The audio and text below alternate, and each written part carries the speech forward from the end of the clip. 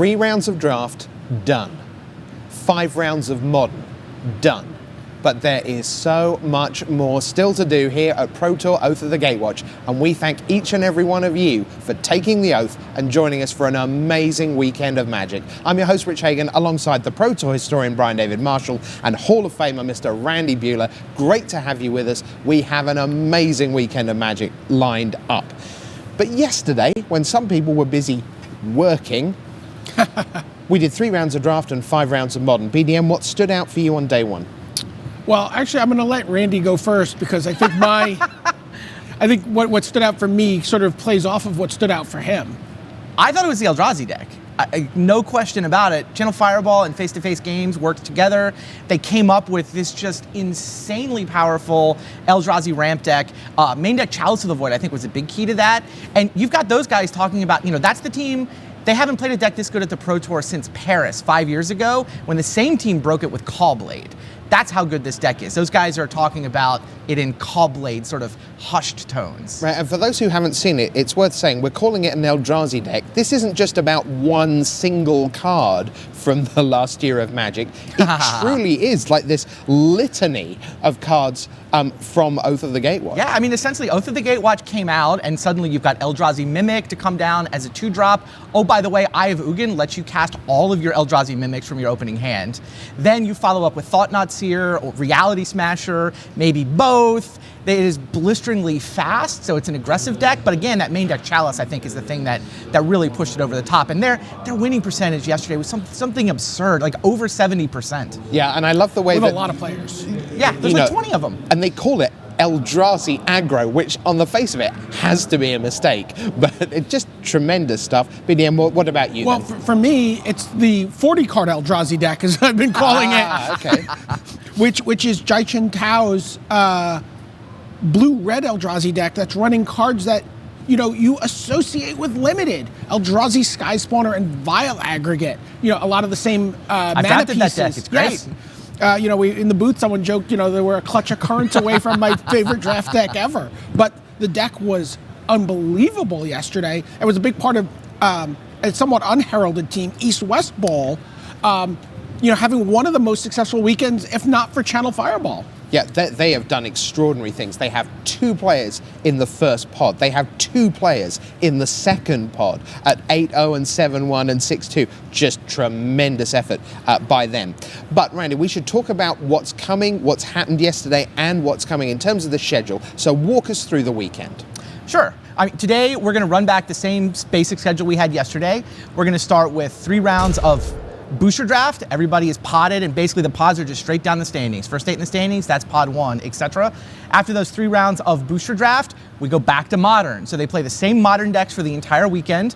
Those 5 rounds of Modern are going to determine who makes our top 8, who comes back tomorrow, where they'll be paying best 3 out of 5 for the first time on the Pro Tour in a while. BDM, talk us through a very simple scoring system.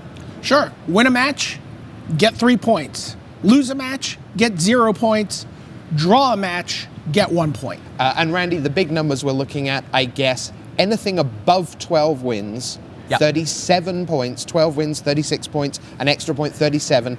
That's pretty much into the top 8. 36, that's where you and I break out the slide rules and the calculators. Yeah, historically, some people have snuck in on 12 and 4. But 12 and 4, you're going to need really good tiebreakers if you want to make top 8 with a 12 and 4 record. And worth noting, 11 wins, 33 match points. It's a magic number for a lot of players who are trying to piece together, multiple qualifications over the year. Getting to 33 points, 11 match wins, 11 and 5 qualifies you for Pro Tour Shadows over Innistrad. Yeah, Randy, let's look at the prize payout because that's one aspect of it, the pro points that you get as you see on the right of your screen there.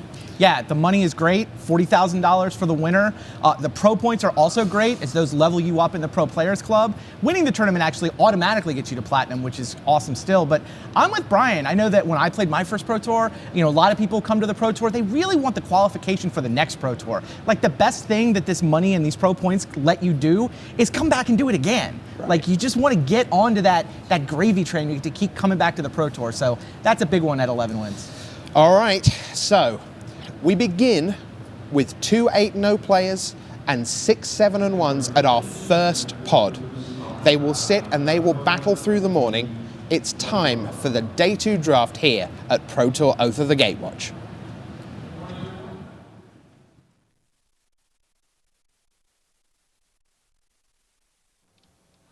Hello there. Welcome to the booth here at Pro Tour Oath of the Gatewatch. That's Ian Duke. I'm Marshall Sutcliffe.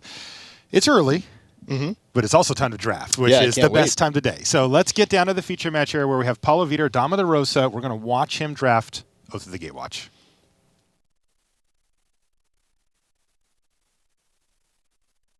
Here on the screen, Ian, you can see exactly where Paulo's sitting. He's sitting right next to the Hall of Famer William Huey Jensen. JC Tao above him, perfect record.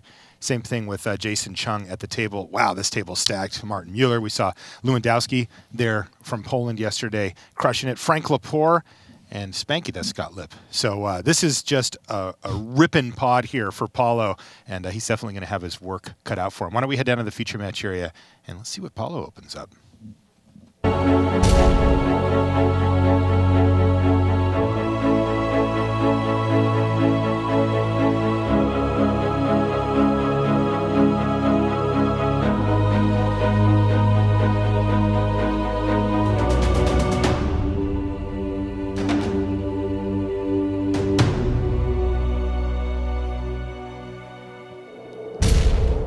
And welcome to the feature match area here at Pro Tour Oath of the Gatewatch. We're in day 2, early in the morning, and it is time to draft. It's the best time of day, Ian Duke. It's time to open up some packs, see what we get, and get a draft going. We're going to start things off with Paulo Vitor, Dama de Rosa.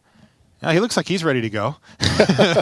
A big yawn. Hopefully he's got a little coffee in him. But I'll tell you what, once you hear that crackle of that booster, it really gets things going. So let's see what Paulo opens for his pack 1, pick 1, as this will help dictate where he goes.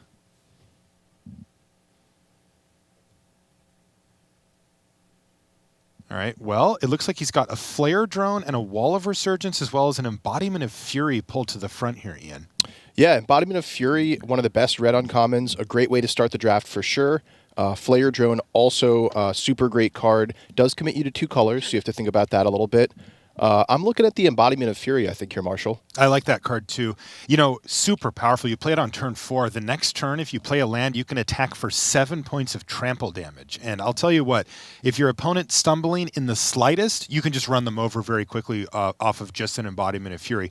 Also, you know, you mentioned it, sticking to 1 color has its benefits here. I'll even take that one step further. You know, the Flare Drone kind of just goes in 1 deck, like let alone, you know, 1 2-color pair. It's more of a devoid style deck. Yeah, you're definitely all in if you take that card, which, you know, I do like black-red a lot, but... Agree.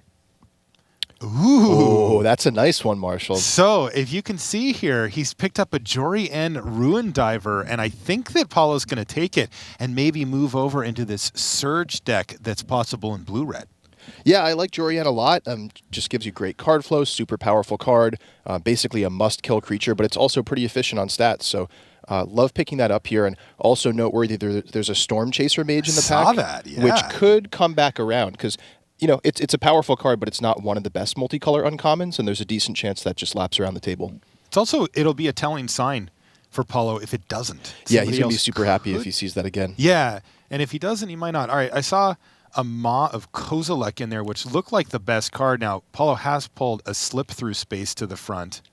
There's also an Eldrazi Aggressor, which is kind of medium card. Yeah, I like Maw of Kozilek a lot. It's really, I think, at its best in blue-red. Blue often wants to pair with colorless mana, and the Maw of Kozilek is a defensive body, so it's just really great for holding down the fort and then, you know, getting extra value out of your Surge cards and Jory N when you have the time to set them up.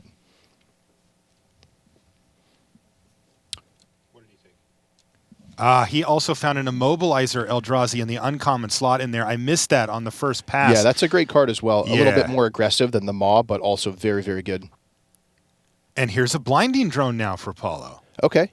I'm seeing a path form here, Marshall. I like taking the Blinding Drone a lot. A blue-red deck splashing colorless. Just a great fit for both the Immobilizer Eldrazi and the Blinding Drone. Now, I want you to tell me, though.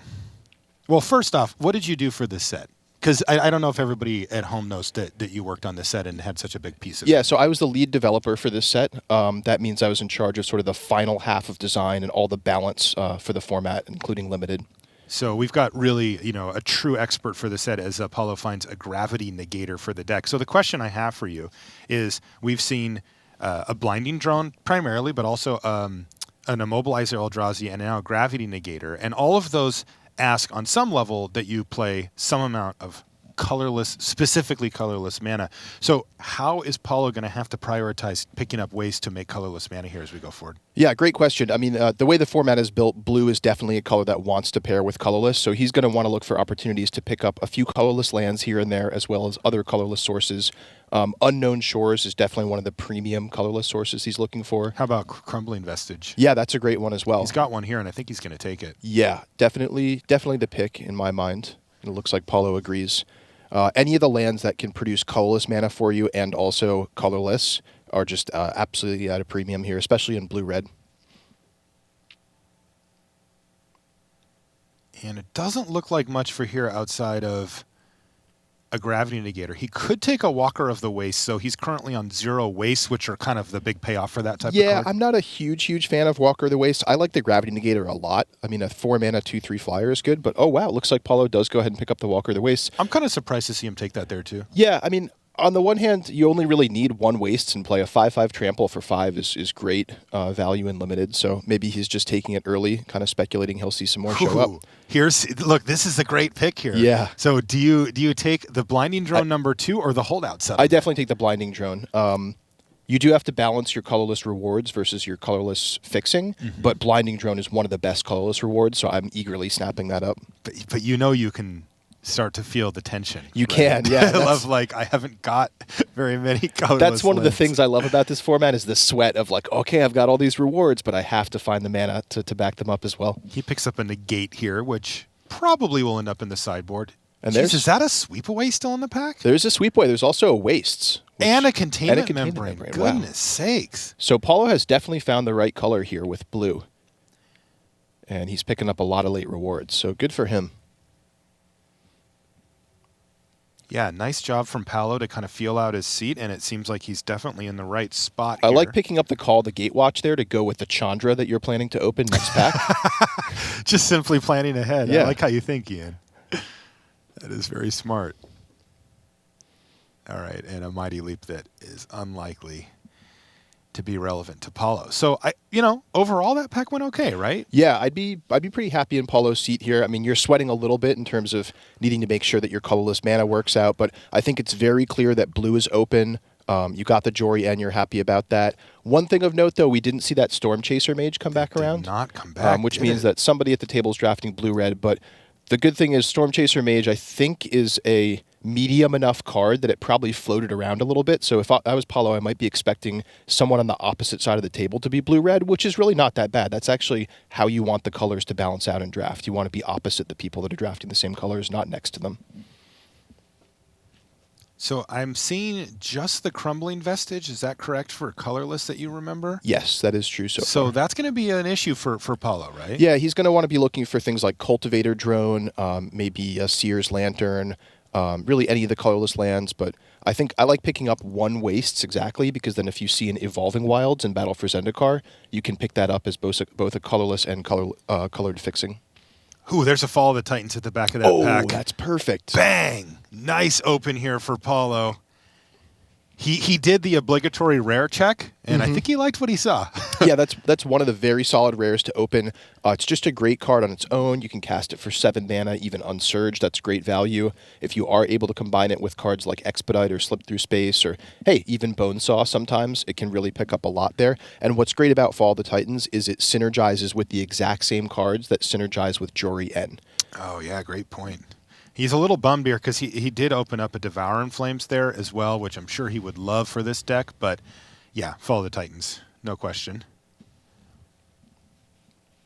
There was also a Goblin Freerunner in the pack that he would hope to wheel, but it's unlikely that either of those 2 cards will wheel. He'll probably get back a Ancient Crab out of that pack.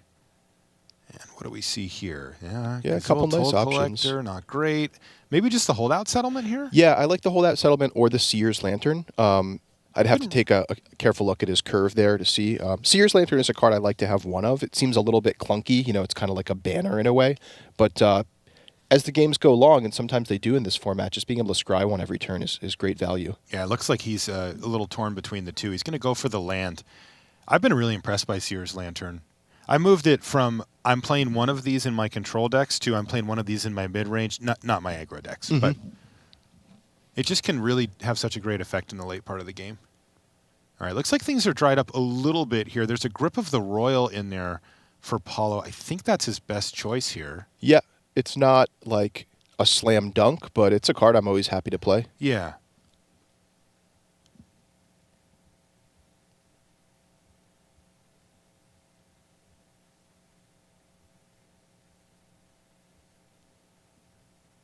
All right, there's the Grip going on to the pile of cards there for Paulo. So things are moving along cleanly for him. Nice little open in pack 2, and he's picked up a couple of cards that he'll be playing. Yeah. There's a Roiling Waters. Oh, Roiling Waters. That's a really powerful card. I Yeah. also see Crumbling Vestige as an option here as well. And another Gravity Negator. That would be, I believe, his Yeah, or a third. Mauve Kozilek, which I actually might like even better than Gravity Negator in his current deck. They're both great additions. And once again, we see Paulo really torn here, right? Because, yeah, he's going to make the adult pick, right? And take the Crumbling Vestige here rather than the 7-drop. It's a tough spot, right? Because he knows that Roiling Waters is very powerful, and he probably wouldn't hate having a card like that, but he knows he needs to pick up these colorless lands while he can. There's not a whole lot for him to get, like a card of like Holdout Settlements quality in the 3rd pack. He can pick up a few, random colorless lands, but Holdout Settlement actually kind of fixes your mana up a little bit too. Yeah, I like taking the Holdout Settlement here. Noteworthy, there is another Immobilizer Eldrazi in the pack, but given that he already has one, I think the value goes down a little bit on the second one there. And he has plenty of colorless rewards here, so he just wants to make sure that he gets all set on colorless mana before getting out of the Oath of the Gatewatch packs. Yeah, remember, those Blinding Drones in his pile are really important to how Paulo's going to win. He does have a Warden of Geometries as an option here. Yeah, but yet and another Immobilizer Eldrazi Yeah. somehow. I think I like the Immobilizer Eldrazi here. Warden of Geometries is a card I'm fine playing if I need a little bit of extra oomph in the colorless department, but it's not a premium card by any means, so it's more of a filler. Looks like he does pick up the Immobilizer Eldrazi. No, he took the Cinder Oh, he Hellion. did take the Cinder Hellion. Yeah, Okay. he's going to go for a little bit of top-end punch here. I think that was probably a curve pick for Paulo. Yep, that makes sense. And I think he's going to take the Maw. There is a waste in this pack. Oh, he sees a Saddleback Legak. He's like, oh, what is this doing here? But that's not on the radar for Paulo, so he's going to take the Maw. I like the Maw there a lot. You think the Walker of the Waste is actually going to make the cut here? Maybe not. It's really tough. If I were Paulo, I'd love to pick up a Waste, but I'm not going to pick it over just a non-land card that's really good in my deck, like Maw of Kozilek. Right. So it may turn out that the Walker doesn't make it. There's my favorite card in the set. Which one is that? Mage. Reflector Mage? Yeah, it's super powerful. I'll tell you what, though, Prophet of Distortion is making a comeback on Reflector Mage for me. I've been loving that. Yeah. He's just going to take a Containment Membrane here. Yeah, I think he was maybe thinking about splashing the Reflector Mage for a little bit there. One of the things of Which note, is reasonable, I think. Yeah, a lot of the colorless lands produce mana of any color as well, so sometimes it's easy to splash in a colorless deck, which is a little bit counterintuitive. Hey, there's a Goblin Freerunner. Sweet. Yeah. Great pickup there, just a solid card. That's the one that he wheeled. I honestly didn't think that would still be in the pack. Of course, the Devouring Flames did get taken out of that pack. That was not coming back, but the Freerunner coming back is very solid. And the Lantern. Hey, this is coming together pretty nicely here. This deck seems solid to me. I mean, look, he's not, blowing away the table with this thing, but I mean, the guy's he's a Hall of Famer. He's one of the best players ever. Like, this seems like it has all the tools he needs to put together a solid run in the draft. Definitely. portion. I'd be feeling super solid if I was Paulo here. And you know what, Marshall? I'm really glad we're getting to watch this draft because this is like the perfect instructional video for how to balance colorless mana and colorless mana rewards in the format. It really is. So for any of you at home who are thinking about, going out to Friday Night Magic this coming week and drafting some Oath of the Gatewatch, this is just an awesome place to look for some good examples of how to draft the format. Oh no, that's a Canopy Gorger last pick both times. Poor dinosaur. All right, so that does it for the second pack here. But I should remind you, we've got another, and I have to say that Blue-Red actually gets some really nice pickups in Battle for Zendikar. This is a interesting transition that some of the color pairs really get nice stuff, like the Black-White deck, and this one get hooked up pretty good. But, if you're drafting green here in Oath of the Gatewatch, sometimes you're going to have to lean on your other color in Battle because the green cards in Battle aren't as good. Yeah, I think as we've gotten toward the end of Battle for Zendikar as a solo format, people really liked blue and red, probably as the top 2 colors in the set. So Easily. Paulo's got to be feeling good about his chances here coming up in Battle for Zendikar. It'll also be interesting to note how the things have changed, right? I think of cards like Benthic Infiltrator, for example, which was a great high pick. It's a lot worse now. You just don't need those. Yeah, but Sky Spawner, still right. very good. Yeah, and even any of the Devoid rewards, Ruination Guide and things like that are still going to be great in Paulo's deck. All right, let's see what Paulo finds here. Well, there was a Benthic Infiltrator in there. Aligned Hedron Network is his rare, and there's a Dampening Pulse. Actually kind of like that Dampening Pulse here. Yeah, that's a card that kind of snuck under the radar a little bit at the beginning of Battle for Zendikar draft, but I think people have correctly recognized it's really powerful. So I could say taking either the Benthic Infiltrator or the Dampening Pulse here. As you pointed out, the Infiltrator not as strong as it was in Battle for Zendikar, but it's still a Horned Turtle with 2 kinds of upside. Yeah. And it's a great defensive creature in Paulo's deck as well. Yeah, the ingest part just doesn't come up as often, which it did, in battle. Yeah, I actually like the Dampening Pulse over the Infiltrator there, but I think it's pretty close. Mm-hmm.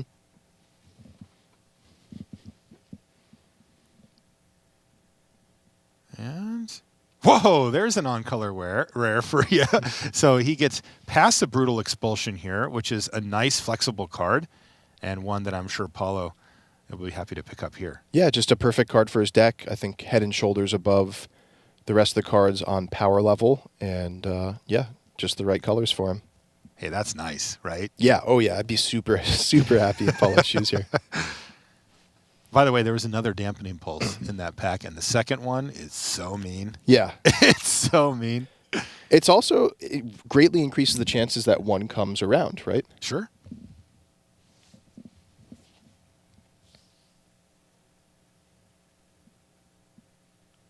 Okay, couldn't quite see. Went a little. Okay, well, he's got a Tide Drifter pulled to the front, and I believe there's a Tightening Coils behind it. Yeah, both of those would be great additions. I actually like the Tide Drifter maybe a little bit better, but I could see it's very close. I could see picking either one here. Paulo is a little bit short on removal. He does have 2 Blinding Drones and a Containment Membrane or 2. But 2 containment. 2 Containment Membranes. Okay, so I think that's enough that you can go for the Tide Drifter there. Okay. And in some sense, Tide Drifter is kind of like removal by itself, right? Because it blanks their biggest ground creature most of the time.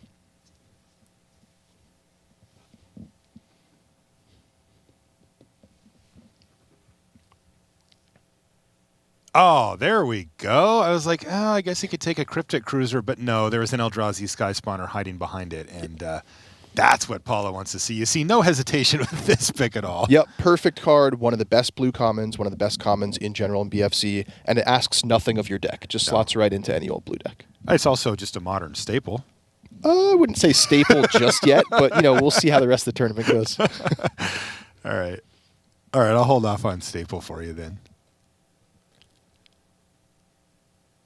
Gosh, exert influence now too, and going back, remember those holdout settlements and crumbling vestiges? Yeah, that's a great point, Marshall. He could get up to 3 different colors pretty easily, at least for a turn.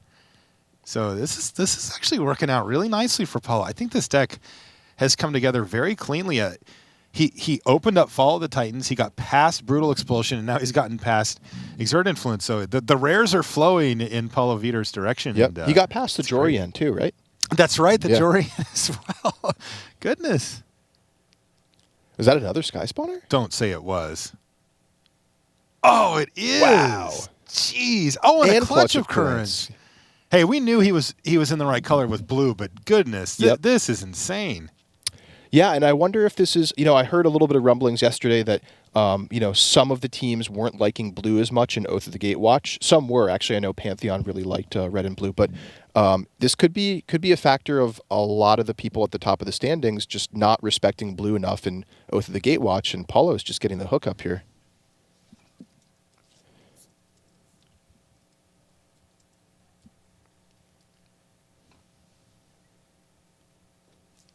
And there's a Mist Intruder, another card that has really plummeted in value. Yeah, I think that's the perfect example of a card that's a lot weaker now with the addition of Oath of the Gatewatch as compared to before. Yeah, where Benthic Infiltrator still holds its own. Oh, there's a Dampening Pulse that came back. It did come back. Jeez, take it this time, Paulo. No. Looks like he's considering the Wavewing Elemental. He certainly I mean, is. it is fair. He is lacking a little bit on his top end as far as creatures that can close out the game. That's so. a good point. And remember, we saw him take the Cinder Hellion earlier as well. That's right. It looks like he just doesn't value Dampening Pulse that highly either. Did the other one come back? Doesn't look like it. Doesn't look like it. No. Yeah. Merc Strider, again, this is the type of card that you don't see that often.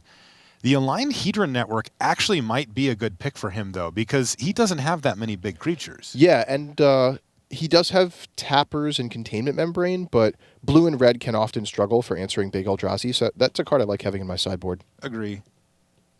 Incubator Drone seems to be the pick out of this pack. No, he's actually just going to take a Swarm Surge. Yeah, I mean, maybe related to he passed the Flare Drone and I think a Sky Scour or two in the Oath pack, so he might not. He might just be not wanting to go up against a really decked out black-red aggressive deck. Sure.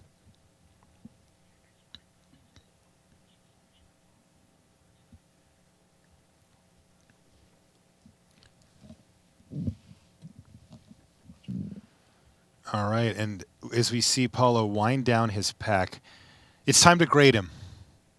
I'd say A. No, so he gets 2 grades. Okay. Yeah, this is how we do this, Ian. So he gets a grade for his final deck. Yep. But more importantly, he gets a grade for how he drafted his seat. Okay, so I was actually one step ahead of you there, Marshall. Okay. My grades are A and A. I love it. Yeah, I think I'd be really happy with the deck. You've got a bunch of great rares, just solid curves, solid commons and uncommons as well. And I think Paulo did a great job finding what was open in his seat. And, definitely, I think watching that draft, you can't question that he was in the right color pair. I agree. Yeah, I think A and A. I think his deck ended up great, and I think he did a really nice job. It's such a it's such a pleasure to watch these these pros draft. Like they just like the only thing you can ever find to argue with them is like one close pick that's like 80%, and you're like, no, I think it's slightly, and, right, and that's all you really get. It's nothing. That you're like, whoa, what is this guy doing? He's crazy, you know. And they just and there were a lot of close picks there, but I think he did well. I think he did too, and I think he's well set up. Again, you have to remember to put it in context. That's Paulo Vitor Damarosa holding that deck, right? That's not your friend at the local card shop who's just like, well, you put together a pretty good deck. I mean, those are some powerful tools that he's got, and a lot of rare cards which he's going to be able to leverage. And then it looks like the curve came together nicely, and the real touch that you need to put on it was the colorless mana, right? And I think that he properly navigated those waters in pack 2 of Oath of the Gatewatch, which is, I think that's probably the trickiest thing about that draft that he had to do. Definitely the case. And the other thing is here, we're at a top part at the Pro Tour. So when you see a deck that good and you're used to compare it to your FNM, this is an even more competitive scene here, so you're really happy when you have a deck that solid here at this level of a tournament. Absolutely. All right, so that's going to do it for this draft. Let's head over to the news desk and Richard Hagan. Thanks so much, Marshall. Thanks to Ian Duke there with the call on Paulo Vitor Damarosa's draft there. I imagine a note something like, "Dear players to my right, thanks for all the blue, love Paulo." He seems pretty happy with that, and as well, he should be. But he still has 3 rounds to actually play with the deck he's drafted. Will he go towards his 11th Pro Tour top 8, tied with Kai Buddha at the moment in second place behind John Finkel, a distant second. John at 15 Pro Tour top 8s. But Paulo today could break that tie for second all time on the Pro Tour top 8 list. He's 7-1 overnight, and he's made a good stride without playing a turn of magic with his draft deck. Well, also at that table was Martin Müller of Denmark, the captain of the World Magic Cup winning team from 2014 in Nice, and a man who, as part of Team Eureka, is really making waves on the World Magic scene. Why don't we see every pick of his draft here on day 2 of Pro Tour Oath of the Gatewatch.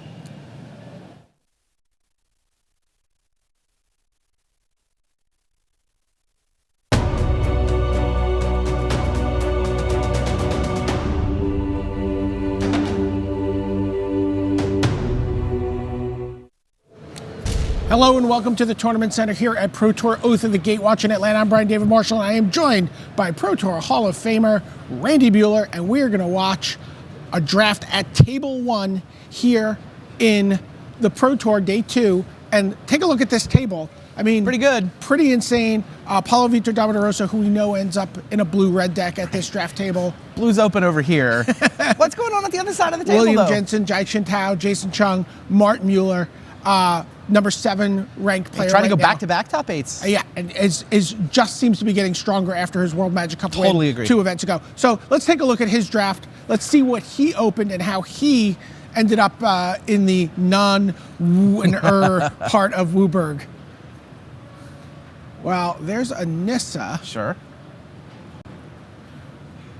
and he's got that. There's a Birthing Hulk, Yeah. Void Grafter I'm sure you're a Tarsnir. fan. Birthing Hulk, or Void Grafter. Void Grafter. I do like a Void Grafter. It's just Nissa, right? I mean, it's Not the most powerful planeswalker in the history of Limited, but it's a 3-drop Planeswalker. Still a you can 3-drop clog up Planeswalker. the board. totally agree. Yeah, I think he's now looking to see what might come back. Is that Netcaster Spider possibly going to a come Netcaster around? Spider, possibly a Void Grafter. Yeah, he does take the Nissa. He's not in love with passing that Birthing Hulk and Void Grafter. I mean, No. just not. He's passing a green signal, but I mean, doesn't have any choice in the matter. All right. When you go green, Solid where do start. you want to go? I like green-white support the best of the green decks. Well, I think we saw an Expedition Raptor in there. Sure. He's also pulled out a Slip Through Reality Space. Hemorrhage is and a Reality on the Hemorrhage. list. There's a Null Caller. Yeah, I might go Raptor here and try to get into green-white support. I could definitely see Reality Hemorrhage. He likes Null Color as well. I mean, it's one very of much the- a color preference pick. Like, which green deck do you like, right? Yeah, one of the nice things about the Nissa is you can always create a creature to support Right. onto. Did he Yeah, go you make Expedition those- Raptor? I didn't He see did that. take the Expedition Okay. Raptor. Yeah, that makes sense. Now, I mean, it's a 5-drop. You're going to want it cheap creatures. Like, the dream with the support deck is that you're like creature, now you're supporting. Well, there is the supportiest, the Gladeheart Cavalry. Wow. Another Reality Hemorrhage for whatever that's worth. Is that another Void Grafter as well? It is another Void Grafter. I mean, he might be creating a green-blue deck on his left, but it doesn't have any choice in the matter. I don't know the Void Grafter is going to push. Green-blue is consensus the Agreed. weakest color pair in the Right, set. but if you're going to have success with green-blue, it's going to be because you got a couple of Void Grafters. You know, he identified that he's like, I've just gotten past 2 Reality Hemorrhages. I'm going to take the red card here. That's an interesting pick. Yeah, he's got a little bit of a read that ooh, Seed Guardian. That's a good sign. And a Boulder Salvo. I think the raw power level of Seed Guardian is just higher than Boulder Salvo. I mean, look, it's nice to have removal spells. There's an Immobilizer Eldrazi Yeah, and in there too. this is yet more evidence that red is open, right? There's not only a Boulder Salvo, but also that Immobilizer Eldrazi. That said, Seed Guardian is just better. Right. He takes the Seed Guardian, but that kind of does mean he's seeding some red here to the person to his left because he's just passed, a Reality Hemorrhage and now a Boulder Salvo. At the same last time, two though, turns. he's cutting green. Wow, and look, there's another Yeah, Expedition Path Raptor. There's also, I mean, And a Sojourner Path Pathwarden, that guy hits hard. It's even an ally for random ally synergies. It's an interesting pick, Pathwarden. Like, the thing of the Expedition Raptor is you're going away from the red. Right. He knows he's green, or believes he's green. He's got to be green at this point. And I think that says Pathwarden Yeah. over second Expedition Raptor. They're both 5s. You could argue which one's powered better. I mean, Sure. the Pathwarden probably more power before you look at the synergy of your deck. Expedition Raptor in the right deck might be better, but it's only better in the right deck. Vines is a super nice combat trick for 1 mana. The red has kind of dried up. There's not a good white card here. There's Containment Membrane. There's also a Seer's Lantern. Yeah, which, the blue is open. If you end up with like big green creatures, you Yeah, can you- ramp into them, but he takes The combat Vines trick. of the Recluse. Totally. It's you actively want at least one of those in your deck, in my opinion, in green. I don't think there's any green deck that doesn't want one. So there's Lead by Example, the support card. No real creatures that he wants. He does No, have he that's does a have a good Call point. the Gatewatch. I mean, he could go get his Nissa. Funny. he's got the combo. He likes Null Caller, though. Yeah. I think the creature count being low is definitely a bit of a concern at this point. And it's yet another reason to err away from Lead by Example. Yeah. And now here's, what, a couple lands that might Corrupted be Crossroads, good. Second Unknown Shore, Vines or Holdout Settlement. Second Vines isn't as exciting. Pulse of Mirage Pulse of Mirage is all a right. card that has gotten, a lot more love than a life gain card normally it's gets. decent. It's decent. The fact that, I mean, it's a regrowth, so it doesn't really affect the board, but the fact that you're gaining 6 life while you do it actually kind of, it's like you blank their next attack and get a cool creature card back from the Void graveyard. Grafter, by the way, came all around way the table just to give you an indication of how most of the pros regard blue-green as a color combination in the set. Totally fair. Can it be Gorger? Does he need a giant dinosaur? He just wants Cinder Barons. Yeah, Gorger, not the best package deal.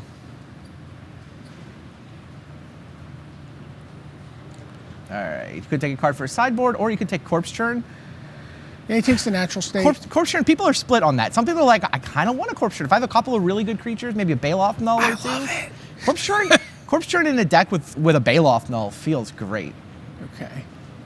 So now, Yeah, I think Corpse Churn is a little underrated right now. Like, there's some people that like. It's only some people like it. I think it's at least Staring decent. so he's really straddling across a couple of different options here. Yes. He could almost whatever he opens in this pack.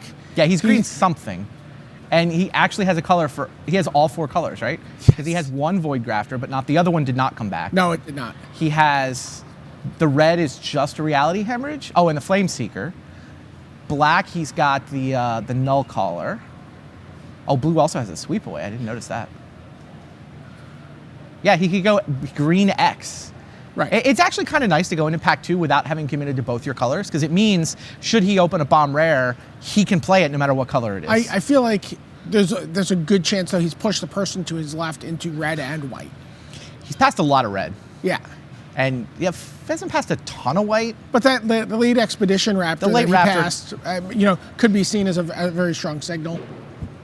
Maybe.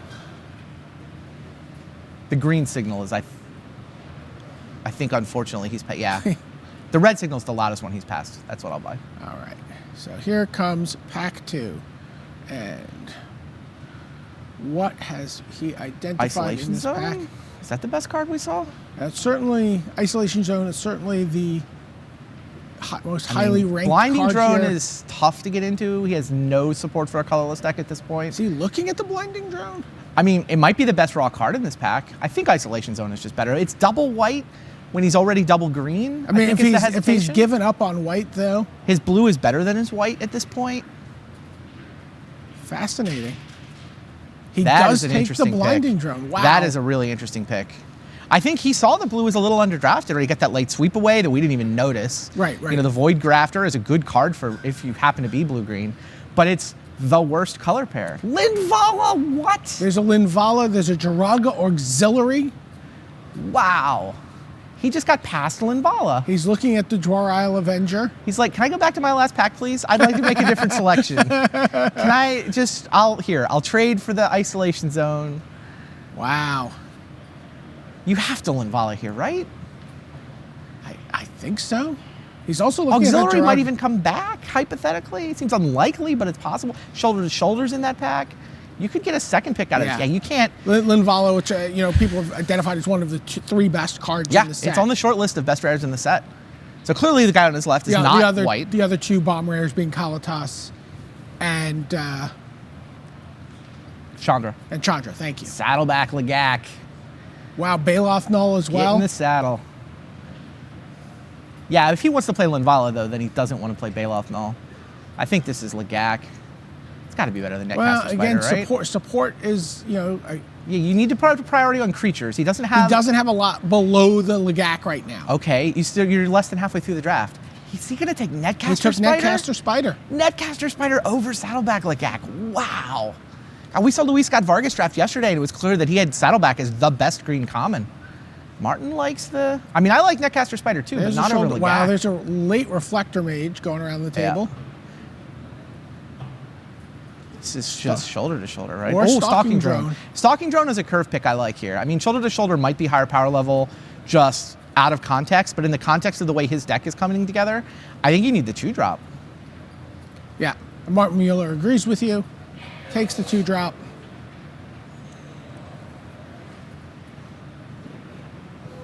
I mean, he has a Blinding Drone in his 2-drop slot, but I don't think he's playing Not that. after he got past Linvala, he doesn't. Yeah. Off a protector. Yeah, do what you got to do. Oh, allied reinforcements is what you got to do here. I think allied reinforcements is great. It's 2 creatures. They're allies. That is a very good uncommon.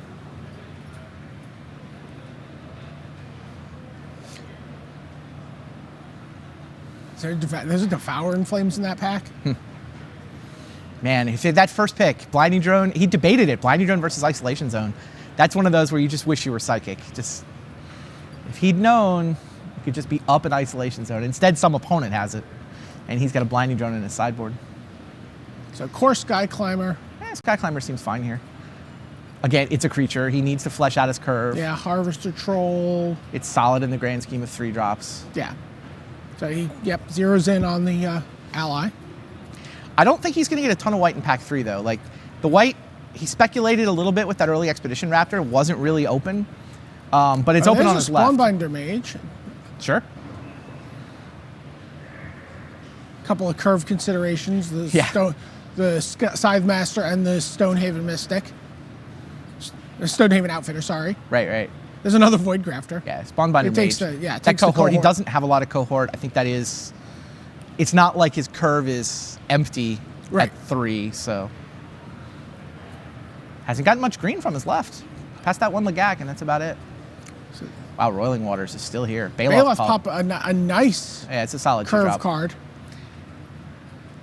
Another Vine's floating around, but he's already got one. Trade up a little bit. Yeah, sure looks like Baloth Pup. You're right, it can trade up. It will sometimes wind up with a +1/+1 counter. Does he have only the Expedition Raptor? Like, he passed the Lagak. He's passed a couple lead by example. I think he's only actually got 1 card with the word support on it right now. It's just kind of green-white good stuff rather than, the shoulder to shoulder didn't come back. Takes a crawl worm there. Doesn't have a lot of removal either. Like wow, auxiliary. Auxiliary came back around the table. Now he has a little bit more support. Yeah, I think this has to be the right deck, right? I think he had a lot of options coming into this pack. I think that Linvala just told him, here you go. Jiraga Auxiliary was in the Linvala pack. And he looked at the back of that, he's like, I can get another pick out of this pack. Didn't know if it would be Auxiliary specifically, but there was a shoulder to shoulder. There was sort of enough depth that he could possibly get 2 white cards. He got totally paid off in white. Wow, and he gets the Reflector Mage, which he could... he doesn't really have any fixing. I'm trying to think if he had any of the fixing. He has actual 0. Oh, okay. But whatever. I mean, put it in your sideboard, even if you're just taking it away from the hypothetical blue-white mage. Takes the Canopy Gorger. Passes the Null Caller. And last card in the pack. I like the way Martin has reacted to what's been passed to him. I would like his deck a lot better if it had an Isolation Zone. I hate to keep bringing that one up, but the biggest problem with green-white historically is the lack of removal. What are you going to do about your opponent's random bomb creature? And he has actual 0 removal spells, right? He's just a bunch of really good creatures, and he's a Searing Light. Sorry, he's a bunch of really good creatures. He has a Planeswalker. He's got a decent enough curve. The power level of the cards in his deck is actively good. It's just there's not a ton of synergy, right? It's just his deck is a pile of good cards. If your opponent just starts to assemble a clogged up board with a couple of Zulaport Chain Mages, you don't really have a great way to interact. You have to try to get them in combat and get them with a trick. Yeah, so I mean I like it. The power level is solid, but no synergy, no removal. He might be looking for a couple of unnatural aggressions or something in this pack. Yeah, unfortunately for him, we're now hitting Battle for Zendikar, where green is not exactly good. It is widely considered to be the worst color in Battle for Zendikar. I mean, it's better now in that you can get good green decks coming in.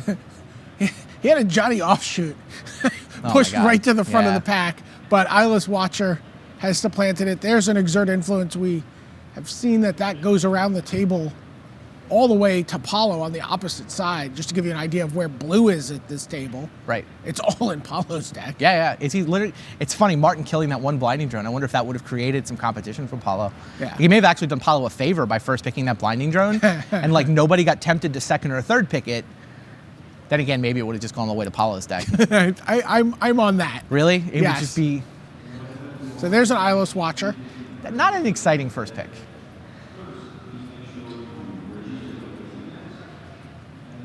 There's an Sky Eldrazi Sky Spawner. Spawner. There's an Andu Rising.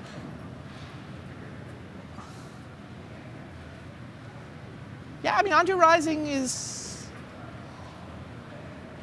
It gives him a little bit of play, right? Gives him some way to kind of set up an Alpha Strike in a clogged board situation, gain a bunch of life. Well, yeah, you don't have the removal, but you just, you can sometimes just get, especially in a Right. green-white deck. Yeah, no, your guys have You can- keyword big. You can just get so far out ahead. There's an Unnatural Aggression. I mean, that is... Yeah, I saw that. It'll come back, though. Yeah. You can get that next time around. He goes He takes the Andu Rising. Rising, yeah. I actually like that in his deck. Yeah, it's fine.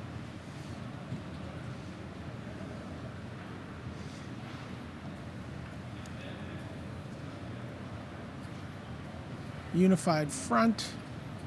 There's an Unnatural Aggression pushed towards the front. Oh, he has a Lumbering Lumbering Falls. Falls, which Splash would the maybe what, the let him Void splash Grafter? the Reflector Mage.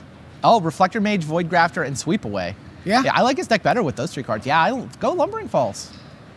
If he can get a blue splash in, that gets him a little bit, gets him some nice tricks. And is he counting on, I wonder if he thinks both of those Unnatural Aggressions will come back around the table. to him. Probably. When's the last time somebody played Unnatural Aggression against you? Now, he may have the deck that Yesterday? needs it. Really? Yes. All right. I'm just saying, yeah, I mean, it's not a, wow, there's a nice Snapping Gnarlid. Oh, wow. Oh, Retreat to Emeria is- Retreat to Emeria is a It allows him to pretty go sweet card. wide. It allows him to get in a big alpha attack when he switches gears. I like Retreat. That gives him sort of another angle of attack for his deck, which it kind of needs. Yeah. Sure, Retreat helps. Also can, build up that little army of Nista tokens and Yeah, suddenly make them relevant with a absolutely. landfall. Absolutely. Core Entanglers might be the tricky ones. Does he need a 2-drop though? I mean, Core Entanglers does cost 5. Ornn Reef Invoker could get big. Doesn't have a ton of allies. He's got a few. You can make a case for Ghostly Sentinel and get him a flyer. It's a lot of cards you can imagine taking out of this pack. What does Martin think he needs? Yeah, he's taking the Ornn Reef Invokers. Sure. 2-drop can go huge late game. 2-drop, 8-drop. Right. Yeah, it's good both at the beginning, early and late. It's yet another sign that he doesn't really have the synergy deck, though, right? The problem with that guy is he's not an ally, but Martin doesn't care. There's another Ooh. Retreat to Emeria. All right, I like it. This deck kind of has a plan now. Oh, he's thinking about that tandem tactics. He's like, I don't really Really? have removal, but this is kind of a trick. It's a trick. He has 1 trick at this point. He hasn't didn't pick up Swell of Growth, didn't pick up any of the rand. But you can't really pass Retreat to Emeria. No, not in this deck. Now he's got a plan for breaking board stalls. Right. 2 retreats means he can sort of, and the Nissa for that matter, he can reliably go wide, pump his guys up with, decide to turn the corner And and there's a switch. spawning bed. Sure. You see. Seems like spawning bed's the pick. Not that he has giant creatures he wants to sack those scions to get to, but just 3 more 1/1s. I think he just wants to go as wide as possible on Agreed. creatures. I don't think he can play the The Lumbering colorless Falls. mana. Oh, okay. Like, I don't think that he's going to be tapping anything. But There's a Blighted Woodland. Oh, wow. Blighted Woodland gets him, now that 1 island gives him 2 more blue sources in his deck. Yeah, I think you go Blighted Also Woodland gives here. him a nice opportunity to get multiple landfall triggers Good in point. 1 turn for the Retreat to Emeria. That's a really good point. Yeah, Blighted Woodland is kind of perfect there. He's even a colorless source. Is Blinding Drone going to wind up in this deck? the Jotty offshoot that he opened. Put it in your sideboard. Maybe somebody's aggressive enough you want to bring it in. That pack was bad. He had it out there. He's like, well, maybe it's this or Eyeless Watcher. Bailoff is all right.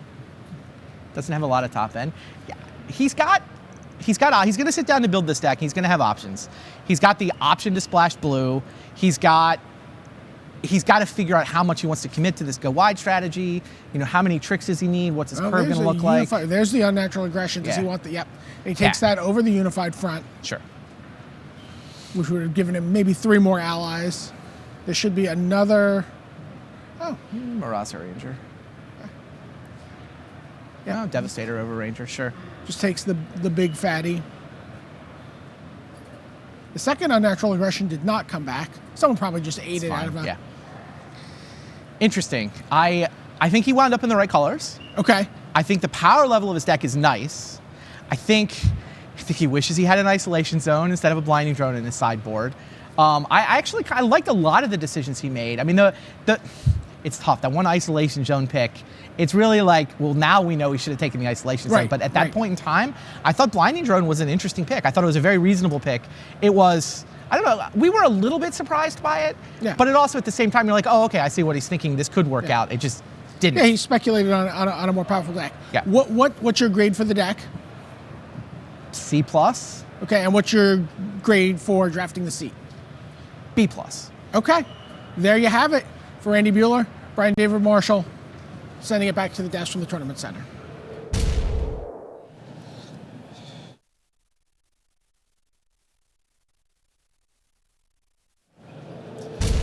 You have to say that C+ and B+ is not really where you want to be when you're at Pod 1. There are 2 8-0 drafters. There are Hall of Famers, Paula Vida, Dama de Rosa, William Jensen. You've got Bart Lewandowski of Poland, 7-1, Frank Lepore, 7-1, Scott Lipp, 7-1. That's not where you want to be. But it's got a puncher's chance. The rounds will play out over the next 3 hours here at the home of Magic the Gathering. Now, as some of you may know who were with us yesterday, Brian David Marshall had the chance to go and sit with the Pantheon, one of the great teams in modern Magic, went to their house, chatted with all the great Hall of Famers and stellar players of modern times. And we're going to go to another segment now where we find out, look, the clock keeps ticking towards the Pro Tour. When are you ready?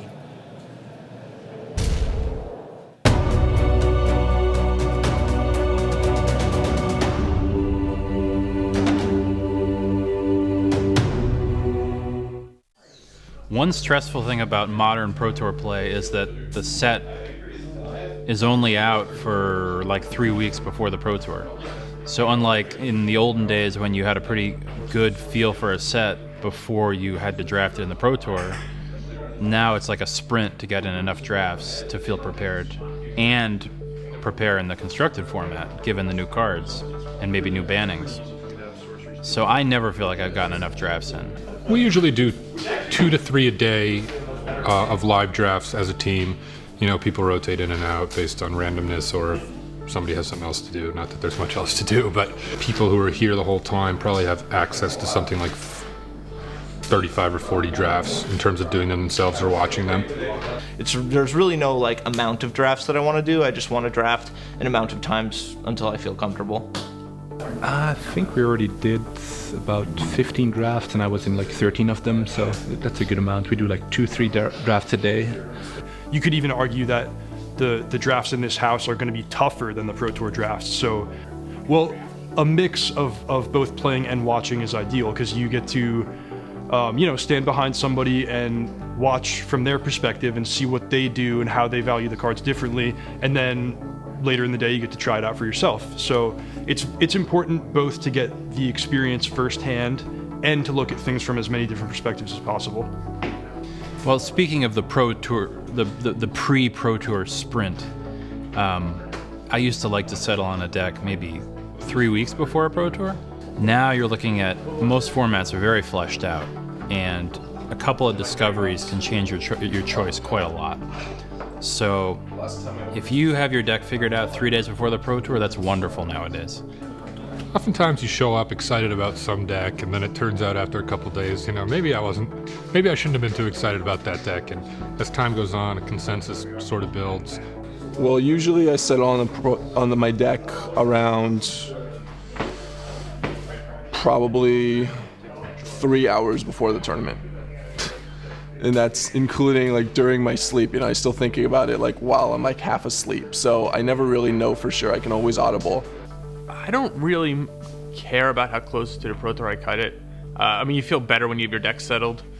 Whether it's the right decision or not is obviously a different question, right? So it's awesome when you have your deck settled 4 days before and you think you have the best deck. That's great. But of course, sometimes if you settle on your deck 4 days before, there's a different deck that if you hadn't settled on, you would have got into. And in those instances, I'd rather settle on 2 days before, a day before, and have the absolute, right deck. Minutes before the Pro Tour starts will be the time in which you have the most information. the sooner you pick a deck that you want to play, the more time you have to learn it inside and out and have the best version of that deck. So it's tough to find a balance between picking the best deck and being really well practiced with your deck. I usually try to know my deck about 3 days in advance. That's what I would hope for. That's like maybe one of my weakest points, is that I get emotionally attached to decks. I make like poor decisions in this area. You'll always see me like, 8:55 a.m. in the tournament room just scribbling on my deck list, my last few sideboard cards. I've had bad experiences where if you come up with a deck the night before, maybe your main deck is a good strategy, but you go into the tournament and you play and you almost know ahead of time you're not going to have the right sideboard. Before I joined the Pantheon, I was really committed to choosing my deck early. With the Pantheon, that's a little bit different because there's so many great minds learning at such a fast rate that you want to leave yourself open to, choosing a last-minute deck if somebody finds something really great. About this time, 2 or 3 days before the Pro Tour, people usually have it narrowed down to 1, 2, 3 choices. I am currently between 2 decks, and we're 2 days before the Pro Tour.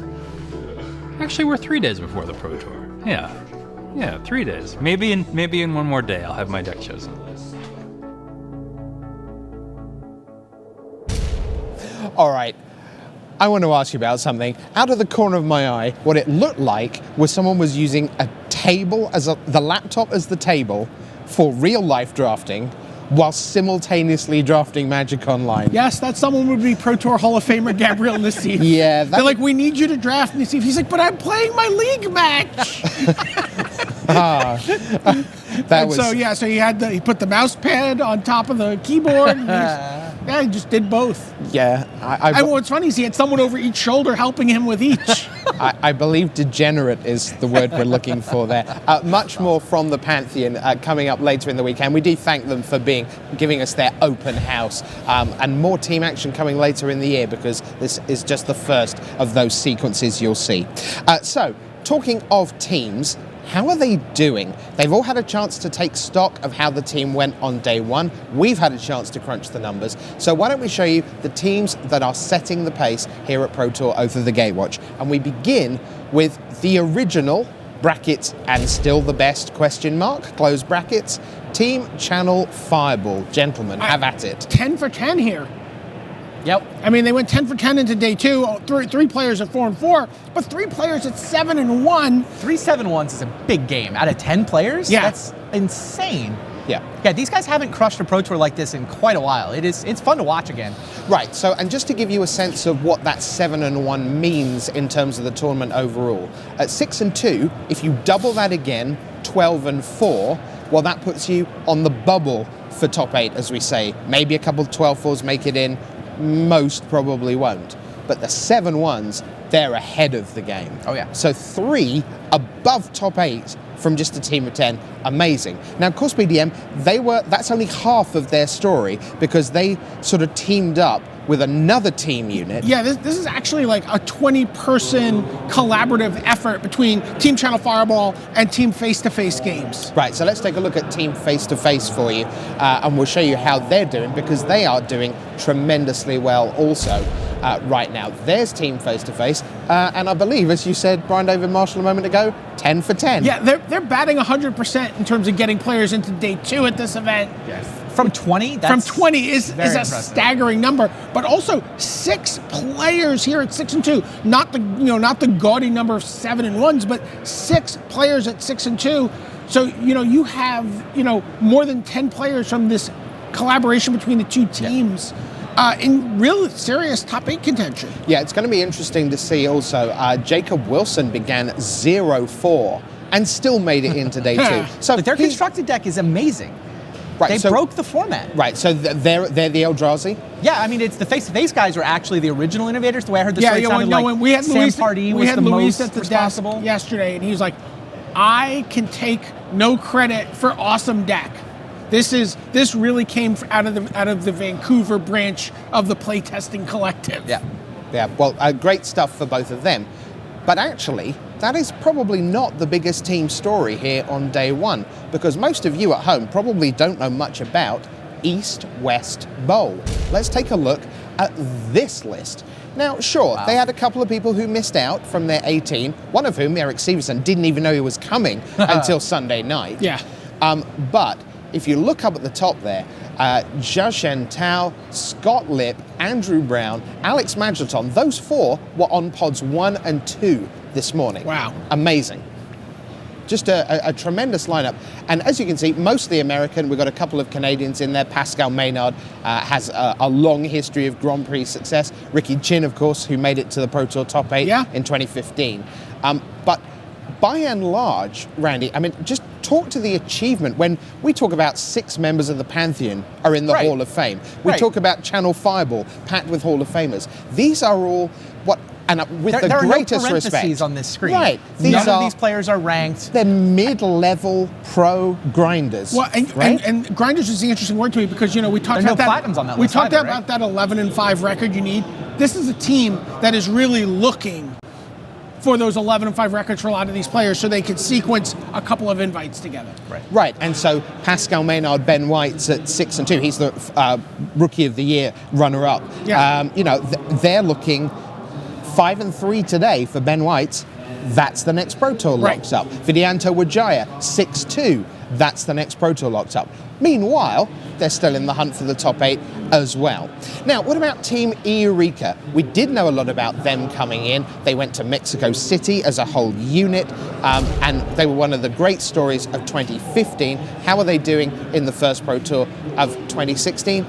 Well, a little bit of disappointment down the bottom there. 4 players out, quite a few only at 4 and 4, so probably out of contention, including Joe Larson and Martin Dang. But then as you head up, they have 3 big horses in the race. Matej Zatlkai, who's probably disappointed at 6-2 because he opened up 5-0. And then up at the top, Martin Muller and BDM. I know he has no bigger advocate than you. I know you're a big fan of Martin. I'm a huge fan of Martin. I think he's one of the, a trio of very exciting young players who are just showing the studiousness for the game and the seriousness for the game and being able to deliver on the Pro Tour stage. But Emmanuel Gershenson is someone who has been with Team Eureka since the beginning, is really a core member and is perhaps under the radar for a lot of people at home in terms of some of the other bigger, flashier finishes we've seen out of this team. But, he's someone that is very much at the core of this group. Right, and he is an utter closer. He has played in 2 Grand Prix top 8s and he has 2 Grand Prix titles.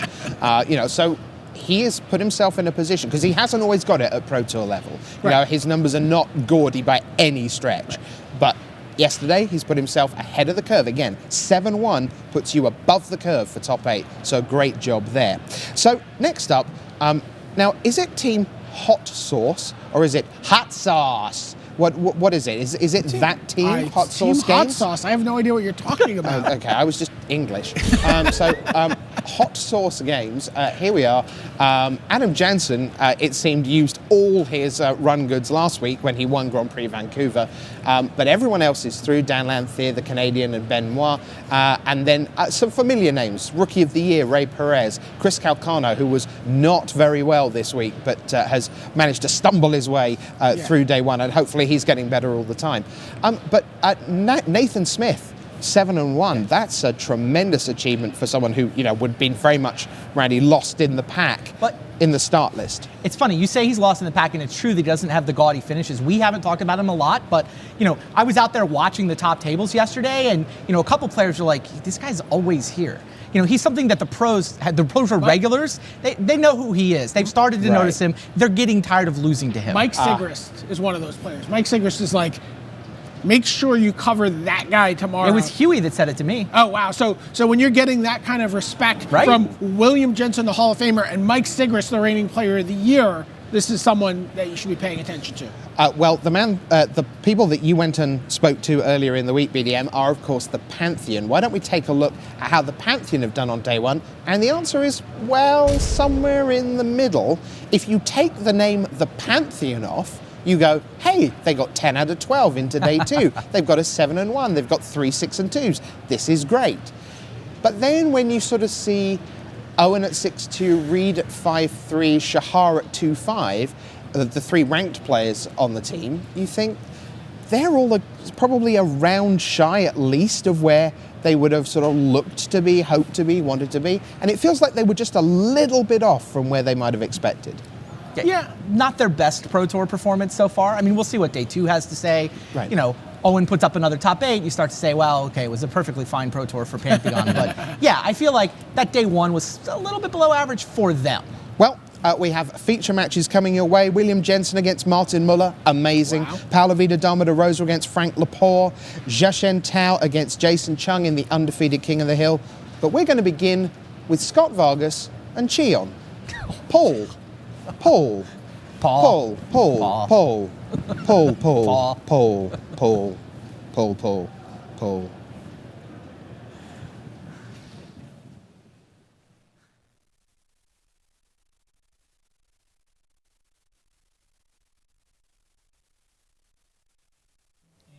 Hello there, welcome to the booth here at Pro Tour Oath of the Gatewatch. That's Ian Duke, I'm Marshall Sutcliffe, and wow, this is just a super headliner match to kick off our drafts. We've got Luis Scott Vargas versus Paul Cheon. Let's head down to the feature match area.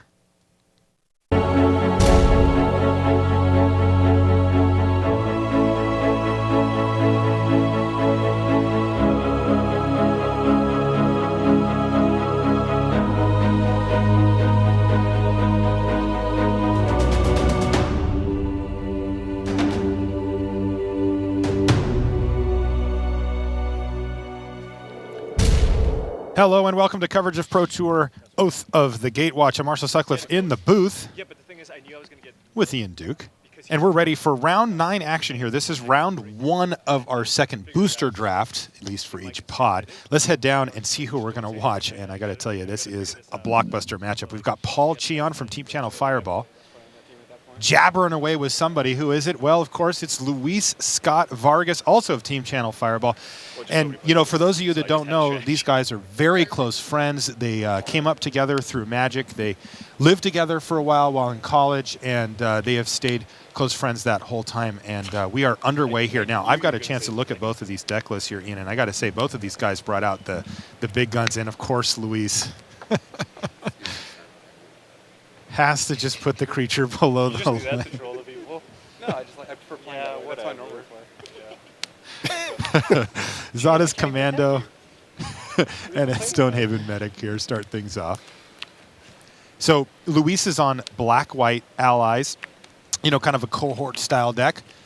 And Paul Cheon is on a blue-red. It's more of a tempo deck that's looking to get in for damage. Nobody's doing anything except for gaining some life. I feel like I unmulliganed because I gained a life. Okay. I'll let you start at 25 and mulligan 1 or 2. I think we're going to have an easy job this round, it looks like, Ian. They're going to take some of the commentary load. Yeah, we can just be quiet, Marshall. We'll get out of their way when they want to match to you guys. You know, it is funny. I was saying it before. You know, both of these players are generally actually quite quiet when they play and quite the opposite when they're not. But looks like maybe they're going to chatter it up for us. All right, so Zulaport Chain Mage here for Scott Vargas is going to clear the way for that Commando. Luis offering up the block. Not really. Zada's Commando has first strike. Yeah, and Paul decided not to attack as he wants to leave his Commando back to block the Chain Mage itself. And this is the beginning of that black-white deck's kind of stranglehold here, right? Like totally. The Stonehaven Medic, blocking well, Zulaport cut through it, threatening to drain some life. And here's a nice one for Luis as well. He's got a Captain's Clause that he's going to equip up, which is going to get him in for an extra point of damage here. Unfortunately for Luis, the rather zealous ally that's created is just going to get gobbled up by the Commando. But Paul's going to have to find something here. He's done nothing but a 2-drop this game.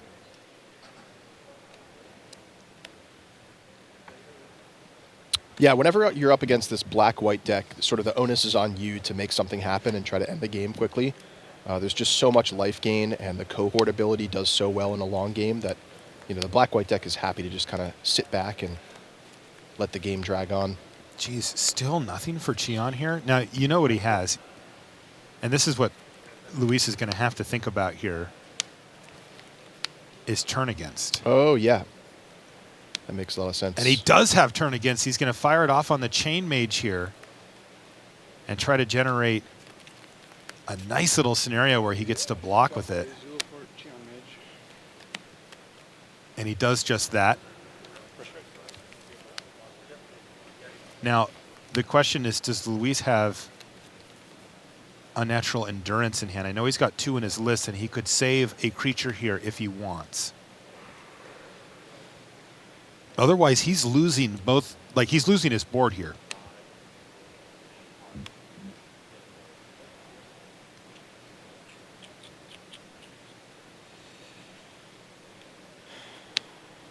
And he does.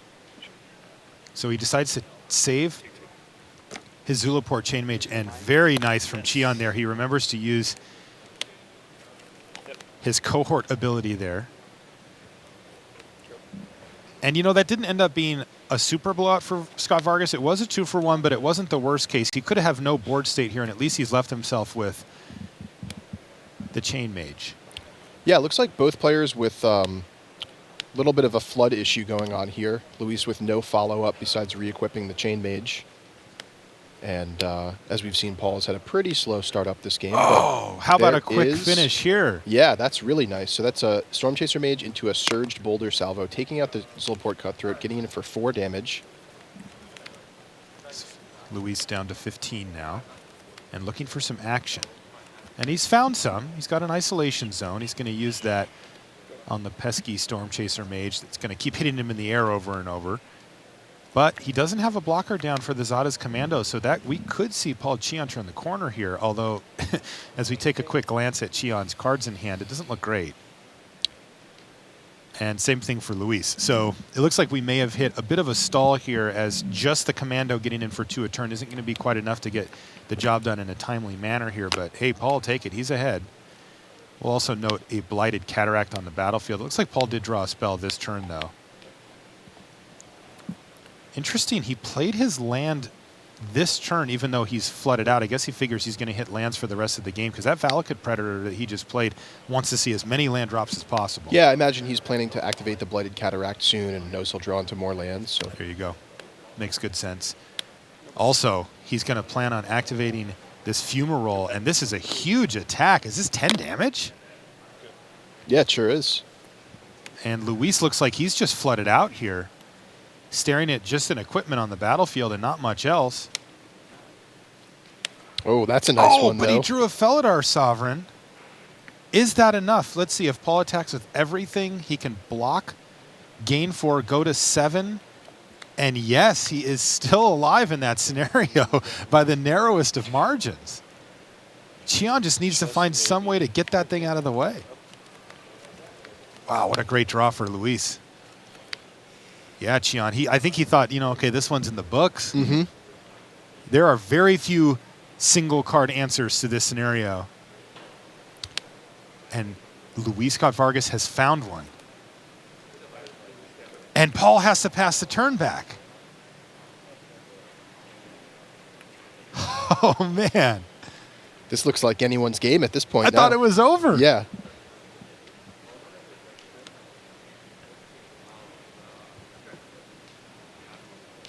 Now, Luis can attack here if he wants, but he would ultimately lose his Felidar Sovereign in that exchange, but it would come at a great cost to Cheon, as he'd have to give up a couple of creatures.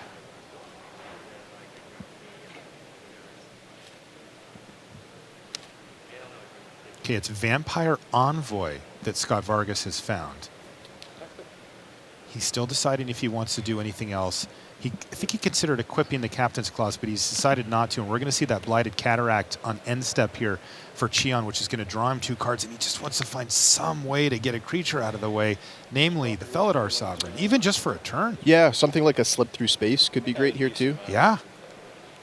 A Sweep Away would do it. There's so many cards. Clutch of Currents. Take a look at his list here and see what he's got available in a moment. But these are the cards that he's going to be thinking about as he goes through.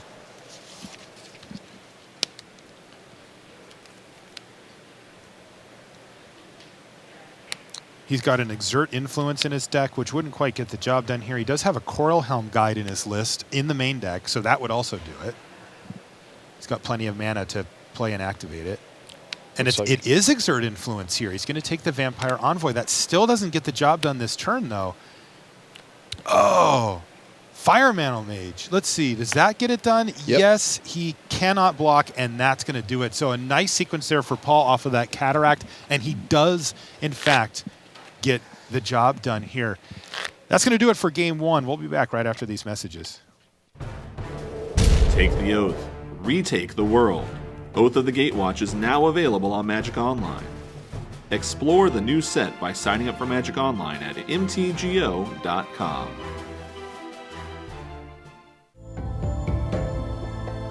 Standard is the name of the game at Oath of the Gatewatch Game Day. Join the action on February 13th and 14th at your local game store. Visit magic.wizards.com/game day for more information. All right, so that's Game 1 in the books from our main table. Let's jump back to our back table here, which features William Huey Jensen versus Martin Mueller from Denmark. Both players at 7-1 at that main pod that we featured early this morning. A lot of you will have seen Martin Mueller draft this deck, and will have an idea of what he's got going on. Hilariously, William Huey Jensen sitting right next to our other featured drafter, Paulo Vitor Rosa, who's also down in the feature match area, by the way. We'll be checking in on him, time permitting. And he's in the same colors as Paulo, and he was sitting close to him at the table, too. But the deck looks a little different. Yeah, from what we understand, Huey opened that Jory N that he had there, which put him in the same colors as Paulo, who ended up getting past a Jory N, also in Pack 1.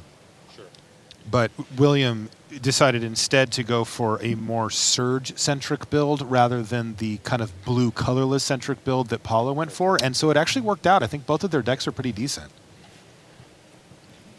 And it looks like we have a game ended there. I'm assuming that there was a Nissa involved in all this counters being put on things. Yeah, Nissa just came down, put counters on the team, and that was lethal. So that was going to do it right there. So Martin Mueller takes Game 1 from William Huey Jensen. Martin first picked that Nissa.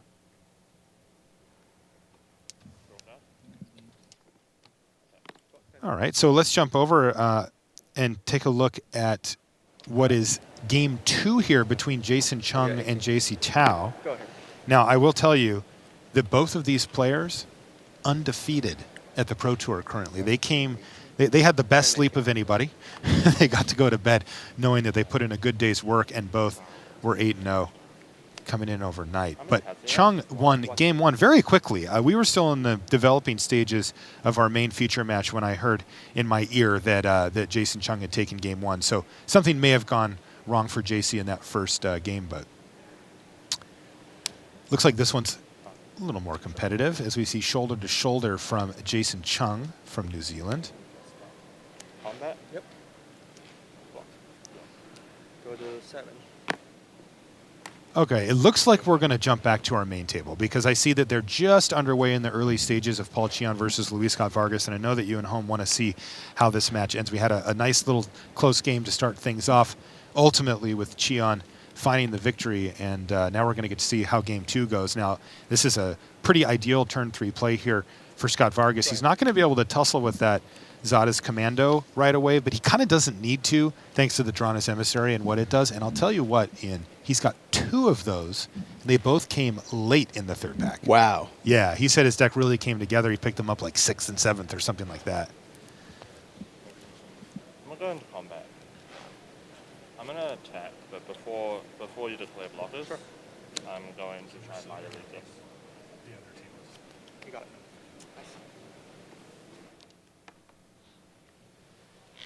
It looks like he has the other copy in his hand here as well. Yeah. And there it is. Shaking your head. I do that on this. Yeah, okay. I got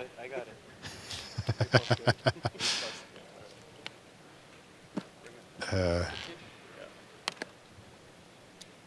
Can tell you also the table that we just left from, Jason Chung versus JC Tao. Jason Chung wins 2-0, so he finished off that game there.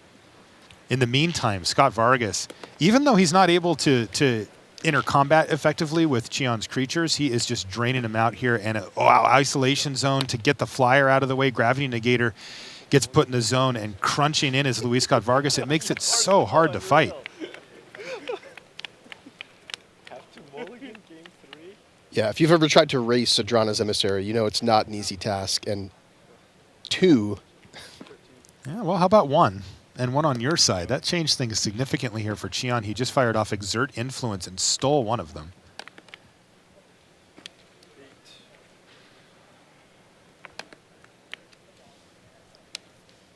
This is going to be a Pilgrim's Eye. And let's see if Luis has a 3-drop to follow it up. We know that he has an Essence Depleter in this deck and quite a few sources of colorless mana to activate it. He's also got a McKindy Aeronaut in hand that I did see. Yeah, there's also the Shambling Vent on the table, which Paul will have to think about as he's planning out a race situation here. Great point. Yeah, that can completely skew things. It's actually pretty cool. Both players have their corresponding creature land. In their deck, yeah. In their deck, nice. Not currently. Yeah, we saw the Wandering Fumarole from Paul last game. Yeah. All right, so it is just going to be the Aeronaut though for Scott Vargas, which is nice. That really does blank a lot of what Paul Cheon's trying to do here.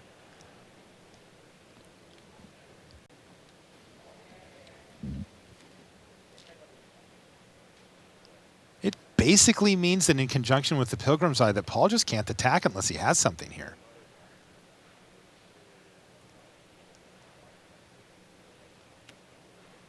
See what Cheon comes up with for the turn here. 4 mana. These players have played against each other thousands of times in playtesting and even in tournaments occasionally as well. It looks like it's going to be a Gravity Negator here for second Cheon. Gravity Negator. That's a big deal. That holds off the Adrana's Emissary very well. Yeah, the clock has been mitigated here.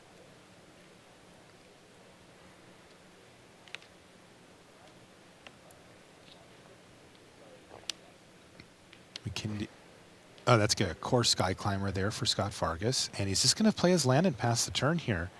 Cheon's going to activate his Zada's Commando on end step to drop Scott Vargas down to 12. Yeah, so as things stand, Paul Cheon a little bit ahead in the race here, doing 2 damage each turn. Uh-oh. I think Cheon may have just drawn an Eldrazi Obligator.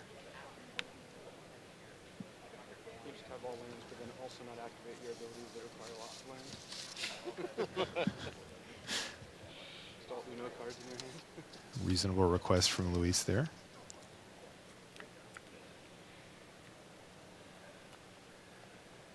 Yeah, Cheon does have an Eldrazi Obligator in his list, so that must be what I saw there. He's going to set up for next turn, though, it looks like, as he's just going to dump his hand here.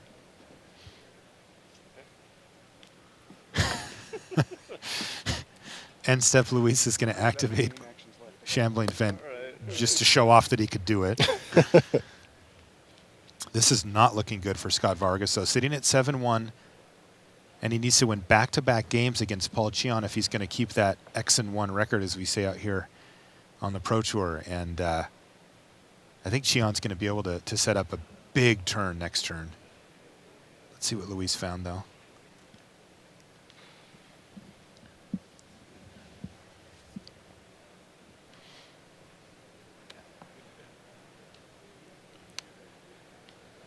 All right, he's going to give his core Skywalker flying and then go ahead and attack with it. I think he says, look, I'm happy to trade off for your Drana's Emissary that you stole or the Gravity Negator. Paul Cheon's got 6 mana, so he's still a little ways off from getting that Valakut Invoker online. And Cheon's just going to protect his life total here and trade off with the Negator. Yeah, I think Cheon, knowing that he has the Eldrazi Obligator, he's going to be able to set up a lethal attack, if not yet, then very soon. So he just wants to make sure he doesn't lose to something like the Sky Climber getting pumped with Unnatural Endurance or something like that. Right now, from Paul's perspective, he has to look over at the board state. He knows the creatures, but there's also a couple of wrinkles here. One of them is that Luis has a card in his hand. Could be anything. And also that there's a Shambling Vent on the battlefield that can get activated too. So Paul has to kind of work his way through what are the possibilities that Luis can have and how much damage can Paul get in this turn if he fires off that Obligator. Yeah, it's also interesting because Paul has the Valakut Invoker. So in some sense, he can kind of just sit back and wait to get that active. Yes. Is a more conservative line of play. Yeah, he did not play a land last turn, and I don't think he's going to play one this turn either. He's got an Akum Stonewaker there. which he has not. Again, he hasn't activated the landfall ability since he hasn't played a land here. Yeah, Paul's going to stay patient here. Yeah, I mean, right now as it stands, the Drana's emissaries are breaking even with one another. Paul's got the bigger board. He's got the surprise trick in terms of the Eldrazi Obligator, and he has inevitability on board with the Valakut Invoker. So things are kind of on Luis to stitch something together here. Yeah. Also, Paul is slightly ahead thanks to the Zada's Commando. Oh, yeah. Great point, Marshall. You know, just chipping away with that. And it does represent some level of risk to go for the Obligator plan, even though Luis has just played another swamp out of his hand here. So there's still the same scenario as last time, one unknown card, but now he's added yet another creature to his battlefield here.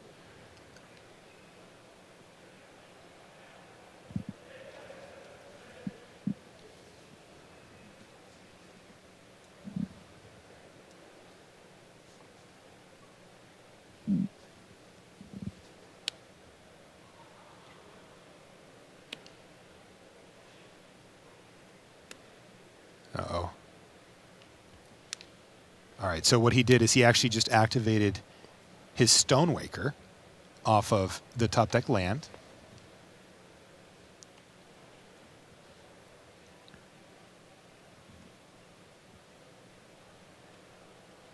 And it looks like he's going to start chipping away for damage here with this. Let's see, the elemental off the Stonewaker, a Flame Seeker, and the Valakut Invoker. And oh, I sorry, think it's not the the Valakut Predator. Sorry. Yeah.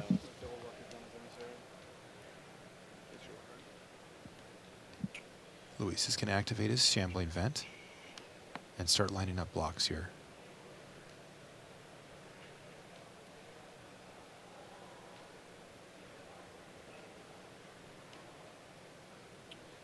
Looks like he's lined up a double block and a chump.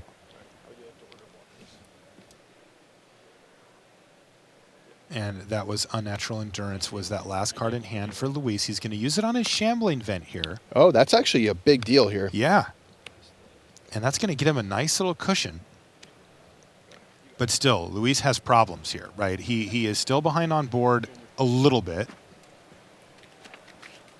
And Xion still has two great things going for him here. Actually, I should say three, honestly. So yeah. He has, if he wants, he has the Blighted Cataract to draw him cards. He also has the Eldrazi Obligator that he can use to just steal this game if the shields are down far enough for Scott Vargas. And he's one step away from the Invoker just tearing up the board. Yep, and as you pointed out, Marshall, even in the meantime, he's still getting ahead 1 damage each turn with the Zada's Commando. Tough spot here for Luis. And That Luis said, draws his card and passes. That said, Luis is not out of this just yet. If Paul gives him a little bit more time, you know, we saw the Felidar Sovereign last game. Yeah. There are things that he could draw into. I'm sure that Xion's thinking about that when he keeps looking at that Obligator in his hand as well. Yeah. He just has not had the window to shut the door fully on this game yet. I think the Shambling Vent is really kind of the MVP here. Uh-oh, there's land number 8 for Xion. Right. And I think Xion's thinking here because I believe on board the Obligator could set up a win pretty quickly here. Yeah. But he may just take the more conservative path. Do you see this? Luis is trying to encourage Paul to use his Stonewaker, when in reality, Paul's incentive is to use the Invoker. Yep.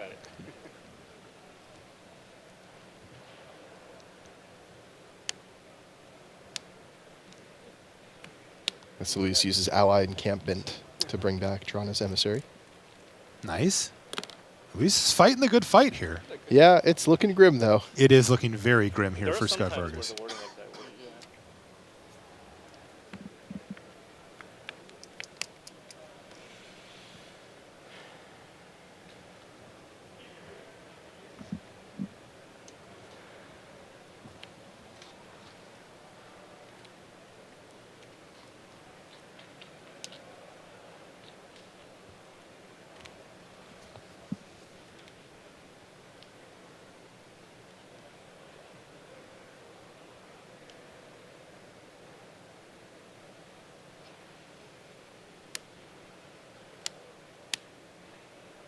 Yeah, well, he did find a Claustria Nightwatch here, so a nice pickup there for Scott Vargas.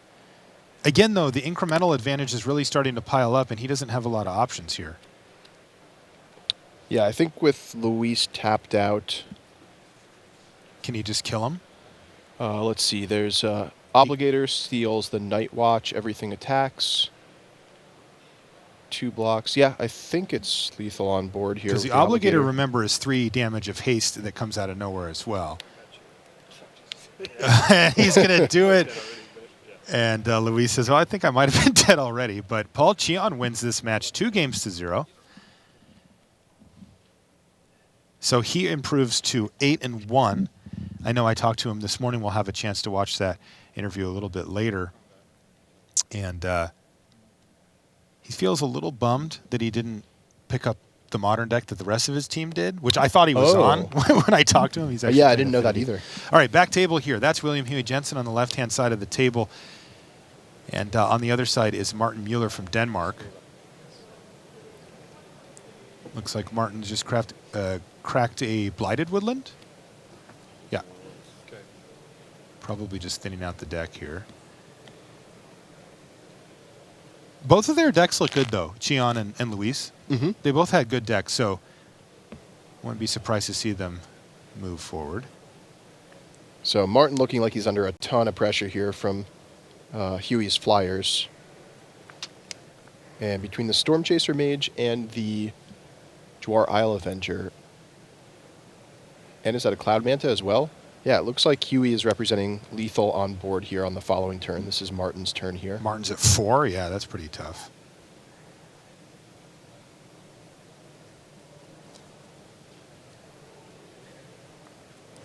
That looks like a Lumbering Falls with 4 +1/+1 counters on it, which normally would be pretty cool, but not really giving Martin any help in this board state. It's still kind of cool.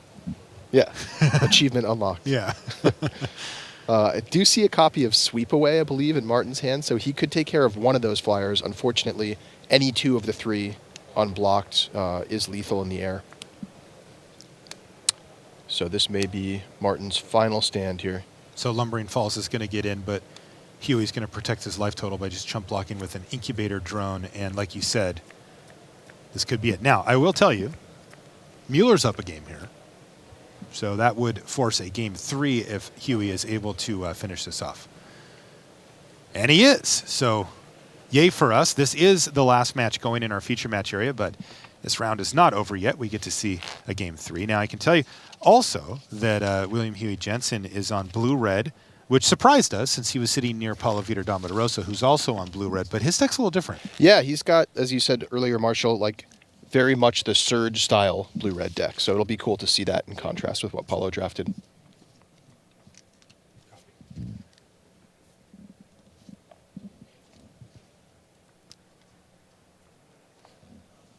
Let our players take a quick sideboard here and maybe get you a little different view of our venue. We've got some kind of sweet new stuff set up for this PT. See if we can get that for you. But yeah, this deck is significantly different than Paulo's. How many of these slip-through spaces did he end up running? He's actually running 6 copies of Slip-Through Space, which is pretty wild. You're kidding, right? No, I'm serious. He has 6 Slip-Through Space? 6 copies of Slip-Through Space, yeah. Wow. All right. And take a look there. That's what it looks like outside of the feature match area on the other side. These are our day 2 competitors here in Atlanta. And you can see there's a few spectators and judges and stuff roaming around there as well. Yeah, this is an awesome venue here in Atlanta. I've been having a great time. And that's everybody else kind of finishing up their round. I got to say, it's pretty cool, too, when everybody comes in the morning to do their draft. It's a lot of packs being cracked at once. Yep. That sort of hushed silence and the flicking of cards.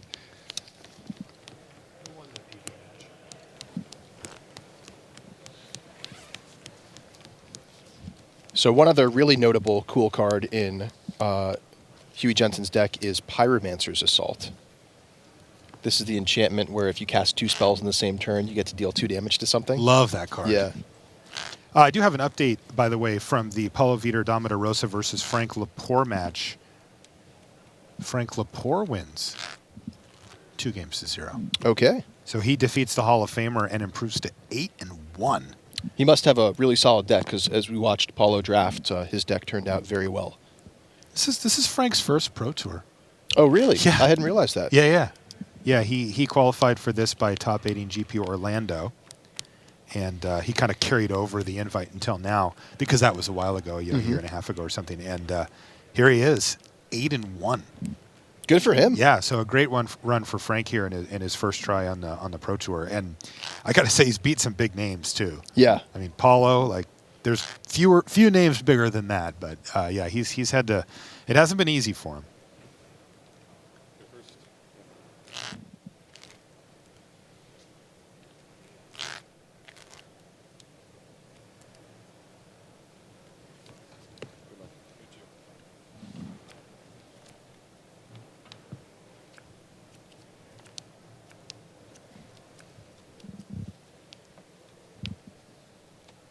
So we have both players taking a look at their opening hands here. Let's get some keeps here, gentlemen. All right, and we're off to the races here. Bailoff Pup there is the first order of business, but a nice follow-up here. Kind of exactly what you want against the Bailoff Pup with a Kozlek Sentinel. And yeah, the Sentinel's going to hold down the fort really well here as the Core Sky Climber would actually have to get activated to get through. Yeah, Kozlek Sentinel, one of the comments that was instrumental in staving off aggressive decks in triple battle for Zendikar. Only one pack worth now, but that doesn't change the fact that Huey headed on turn 2. All right, so there's one of the 6 slip through space in the deck for Huey Jensen. He went all in for Surge here. A little awkward for him there that he has to play that after. But, you know, he could have been digging for a land drop, finding a third land I think there. he was looking for his his third land. So the Storm Chaser Mage is going to come down with no prowess, but it is going to get in for 1 right away since it has haste. Ooh, Sea Guardian. Well, that's going to put a stop to that fun for Huey speaking Jensen. of staving off aggression. No kidding. This actually gets really interesting since neither of these decks is, you know, particularly geared towards a stall out. Though I will say that I feel like it probably favors Martin since he's the one that has a lot of support in his deck and Anissa. And, you know, he can go wide and then build up his board just a lot bigger than Huey. Yeah, that's probably fair. That said, with, as we mentioned, 6 copies of Slip Through Space, you know, Huey's deck is capable of still just chipping through for damage over time. So Martin's going to want to preserve a high life total and generally be pretty conservative in the early stages of this game. Right as we say that, he activates his Core Sky Climber and bashes for 3. Yeah, so. well, Seed Guardian's great at holding down the fort. That is true. He also had a really nice little turn there. He wanted to play 2, you know, use up all of his mana for the turn. So he's going to play a Stalking Drone after combat and then pass the turn back. Do you know the playtest name for Stalking Drone, Marshall? What was it? It was Koala, after Kozlek's Rootwalla. Koala with a K. Wow, you guys went deep. Yeah, we go deep sometimes. I like that. Kozlek's Rootwalla.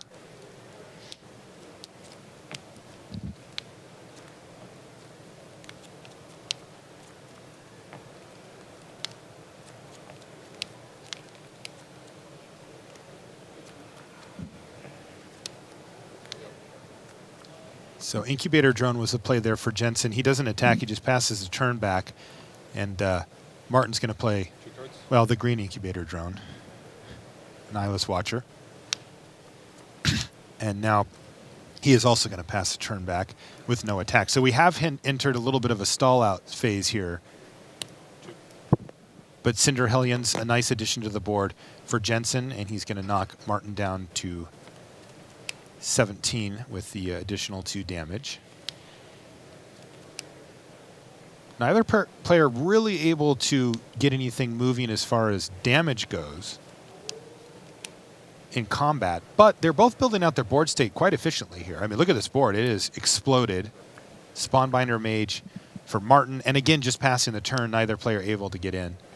Ooh, Ondu Rising in hand from Mueller. That could be a big one. Yeah.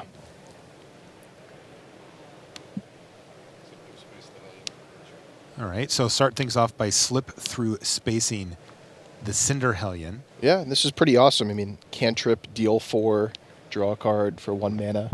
Yeah, it does look good there, doesn't it? And I think there's going to be a follow-up Jwar Isle Avenger here as well. Very nice. So this makes it super dangerous for Martin Mueller if the Seed Guardian ever leaves the battlefield somehow. Yeah. And speaking of leaving the battlefield, I do see a copy of Roiling Waters in Huey's hand. So It's if his he can last get up to card, 7 in fact. mana... That's next turn if he hits If he hits his land drop, yeah, and that's going to be a huge game.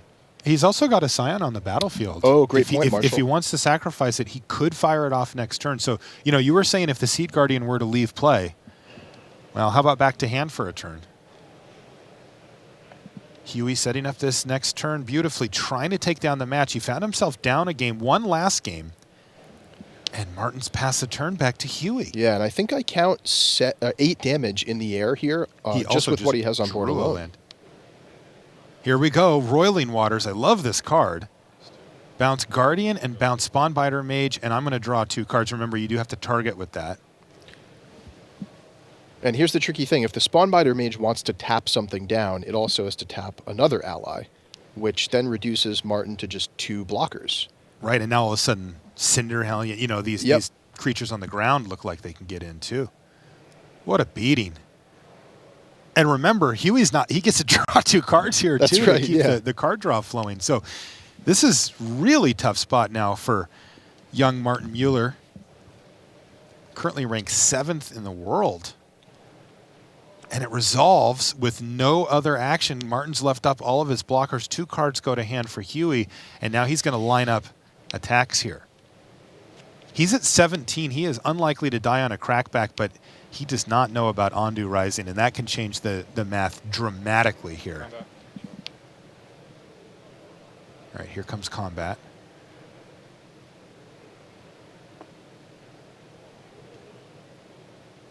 Bang. 4 creatures are hitting the red zone here.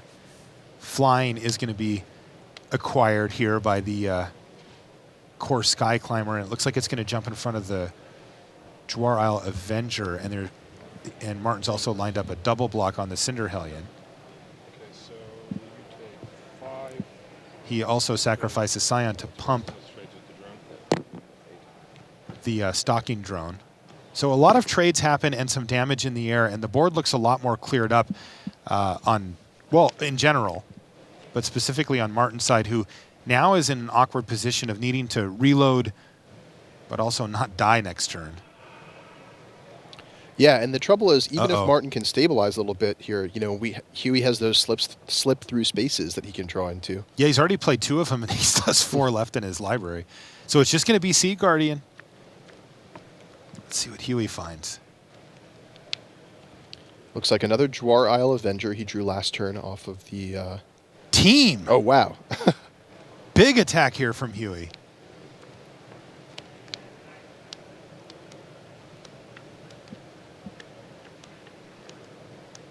I like this attack This here, is Marshall. great. Yeah, this is awesome.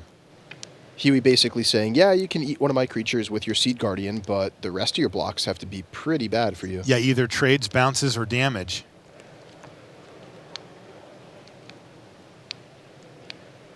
Martin's going to protect his life total to the best of his ability here. First strike damage is going to take down the Scion. No effects, just going to pass the turn. Huey's just fine with the results of this transaction.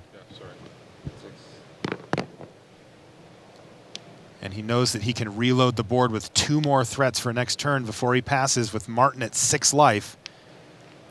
Yeah, I like that attack a lot there from Huey. Wow. I think, factoring in there, I think because Huey saw Nissa in an earlier game, he just wants to keep trading off, keep the board clear, make sure that Martin isn't able to stabilize with a bunch of creatures in play, and then start putting +1/+1 counters on them. That's a great point. It so incentivizes him to do that. And this is crazy. The Ondu Rising that he's had in his hand the whole time, like, he doesn't have enough mana now to even get in with an Awakened Land. Yeah, that's true. And it's also possible Huey saw that card in an earlier game, too. We don't know whether he did or not, but that may be yet another reason to just be kind of cleaning up the board. Martin just has to pass the turn back here without putting anything down and really put a little fear into Huey about what kind of cards he could have and whether he thinks he have them. No. Sorry, he has not passed the turn back. He's going to play the Spawnbiter Mage and just leave up 1 green mana, perhaps representing Vines of the Recluse, which he actually has. Oh, wow. He's got it in his hand. Okay, well, this does make Huey's decision a lot easier because he knows now that he can narrow down the combat tricks that are relevant here down to just the vines, and then he can approach from there. Now, he does have a lot of creatures, and he has to make sure that there's nothing that he's missing and run through the iterations, and that's what you see him doing is you see him kind of talking to himself there. But this is a puzzle that he can solve on his own quite easily. And he's even found a tightening coils to reduce that Seed Guardian to just a blocker here that doesn't eat up or trade anything. And again, Huey Jensen sends everything into the red zone. This has been an exciting game. Yeah, and importantly, that tightening coils also triggers prowess on the Storm Chaser Mage. And the Umara Tangler. Entangler, yeah. Yeah, great point. So that's an extra 2 damage that he's getting there.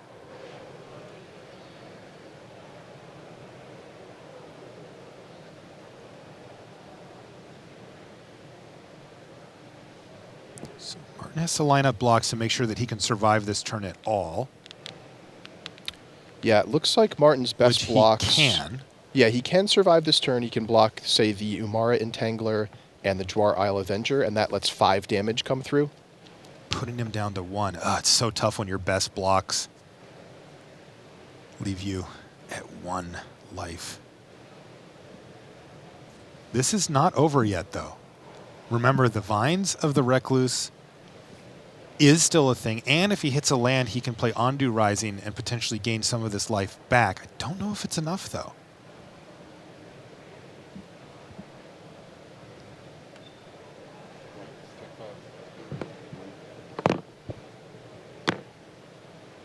Okay, blocks have all happened.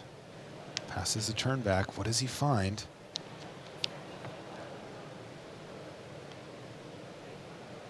A Jotty Offshoot? Oh, that's terrible for Mueller. Still no land. He's also got multiple blue spells in his hand that he just can't cast, and a Retreat to Emeria, which does stone nothing here.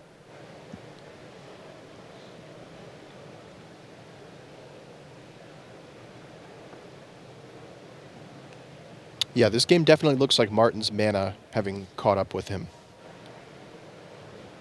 Yeah, it does. I mean, he's got 5 lands. Like, that should make him fully operational, but no blue mana.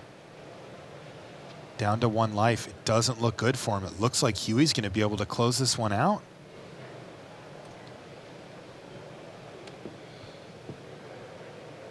Martin's running the numbers here and just trying to find if there's any way he can survive for another turn.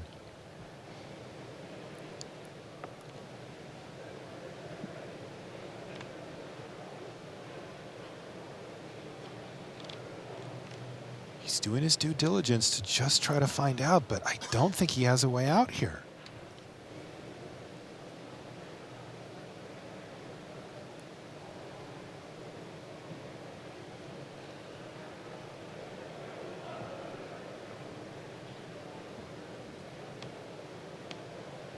Looks like he's going to play Ondu Rising here. No Awaken.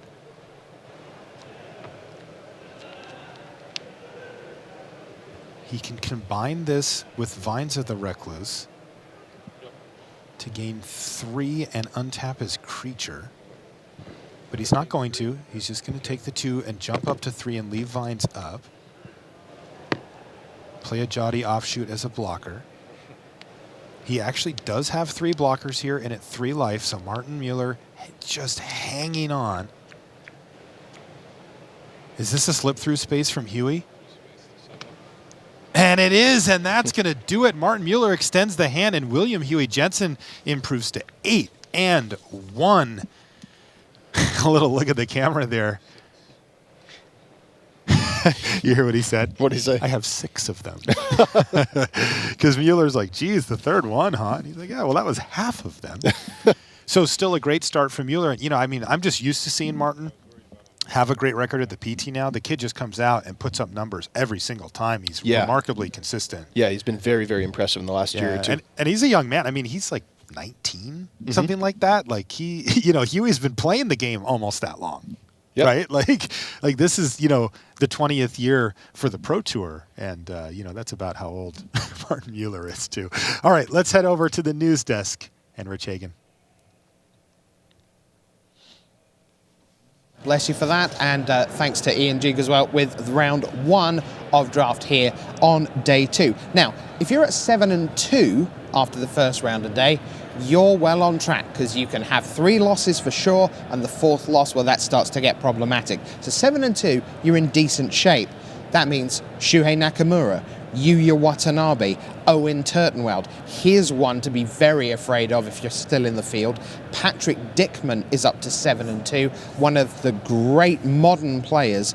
Now, traditionally playing with Twin, but here, can't play that this weekend, but he aced Modern. He worked his way through, he's up to 7-2. Michael Majors has an amazing constructed record at Pro Tours, not so hot at Limited, so the fact he's 7-2 now, if he can get to 8-3, you'd have to think he was in with a chance of the top 8. And Andrea Mengucci is also up to 7-2.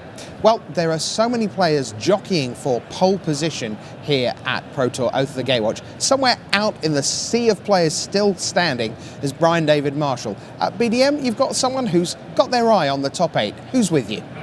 I'm here with Bart Lewandowski. Bart, tell me about your Pro Tour experience coming this year. You're 8-1. We don't know very much about you. What's your Pro Tour experience like before this event? This is my third Pro Tour. The first one was in Vancouver last year. I made top 16 there.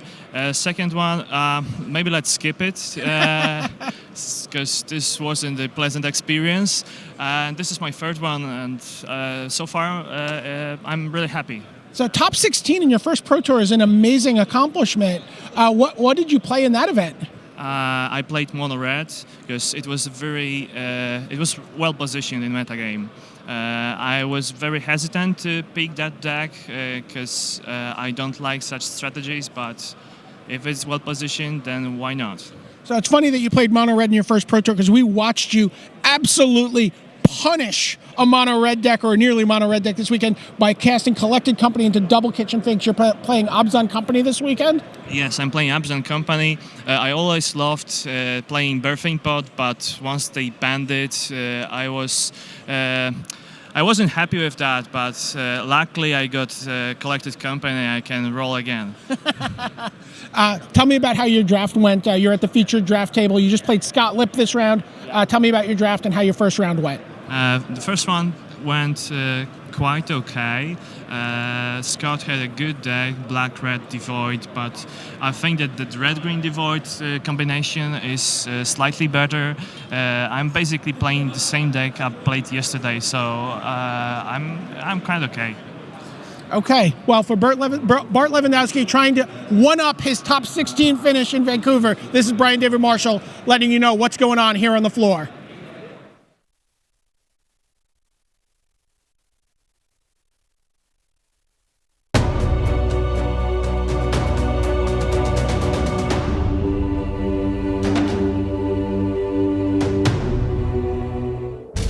Hello everyone, welcome to the news desk here on the second morning of Pro Tour Oath of the Gatewatch. Rich and Randy here with you for part 2 of our look at the Magic Online draft archetypes. These are the most powerful cards that you have been drafting in your 3-0 draft decks on Magic Online. So Randy, yesterday Ian was here sitting in that seat and we worked our way through the ally colors. So now we go to our second set of 5, which means we begin with the truest of enemies, if you will, certainly in color, real life, white against black, and we're going to see white-black join together, and this time around it's allies life gain. Yeah, I don't know about this enemies thing. These are the best friends. Right. In fact, this white-black deck is consensus best deck in the format.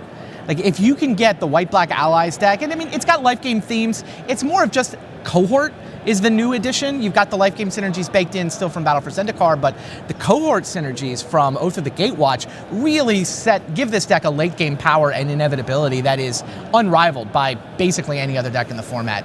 You want to get allies, you want to get cohort, and then you want to get synergies. Okay, so why don't we take a look at the top 5 commons picked in Oath of the Gatewatch. So removal, yeah, ally. Look how high Vampire Envoy is on that list. Right. It's above Oblivion Strike.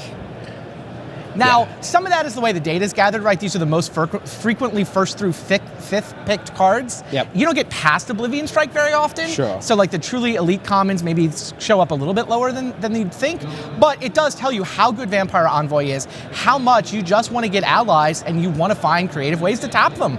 Cohort in particular. Yeah, it's a terrific card, Vampire Envoy. And Ian, yesterday, if you haven't seen part 1 of this, you should check out, because Ian has a lot of inside R&D perspective on this. We were talking about the double white commitment to Isolation Zone. Sure. One of the reasons you don't get past Oblivion Strike is it makes it super easy to cast. Single it's just black, a single black, which is great. So those are your commons. Let's move on to the uncommons in Oath of the Gatewatch in this color combination. And we begin with the gold signpost uncommon. Randy. Yeah. So this is the thing that if you're new to draft and you see a Cliffhaven Vampire in the pack, you know that built into the card are all the things that Black-White is meant to be doing. Yeah, absolutely. It's a perfectly reasonable card to start your draft with. It's a great card if you get past it to say, oh, I see, I'm just going to be the white-black deck. Because the guy on my right just said I'm not going to be the white-black deck. So great card to get. Soothsayer has a very powerful cohort ability. You know, Relief Captain has a lot of value, especially if you've got a deck full of allies anyway. These are the cards you would expect. We had a look at green-white yesterday, but I want to ask you in this context, Relief Captain, it feels to me like support as a mechanic, the number after support is slightly out of focus, and you can never quite tell whether support 3 means support 2 or whether support 6 means support 3. You know, it's a number that really does tweak from game to game. I don't think people have really got a handle on what your real expectation is out of the number after support. Yeah, you just know that having the option to do more is better than not having the option to do more. I mean, at some level, the bigger numbers just are better. Relief Captain, though, definitely demands that you have a lot of creatures in your deck. Right. So then, of course, after your 2 packs of Oath of the Gatewatch, we move into BFC, Battle for Zendikar. Let's combine the commons and uncommons there. What stands out to you, Randy? Yeah, I mean, Drana's Emissary and Serene Steward are exactly those life gain synergy cards that you're looking for. You'll take an Angel of Renewal, obviously. I mean, you see a lot of the life gain part of the archetype is here, and it happens to be on allies often enough, especially Kalastri Healer, that it also sets you up for all those cohort synergies from the first pack. Yeah, certainly the uncommons, though, they've been so weakened as fundamental parts of the strategy because they are uncommon in pack 3. So all those blissful drafts where you got to curve out with Kalastri Healer and Serene Steward and then Bloodbond Vampire on forward, you thought, yeah, basically I can't lose from here. A lot of those have gone away now because if you're lucky, you see one of those 5 uncommons in that pack 3 somewhere in there. So that's black-white. Let's go to a completely different pair now. How about blue-red? You've just seen William Jensen with many slip-through spaces. What's going on with blue-red? Yeah, this deck can be almost a combo deck. You know, 6 slip-through space, is that what Huey had? Yeah. Spectacular. You know, Expedite can play a similar role where you've got the cheap cantrip that just says, I'm a spell and I replace myself to then turn on surge cards. Like, I mean, Tyrant of Valakut is the dream, but even Jwara Isle Avenger is great. So let's take a look at the commons then. What do we first through 5th pick? It's removal, and then 3 creatures. Yeah, it's Surge, good removal spell, Surge, good surge spell. And then this deck can also have a colorless theme. You see the Blinding Drone there. You know, these colors, blue in particular is the best at using sea mana, so you'll sometimes see that show up as a mini theme as well. And Zana's Commando is just good. 2-drop, cohort, very good card. Yep, no argument there at all. What about the uncommons then? We'd expect this to be another power level up the chain. You've got your gold uncommon, of course, Storm Chaser Mage, the sort of pseudo-awaken Cyclone Sire, removal with Devouring Flames. Tell me about Prophet of Distortion. That's a card that I certainly haven't played enough with yet to really get a handle on how often that's a fantastic card draw engine and how often it's a very disappointing 1/2 for 1 with no ability. Don't put it in your beatdown deck. Okay. But if your deck has Blinding Drone in it, it's probably designed to go long. If you've got anything resembling sort of a mid-game or late-game deck and you've got colorless mana, you want Prophet of Distortion. The card is actively good if your deck has, you know, at least 3 or 4 sources of colorless mana, and it's not just a beatdown curve-out deck. Yeah, something we saw with Paolo drafting this morning was that tension of, well, here are cards that want colorless mana to activate them and make colorless mana good, and here are colorless mana cards which I'm going to need to actually make those cards playable. And it was a very interesting, I think Ian referred to it as a clinic that Paolo had put on about this tension between those two sides. Yeah, certainly not a deck I find easy yet, for not at all. All right, so let's move into Battle for Zendikar then. How does that add to the blue-red mix? Yeah, these are great colors in Battle for Zendikar. You see just powerful cards like Rolling Thunder and Clutch of Currents that are just good in whatever you've got going on. But you also see, you know, some synergy. Eldrazi Sky Spawner, that Scion does make sea mana if that's what you need.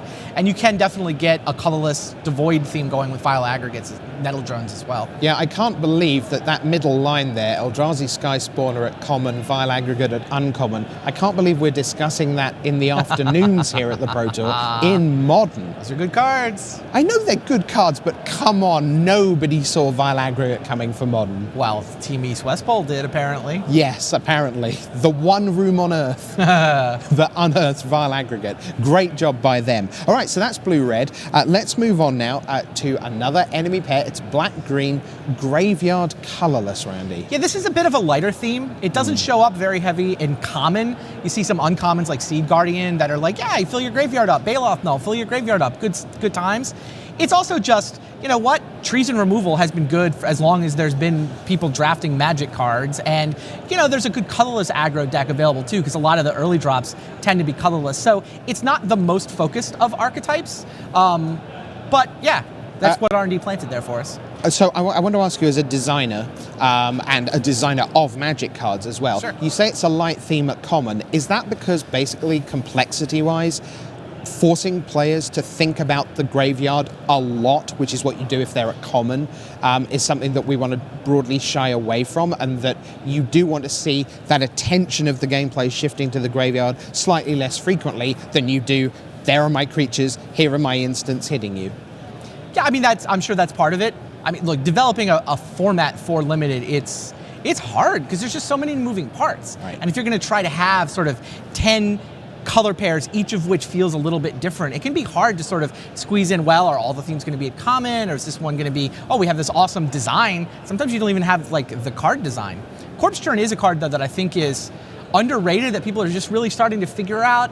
Yeah, it's not just the Raised Dead that you're going to draft late, throw in your sideboard and not use. The fact that it mills you for 3 and then regrows a creature is actually gives you a lot of play with some of the cards that are floating around, like a Seed Guardian or a Baloth Null. Okay, fair enough. So let's go to the top commons then. Let's see what you end up with here. Top commons in Oath of the Gatewatch. We have Removal in Oblivion Strike, Tar Snare, which I found very disappointing. Yeah, I mean, it's all right, but I mean, again, this is first through fifth pick. You're not taking it first. You're taking Oblivion Strike first. I think it is interesting, though, that the commons here, Scion Summoner, Stalking Drone, Tajuru Pathwarden, these are not graveyard cards. These are just good sort of curve-out beatdown cards with a couple Devoid cards leading off the way. Let's see how things change then as we go up the rarity to the uncommons.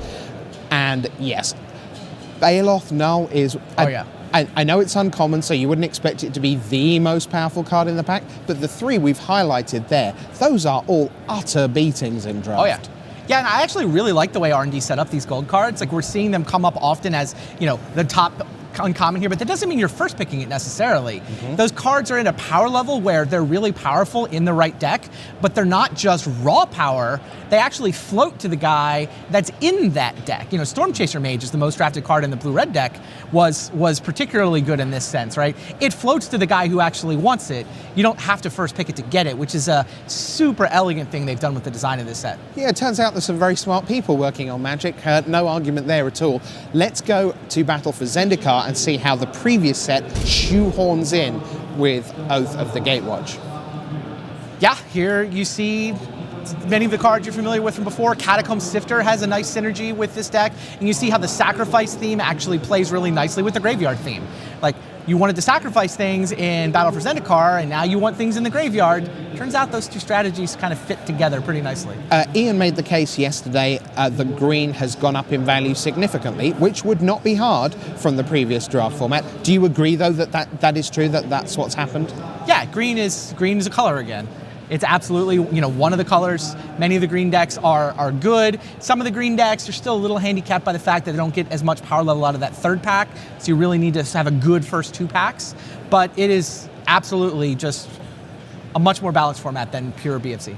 All right, so next up we have red-white. Let's take a look at what traditionally has been a sort of ally pair, despite being an enemy pair, and it is indeed allies as our main theme.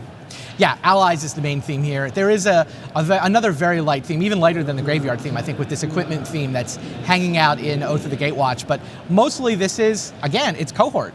It's an aggressive cohort deck, which gives it not quite as much staying power as the black-white version of the deck, but can still be very powerful, especially if you manage to come out of the gates on curve. All right, let's look at the top commons then in red-white. You've got Removal in Isolation, Zone and Boulder Salvo and Reality Hemorrhage.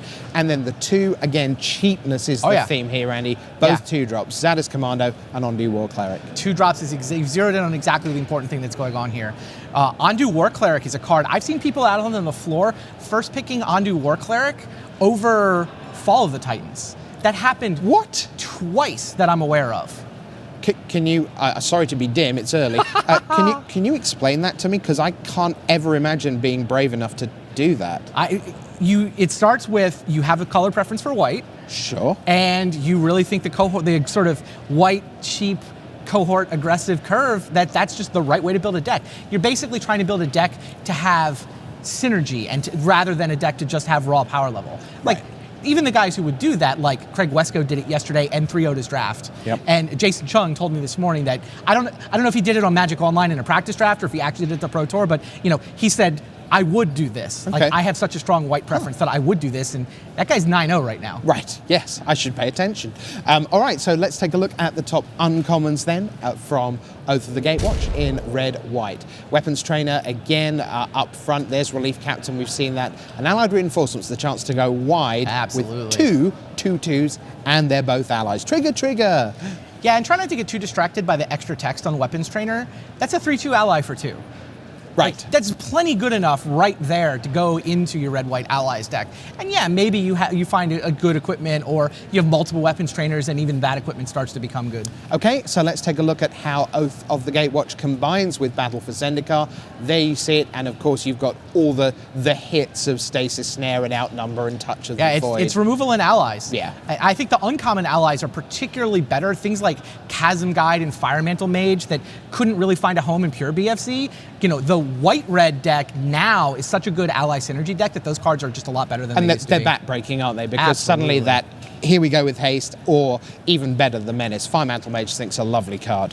All right, we have 1 to go. We didn't save it till last because we hate you green-blue players, Brian David Marshall. But it's green-blue, it's Eldrazi Ramp. Yeah, not... Kind of. Well, look, Eldrazi Ramp is a deck that's here. This seems to be the consensus weakest deck according to the pros, but still a totally reasonable thing if you get it. Okay, let's look at the commons. Here we go. Science Summoner, Blinding Drone, Jawar, Isle Avenger. Yeah, very much a colorless deck. Warden. Yeah, it's absolutely. And Blinding Drone a really key component. How about the uncommons? There we are. Ramp and Fatties. Void Grafter's a very interesting card. This is Judgment, I think people have worked out, is better than it initially looked. Oh, and this is Judgment's great. Yeah, it's a removal spell and a support card. Great card. Okay.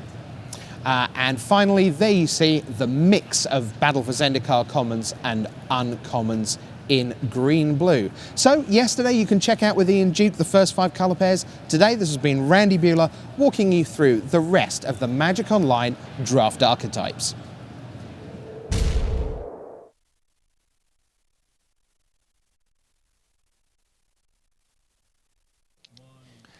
Hello there, Marshall Sutcliffe here in the booth. That's Ian Duke. We're ready for round number 10. Now, for those of you that watched the booster draft, you will have seen that we recorded 2 different players' draft. Mm-hmm. We get to watch them play against each other now. Let's sit down to the feature match area for round number 10.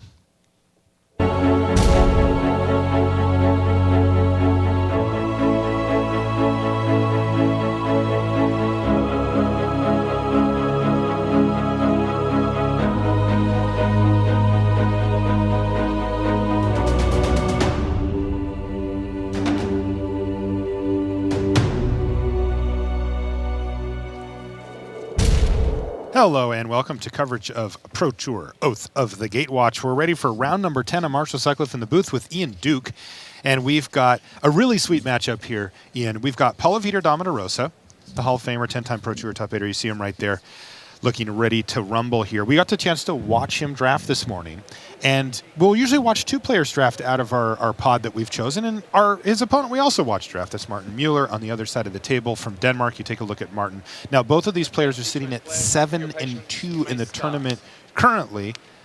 And they are underway here. So for those of you that have been with us since the early morning, you're going to have a good idea of what these players are up against. But why don't we update the people that maybe missed that portion? What are we looking at here, Ian? So Paulo had an excellent blue-red draft. He got some nice bomb rares like Jewelry N, Fall of the Titans, Brutal Expulsion. But really the core of his deck is a colorless deck with a lot of sea mana. So I think of it as like a Did you say sea mana? Colorless mana, yeah. Blue. That's plus, like the letter C. Like the letter C, yeah. Blue plus colorless mana deck with some supporting red cards. Is that what you guys call it in R&D for short? Yeah. C? Yeah. So I like that. It's handy. Now, what about for Martin Mueller on his side of the table? I know he had a bangin' pack one, pick one there with Nissa. What else does he have going on? Yeah, so he is a Bant color deck. Looks like he's primarily white and green. With some good solid mid-range creatures, some support, some +1/+1 counters. You mentioned he has Nissa, and then splashing some blue cards like Sweep Away and I think Reflector Mage, and a couple others as well. So I would, I'd definitely say Martin wants to build up a big board here and just start getting +1/+1 counters everywhere, sort of getting things out of range of Paulo's smaller creatures. But Paulo's deck also has a lot of late game as well. We talked about Jory N. He's got a Fall of the Titans there for later on. So, yeah, this could be anybody's game. And that Seed Guardian has done overtime here for Martin Mueller in the matches that we've seen him in the feature match area, holding off flyers. And he's doing exactly that right now. Paulo's going to take his 5th turn, sacrifice his Scion, and get a Wavewing Elemental onto the battlefield here so it can potentially tussle with that Seed Guardian. Yeah, Seed Guardian, a card that does a lot of work here. We actually, Seed Guardian didn't initially have Reach in our early play testing. We actually added Reach on there to give the green decks a little bit of extra defense. And it looks like it's been doing that job very well. The artwork reminds me of Kudzu. Do you remember that card? I do remember, yeah. Old school. He's back.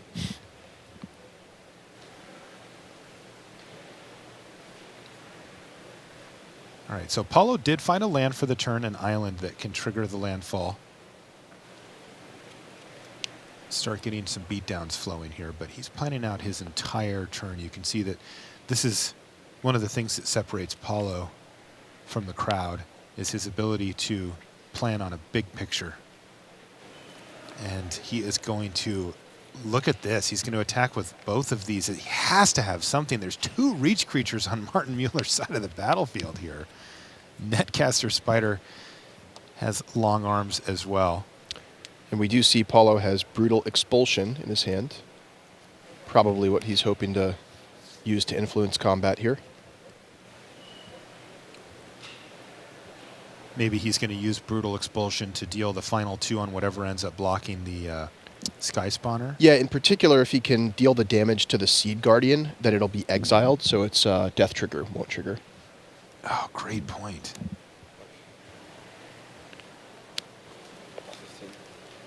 Paulo just says, look, I'm not going to be able to fight through all of this, so I'm going to have to just take it as I can get it here. And he's going to have a really nice play here. He's going to return the Chidrua Pathwarden, and he's going to do 2 damage to the Spider. God, Paulo's good at this. And remember, he also snuck in that Seer's Lantern there as well, so he can keep the land drops flowing with Scry on his upkeep, maybe. He kind of is in that beautiful position that landfall lends itself to so often, which is you kind of want lands or spells off the top of your library at this point. Yeah, that's true. Makes the Scry a little bit less valuable, but yeah, still, yeah, he's in a good spot. Ooh, and here's Nissa hitting the battlefield. Oh, wow. What a sweet swing for Mueller here. Unnatural Aggression is going to fight the Seed Guardian against the 3/4 Wavewing Elemental while the shields are down there. And we are going to see an upkeep Seer's Lantern Scry ability here, as now those lands are a lot less valuable to Paulo. And here we see, you know, not the best play in the world, but at least it's something. He's got a Benthic Infiltrator. Yeah, it can keep Nissa in check a little bit here. This is going to start producing plant tokens. And Martin's going to finally replay that Tajuru Pathwarden that he had bounced a couple of turns ago. Wow, Martin has really set himself up beautifully here. That last turn was a complete blowout. And now he just finds himself in a position even to be able to start attacking here for 4 damage.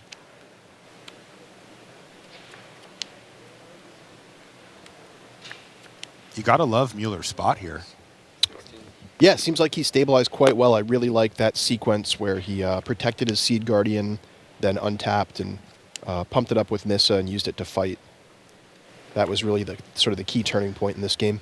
Interestingly there, Paulo did scry on his upkeep. He kept it. Can't be good news for Martin Mueller.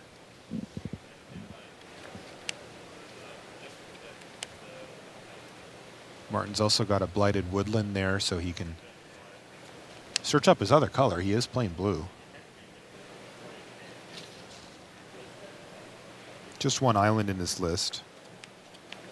And a Lumbering Falls as well. So Martin attacked there with the Seed Guardian. That leaves Nissa vulnerable on board to the Gravity Negator, it looks like. So I wonder if Paulo is thinking about Vines of the Recluse. Maybe second guessing his attack here.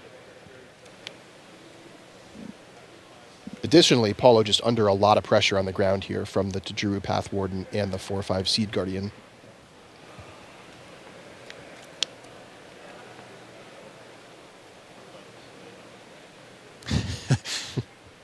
Martin perhaps prophetically.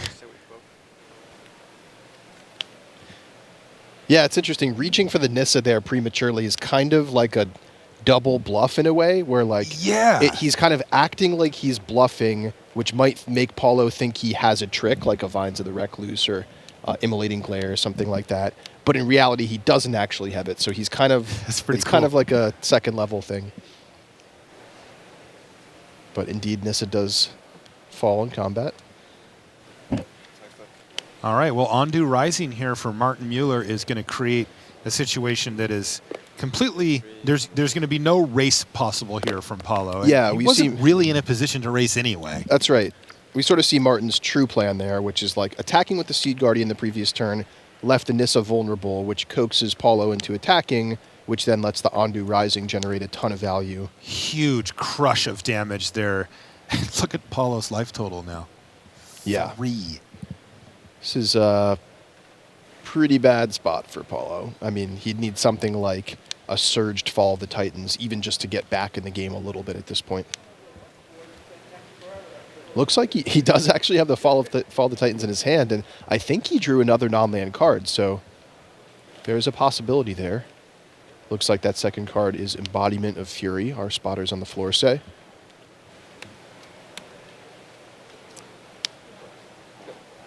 Correct.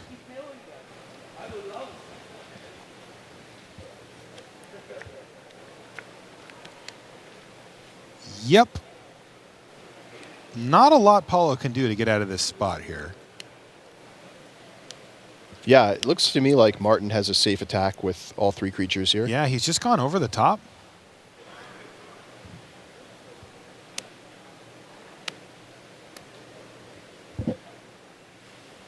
These are all necessary blocks to avoid death here. One creature does get traded off, but as you can see, Martin Mueller finds himself with 2 lethal threats. Make that 3. But wait, there's more. Make that 4 lethal threats here. And against blue-red, there's really no big downside to playing it this way. And Martin Mueller, impressive fashion, turns the corner on Paulo Vitor Rosa, finishes him off in short order to take down our first game here in our Round 10 feature match. We'll be back right after these messages. Qualify for the next Pro Tour on Magic Online. Go 5-0 or 4-1 in a preliminary to advance to the finals. You can see the full schedule at mtgo.com. In the art of Magic the Gathering Zendikar, you can experience the danger and beauty of Zendikar like never before. This lavishly illustrated hardcover book features the award-winning art of Magic the Gathering and gives you an insider's look at the secrets of Zendikar, its peoples, continents, and creatures. On sale now. And welcome back to the feature match area here in Atlanta for Oath of the Gatewatch. Take a look at one of our side tables here. It looks like we're going to head to table D, which is Patrick Diekman from Germany. He's playing against Jelger Wiegersma from the Netherlands. And as we pop in here, they're still in game 1.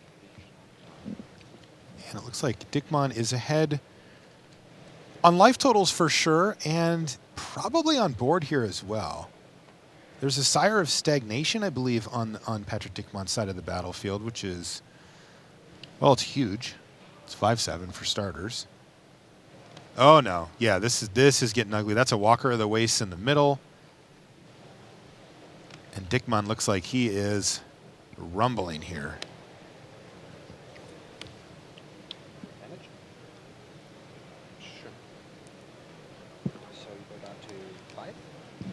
Jelger drops down to 5 life here. And things are not looking good from Jelger's perspective. Blister Pods the follow-up for Patrick. Nothing too impressive there, but he doesn't need much. Jelger has a handful of lands. He doesn't want to play any of them because of that Sire, and this could just be it. We may have come right at the finish of this game.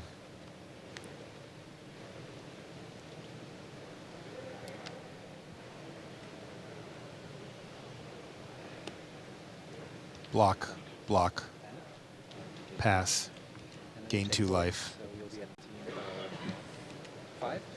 Still stays at 5, but unfortunately for Jelger, he's down a creature in that transaction. And once again, Patrick just passes a turn back, and man, that is a lot of lands in hand for Jelger. As he passes a turn again. Can he survive this turn? 2, 3, no, he cannot. And that's going to be game. So Patrick Diekman from Germany, he is going to pick up the victory here. Now, Patrick is sitting at 7-2 as well as Jelger. So both of them fighting to stay in top 8 contention here in the early stages. And remember, this is only the second round of the day here on Saturday. But so a long way to go. But still, every match is going to count for these gentlemen all the way through.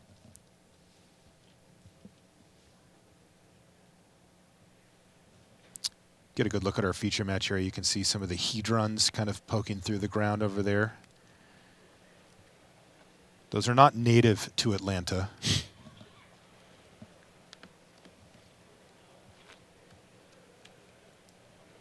It looks like we're just going to pop back over to our main match once the players are ready. They're still resolving mulligans there.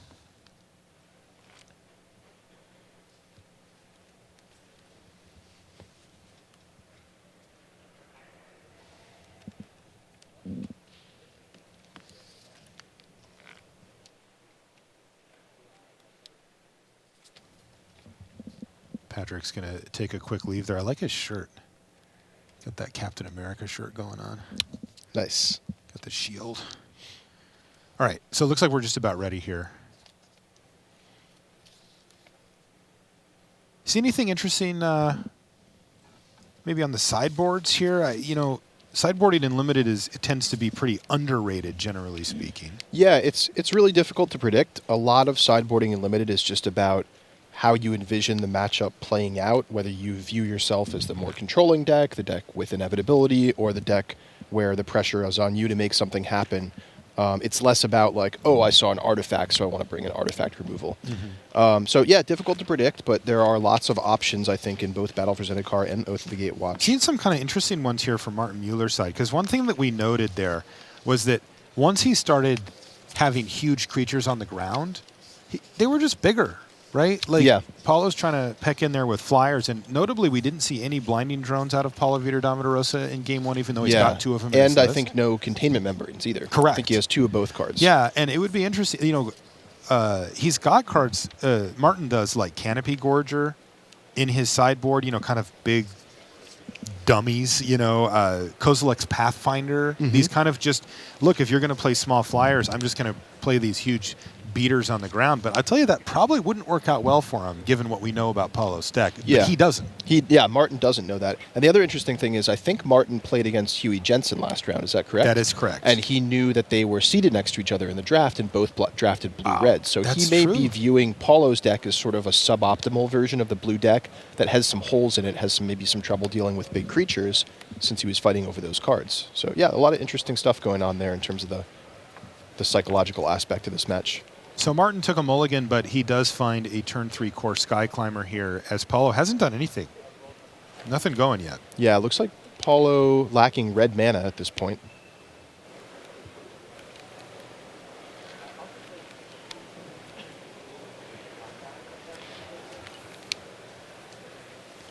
Looks like our hand viewer does show us he has a Crumbling Vestige there that he picked up. He's just thinking really hard about when does he want to play it and get his one sort of charge of red mana out of it. Looks like he's going to do it immediately here and get a Mav Kozilek down, which is a nice play, because it's not often that Martin's going to want to start activating that Sky Climber this earlier in the game to stunt his board development. Very true. He is going to do it here, which indicates he doesn't have much else to do, which is good news for Paulo. He would gladly trade 3 life here to have Martin just not add anything to the board, I think. Ooh. He still doesn't have that red mana, though, does he? That was a brutal expulsion off the top there for Paulo. Paulo's going to get in for 4 damage here before following up with Containment Membrane. Yeah, that worked out beautifully for Paulo. I think he's pretty happy about this altogether. And Martin Mueller, unfortunately, has no play here, though he does have a place to put his mana, thanks to that Blighted Woodland he's got. In the meantime, another 4 damage, or is it? Yeah. Paulo looks up at him like, you gonna Gideon's Reproach me or something? But nothing. And Paulo misses his land drop again and just passes a turn back. So not great. Paulo's been able to make the best of it and put himself ahead on board, but this could be a big turn for Martin. Yeah, oddly it sort of works out well for Paulo that he didn't have a follow-up creature there, or in the past couple turns, because I think we will see Martin perhaps add Linvala the Preserver to his board this turn. And that'll give him a boost in life total, but not the additional creature. Hilarious. Looks like instead he picked up Jiraga Auxiliary. Yeah, I think that he knows that Paulo is short on mana, and once he finds that mana, he will tap a bunch of it, but just running Linvala into potential, counterspell there doesn't seem great. That's a great point. Yeah, it could be something like a Void Shatter or something along those lines. Yeah, Spell Shrivel. Yep, still in the format. And, when you're sitting in Martin's seat and you're playing limited, you really don't want to give your opponent the chance to use up a counterspell in that spot. You want to strand that mana in their hand. Absolutely. In the meantime, though, he has found a mountain, Paulo Vitor Damarosa. He's going to attack with his Maw.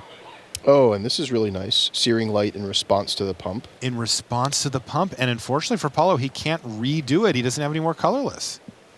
Wow, Searing Light taking down a Maw is nice. Yeah, that's a really nice use of that. And even with a pump on the stack just to curb his mana even that much more. Paulo, with a couple options here, you could add either a Goblin Freerunner or Embodiment of Fury. Looks like he goes for the powerful Embodiment of Fury here. Just wants to get as much on the board as he can. Figures he's going to find some more lands here and start smashing, and that is nice. Like, that is a big issue here for Martin.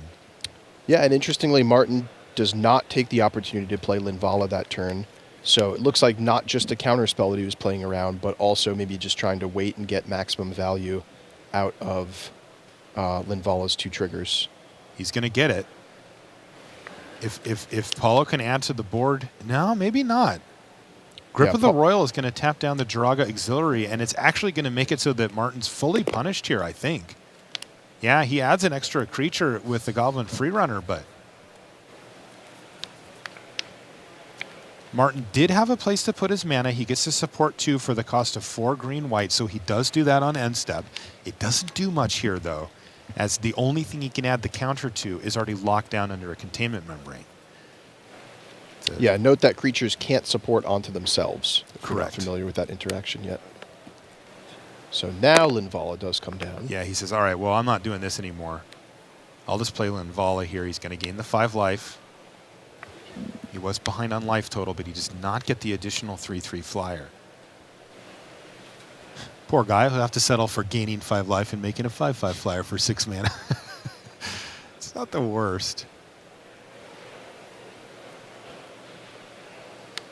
God, Linvala is an insane Magic card. That's one of the best limited rares I've seen since I came back to play again. Oh, yeah, absolutely. Yeah. I put a high premium on cards that take you from being behind and fix that situation, and Linvala does that great.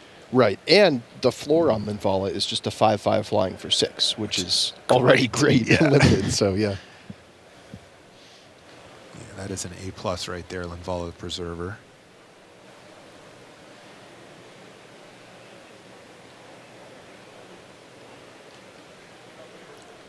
So Paulo with a few options here. Looks like in his hand I see a copy of Brutal Expulsion and Exert Influence, 2 very powerful spells he could use here to turn the tables.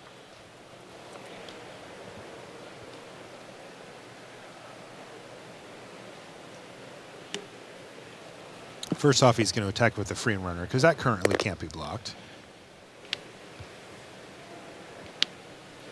Yeah, he had the option there of attacking with the Embodiment of Fury as well. Martin almost certainly would have blocked with Linvala, and he could use Brutal Expulsion there, but looks like he values just getting another big creature on the battlefield. So he's going to settle for a Kozilek's Pathfinder here as a 5/5 that can get in pretty consistently here as well. He's got just the 1 colorless source of mana still from that Crumbling Vestige available, but that's all he really needs to make it so that Linvala can't block the Pathfinder and he can keep crunching.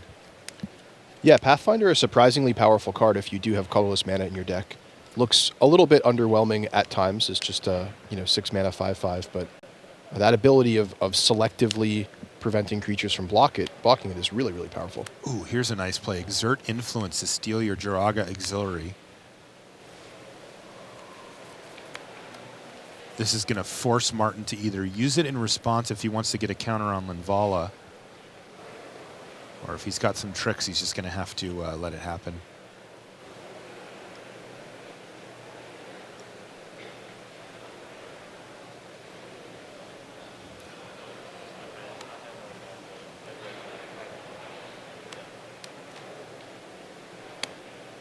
He is going to activate the Auxiliary to get that counter.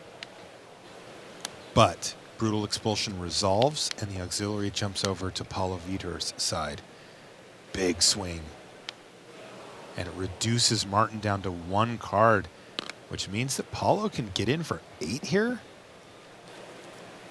If he had a land drop, he could probably just kill him.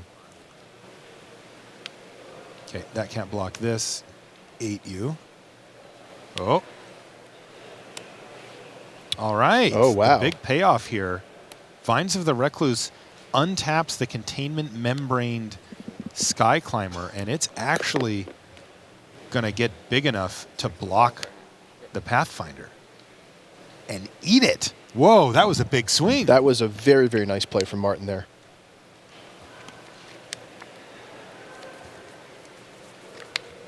Now, the interesting part about the Containment Membrane is that it just prevents the creature from untapping, but it can absolutely just sit there now. All right, we've got a new King of the Hill as well on our side table there. Jason Chung loses to Bartolomei Lewandowski 2-1. So Jason picks up his first loss of the tournament, and Lewandowski's 9-1 now.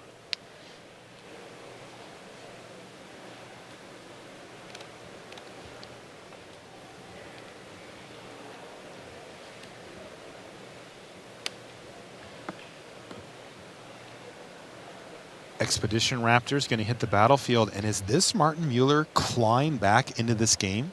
Well, I would say yes, except we know that Paulo has Brutal Expulsion still in his hand. So that could, for example, bounce the Core Sky Climber and kill the Expedition Raptor. And with Paulo having attacked with Linvala this turn... With Martin having attacked with Linvala? Or sorry, with Martin having attacked with Linvala. Is that game? Yeah, I think it is just game.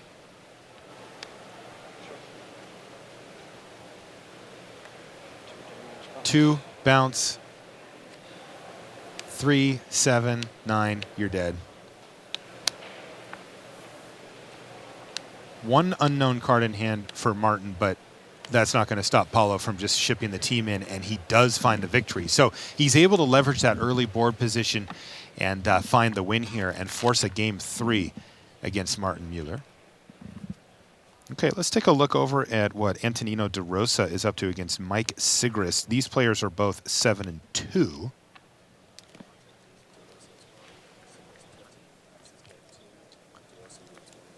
Right now, as we're coming into the match, we've got Antonino up a game 1-0 over Mike Sigrist. We're in the middle of game 2, and it looks like a pretty well-developed game here, Ian, as you can see on the board. Interestingly, Mike Sigrist, and he is taking it on hard mode. Yesterday, he played black-green, which is not one of the better 2-color combos in the format. And today he's on blue-white, which I think also fits that description. So yeah, I've actually heard a fair amount of disagreement on that. Some of the teams I talked to said they really, really liked black-green, for example, and I saw quite a bit of blue-white yesterday, although that is one of the ones that people have mentioned is not necessarily where they want to be. I like black-green if I get like 2 Baloth Nulls. Yeah, Baloth Null's great. That's an incentive, but otherwise kind of off it. To follow up with Sigrist and see if he was happy with that deck from yesterday. But here he's on blue-white. And he's playing against green-red from De Rosa here. Yeah, looking on board here, it looks like Sigrist has the upper hand, ahead on life totals with a couple evasive creatures in play, but... Well, that could change quickly here as his Blinding Drone just got fought by a belligerent Whiptail. Predictably, the Whiptail emerged victorious in that rumble.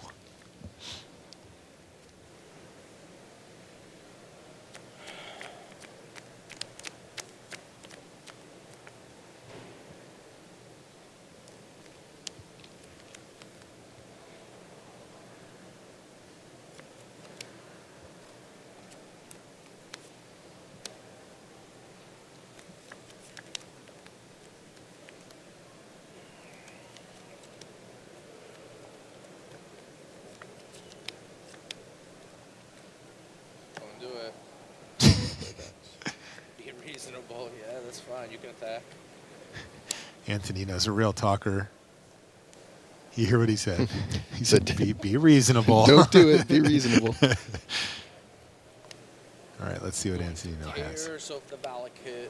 Tears of the Valakut, which acts a lot like Plummet. Basically kills a flyer.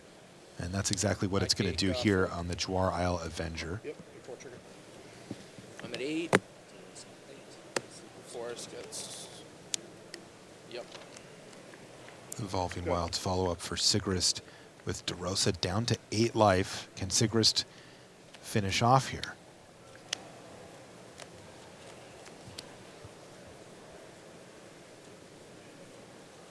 Another super hard turn. This is great.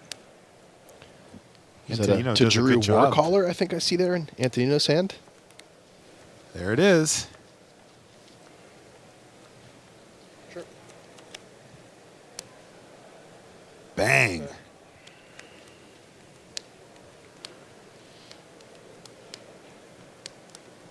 Take 10?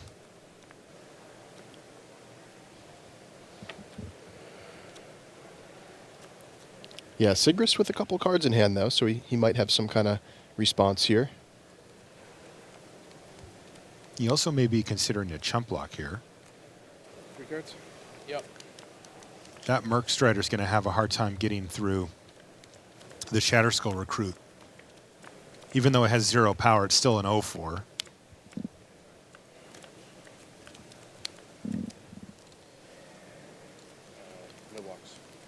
Okay, no blocks here. Let's just stick with this one for a minute. We're going to jump back up to our main match in just a moment here, but I do want to see how these next couple of turns play out as we've seemed to hit a really nice little cross-section of this game here.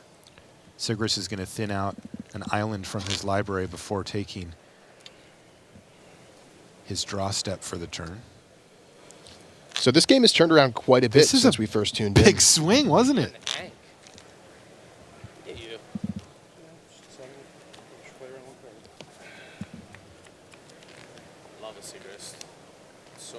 I'm so happy. And remember, that Warcaller can trigger again if Antonino has another ally or finds another one. Absolutely. Antonino tested with a Pantheon for this tournament. Sigrist is on face-to-face.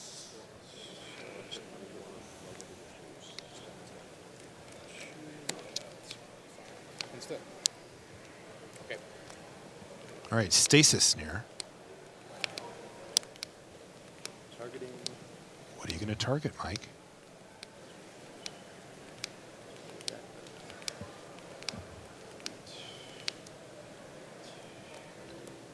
Mike's planning out the next turn and how damage looks, especially considering if Antonino can find another ally.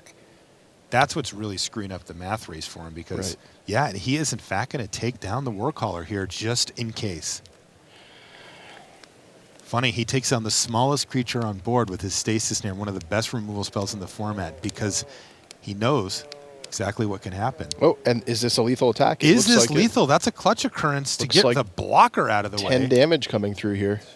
There's one card that he's thinking of, and it's Vines of the Recluse here for Sigrist. So what he's trying to just say is, if he has Vines, can I die? Is this a blowout? I think he just has to go for it here.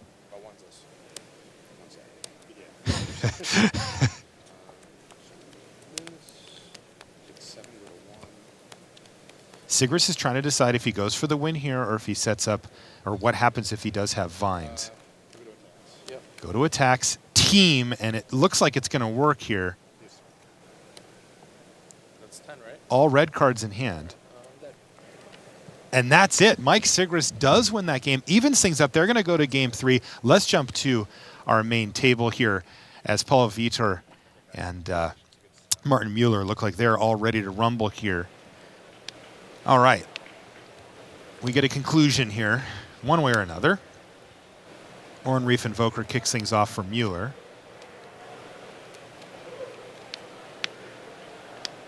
This is game 3, and there's that Immobilizer Eldrazi for Paulo Vitor Damarosa.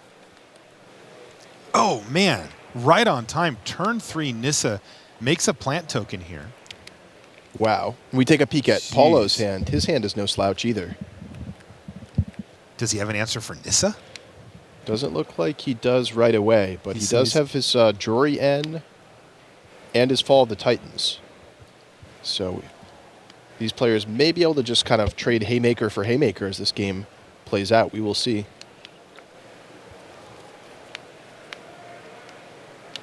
Okay, so Paulo offered the trade.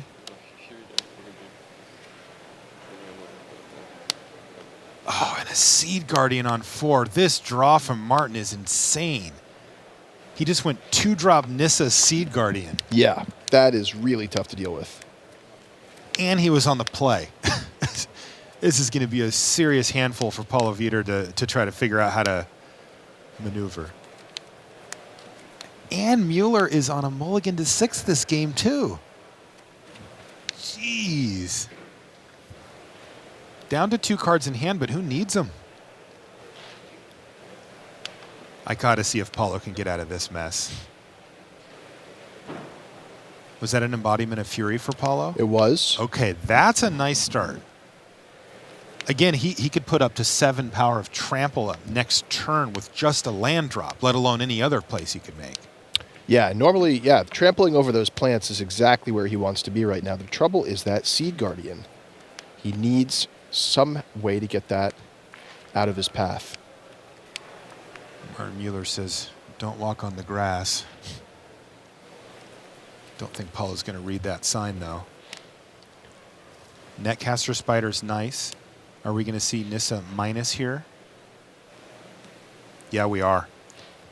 This is not looking good for Paulo in the early stages. This has been absurd for Martin.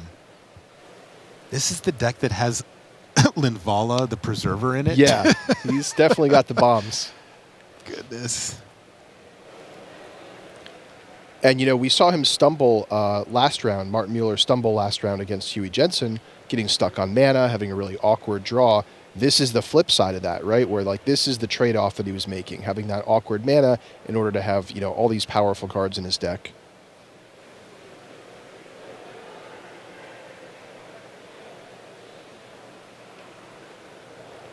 And Paulo in a really tight spot here. I mean, he's got power in his hand. He's got Fall of the Titans. He's got a Kozilek's Pathfinder, which would be great to get active, but is he going to have the time to do all these things? Sadly, I think this turn might just be Mauve Kozilek and pass the turn.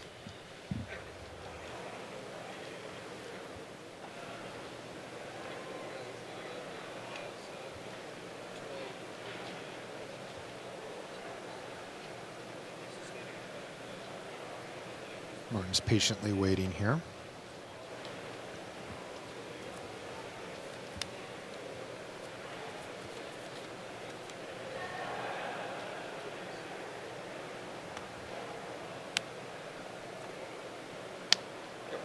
Yeah, you were right. Mauve Kozilek go. That is not going to get the job done against what Martin has been able to assemble here. And there's more Jiraga Auxiliary. Are we going to see another minus? We are. How do you beat this board state? The plants are 2/3s now. And I will remind you, he still has Nissa on the battlefield as well. Look at the cards in hand. Yeah, with Lindala waiting in the wings. Martin Mueller's putting on a show here. And the crazy part is that this has been a totally reasonable draw for Paulo. Like, look at his board state. Yeah, I mean, those are good cards. I saw Paulo's opening hand this game. I was like, his hand is great. You know, this is going to be his game. But apparently, this is Nissa's game. Yes. We're just along for the ride. Yeah, of the 3 Planeswalkers in this feature match here, Nissa is definitely winning. Indeed. Okay, so Martin is going to trade off his Seed Guardian for some creatures here and still get that 2/2 out of the deal as well.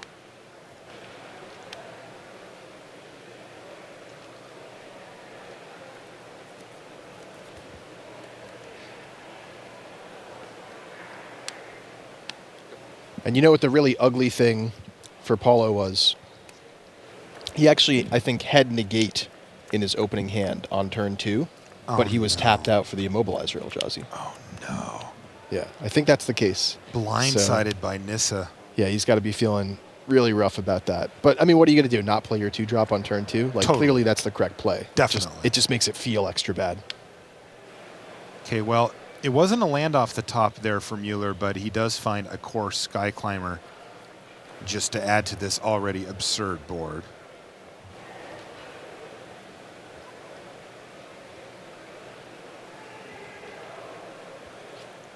We've got a game 3 here between our players who are both 7-2 right now, and Paulo Vitor Damarosa finds himself in a terrible position against Martin Mueller. So, Fall of the Titans is relevant this turn. I mean, Paulo could fire that off for 3 and take out maybe Core Sky Climber and Nissa. Yeah. But, you know, that still only is a beginning to the answer to his problems. That Jiraga Auxiliary is going to be a problem, as well as just the massive amount of power and toughness that Martin has on board. So, looks like Paulo... Okay, he is going to fire it off for 2 and 2 here on upkeep. Says targeting you, targeting Core Sky Climber, and I imagine we're redirecting to Nissa if that does resolve. Yeah, she did her job. Well, finally something went wrong there for Martin. He drew a retreat to Emeria, which doesn't look super great at the moment. But next turn with a land, it could look amazing. And now Paulo does have that negate up, so we might see negate here on retreat to Emeria. He kind of has to. Yeah, right? I think I would just guarantee to get value out of it. You don't want that negate stuck in your hand. Oh, okay, that was really, really well played there. Wow, that was super sweet. So he went for the upkeep Fall of the Titan since it is an instant, leaving up the negate mana, found a target for negate, and triggered Jorien there. Yeah, really heads-up play there by Paulo. I like it. God, that's good. How many people make that play, you know? Okay, now that's interesting. Aligned Hedron Network. is in hand now for Paulo. And remember that Martin's one turn away from activating the Jiraga Auxiliary, maybe turn after turn. Is that another retreat to Jeez, Emeria? another retreat to Wow. Emeria. The problem for Paulo is that he needs to get the creatures up to 5 and still be alive. Yeah. Which seems like a tough tightrope.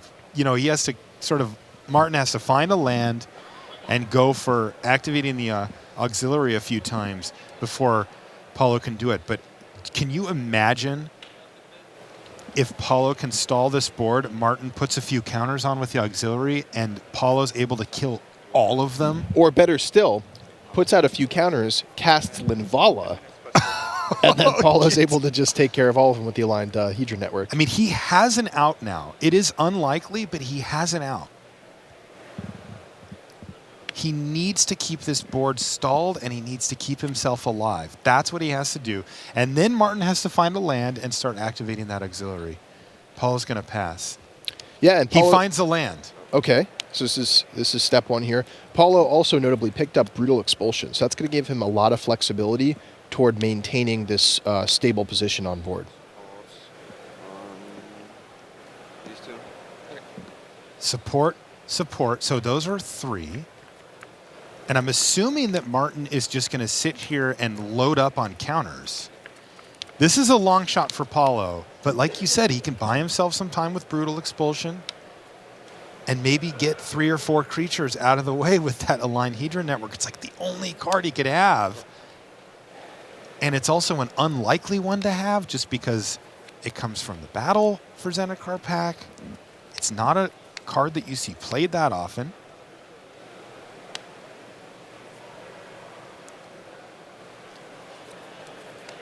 Paulo's considering an attack here. I do believe there's a Netcaster Spider hiding, though. The far right card there from Martin's perspective. So, okay, he's got these plant tokens up to 4.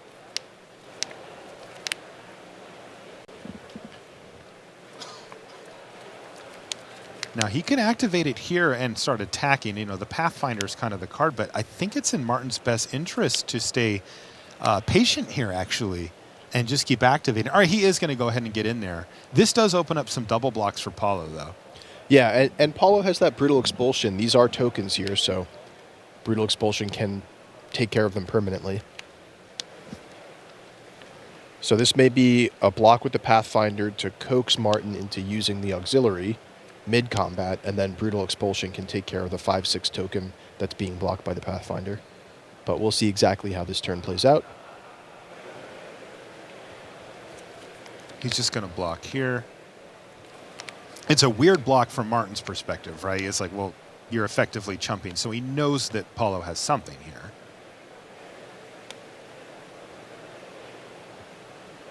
Brutal Expulsion, bounce, and sure, hit this thing.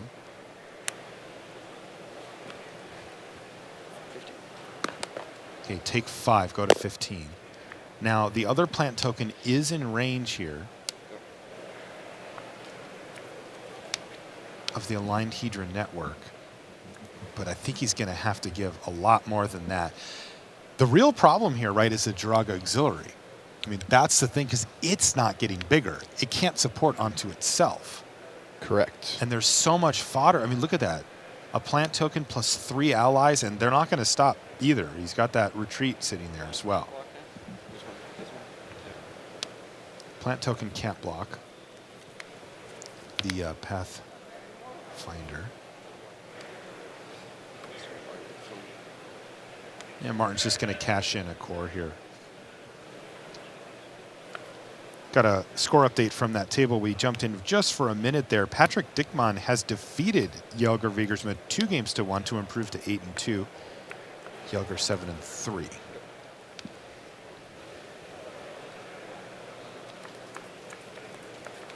Wow, and Patrick Dickmann had to fight through Kozilek's return, getting returned. Oh, wow.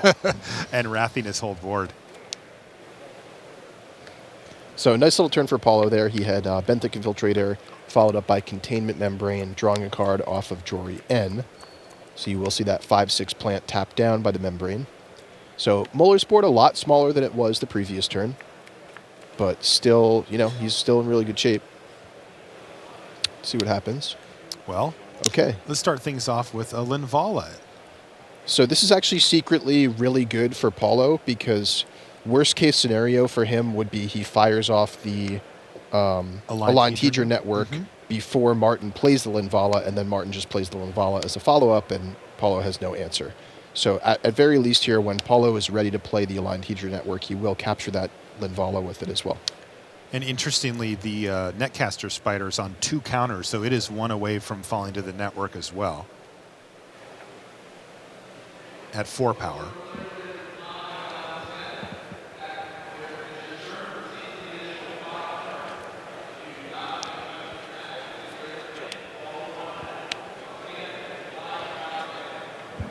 This is so great to watch a player of Paulo's caliber work his way through this incredibly tough situation that he's found himself in. Double block, and it ultimately ends up being a trade for the Netcaster Spider as the Benthic Infiltrator gets in for 1. Ooh, Omni-Rising gets exiled to the Ingest. Are we going to see the Aligned Hedron Network come down? To take down the Linvala here. Yeah, it makes a lot of sense. Now that his Pathfinder's out of the way, he's not losing value on that.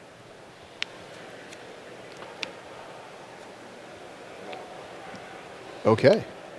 And all of a sudden, Martin's board is a lot smaller than it used to be. Look at this. Can you believe this? Look at this board now. No, frankly, I can't. I mean, how did Paulo do this? Yeah. I mean, he's not out of the woods yet, but this game is looking Well, he much, just played much 2 closer. cards this turn, Oh, so there's wow. Jorien as well. So that was a containment membrane that is sort of preemptively on the Jiraga Auxiliary. It's untapped now, but if it were to become tapped, it would stay that way. And you know what, Marshall? So much of the way this game is played out goes back to that one turn where Paulo had the heads-up play to pass the turn, upkeep Fall of the Titans, leave up negate, and then Martin played exactly a non-creature spell. That was brilliant. So Paulo could negate it and draw a card off the Jorien. If not for that, he'd be a card behind in this whole process, and this game might not look the same at all. All right, so here's Pulse of Marasa now for Mueller. He's going to get back the Sky Climber. God, this has been a sweet match. And what's so great about this for Paulo now is by reducing Martin's board so much, now Martin is forced to play cards instead of just activating his Jiraga Auxiliary every turn. Martin's at a hefty 25 life after gaining 6 from the Pulse. So Paulo definitely not out of the woods yet, but the fact that this is a competitive game at this point is amazing. They've got a little over 6 minutes on the clock here as well, so that's something that we'll have to consider. They've both been playing at a brisk pace. I wouldn't expect it to be an issue, but we are entering a bit of a middle part of the game here. So really key moment there. Paulo drew a Gravity Negator, but chose not to play it. So that means he's saving it for his Jori and hoping to draw a non-land card next turn so he can play them both and draw an additional card. It's tempting to play Gravity Negator here just to start maybe attacking in with Maw of Kozilek, getting some incidental damage in, but there is that core Sky Claimer on the other side of the table. Yeah. So I think he's worried that that'll be left up with enough mana to make it fly and support it. Okay, here's support and give flying, attack for 4. You fall down to 11, pass a turn. Does he find a spell on the top of his library? We'll find out shortly. Okay, here's the Gravity Negator. We knew about that one, but this means that he did find a spell. What was it?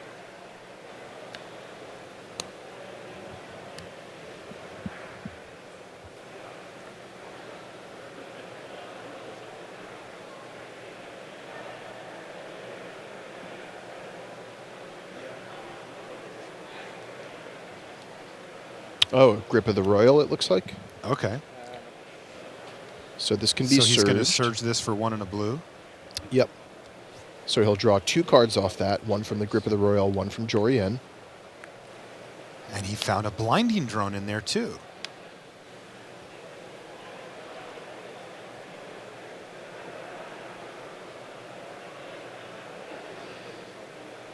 Wow, he also found a Goblin free runner here. Is he going to have to save these for next turn to keep the cards flowing from Jorian? Yeah, I think he definitely should. He's more or less out of mana anyway, so. Looks like he's just going to save one of them and play the Blinding Just Drone. goes to the Blinding Drone. So. Yeah, he's got to have a little faith in the top of his library there.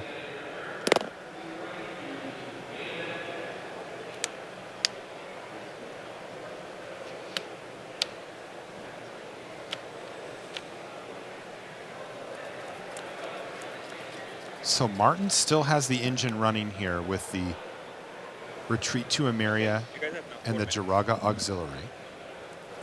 He's the one who kind of has this incidental making creatures, make them big, and he doesn't cost him any cards to do that. Paulo, though, has the card engine of Jorian going and has been working that like a violin. And it has kept him in a game that looked like he was dead on turn 4. It looked like he was gone. Martin Mueller this game played a 2-drop into a Nissa into a 4-drop, and they were all good cards. He's still trying to finish off Paulo. Never easy against a Hall of Famer. Match update here as well. Mike Sigris defeats Antonino De Rosa, 2-1 on their side match.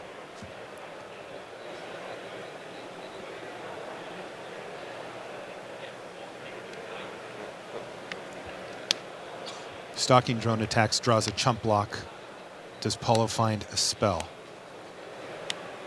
He does. He finds a second Blinding Drone, and now he gets to play the free runner, draw a card. And now he's got 2 Blinding Drones. Can he clear away some way to get in for damage here? That's the thing he needs to do now. Well, what's huge is Martin Mueller has no flying defense now. That is the way to do it then. And Paulo has a Sky Spawner, a Gravity Negator. So wait a minute, so he can get in for 6, he can get in for 10 a turn then? Yeah, and those Blinding Drones can keep that Sky Climber locked down. I think he might also have a Skyline Cascade, which can help him with this plan as well. So, yeah, it's Holy just... smokes. It's looking like things are turning around for Paulo here. He just needs to be very careful not to leave himself too vulnerable on the ground. I mean, he has those Blinding Drones to tap some things down, but, you know, Martin's board is going to grow really quickly here with the Jiraga Auxiliary. It looks like instead of using the Maw, he's going to just get Jorian up in the sky here. Yeah, that makes sense. He's Gets not in going for 6. He's not going to be risking Jori in combat on defense anyway, and the Maw just has so much more toughness to block with. So, yeah, this is a good balance of getting some offense going in the air, but also not leaving himself too vulnerable. Dude, if Paulo wins this game. Yeah. If Paulo wins this game, it's awesome. Either way, this is one of the best games I've seen so far this tournament.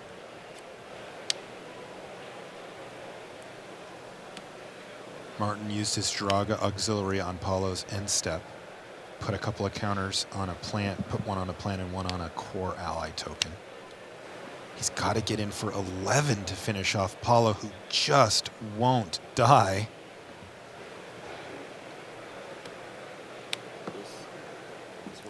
Okay, well, this is a good start for Martin as he is going to take down one of the Blinding Drones with Unnatural Aggression here. Though Paulo didn't take any damage. I think that was actually the Gravity Negator that got taken down. Am I wrong? No, you are correct. It was the Gravity Negator. It got exiled. You can see it down in his file. Thank you for that. Yeah, so that alleviates a lot of the pressure here in the air. Wow, that was big time for Martin Mueller. Because we know that he's got the long game here as far as just keep activating the auxiliary and make a huge army that can start attacking at some point. So that really took away the offense from Paulo Vitor. And even though he's got Martin down to 15, he now has to find another way to get in. Also, these guys are facing the clock down now in a big way. The time's going to get called in just a second here. Okay, he's actually given his team +1/+1 here, Ian, with his retreat to Emeria. Okay. This will be turn 0. Okay, and you heard the judge there. This is turn 0, so the players are now going to enter extra turns. Starting with this one is turn 0. They're going to play 5 turns as they go back and forth. And That's all the time they have to finish this match. They're tied at 1 game apiece. Yeah, and we may be in the realm here, Marshall, where the players are making decisions they wouldn't normally make just to try to conclude the game in this 5-turn span here. I think if Martin had, another 20 minutes on the clock or what have you, he'd be perfectly fine here just, pumping up his team turn after turn, getting some more creatures with Retreat to Emeria, and maybe waiting longer to start making attacks. He wants to win. Yeah, he wants to win in these next turns here. He is ahead on life. Paulo's chipping away with flyers, so an attack makes sense here, but I wonder if this is a little earlier than he wants it to happen. That said, he does have 3 2/2s, a 1/1, and a 1/2 attacking, I believe. Yeah, and he still has a Jiraga Auxiliary activation in the bank here. Right, so that's going to make blocking really tough for Paulo here. So maybe this attack will turn out to be profitable after all. Stalking Drone can get pumped too. Yeah, actually, looking at it more and more, I do like this attack here from Martin. There's another thing to consider here as well, Ian. Yeah. There's a Blighted Woodland sitting down in Martin Mueller's Oh, land that's pile. a great point. Yeah, he can double trigger landfall here at instant speed. Right, so that means another potential +2/+2 to his team from the Retreat to Emeria.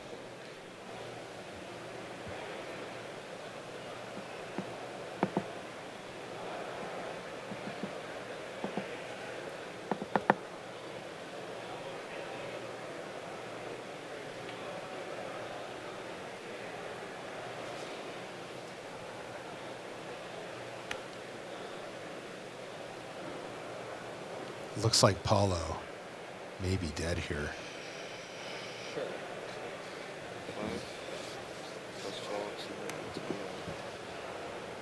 And when you say dead, Marshall, you mean the beginning of the end here, that he's going to lose a lot of creatures in this combat. Like this might be the end.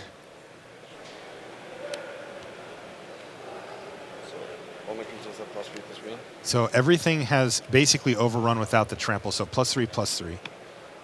And then he also activated the auxiliary here as well. And that does do it here. Martin Mueller, in impressive fashion, starts off so strong. It looked like it may slip away from him as Paulo fought and fought and fought and fought. But the late game engines were too much. You can see how disappointed Paulo is with that result as he reviews back over his plays. Incredible stuff in the feature match area, though. That was a true pleasure to watch those two excellent players that was a work fantastic their way game. through a tough game. I mean, did you see Paulo at the end of that? He's still just like this, just like, what could I have done? Was there a line I missed? Was there an attack? Was there a better block I could have made? And those are questions that he's going to have to deal with. A lot of things to track on that battlefield at once for those players, and probably an exhausting game. All right, that is going to do it for the second draft round here. Let's head back to Richard Hagan at the news desk. Yeah, never mind me. Let's get you out onto the floor. Brian David Marshall's down there with a player who is tearing it up here at Pro Tour Oath of Gatewatch. BDM, who have you got? I'm here with Frank Lepore playing in his first Pro Tour. Frank has been around the Pro Tour for a while. He's done coverage. You live with a Pro Tour top 8 competitor, but this is your first Pro Tour. Tell me what the experience is like, and what's your record right now? I'm sitting at 9-1 right now. I lost one round yesterday in the modern portion. I'm currently 5-0 in the draft portion, and it feels pretty good. I mean, I had more realistic expectations for my first Pro Tour, but I mean, I'm not going to complain, certainly. Like, 9-1. You told me you used Magic Online extensively to prepare, you said, for both drafts and constructed. Tell me about your constructed deck real quickly. My constructed deck is basically like a Sultai Eldrazi deck. It's, I say that because it has black cards, blue cards, and green cards, but it's loosely Sultai. Like, I just like the Sultai clan. So yeah, it has like things like World Breaker. It's basically it's one of the typical modern Eldrazi lists, but it has a lot of differences. Like, it has 4 Drowner of Hope, it has 4 Blight Herder, a World Breaker, as I mentioned. So it's very few spells. And 25 lands. It has 6 spells. The only spells are like the 1-mana exile cards like Relic of Progenitus and Scrabbling Claws. And the rest are just creatures. All right, well, you had me at World Breaker. Frank Lepore, I'm going to let you go. You got to see if you can go 6-0 in draft here. In the meantime, speaking of draft, I see Randy Buehler, the Hall of Famer, at the wall with Platinum Pro Jason Chung, ready to walk us through another draft.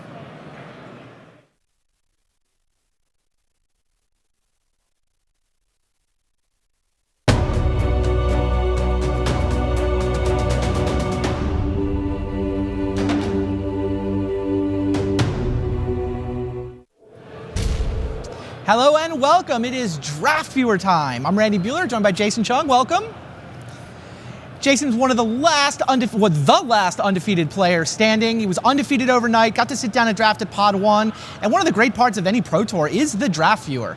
Go to the website. If you haven't checked this out before, you can look at every single pick that every single player on Pod 1 made, and we're going to walk through your draft here. Now, as you sit down to draft, here's your first pack. What are you thinking as you sit down to draft this deck? Please open a good white card.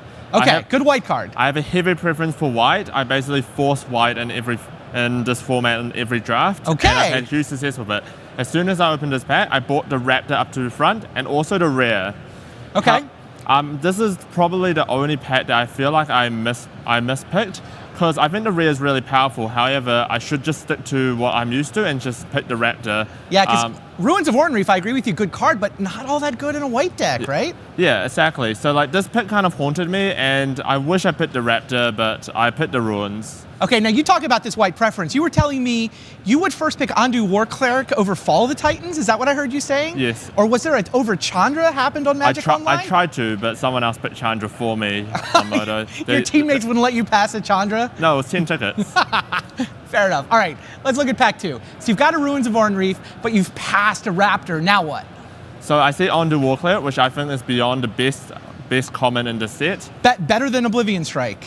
Better than Oblivion and Strike. Better than Isolation Zone too, you're saying? Yes, I think Isolation Zone and Oblivion Strike's the second and third best. Okay. But since I have a heavy white preference, I like to pick the white card first. Heavy white preference, Ondu War Cleric, best common in the set according to your current first place player. So Ondu War Cleric, nice. Let's keep going. So here I get Oblivion Strike. So when I pair white, I want to pair it with black or green. I don't mind pairing it with blue because blue-white flyers. The trick to the white deck is having lots of support and lots of evasive creatures, which red does not give you. So not red. You don't like the white-red allies. Not red. Wow. Okay. But black is the best pair. Yep. Easy Oblivion Strike then, yeah. Let's keep going. Now what? So here I bought the Raptor, the Wall, and the Flayer Drone up in front. Because I only had white card, I considered maybe this could be a signal for Black-Red Devoid. Okay. However, I don't like Black-Red Devoid as much as I like drafting the white cards, and Wall of Resurgence is really good. Okay, so Wall over Expedition Raptor? Yes. Fair enough. So this pack was like pretty average. There wasn't much. The Chain Mage is good in Black-White Allies, and I really considered picking the Mighty Leap here as well. Just the reason I considered picking Mighty Leap is not because it's a good card, because I wanted to make sure Martin Mueller knew I was definitely in white and that he wouldn't have any chance in picking in white. Maybe if I did it better, he would have passed me that Linvala. So you went Chain Mage, Yep. Martin Pad of Mighty. I think he may have taken Mighty Leap. Anyway, he didn't pass you the Linvala. Now, kind of running out of pack. Shoulder to Shoulder is probably pretty nice to see at this point, yeah? So after Ondu Cleric and after Isolation Zone, I think Shoulder to Shoulder is one of the better white commons. I think that card is really good to build around. Sure. And as long as you play some 1-drop, 2-drops, or play some evasive creatures, Shoulder to Shoulder is just excellent. Love it. So here there was just like not much, and I was trying to decide if I wanted to pick up the green spell because it's the better card. However, I just wanted to stick with black. So Do you play Unnatural Endurance usually, or it's in my deck? It's in your deck. There you go. So Unnatural Endurance, pick 8. This is an Afra Protector just to kind of get more creatures in your deck. So the reason I really like white is even the bad commons are playable, and Protector is one of the sample. Sure. That made my main deck. Sure. I mean, 1/4 is nothing, but like you support onto it now. It's 2/5 Vigilance. Exactly. Right? And then your opening pack comes back with not a whole lot in it. This is actually an interesting pick. I picked a Witness to end. Discard spells are really good. It's not so good in my deck. However, I sideboard it in against any slow deck. The format boards saw so much, and if you can hit their last 2 cards in their hand, it's game breaking. So you like Witness the End, but only against slow decks. And now here we see everything you've got. Did that Expedition Raptor came all the way back? Yeah, so that Expedition Raptor tabled out of the pack with the Wall. However, the one I passed first pick did not table. It actually got picked up second. Oh, right, Martin took it. All right, pack 2, what's going on here? So I open a pack and there's not too much except for the Vampire Envoy. So when you're drafting black-white, you want synergies with your cohort creatures, and the Vampire is just amazing in black-white. There you go. What about pick 2? Isolation Zone. It's just like a premier removal spell, and there's not much else in this pack. Keep going. So this is a pet that like some people might disagree with, but like I like shoulder to shoulder so much. There was like some debate on if I should pick the green white card because that card is much better. However, I already had like a premium black removal spell, and I just wanted to stay like mono white for now. Makes sense. So, yeah, if you'd gone auxiliary, maybe the saddleback, but yeah. So I considered the saddleback, but at this point, I think Mighty Leap's actually one of the better combat traits in support. Okay. You support early on, and you get some damage in, and then you actually kill them with Mighty Leap. The amount of time I've just been like Mighty Leap. How many Mighty Leaps will you play in one of these white decks? 2 at most. Preferably 1. 1's the best number. Is that what you got in this deck? Yes. Makes sense.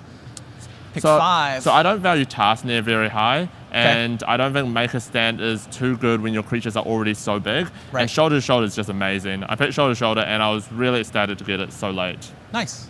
Keep going. So there's not much in the pack. I think I ended up picking another creature because I needed creatures. For protector. And I just needed cards that it feels like a lot of shoulder to shoulders. You got to make sure you get creatures, exactly. right? I was really looking for 2 drops at this point. Makes sense.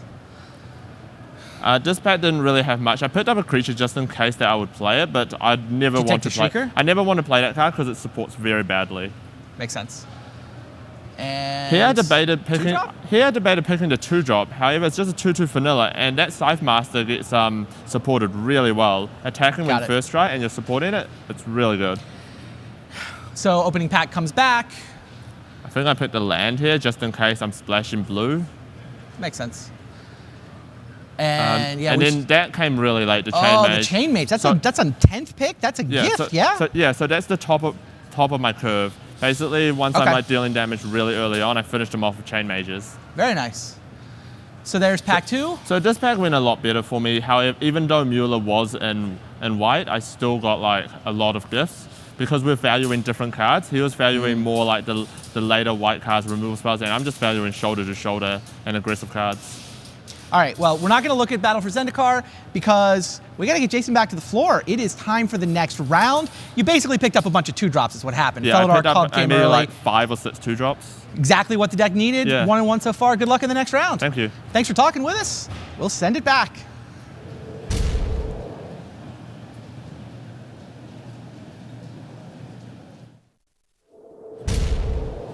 All right, so welcome back to the News Desk. Thanks very much to Jason Chung. And he is gearing up for his last round of draft here at the Pro Tour. We are gearing up for that. And the players coming your way. Alex Bianchi, Marcio Carvalho, Andrew Brown against Matej Zatlkai, Frank Lepore and Bart Lewandowski. But we begin with Nathan Holiday against Shuhei Nakamura. That's what we're going to have. Now, they're both at 8 and 2. But Lepore and Lewandowski, they're co-leaders at 9 and 1 right now with Andrew Brown. And the thing is, because it's the last round of draft, you still play within your pod, your groups of 8. So that means you've got Emmanuel Gershenson at 8 and 2, Nathaniel Smith at 7 and 3. Alex Madleton, he came into the day 6 and 2, was 6-0, now 6-4. But here we go, Nathan Holiday, Shuhei Nakamura, who gets to 9 and 2, positioning themselves for Modern. The last round of draft is upon us here at Pro Tour Oath of the Gatewatch.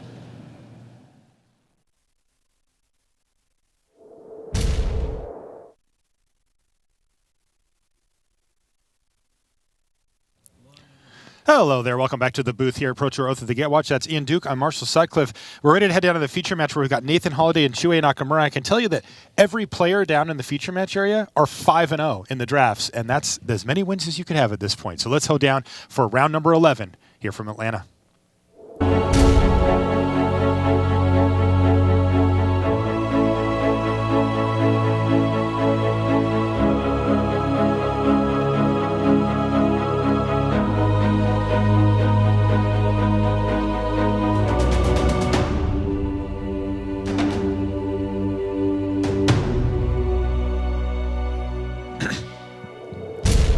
Hello and welcome to coverage of Pro Tour Oath of the Gatewatch. I'm Marshall Sutcliffe in the booth with Ian Duke. We're ready for round 11.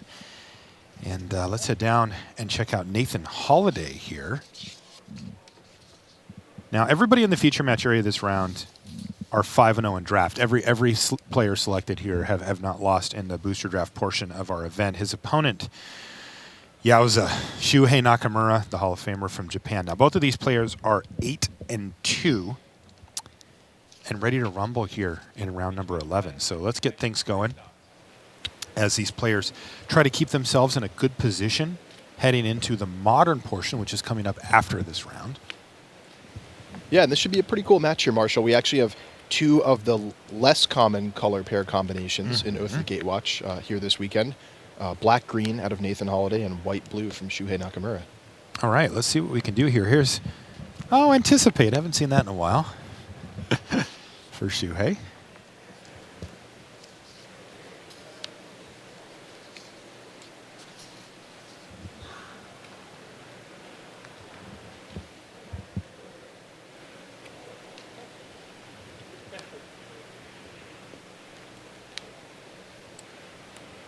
And it's going to be a Benthic Infiltrator to kick things off here for Shuhei as he passes the turn back. That's the first board-affecting play of the game, so things off to a little slow start for these players. There's Nathan Holiday.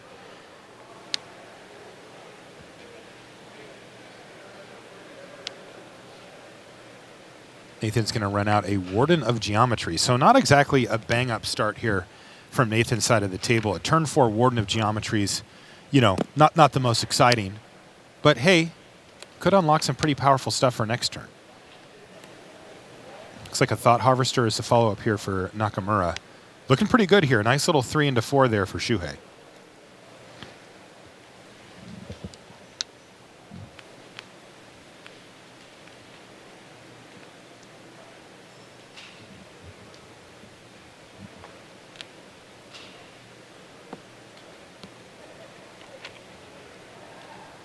Little vigilant attack there with a quick block from Shuhei.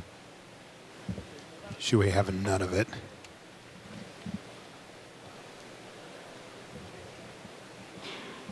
Nathan Holiday's deck is looking pretty cool here. He's kind of like a black-green ramp deck almost, from what I see here in his list. So what kind of top-end stuff are we talking about here, Ian? Well, notably, there's a copy of Void Winnower, which would be a pretty exciting one to see. He went real big. And yeah, it looks like he actually has that in his hand right now. So yeah, Birthing Hulk and Void Winnower being some...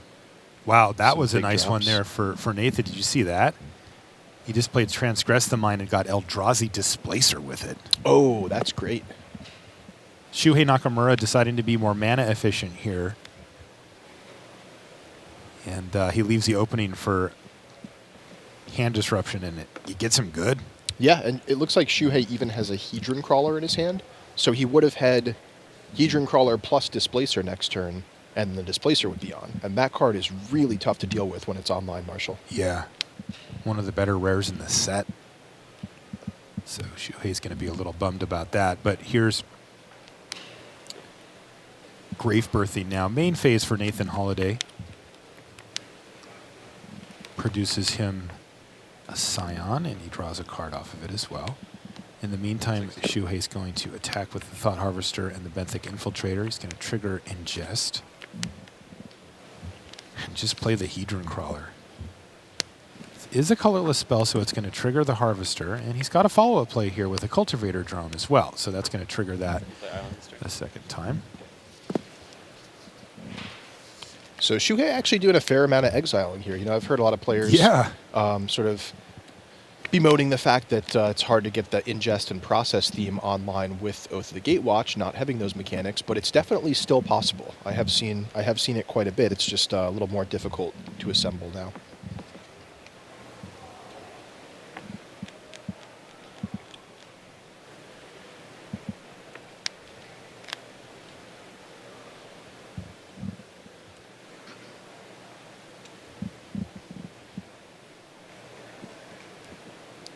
Holiday working through his options.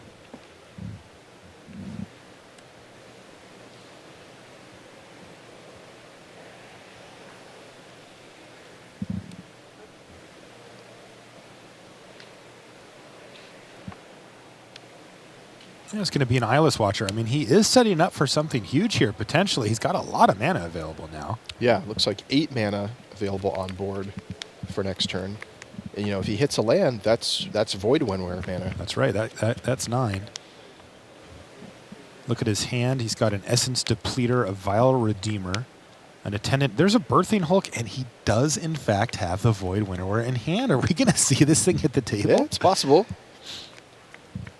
He's got nice top end here. Birthing Hulk's also really impressed me. And Essence Depleter's a fine place to dump a bunch of mana, too. So Nathan Holiday setting up to go over the top in the next couple of turns here, but Shuhei's the one who's applying pressure.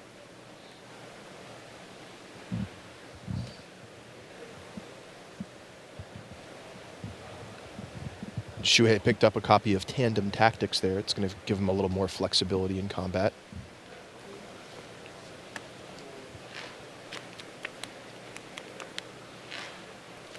Again, all of our players in the feature match area here are on 5-0 in draft coming into this round, including Marcio Carvalho, who just won his first game against Alex Bianchi. Both players are 6-4 overall, so had a rougher time in Modern, but have been doing really well in Limited here. And it looks like Shuhei's decided to attack with all three here.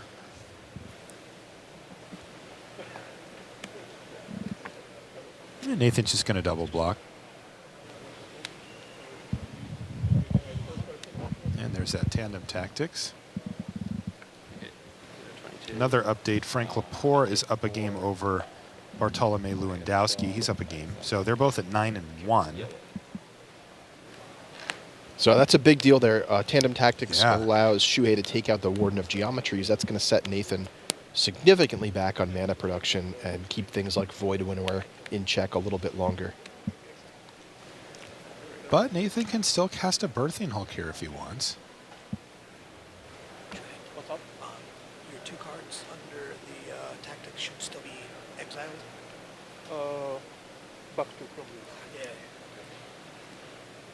Yeah, he forgot to this ability. Yeah. They're both exiled, right? This exiled? Oh, yeah. And then this exiled? Yeah. Okay. I got that sorted out. What's exiled and what's not, just making sure.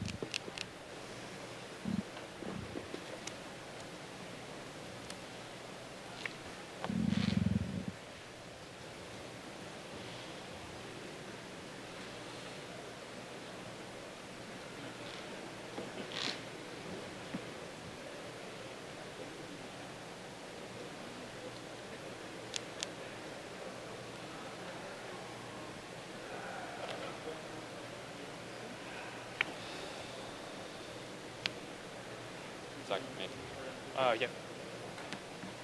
All right, so he's going to sacrifice all 3 of his Scions and just tap out here for Birthing Hulk, which resolves netting him 2 Scions back again.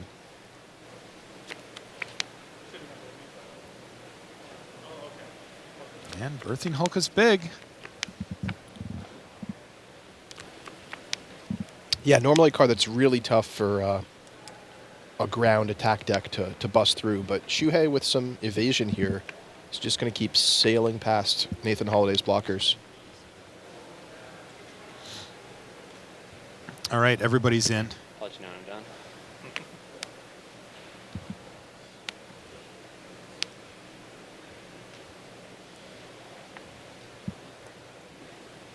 But Shuhei's having none of it. He's just jamming with the team here, looking to get Nathan Holiday dead as soon as possible.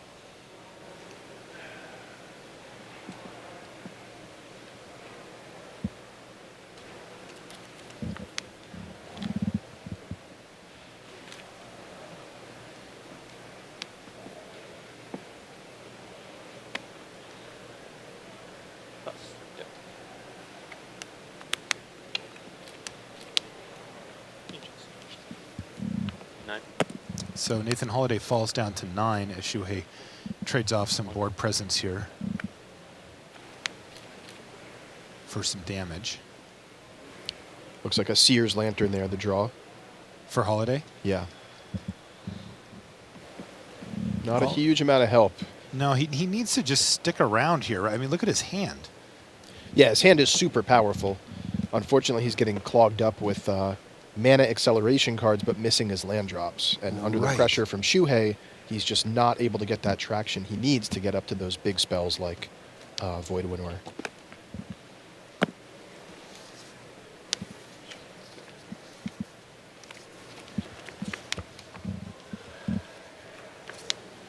See that Nathan Holiday has 2 copies of Hissing Quagmire in his deck. Pretty nice. And there's going to be a natural connection. Okay, so Seer's Lantern, block, natural connection means that Nathan is working his way up the mana chain here pretty efficiently. He actually added 2 mana just that turn. He is taking more damage, though. Yeah, and he did have to sacrifice his Scion to do it. So, again, he's kind of treading water, unfortunately, with his mana here, rather than building up in the way that he wants to. And unfortunately, I don't see a lot in his hand that can really help him too much out of this situation. What about the Essence Depleter? Is that too slow? I think so. I mean, a couple activations a turn goes a long way. Yeah, it that's true. Locks him into a pattern, though, that he might not be able to. Right. The real trouble is just, feeling so pressured to keep using his mana to defend himself and not really getting up to those big threats. So he is at 7 mana here. He could, Essence Depleter and drain twice. Helps keep him afloat a little bit.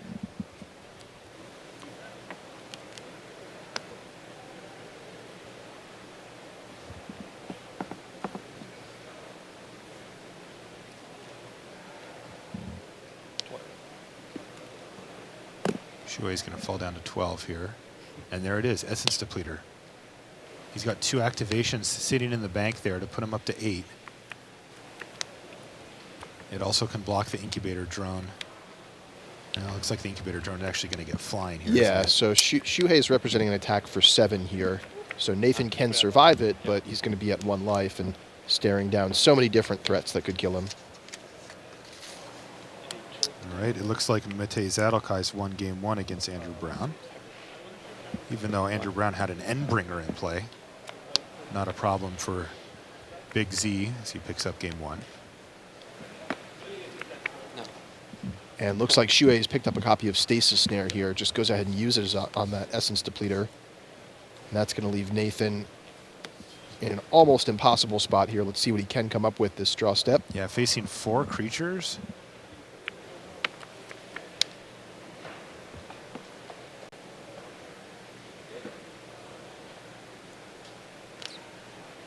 Yeah, he just gets stuck with all those cards in his hand. Shuhei Nakamura recognizing very early that he needed to play the tempo game, plays it perfectly, and picks up game 1. We'll be back right after this.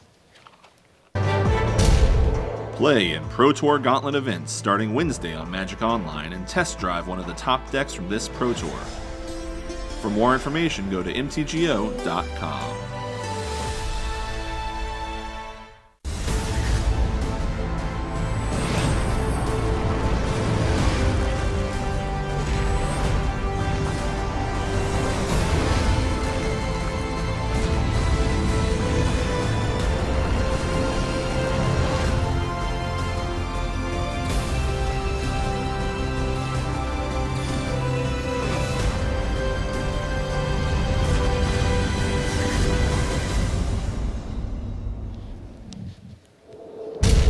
Welcome back to the feature match area here in Atlanta. Marshall Sutcliffe in the booth with Ian Duke. And let's check back on our back table there. Alex Bianchi versus Marcio Carvalho. Marcio's up a game as we jump in here.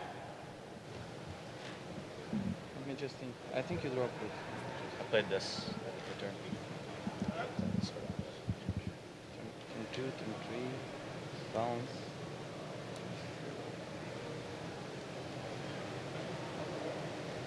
I don't know, but I think you're right. No, I think you're right. I think you're right. I know. I'm taking it, but I really don't know, to be honest. Sorry, can I double check like this, please? I'm at 420. Oh, okay.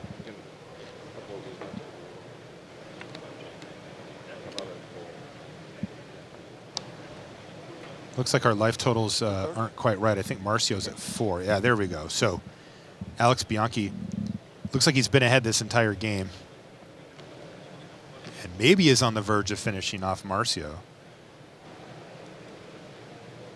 He can't come up with something pretty darn impressive here. Boulder salvo. It was pretty impressive.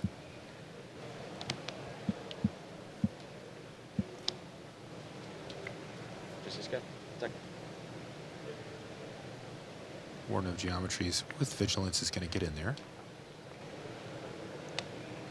Only 2 power back. Bianchi's thinking at least posturing that he has vines. I think he might actually have it. Decides not to use it there.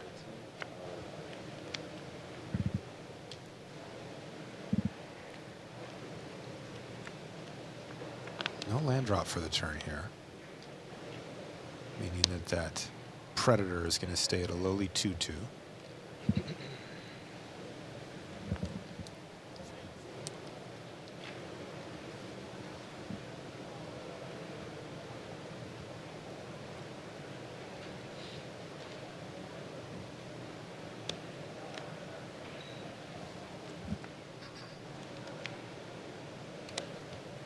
Oh, press into service? Yikes. Ugh. And he's going to steal the Maw of Kozilek, which is going to set up a brutal attack here. And in fact, lethal. If Marcio's at 4, those are all 2 power. 4. Go to damage. You got 4, right? I'm at 4. So if you took 4, a little bit of showmanship there. I maybe guess. so. So Alex Bianchi picks up that one, and he's going to tie that up at 1 game apiece, and they're going to head to game 3. So we'll keep an eye on that in the background here.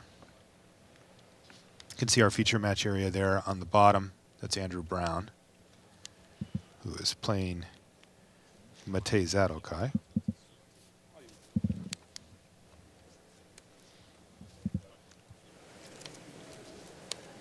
I can tell you that our King of the Hill match is still going. Players are just away from the table for a moment, but that match is ongoing between Frank Lepore and Bartolomei Lewandowski. So more updates there too.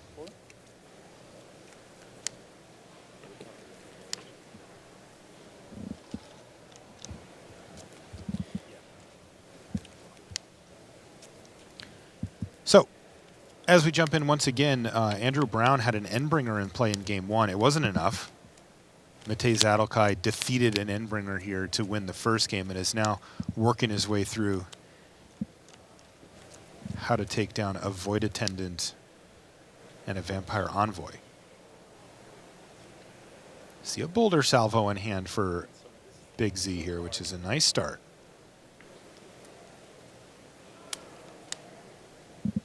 He's also got a Core Scythe Master, which he could do both. He's going to go with Cliffside Lookout instead.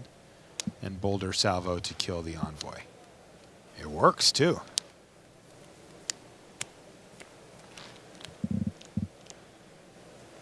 And since he did play an ally, that means his Spawnbinder Mage can tap down the Void Attendant, and that's going to clear the way for 6 damage here from Matej. So, nice sequencing there.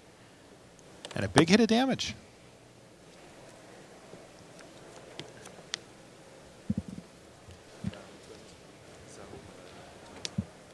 So Andrew Brown's going to be at 14 life, and Matej is at 20 here.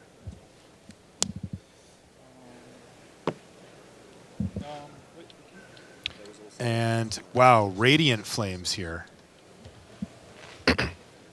Jeez. Was he able to cast it for 3? Or was it just 2? It was just 2. Yeah, just 2 there.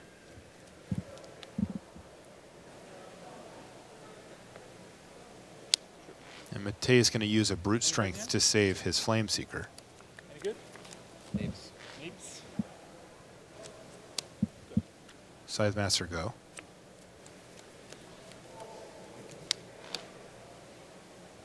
Enter combat. Sure. No attacks. And he's going to follow up with a Jujuru Path Warden. As we see our main table still finishing up their mulligans. We'll jump back once they're ready. Matej is going to tap down that Path Warden using his Spawnbinder Mage on end step. That's what he was signaling there by pointing to it. Does he have a play here? Was that a Planar Outburst for Matej? I'm going to have to dig up a deck list here because I got to know if he's got a Planar Outburst. So in the meantime, that Spawnbinder Mage just locking down to Drew Pathwarden. Confirmo, by the way. Oh, wow. That might explain part of how he beat an Endbringer in the first game.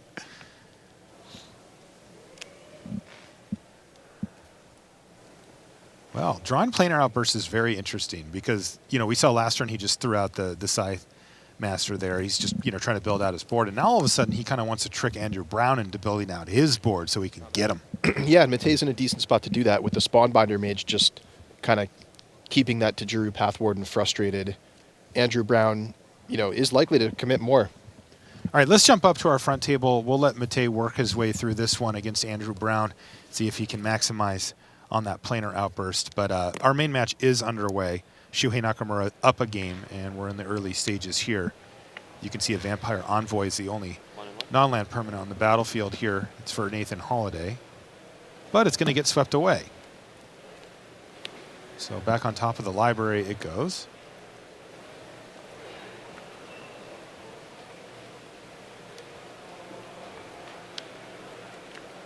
And a Void Attendant. It's going to follow up for Holiday.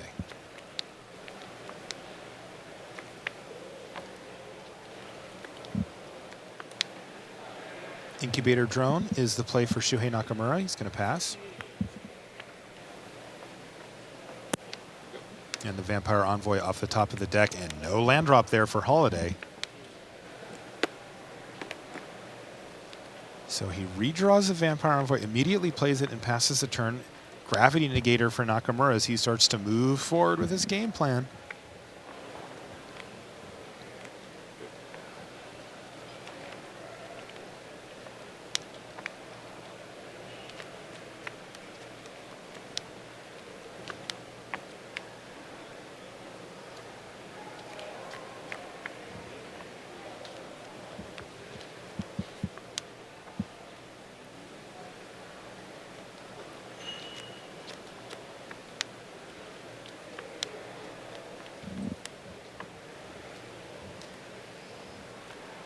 Nakamura with a pretty stacked hand here. He's sitting on... Jeez. Yeah. See a Reflector Mage. Reflector Mage, Eldrazi Displacer, and Stasis Snare, among others.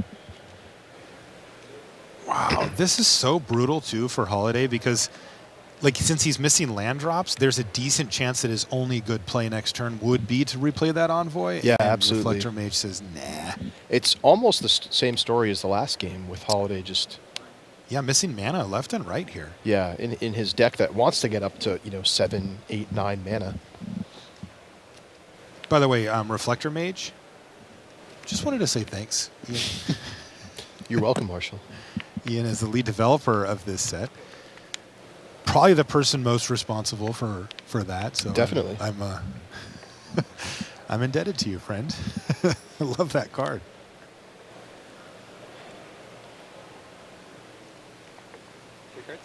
Yeah, look at this hand from Holiday. It's just full of stuff, and he just can't get anything moving forward to start deploying threats at a quick rate here.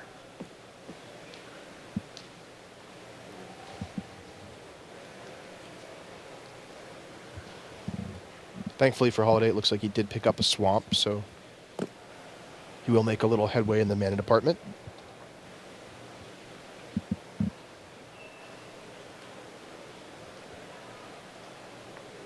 And especially important, he will have a play other than the Vampire Envoy. Yeah, it's an Oblivion Strike to take out the Gravity Negator. So a strong play, in fact. Yeah. As he has now stabilized this board fully. Oof, that was a nice... That swamp was... Yeah, really important there. Yeah. He's not going to like what he sees here, though.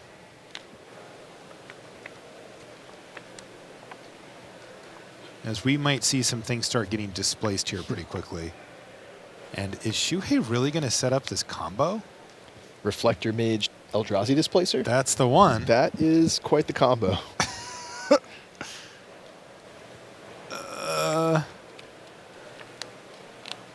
It's online.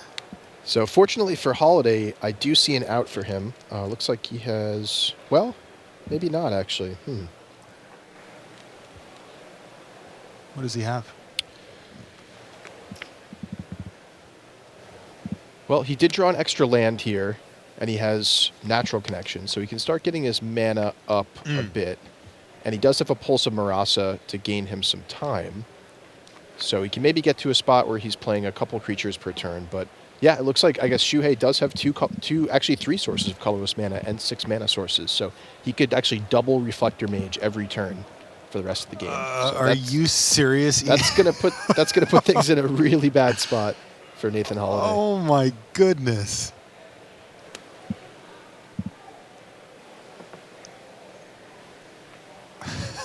Are we really gonna see this?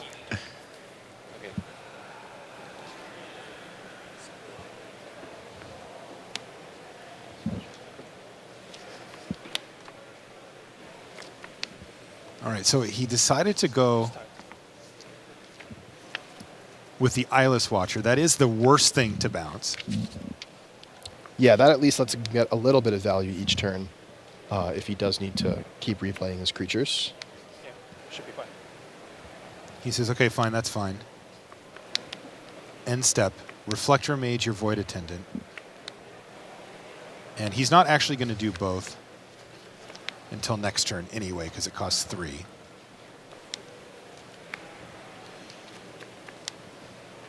But now he does have that online. He can activate that combo 2 times per turn now. So looking through Holiday's deck, it looks like Demon's Grasp is the card he'd really like to see here. Take down that Displacer.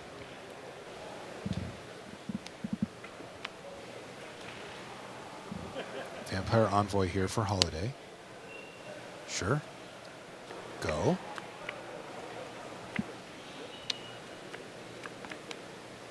Bounce the Envoy. And that was so much fun. We'll do it again. I think that Nathan's trying to figure out, well, when can I actually recast this since this is happening on Nathan's turn? A little bit weird for Reflector Mage, right? Since it's a creature, it normally comes down on your opponent's turn.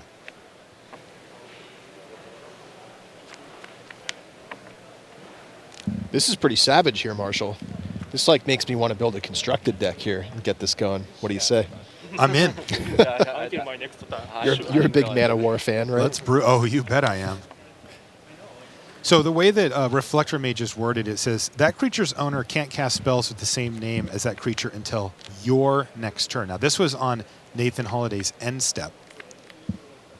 So it is now Shuhei's next turn. So he actually can recast them, right?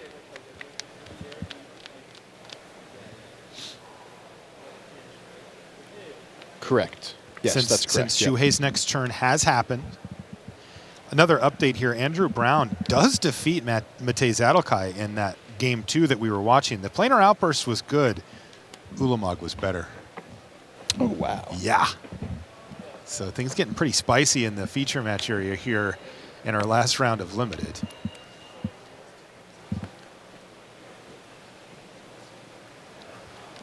More news from the feature match area. Frank Lepore is our new King of the Hill. He had a Defiant Bloodlord and Felidar Sovereign going. Yikes. Little 6 into 7. Yeah, that's a nice one. And he defeats Bartolome Lewandowski to take that King of the Hill and improve to 10-1. All right, we see this Eldrazi Displacer Reflector Mage thing going on still.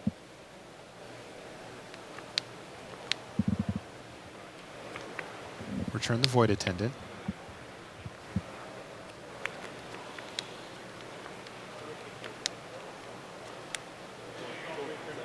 Now, either way, you know, Shuhei does seem to have a really nice little lock going on this game, but it doesn't mean that he gets to just win the game immediately, right? He still has to find enough mana to develop out his board and find something that start attacking.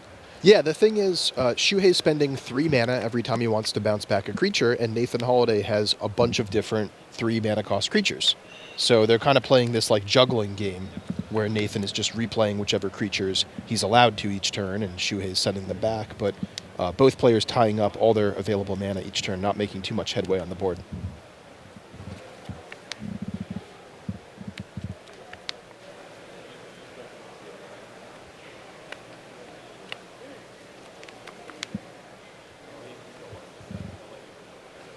Looks like Shuhei kind of taking a turn off here to deploy a couple more threats. Probably wise. It makes the Reflector Mage a lot more valuable when you're ahead on board and can start making profitable attacks.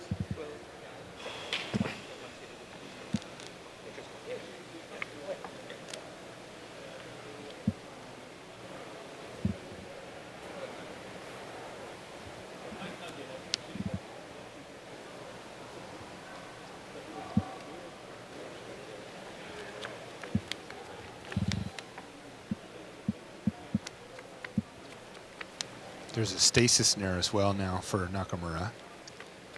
And he's got one each of those colorless instants as well. He's got a Warping Whale and a Spatial Contortion. But he's content to just sit on his combo here.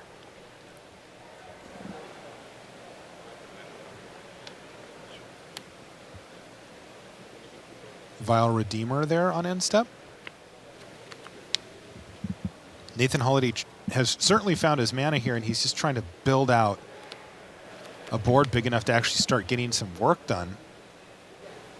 But that Displacer is doing a lot more than just displacing here.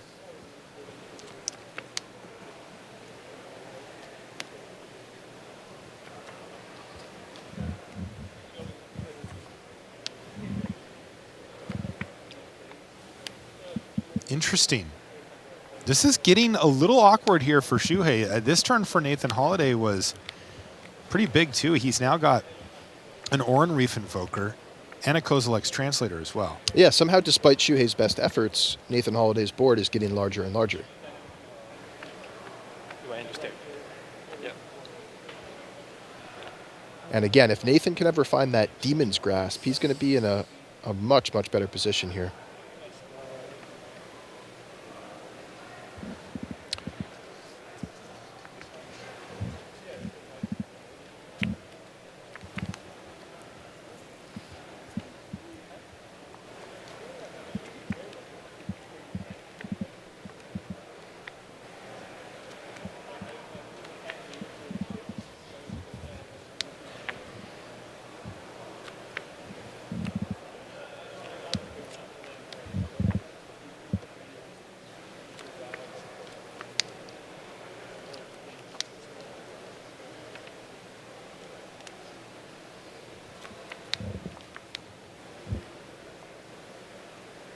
We've got a real game here. Shuhei certainly has the advantage with that combo that he's assembled. All right, now this could be the start of that turn here. He's going to take a turn off. And he's going to set up a Ruin Processor here that can start getting in for big chunks of damage. And, you know, the default play, of course, would be to put some type of multiple block in front of it, but the Displacer can really mess with that.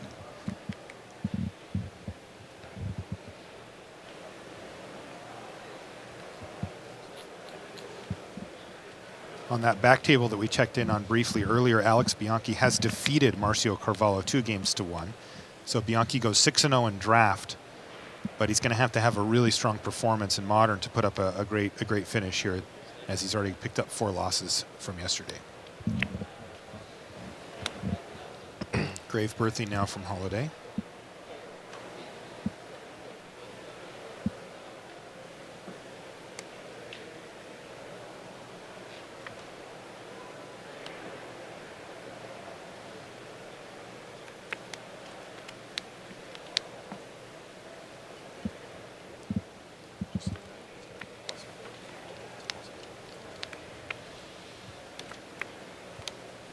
Okay, nice board state.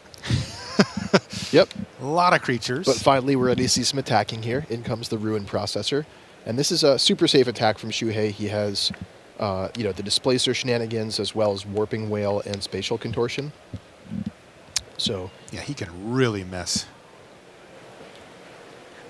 with what Holiday's doing.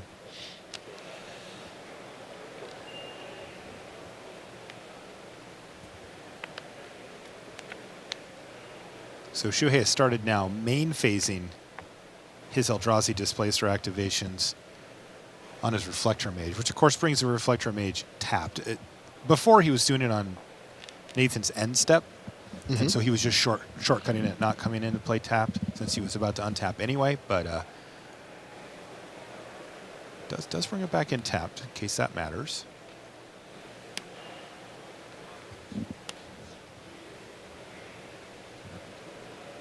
There's a culling drone, and once again, Kozilek's Translator hits the battlefield.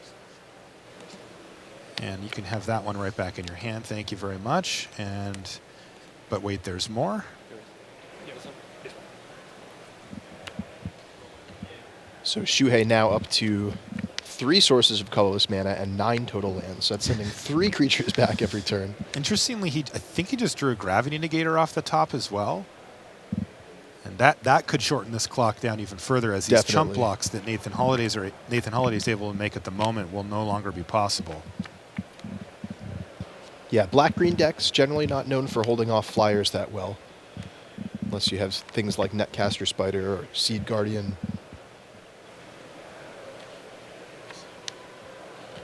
Vampire Envoy can do a little bit of that, but I think this Displacer Mage, or Displacer Reflector Mage combo, I should say. I think that's what we'll call our deck, though. Oh yeah, perfect. Yeah. There we go. We got the name for it now, too. Love that.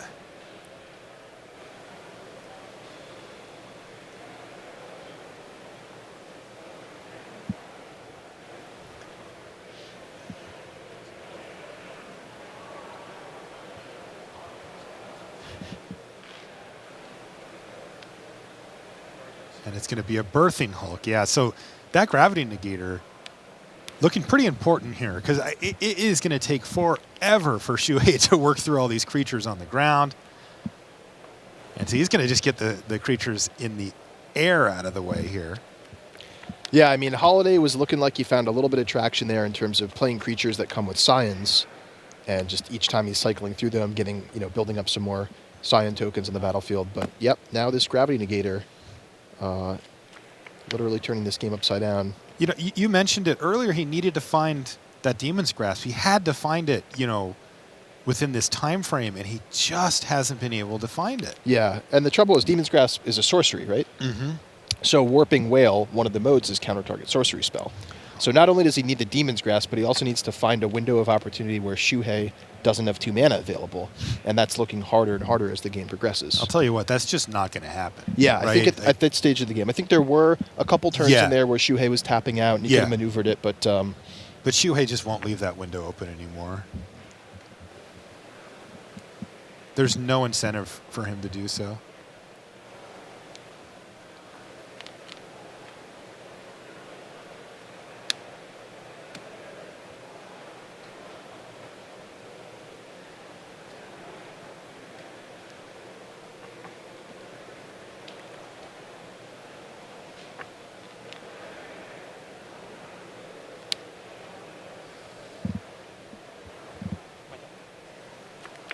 Pass the turn back to you. And this one's going to be over very quickly.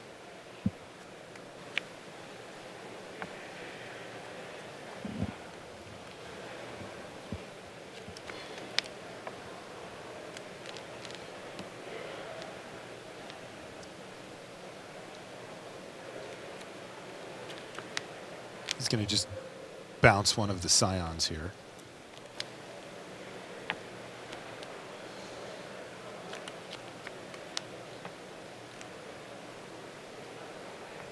And interestingly, Shuhei could actually even use Spatial Contortion to get in 3 extra damage. He could just win right here. Yeah, he could. There's no... Is there a risk to that? I mean... Not a huge amount of risk, but there's also no real reason for Shuhei to take any risk whatsoever. I mean, he's got this game sitting pretty here, so... And that worked out well for him. The Pulse of Marasa would have made that play moot anyway. Yeah, great point. Pulse is going to jump Nathan Holliday's life total back up to 7. And normally you'd be really happy to get to this stage of the game and have 7 cards in hand, but that is not going to do it, as Shuhei's the one that put them all there. Assembles the combo early and protects it the whole way through. Nathan Holliday never able to break it up, and Shuhei Nakamura goes 6-0 in draft and is 9-2 here at the PT. Yeah, very impressive. He always is, very consistent. All right, we're going to jump back over to our other match here, Andrew Brown versus Matej Zadelkai. And, yeah, so you see all those creatures in the graveyards? I can think of one reason just why. Got there, yeah. So those are planar. So this was a planar outburst just a moment before we joined the table here to completely clear everything up. So now what we're viewing is the aftermath. We're watching the players try to rebuild their boards, reestablish board dominance, and get going. And it looks like Matej's decided that since he has not much else going on here, he's going to just go ahead and get rid of a Scion Summoner with an isolation zone and start crunching in there with a recruit, and he's got one turn, and that does it. Matej Zadelkai wins the game 2-1 and improves to 9-2, joining Andrew Brown at 9-2, in fact, for that one. So that match was great. We only got to watch a little bit of it, but there were some haymakers there, right? We heard about Endbringers. We heard about Planar Outbursts, Ulamogs. Yeah, those are some pretty cool decks. So some great stuff there. There was also a Serpentine Spike somewhere in there for good measure. So lots of big stuff from the feature match area. Of course, that is going to do it for the limited portion of our tournament. That was round 3 of the second draft. Okay. And so that's it for that. That means Modern all the way through here until we cut to a top 8 later on today. We're going to bring you 5 rounds of Modern, starting with the next round of action coming up pretty shortly here too. So I know, for those of you Constructed fans who are waiting to see some of this, the new innovations, and there have been new innovations in Modern brought out here at the Pro Tour. It won't be too long until you have them. Yeah, let's just say we haven't seen our last Eldrazi Sky Spawner of the tournament. Yeah, that's true. And if you like Eldrazi in general, you are in for a treat. We're going to have quite a few of those on camera as well. That, again, will do it, though, for the limited portion. Anything stand out to you about draft? It was just awesome for me to see, a format that I worked on coming into fruition here. A lot of really cool decks there. I loved Shuhei's blue-white colorless deck. That was pretty awesome to see. A lot of awesome haymakers. Ulamog came out, Planar Outburst. So, yeah, it looks really exciting. Okay, well, let's send it over to the news desk and Rich Hagan. Thanks very much to Marshall and Ian. Now, just before we leave Limited behind, we know that you enjoy watching the matches and you learn as you go from different plays on different turns in the matches. But we wanted to see if we could give you an overview of Limited from what we've learned. Now, this is kind of really tough when the pros, obviously, they don't want to reveal all their testing information when they're sitting there going, well, we've worked really hard. We've done 20, 25, 30 drafts to arrive at our knowledge of the format. And at that point, they certainly don't want to do a live interview with you. But we said, well, look, what if you come in the night before the Pro Tour? We'll make sure you're the only one anywhere near the cameras so no one can hear you, and we'll lock it in a vault until the limited rounds are over. And they went, well, actually, that sounds kind of fine. So that meant that the people we interviewed on Thursday were willing to talk to us really well and truly on the record about what this limited format is all about. I recommend pen and paper at the ready for the next 12 or so minutes, because you are going to learn a ton about this limited format from some of the best players in the game, starting now. I am here with Joel Larson.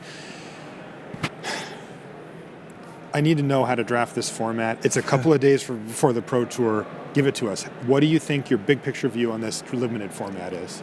I think this format, if you have drafted off of the Gatewatch, Battlefield Zendikar before, it has changed dramatically in many ways. First off, there's a new color in the sense of waste mana and generic mana. So I think the first thing you have to realize is what color combinations goes well with the colorless mana and what color combination doesn't. For example, we have white-red, green-white, blue-red sometimes. Doesn't want it at all. And there's other decks like blue-black, green-black. We have blue-white sometimes and blue-green that really wants it. So you need to know where you are and when to be open for taking colors cards and when not to. I think that's the biggest challenge of this limited format. Which are your favorite archetypes to draft? If you could sit down and I could tell you you're going to get these 2 colors, which ones would you pick? I think my highest pick is black-white. It's also a very good archetype to start with because it kind of drafts itself. It's quite defensive and you draft around the allies and try to stabilize all the time. Using cohort? Using cohort, most likely. Blue-black control? Can I draft that? Hate it. I think it's actually the worst archetype in the format. Why do you not like it? The reason being it's quite hard to have spells that gains you attrition in this format. And also the smaller creatures doesn't really go that well because the boards build up better. Cards like Benthic Infiltrator and so on doesn't really make it anymore. So I think that's one of the biggest reasons why it's not so good anymore. Okay, thanks, Joel. Yeah. I am here with World Magic Cup champion Andrea Mengucci. We're talking limited. Andrea, what is your strategy for this new Oath of the Gatewatch limited format when you're drafting? We discussed a lot about this, and there are like two big factions, which are allies against Eldrazi. And they very hard you play like both faction in the same deck. So there are basically kind of many decks that you can play, like black-white allies, red-white allies, or even like playing three-color is not that hard. Like you play the multicolors card. So you can get basically, it's an aggressive deck, the ally decks. And then you have this Eldrazi deck that, meanwhile, last Battle for Zendikar is all about big Eldrazi. In this new set, we have a lot of small Eldrazi, like Blinding Drone, I think it's the captain, let's call him, because it's a very powerful card, it's the best blue common, and just as it's so versatile, it's like the best card. And you have to draft around it, meaning that you have to take colorless land or colorless sources like Hedron Crawler, Cultivator Drone, or Kozilek 3/5. So basically, like while the ally deck can avoid the colorless lands, the blue decks, the Eldrazi deck, needs them. Red-black also, like the Grixis Shell, let's say, needs them. So, like we have the sixth color, the let's call it waste, no, colorless, that requires you to pick the lands quite high, like Unknown Shores or the other one.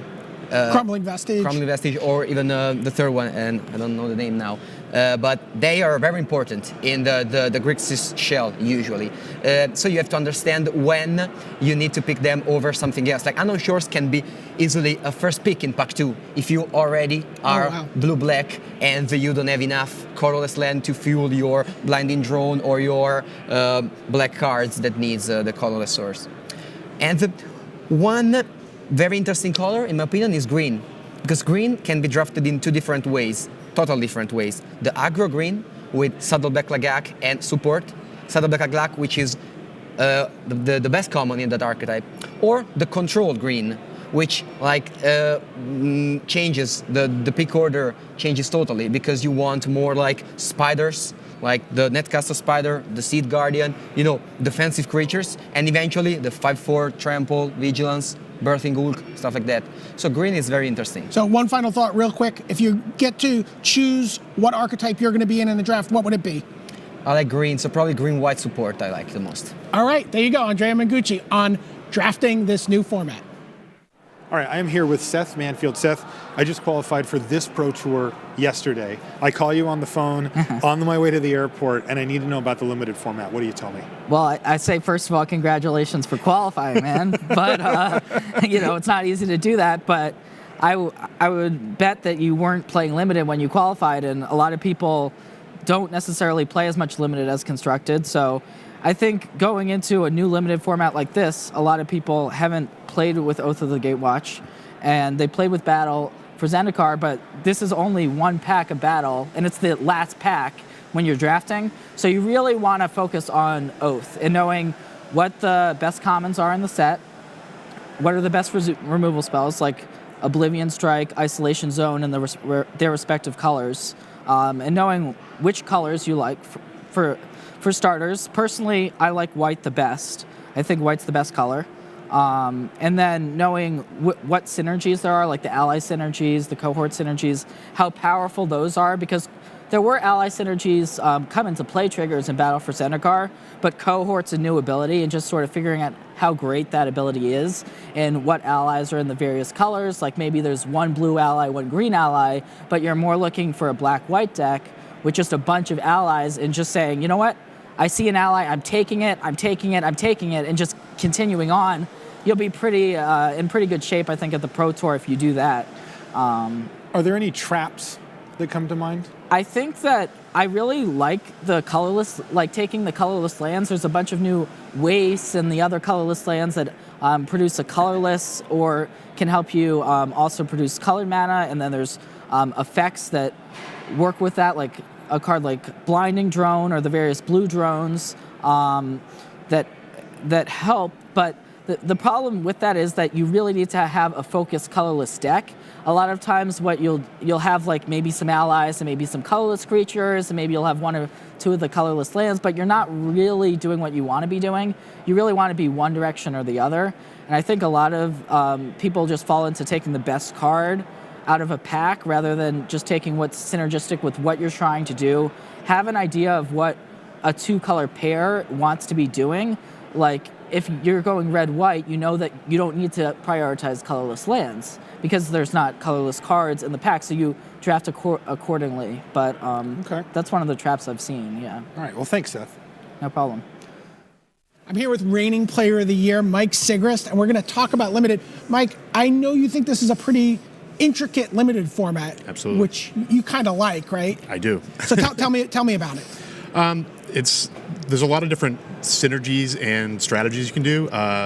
Personally, I like to go take the lands pretty highly, Unknown Shores and Holdout Settlement specifically, because it allows me to play all the powerful cards that I can get on the splash, and I like the Devoid strategies and the colorless mana symbol. I don't know what we're calling it these days, but you kind of get a free roll with those and out of the Unknown Shores and Holdout Settlement. So. How does Crumbling Vestige fit in there? Well, Crumbling Vestige is a lot worse because if you draw it off the top of your deck when you have a blinding drone in play, you can't activate it immediately, and also you want to be able to play your splash cards off of it, and that incentivizes you to hold it in your hand, and you don't really want to always do that. Okay, so if you're given your druthers, what would your draft deck look like at the end of a draft? It'll be like blue-black control. I like control decks. I always do. I very rarely draft aggro decks because they're so easy to stop, I feel like. So it'll be blue-black, mainly blue-based with blinding drones because you can get them a little later than the other premium commons, and splash any powerful gold cards I can get or rares or whatever, because I think the games in this format are won by rares a lot more often than maybe before because the removal is so bad. And you're going to go into a third color for those rares? I'm not going to go into the third color, but if I'm like blue-black, I'll be able to splash the Baloth Null, I believe it's called, the 4/5 that gets back 2 creatures. Null Drifter. Yeah. And it has such a big impact on the game in this format because it's just a lot of 1-for-1s and creatures, and then there's the support cards and stuff. But if you have a much bigger creature than them, then the support is not that useful. What common do you want to see when you open your pack more than any other common? Oblivion Strike. No question? No question. Yeah, it's splashable. It's the most efficient removal spell in the format. I think if there's not Nissa's Judgment is close. That's still something I'm not sure which one's better, but I prefer being black. So Oblivion Strike, no questions asked. All right. He's not the player of the year for no reason. You should listen to him. All right, I am here with Justin Cohen. Justin, welcome. I qualified for the Pro Tour yesterday. You might not know this. And I call you on the phone, and I'm like, I haven't drafted. Tell me about this draft format. Well, you're going to get different answers depending on whether you drafted the previous format with BFC. I think that's the most interesting thing that's going on with this format. The last format was interesting, but it had some issues, had some color pie issues. And the big story of Oath is how much it changed the evaluations of everything that was in the first set. All of the best stuff from the first set basically got a lot worse. And a lot of the unplayables from the first set got far, far better. And that's the main story, is learning what stuff shifted around and where you want to be now. What are some of the cards that went from, out of battle maybe, that went from, overlookable to good? So basically the story of battle was all about synergies, and you wanted cards that interacted with each other well and assembled into things that were more powerful than their individual components. Things like the Devoid mechanic, things like ingest and processing. You wanted to get as much of that stuff as you can and add it together. Now, because Oath doesn't really support that stuff very heavily, all of that stuff that exists in the first pack is much, much worse because you just can't end up with a ton of it. Meanwhile, the cards in pack 1, like Broodhunter Worm, for example, which is a 4/3 for 4, which would routinely go last pick because it doesn't have synergy with anything, but it's actually just a fine rate on a limited card in the right format, and this is now the right format. So that's a card that I'm happy to play now. 4/3 for 4 is just good numbers. Combat Tricks got far, far better because creatures are, instead of, kind of small utility creatures that were doing their synergy thing, and then big Eldrazi monsters, which Combat Tricks don't relevantly interact with that kind of a combat. Now you have similar sized creatures like Broodhunter Worms, 4/4s, 3/3s that are getting into combat with each other, and Combat Tricks make a difference. any traps? Was there anything that you tried out and it maybe looked good and then ended up being not so good? Yeah, I would say I tried to make the surge thing work a couple of different ways, pushing it really hard, and it can work. It's not that it can't work, but your odds are low enough that it's generally not worth trying unless it just lines up perfectly the whole way down and it's never in question. If there's a question, you should probably be off of it. Okay. Hey, thanks for taking the time. Yeah. All right, so thanks very much to all our limited interviewees there. We put a bow on the limited format, and where does that leave us in terms of our master scoreboard? Because it's modern all the way now. Who has handicapped themselves to be in the best position to make the top 8? Let's take a look at our lunchtime leaderboard here on day 2. Our co-leaders are Frank Lepore of the United States and Jason Chung of New Zealand at 10 and 1. A slew of 9 2s begin with Bart Lewandowski. Then you've got Matej Zadelkai from Slovakia, Shuhei Nakamura of Japan. The Americans, Paul Chion, William Jensen, Mike Sigrist, Andrew Brown, Louis Scott Vargas, and Sam Pardy. Back to Japan, Yuya Watanabe, the number 13 ranked player. And again from Slovakia, Ivan Flock, right in the mix. Martin Muller begins the tiebreaks of the 8 and 3s. Everyone on 8 and 3 very much still in contention for top 8. If we go on to our next sheet, 21 through 40, let's show you who else is in contention. Everyone there still has their Pro Tour destiny in their own hands, whether that's the number 1 player, number 1 ranked player Owen Turtenwald, whether that is Hall of Famer Frank Karsten, whether that's Canada's Pascal Maynard. Patrick Dickman of Germany has survived the limited and is undefeated in modern. He's playing Affinity. Jeremy Desani, a chance for him to get back to a top 8. Emmanuel Gershenson, the same. Everyone there still in contention, plus probably about a dozen more or so that can realistically make it. Once you hit the 4th loss, well, you're in trouble, especially if you've already had it. So that's where we are here on the leaderboard. And now we're going to turn our attention away from limited and focus in on Oath of the Gatewatch, because it's a small set, but boy, does it pack a punch. It's all over modern, and it's all over your draft tables right now, and your constructed as well. So why don't we go back to Seattle, to the home of Wizards of the Coast. It's time for part 2 of Inside R&D.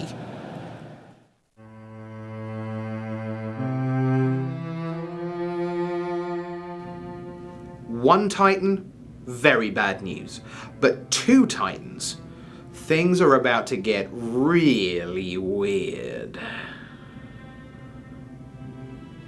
In Battle for Zendikar, almost all of the Eldrazi we saw were related to Ulamog, the Eldrazi Titan who focuses most on consumption, hunger, just the devouring of matter. Well, in Oath of the Gatewatch, we get Kozilek. Kozilek is a little bit different. Kozilek is the great distortion. Where Kozilek goes, reality distorts. The things you take for granted, that gravity will work, those things go sideways. Perception gets altered. People you thought were your friends look like your enemies. Just everything that you kind of thought were these foundational, solid elements of reality just fall to pieces. Kozilek is completely and utterly warping reality. Everything is not what it seems. He can mutate the laws of physics. Gravity doesn't work the same. You can be pulled up apart off the ground and don't know where your next step is going to be. You can, your head can be on one side of like the battlefield and your legs on the other side of the battlefield, and you don't know how that happened, and you're probably not gonna last too long that way. Okay, so we started Oath of the Gatewatch, and what we knew was we'd introduced Ulamog in Battle for Zendikar, and what we knew was it was time to introduce Kozilek.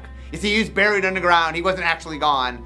And so the beginning of the design was all about how do we bring Kozilek to life. Maybe you're playing a ramp deck and you've just emptied your hand playing your last land that you need to cast Kozilek, and now you can kind of scoop back up a full grip of 7 cards. We thought was pretty awesome, and it also kept it playing in the same space as the original Kozilek, but not obviously stronger or weaker. When we were designing the Kozilek mechanic, the mechanic for Kozilek's brood lineage, we threw lots and lots of ideas up on the whiteboard, and none of them really felt like they were big enough to fill a whole mechanic. You know, we couldn't make 6 commons with each of these mechanics. They just seemed like a card or maybe 2 cards. And so we took all of those things and we collected them together and we said, okay, these are special abilities that belong to Kozilek here, and you can only get them if you spend colorless mana. So you need mana generated by a Soul Ring or a Mind Stone or a Wastes, which is our new basic land that generates colorless mana, in order to use these abilities. So if you notice in a mana cost, when you see like a 1 in a circle, that means you can use any mana you want. It could be colored mana, colorless mana, we don't care. It could be any mana you want. When you see 1 in a rules text box after the colon, that means I'm adding 1 colorless mana to your mana pool. So in one case, it means 1 of any color, it's generic mana. In the other case, it means 1 colorless mana, it's colorless. Those aren't the same thing, but we've always represented them as being the same thing. But we now made spells in which we had mana costs that had a 1 with a circle that meant colorless. It didn't mean any color. So, okay, we can't do that. We can't have one thing mean 2 things in the same place. So we realized we needed to make a brand new mana symbol. Okay, so there's a new mana symbol in Oath of the Gatewatch. It kind of looks like a curved diamond. It's the colorless mana symbol. Call it C mana for short, what have you. Now, it's not really a new thing. You've been adding colorless mana to your mana pool for years. We're just kind of changing the system up a little bit. Now, if you see a numeric symbol, like a 1, a 2, a 3, or an X, that's a cost. That's something you have to pay. And you can pay it with any kind of blue mana, colorless mana, doesn't matter. If you see the colorless mana symbol, that represents not only the colorless mana that you add to your pool, but also a cost that you can pay only with colorless mana. So it's kind of a new thing for Oath of the Gatewatch is those costs. So one of the things that we've been trying to do forever is a basic land that is colorless. Now there's 2 different reasons why people want it. One is the berries land reason, which is the idea of taking something like domain and getting it to 6. The other reason people want it is for commander, that if you want to play a colorless commander, it is really, really hard because you don't have any basic land that you're allowed to put in your deck. We weren't able to solve the first one. Rules-wise, it's just too difficult, so your domain doesn't get to go to 6. But we were finally, we were able to solve the second one. And so wastes, finally, there's another basic land. Commander players, you're welcome. And I think it'll add a little something new to the game. When design told us that was the plan, that they needed this wastes card, we came back at them and said, I think we need 2. We don't do a lot of art variations anymore. We haven't done that in a long time, but in this set you will see that there are 2 pieces of art for wastes. One that has the chalky, spongy bone dust of Ulamog's corruption pattern after he's been feeding, and the other that has the square spiral oil sheen bismuth whatever of Kozilek's corruption pattern after he's been through an area. One of the cool things we got to do in Oath of the Gatewatch in terms of the art and kind of showing the presence of Kozilek as he emerged on the scene was that his lineage always showed up underground in Battle for Zendikar. If you look at Herald of Kozilek or Kozilek's Channeler, they're always underground. And in Oath of the Gatewatch, you see them out in the open and it just really loudly says, Kozilek is here. So design handed the file over to development, and we asked them, what is Kozilek all about? And we were told, he's weird? And kind of had to go from there. So what we had were these little pockets of different kind of cards with strange abilities, all united under this colorless mana mechanic. And so you'll see in Kozilek's influence as opposed to Ulamog from the last set, this is a card that you cast, and when you cast it, you get the additional ability to pay a little bit more mana to get an additional effect. Now this is a little different than how we've done things in the past. This isn't a part of the spell, this is just a free trigger that you get that's pretty much unstoppable. It's to help show that Eldrazi are a little more difficult to deal with than your average creature. The Matter Reshaper is an example of a Kozilek card that sort of bends or defies what laws of physics may be. So it starts as a 3/2, but when it dies it actually will change into something else. It's part of the Eldrazi being inscrutable, is you don't actually know what should happen when Eldrazi are involved. So now you're drafting Oath of the Gatewatch, Oath of the Gatewatch, Battle for Zendikar. But we haven't forgotten about all those cards in your Battle for Zendikar pack. And even though there are no cards with the actual ingest mechanic in Oath of the Gatewatch, we still wanted to support that strategy. So by the time you get around to your Battle for Zendikar pack, some cards could be exiled. You might have some cards that can exile your opponent's cards. And that's where a card like Mind Melter comes in. It doesn't have ingest, but it's still exiling cards from your opponent's hand. So you can draft those processors that nobody else wants and really take advantage of them. So I enjoy all of the Eldrazi that cost colorless mana in their mana cost. I think it was a really fun development process, fleshing out what does a colorless mana deck look like. And of course, when we're introducing something outside of the 5 colors that really asks you to go out of your way to build around it, we wanted to make sure that the tools were there to build a robust deck. So we provided a bunch of different options at each different mana cost. You can kind of see there's like almost a 2, 3, 4, 5 curve with the colorless Eldrazi that are there, and that's not by accident. We wanted to provide those tools because we knew, this was the first set where we're doing this, and we wanted, colorless cards to be able to compete with the colored cards that you have many, many more of in Standard. Once we decided that sea mana would be in the set, one of development's big goals was to make sure that you could build a Standard deck with the sea mana, and it would be fun and powerful. So we made a lot of cards in colors, so devoid cards, that had these sea mana kickers. For example, Eldrazi Obligator and Bearer of Silence are 2 of the more powerful cards that help you get both a color and sea mana into your deck. And then there's also the pure sea mana cards, like Reality Smasher.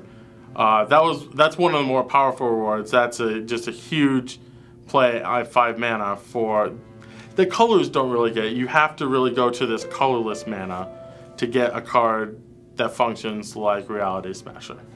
So my hope for Oath of the Gatewatch, like my best case scenario, I'm hoping it's playing out even as you watch this video, is that the new colorless mana cards have a big splash in Standard Constructed, that all of a sudden they allow people to make a new type of deck that they've never made before, and that it will be successful on the biggest stage where Magic is played.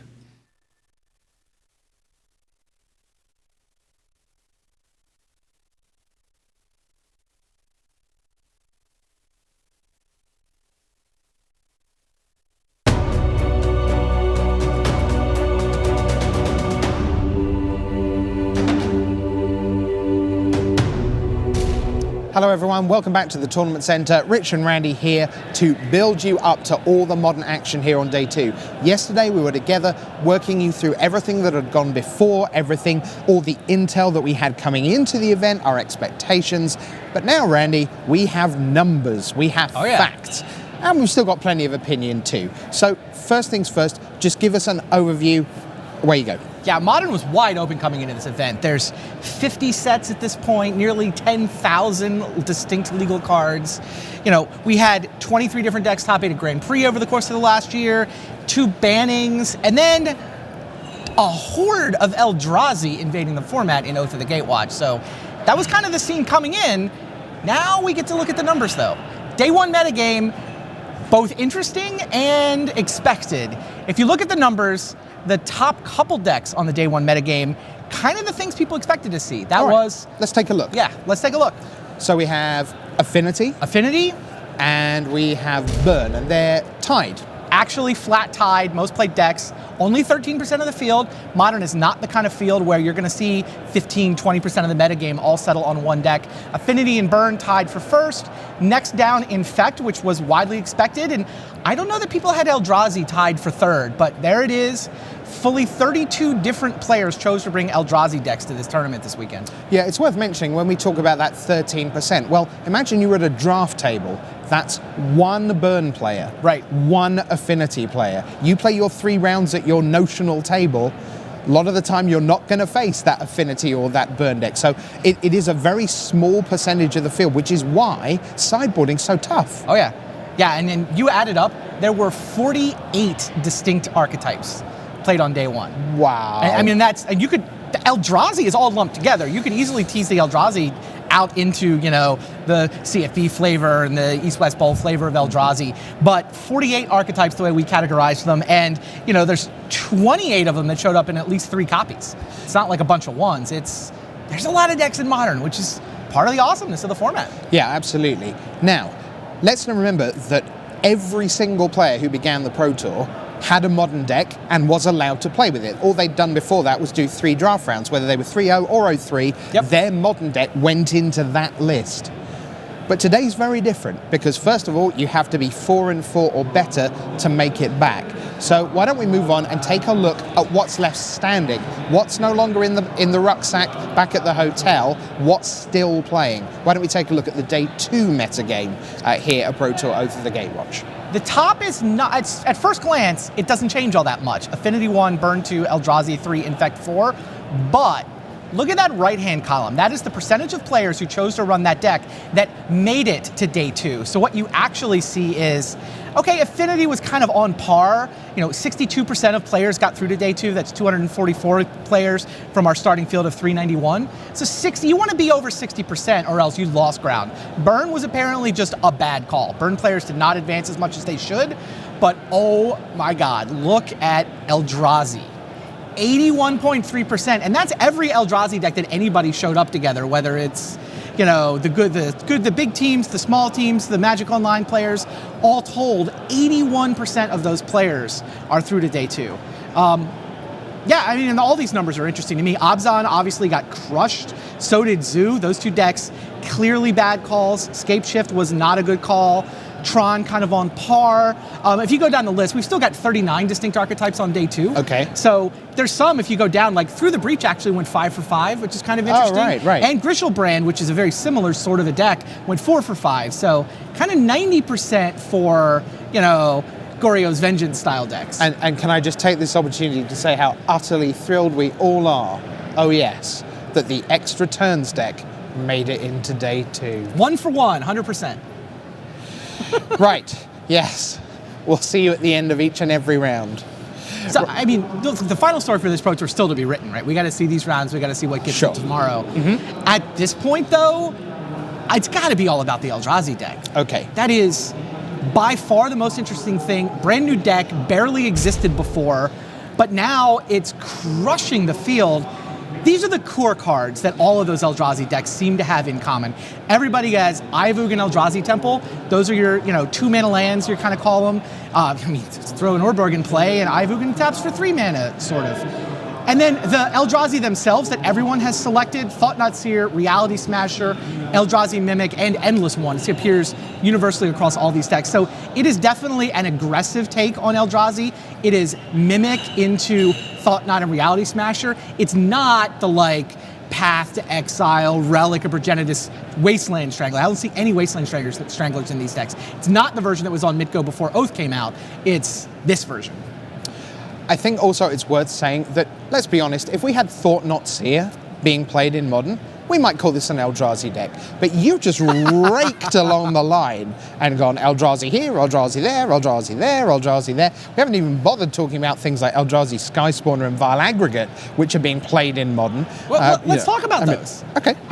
To my mind, there's 2 big teams that have sort of interestingly similar, but also interestingly distinct takes on this Eldrazi deck. Channel Fireball has a very good version of the deck. East-West Bowl has a very good version of the deck. And then also you got to give props to Frank Lepore, who with a very sort of Mitgo crowdsourced version of the deck is also doing quite well, maybe a third distinct flavor there. Mm-hmm. So what about this Channel Fireball version? What's going on with these cards here? The headline is Main Deck Chalice of the Void. And not just main deck Chalice of the Void, but main deck Simian Spirit Guide in order to get Chalice for 1 onto the table on turn 1. Meanwhile, they also have Matter Reshapers, so yet more Eldrazi. These are the cards that kind of CFB is playing with that you don't necessarily see in the other Eldrazi lists. Right, and if you want to go back and watch some of those Modern rounds from yesterday, for example, you've seen Shuhei Nakamura with that main deck Chalice of the Void straight out of the gates and just, I'm sorry, Burn player. That looks a bit unfortunate for you. Yeah, my experience at the end of yesterday alternated between when I was talking to CFB or face-to-face games, to be clear. This is very much a face-to-face games deck. Jacob Wilson had the initial shell. Sam Pardee did a lot of the work on it. But, guys like Louis Scott Vargas are like, I haven't felt like I had this good a deck since Caw-Blade in Paris. Right? This is one of the best decks these guys have ever played at the Pro Tour. Then I would talk to people from other teams, and Gabriel Nassif is kicking himself. He's like, why didn't I try to figure out how to play this? The people are like, why didn't I put Chalice of the Void in the main deck? That's brilliant. Chalice is so good. I think one of the biggest surprises of yesterday, there is a screenshot from an overhead camera which shows a Drowner, this is in the modern rounds, a Drowner of Hope in the graveyard, and then 3 Drowner of Hopes in play. I'm sorry, who needed 4 Drowner of Hopes? Look, Team East West Bowl. Amazing. Let's talk about their version. Let's take a look. East West Bowl then has Drowner of Hope.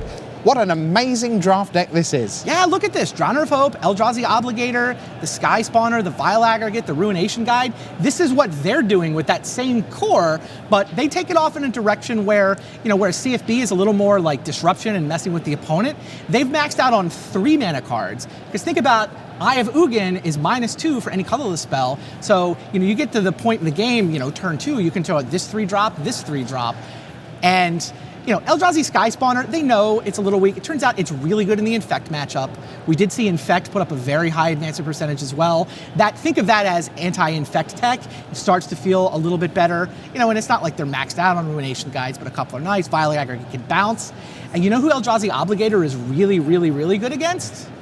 The Mirror.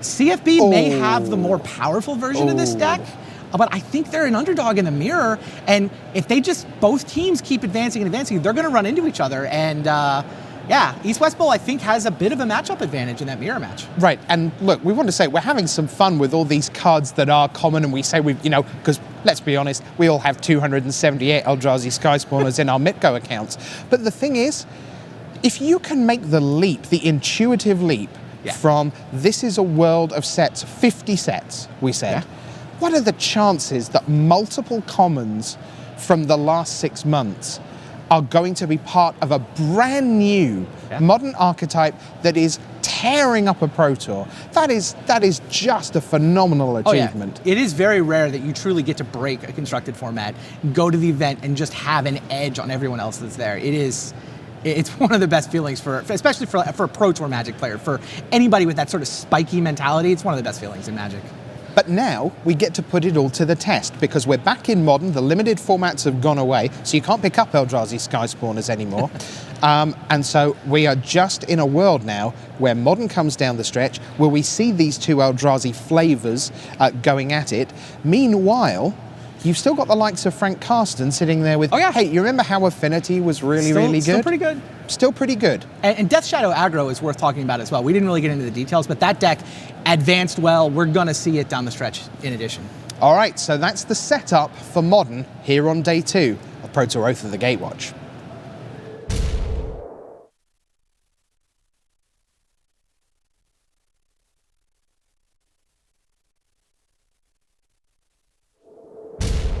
Welcome back to the news desk. Rich and Randy here. Let's just take one quick look at the leaderboard for you as we head into Modern. So here we go. Here is the leaderboard as things stand. 2 players are at 10-1. It's Jason Chung, it's Frank Lepore. It's time for Modern here at Pro Tour Oath of the Gatewatch.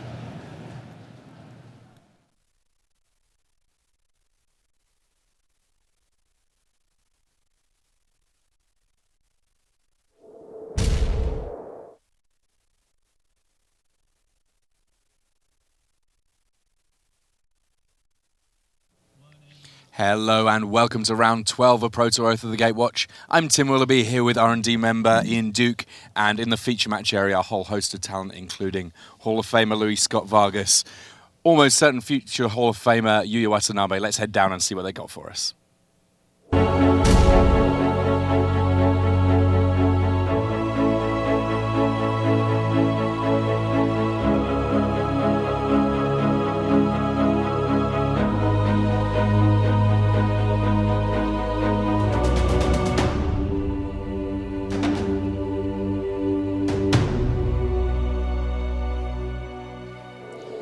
Hello and welcome to round 12 of Pro Tour Oath of the Gatewatch, our feature match area. We see there the players just getting ready to play. On our main video table, we're starting off with Luis Scott Vargas, 5 Pro Tour top 8s, Hall of Famer, desperately looking to get his 6th. If nothing else, it means that he's not going to be commentating with us on Sunday, and as much as he loves the commentary, he does love to play. He's playing the Channel Fireball Eldrazi deck, but there you see his opponent, Yuya Watanabe. He is not on Eldrazi. He's not a Hall of Famer yet, but he's had some help from Hall of Famer Kenji Samura, building a Gristlebrand Goyo's Vengeance through the Breach deck that is not Grishol brand, but is very powerful indeed. And we see there one of the hallmark plays from the Channel Fireball Eldrazi deck, a turn 1 Chalice of the Void. That will mean that the likes of Serum Visions from Yu Yu Watanabe's deck not doing too much, but it looks like that a Jace in play on turn 1. Yeah, that's off of Simian Spirit Guide of Yu Yu's own there. So yeah, Simian Spirit Guide meaning that everybody gets to play their 2-drops on turn 1. Jace or Chalice of the Void, I have to think that Jace might be better in this matchup. Not so many big hits for the Chalice against the build from Yu Yu Watanabe. Yeah, it's still a little bit of a deal here. Yuya's deck is, unlike the Grishol brand that's sort of been familiar in Modern over the last 6 to 12 months, this is a slower version that's kind of more of a blue card filtering, kind of a set up my combo over the course of a couple turns type deck. So it's not nearly as fast, but it does rely on cantrips like Serum Vision, things like Faithless Looting.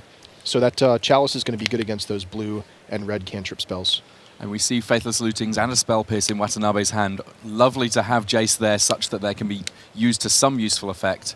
And a Thought Knot Seer meaning that all of the information will be available to Luis Scott Vargas. He sees Emrakul and Through the Breach. The other 2 cards Yuya kind of puts back a little ways because they're not going to have too much impact on the game.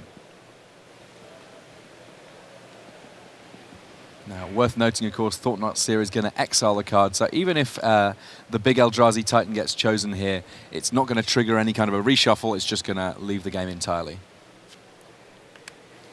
And it looks like that's exactly what Luis has gone for.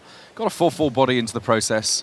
This 4/4 Thought Knot Seer in Modern seems absolutely bonkers when you can play it so early, but in Standard, just a really solid card. Like, where was R&D really positioning it when they were putting together this one? Thought Knot Seer? Yes.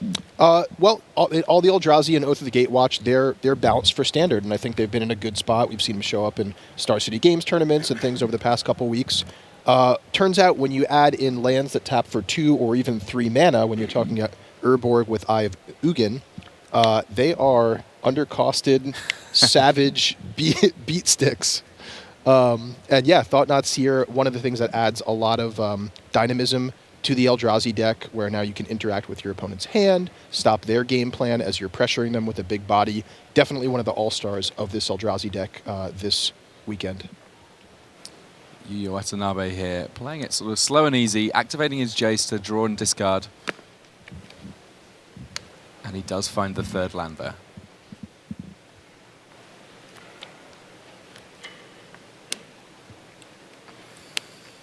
4 lands tapped, but that does not necessarily mean a 4-drop spell. Reality Smasher coming down for Luis Scott Vargas, and now he's really putting Yu Yu Watanabe on a clock.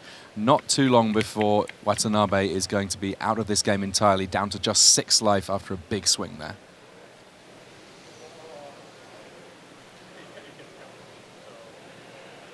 This deck originally designed, or this version of this deck I should say, designed by Yu Yu Watanabe's teammate Kenji Samura.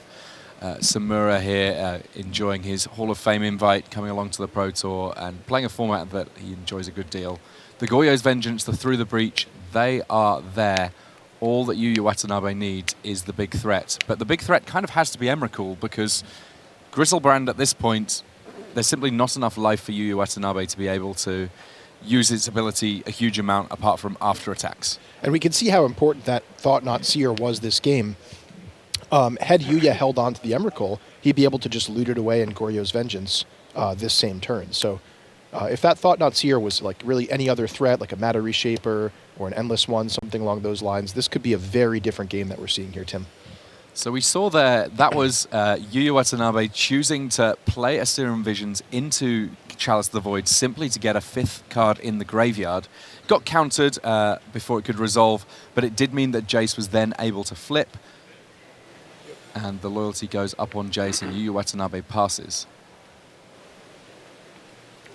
Goyo's Vengeance in hand, Griselbrand in the graveyard, so there is some potential here for Yu Yu Watanabe to string something together.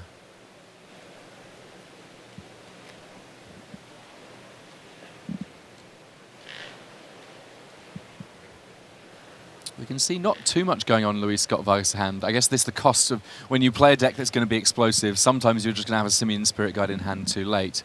But there we see Goyo's Vengeance. It is an instant. It will be able to put that Griselbrand into play. And it gets removed from the game at the end of turn. So if needs be, Yu Yu could and I think we'll see it here, put Grizzlebrand into play. It's now going to be able to block.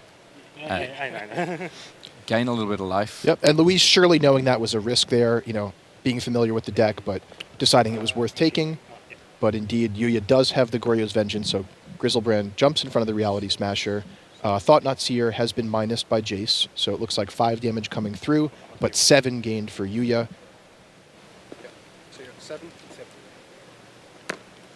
And a key life total here for Yuya because he may... Oh, okay. So that puts Yuya at 7, actually, so he's unable to use the card draw ability from Grizzlebrand.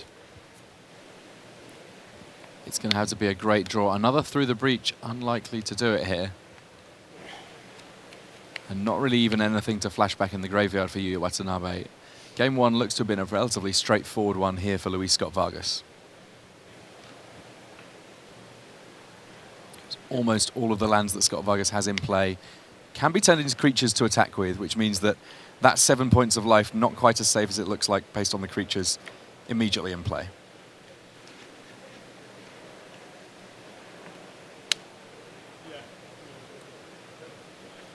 Massive swings there. Enough for Yuya Watanabe to scoop up his cards. Luis Scott Vargas picks up the first game.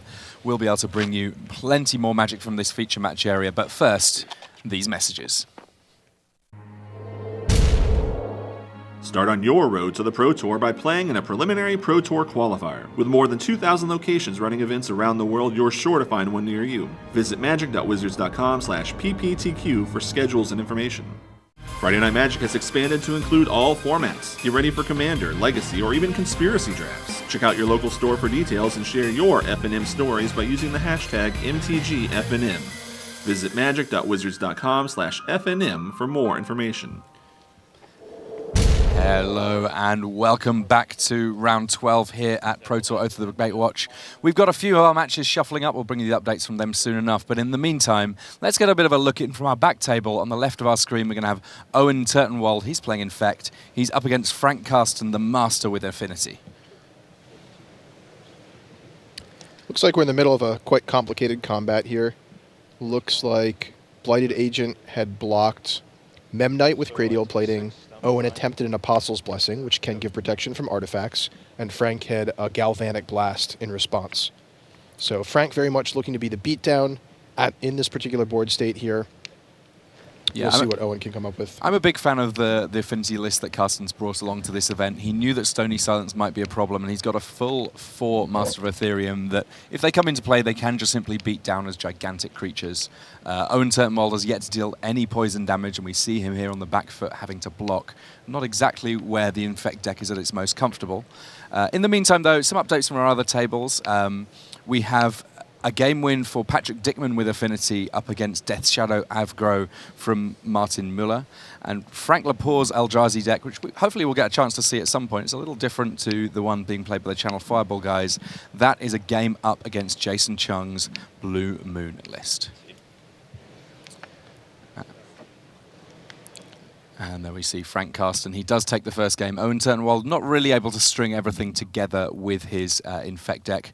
But with all the players shuffling up, let's take a little bit of a look at the sideboard plans that we might see from both Luis Scott Vargas and Yuya Watanabe. I think that in terms of sideboarding, neither of these lists are necessarily the ones that were absolutely top of anyone's radar going into the event. But that said, there are certainly some things that can easily be attacked. In the case of Watanabe, the thing to attack is the graveyard. And potentially, I suppose, the hand as well. And then very much for Luis Scott Vargas, it's just a matter of, are there any problem permanents? Basically, he's attacking with a lot of creatures. Is there anything that we can do about that? So from Luis's side of things, he's got 4 Relic of Progenesis to work with. They're going to be a very big deal indeed. After that, things get a little bit shakier for him in terms of big interaction. But what are things looking like for you, Watanabe? Is there anything that he can do to adjust his clock? Yeah, there's not a ton there. He could bring in Leyline of Sanctities to protect his hand a little bit. He may not know exactly how much hand disruption Luis is capable of, so if he anticipates a lot, he could bring those in. Beyond that, I mean, Lightning Bolts don't do a lot against Big Eldrazi, and nor does Luis have too many artifacts. that he would want to bring things in against. Is it worth it bringing in artifact removal for that Chalice of the Void, do you think? I don't think so. It's disruptive, but I don't think it's so disruptive that Yuya really wants to dilute his deck with a lot of ways to answer it. Very well. So we see the players here drawing their opening hands. We'll get a chance to get a sense of whether or not there's any issues with those opening sevens. I know that in the first game we saw a mulligan from Yuya Watanabe. This game he's on the play, and if he can keep a good 7, there's certainly potential for a very explosive start from the through the breach deck. Serum Visions here, drawing a card and just letting Yuya set up his hand a little bit with that scry. And there is a Simian Spirit Guide in hand for Watanabe, so it's not automatically the end of the turn. Simian Spirit Guide, kind of the big point of overlap between these two decks. Powering out threats just a little early all over the shop. And there again is the turn 1 Chalice of the Void. We will see soon enough how much that's stranding in Yuya Watanabe's hand. It looks like he's got an Izzet Charm to work with, so he has ways of getting key spells into the graveyard. An Eldrazi Mimic having to naturally be cast by tapping 2 lands. Something of an oddity for the Eldrazi deck. Sometimes the Eldrazi Mimic effectively costing nothing at all when there's Ayavugun in play. But some of the most aggressive draws from the deck involve Eldrazi Mimic coming down and shortly thereafter pretending to be a Reality Smasher at some point.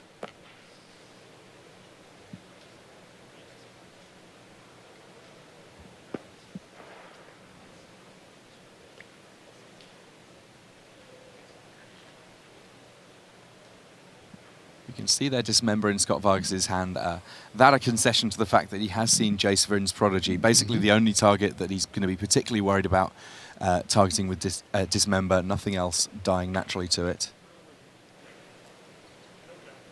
And a big hand here. We do see a Shatterstorm from Watanabe, so how much of that is down to just the Chalice of the Void and how much is him suspecting other naughty artifacts, we don't quite know, but I mean, even if there's just relics coming in, it's going to be fairly good for him.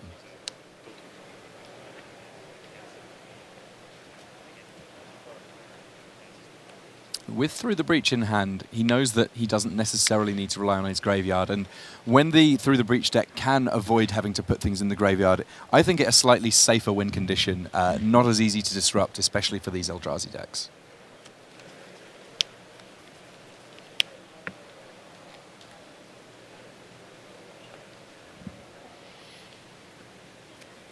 Looks like Jace may be being consigned into the graveyard here.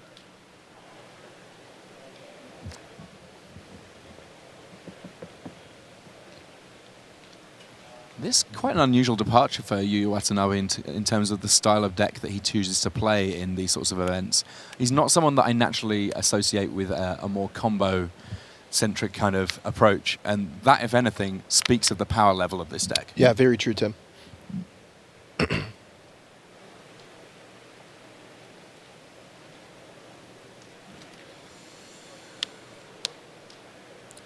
Well, there's Through the Breach, and this...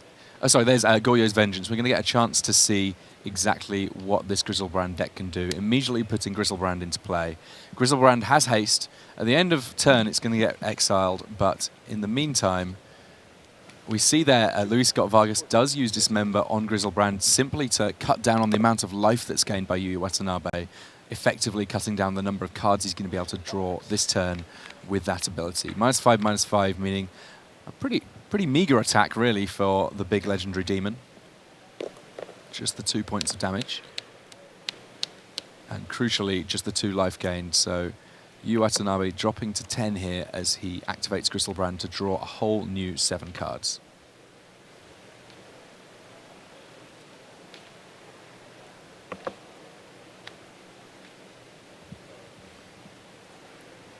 Now, when we talk about the speed of this deck compared to the Griselbrand deck, the one running Nourishing Shoal and so on, one of the big differences is this is a deck with Emrakul.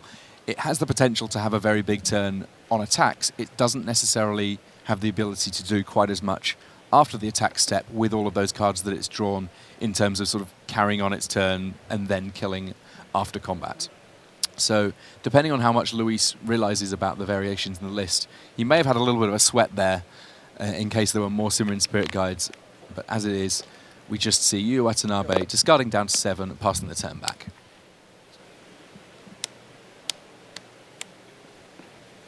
And the Simmering Spirit Guide through the breach. There's an Emrakul in hand. I'm going to be able to attack for the Earth and everything on it. The Eon's getting torn there. And Yu Watanabe squaring this match up against Hall of Famer Luis Scott Vargas.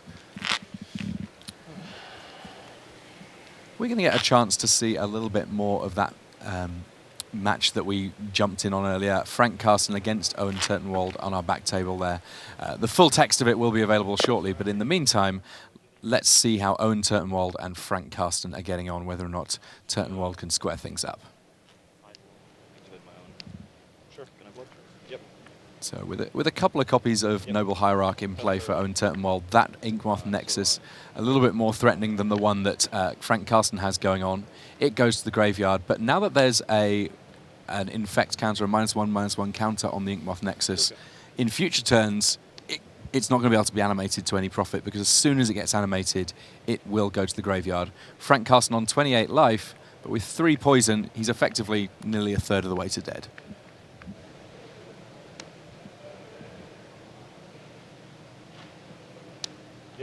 There's that Master of Ethereum, and with all of the lands in play for Carsten being Darksteel Citadel, already a 5/5, and pumping that Arcbound Ravager. Now a 6/6, there's a Springleaf Drum, it's a 7/7, Arcbound Ravager swinging in for 2. And Frank with no hand here. Things are definitely looking good for Owen from his side of the table. Blighted Agent, of course, not able to be blocked with 2 Noble Hierarchs, represents 3 poison per turn. So we'll see how much Frank decides to move in on this Ravager here. And that'll be, it's 17. You were 19 before, right? 16, yes. My apologies. Go. So as things stand, it looks like Owen will be able to close the game out in the next 3 attacks with some chump blocking available from Noble Hierarchs, but we'll see if he does have a pump spell, and he does. I believe there's a Vans of Usward as well, so we may be in for a short game here. Yep, so pretty convincing win there from Owen.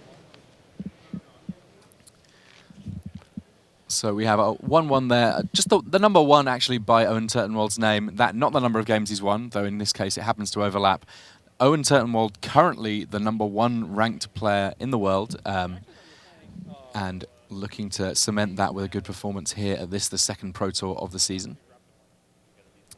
It looks like we're going to get a chance to jump across and see a little bit from another match that we got going on. This being Martin Mueller playing Death Shadow aggro up against Patrick Dickman's Affinity deck.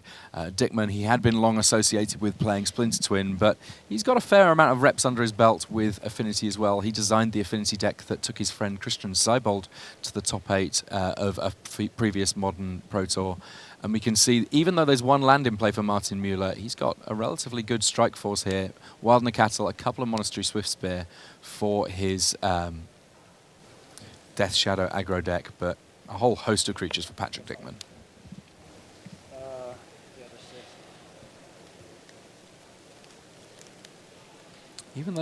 Even though there's just a single land in play for Mueller, doesn't necessarily mean he can only play 1 spell. He does have access to things like mutagenic growth, and he really doesn't mind paying life at all, because with Death Shadow, losing a little bit of life here and there doesn't hurt too much. As it is, though, he trades, just deals 2 damage to Patrick Dickman. I did see a Stony Silence in hand for Martin Mueller. If he's going to be able to pull that off, that may very well change the face of this game quite a bit.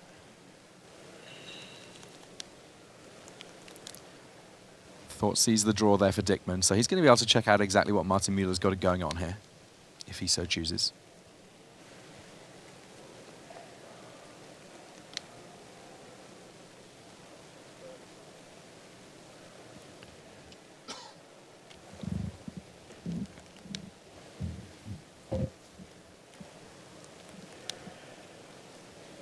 Yeah, all Martin Mueller really needing here seems to be lands. He's already got a Become Immense in his hand. It is a deck that also runs Teemo Battle Rage.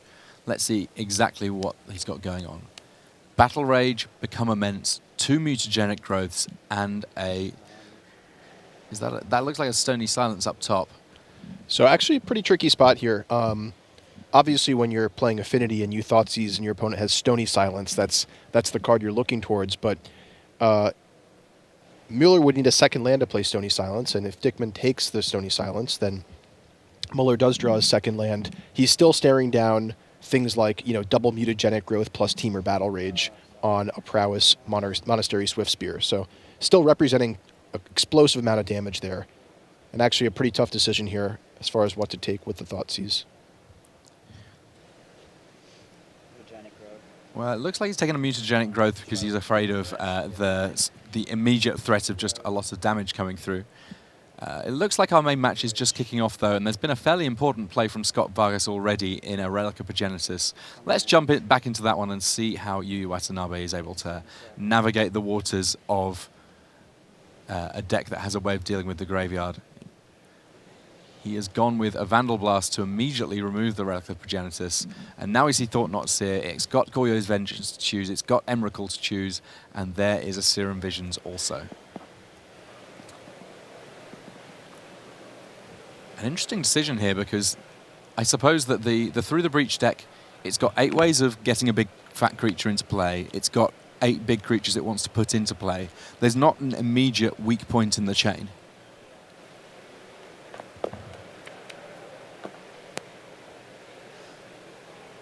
Yeah, it's going to depend a lot on what else is in Luis's hand here.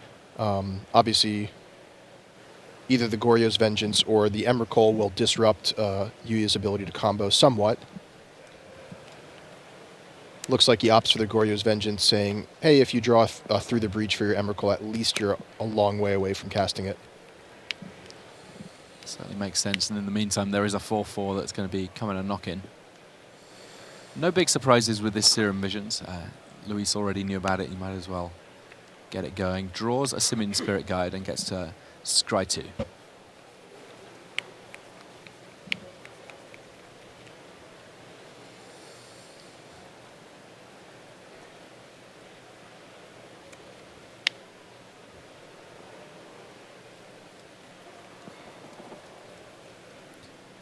Watanabe taking his time on this decision.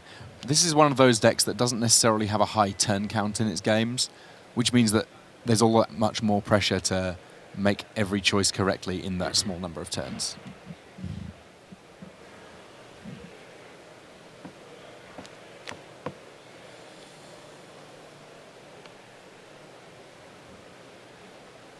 It looks like we got one on the top and one on the bottom here for Yu Yu Watanabe.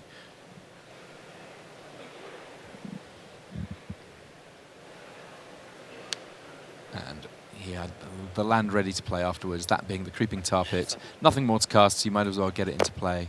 Next turn, seems likely that Dark Slick Shores will be coming along untapped, but before that, another Thought-Knot Seer. Brutal.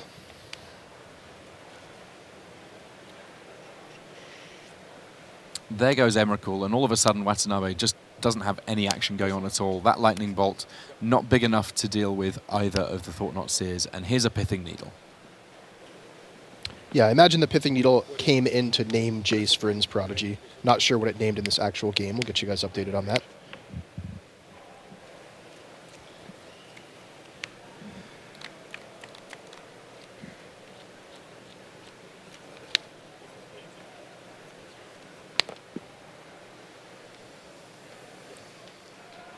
So Watanabe just sent right back into the Stone Age with these 2 copies of Thought-Knot Seer. Even if it was just the hand disruption, he wouldn't be in great shape. But in the meantime, they're also 4/4 bodies that really mean that he's on a very short clock indeed. 2 Lightning Bolts means he can kill off one of the Thought-Knot Seers, and you are choosing to do exactly that. Having to use a Simian Spirit Guide to do so, though, because only the 1 red mana source available.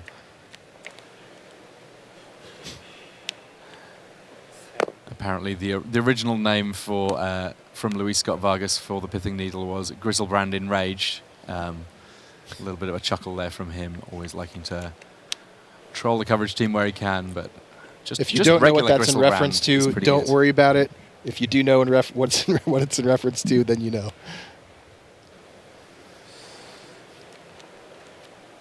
Simian Spirit Guide cast here, and immediately a monkey blocker, an Ape Spirit getting in the way.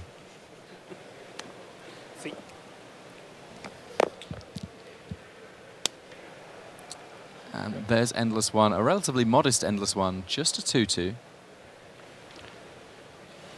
And there's the handshake from Yu Watanabe. He ended up having the Goyo's Vengeance, having the Emrakul, but unable to finally find a way of getting Gristlebrand into the graveyard at the right moment. So we're going to get a chance to jump across to one of our other matchups now. We will ultimately get a chance to see some more of the matchup between Owen Turtenwald and Frank Karsten.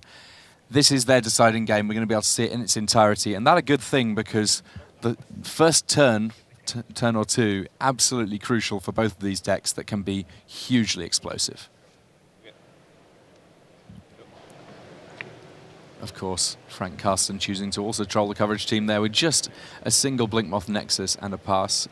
Frank Karsten, one of the players with the most experience with Affinity of just about anyone, and he was someone it was not hard to predict what he was going to be playing at this Pro Tour. Blinkmoth Nexus there, originally printed in Dark Steel. The land that turns into a Blinkmoth artifact creature with flying. The key bit there really being an artifact, interacting very well with the likes of Arcbound Ravager, Cranial Plating, and so on and so forth.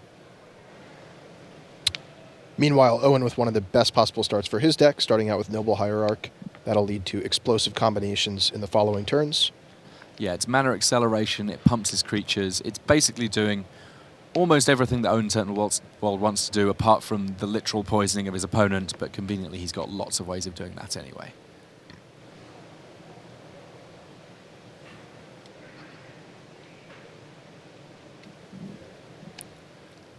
A Glimmer Void from Frank Karsten. He's going to have an artifact in play by the end of turn, or that Glimmer Void will go away. For now, though, it's tapping for a mana of every colour.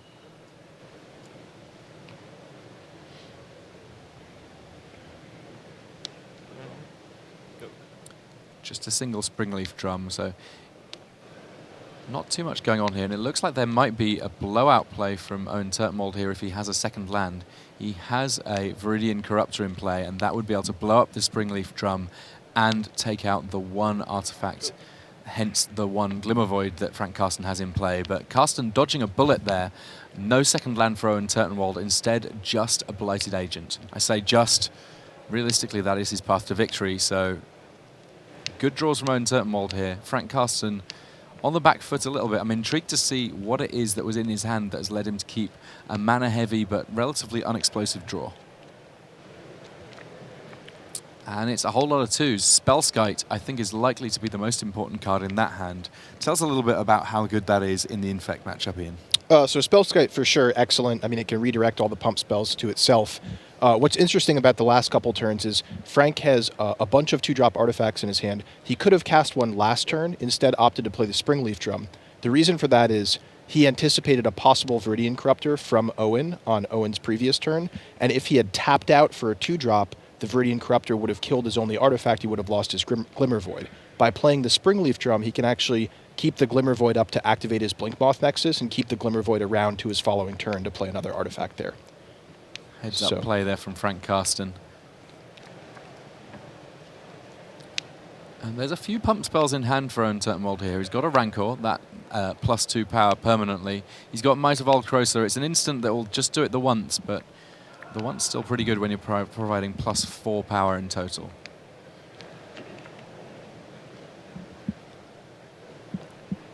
And by my calculation, if he wanted to, Owen Turtenwald could get him for 8 points of poison here, but for the fact that there's that Spellskite in play. Right. Once Spellskite's around, how much does Owen Turtenwald need to adjust his game plan? Oh, a ton. I mean, he just can't play any pump spells at all. So he needs to remove the Spellskite first, and with Viridian Corruptor in his hand, he really just needs to hit his second land drop here to get his third mana. Unfortunately for him, he's still stuck. Well, we're absolutely rocketing through our matches here in the feature match area. We now have a 1-1 standoff between Martin Mueller and Patrick Dickman in our feature match area. We're going to be holding their third game so we can get to see how Affinity squares up against Death Shadow aggro. But in the meantime, the Affinity of Frank Karsten is trying to find a way around the poison coming from #1 ranked player in the world, Owen Turtenwald of the Pantheon.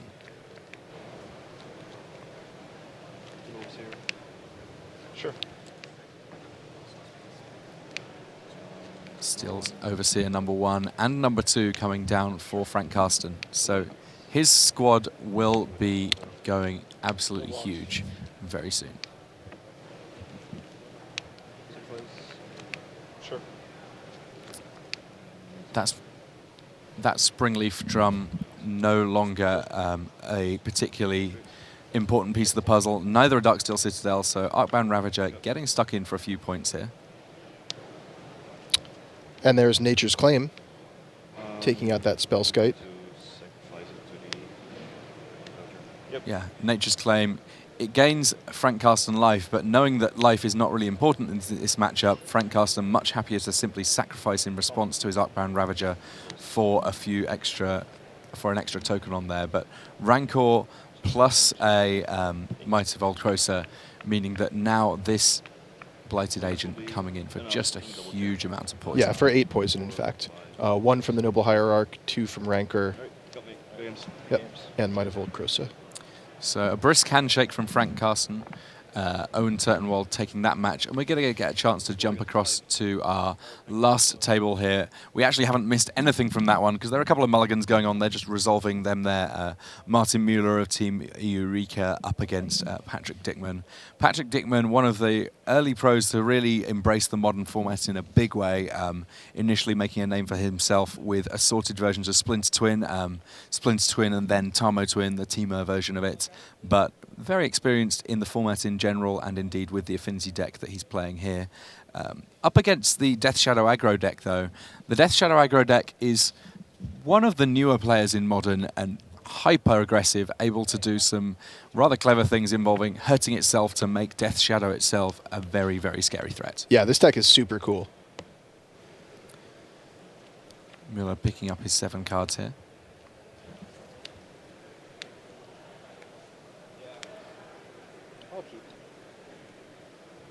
Looks like a 1-lander with Mishra's Bauble there for Martin Mueller. Yeah, this is a deck that, I mean, it's got Mishra's Bauble and a Gataxian Probe, so even though it's got 1 land right this moment, it's getting the graveyard a little bit stocked up, which may prove useful for the Become Immense that's in that hand. There is a Tarmogoyf that if he gets up to the 2nd land, he's going to be able to play easily enough. Good enough to keep, says Martin Mueller as he passes and sees Ornithopter, Springleaf Drum, Darksteel Citadel, and now a Thoughtseize from Patrick Dickman. The Thoughtseize, the real stinger here.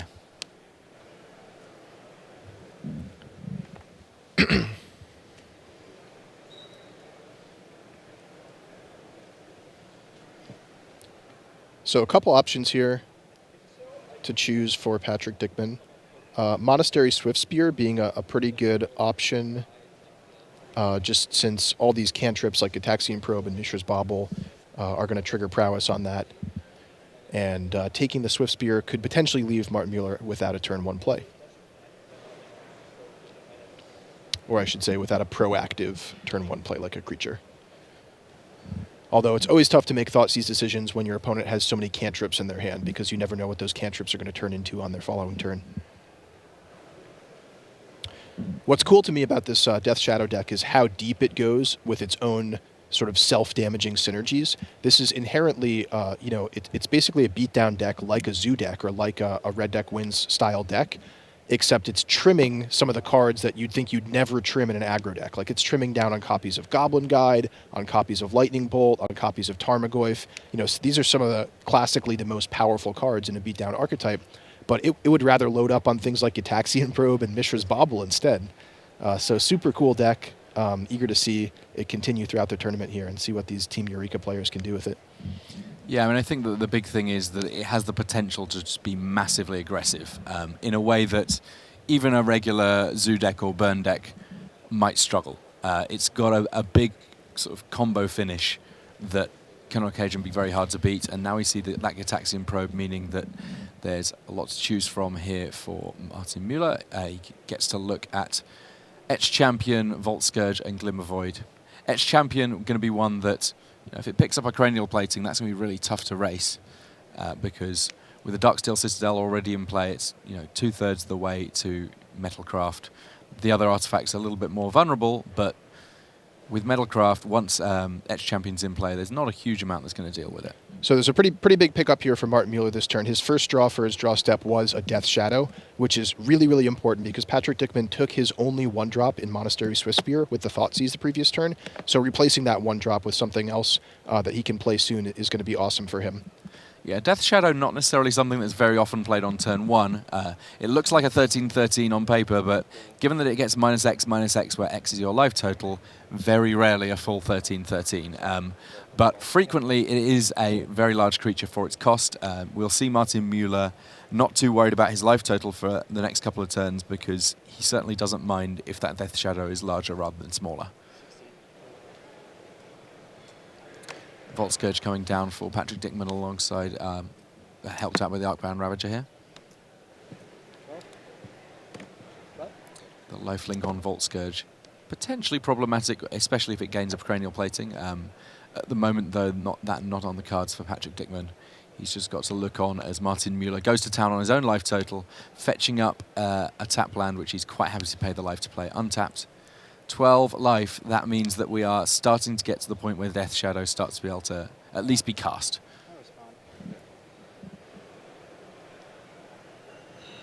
If you're looking for something to cast, though, Stony Silence, a pretty exciting one. That means that now Patrick Dickman basically making a pile of artifacts that are being sacrificed because it's only worthwhile going all in on that Vault Scourge now. Sacrifices everything else. That's a 4/4 lifelinker in play. The Darksteel Citadel wasn't going to be able to tap for mana, neither was the Springleaf Drum. All of the abilities in Arcbound Ravager get a lot less exciting once you can't use them, and as a small creature, just safer, making the Vault Scourge huge. Now we got a real race in our hands, but a race where Martin Mueller doesn't mind losing at least some of his life.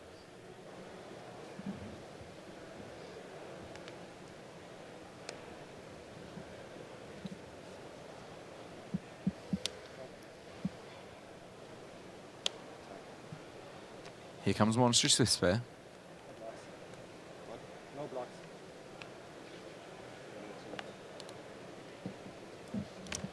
What we refer to around my way as the cheeky point coming in. Following up with Death Shadow. Death Shadow currently a 5/5.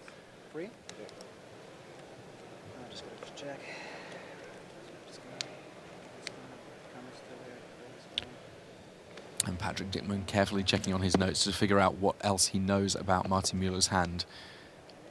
There's still a few scary ones in there. The information from the Thoughtseize may well end up being as important as the card that got removed. Yep, tricky spot though for Mueller. Being at 8 life, now knocked down to 4. He is dead next attack to Vault Scourge, so he does need to win the game this turn. No flying creatures in Mueller's deck and very little in the way of removal to take out a 4/4 Vault Scourge. We see the young Dane. Just ever since the victory of Team Denmark at the World Magic Cup in 2014, he has been having a fantastic time in Magic. A member of Team Eureka, who are just one of the dominant forces on the Pro Tour right now. Swings in with both the Monstrous Swiftspear and that Death's Shadow.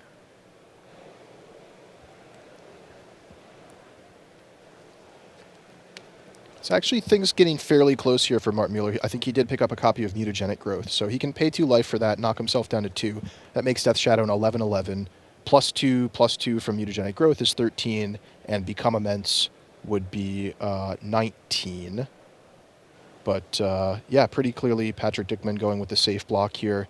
Ornithopter on Death Shadow, and there's no Teamer Battle Rage shenanigans for Martin Mueller, so that will be game. Little fist pump there from Patrick Dickman. You can see how much that one meant to him, the German player winning the match, and that our last match from the feature match area. So we've seen many aggro decks in the area. Eldrazi doing well, and Affinity also showing that it's got some moves along with Infect in our feature match area.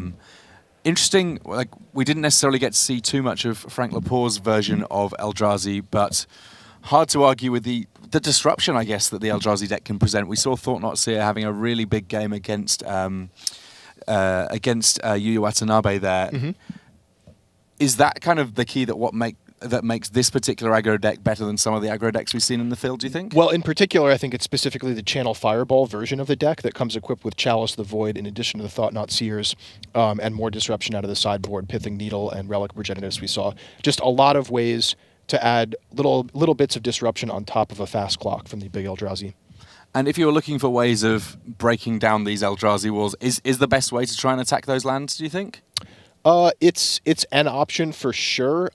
It's less effective, certainly when the Eldrazi deck is on the play and curves out with its powerful lands. But yeah, it is something that you can do. We saw that out of Jason Chung's deck, the Blue Moon, that we saw yesterday.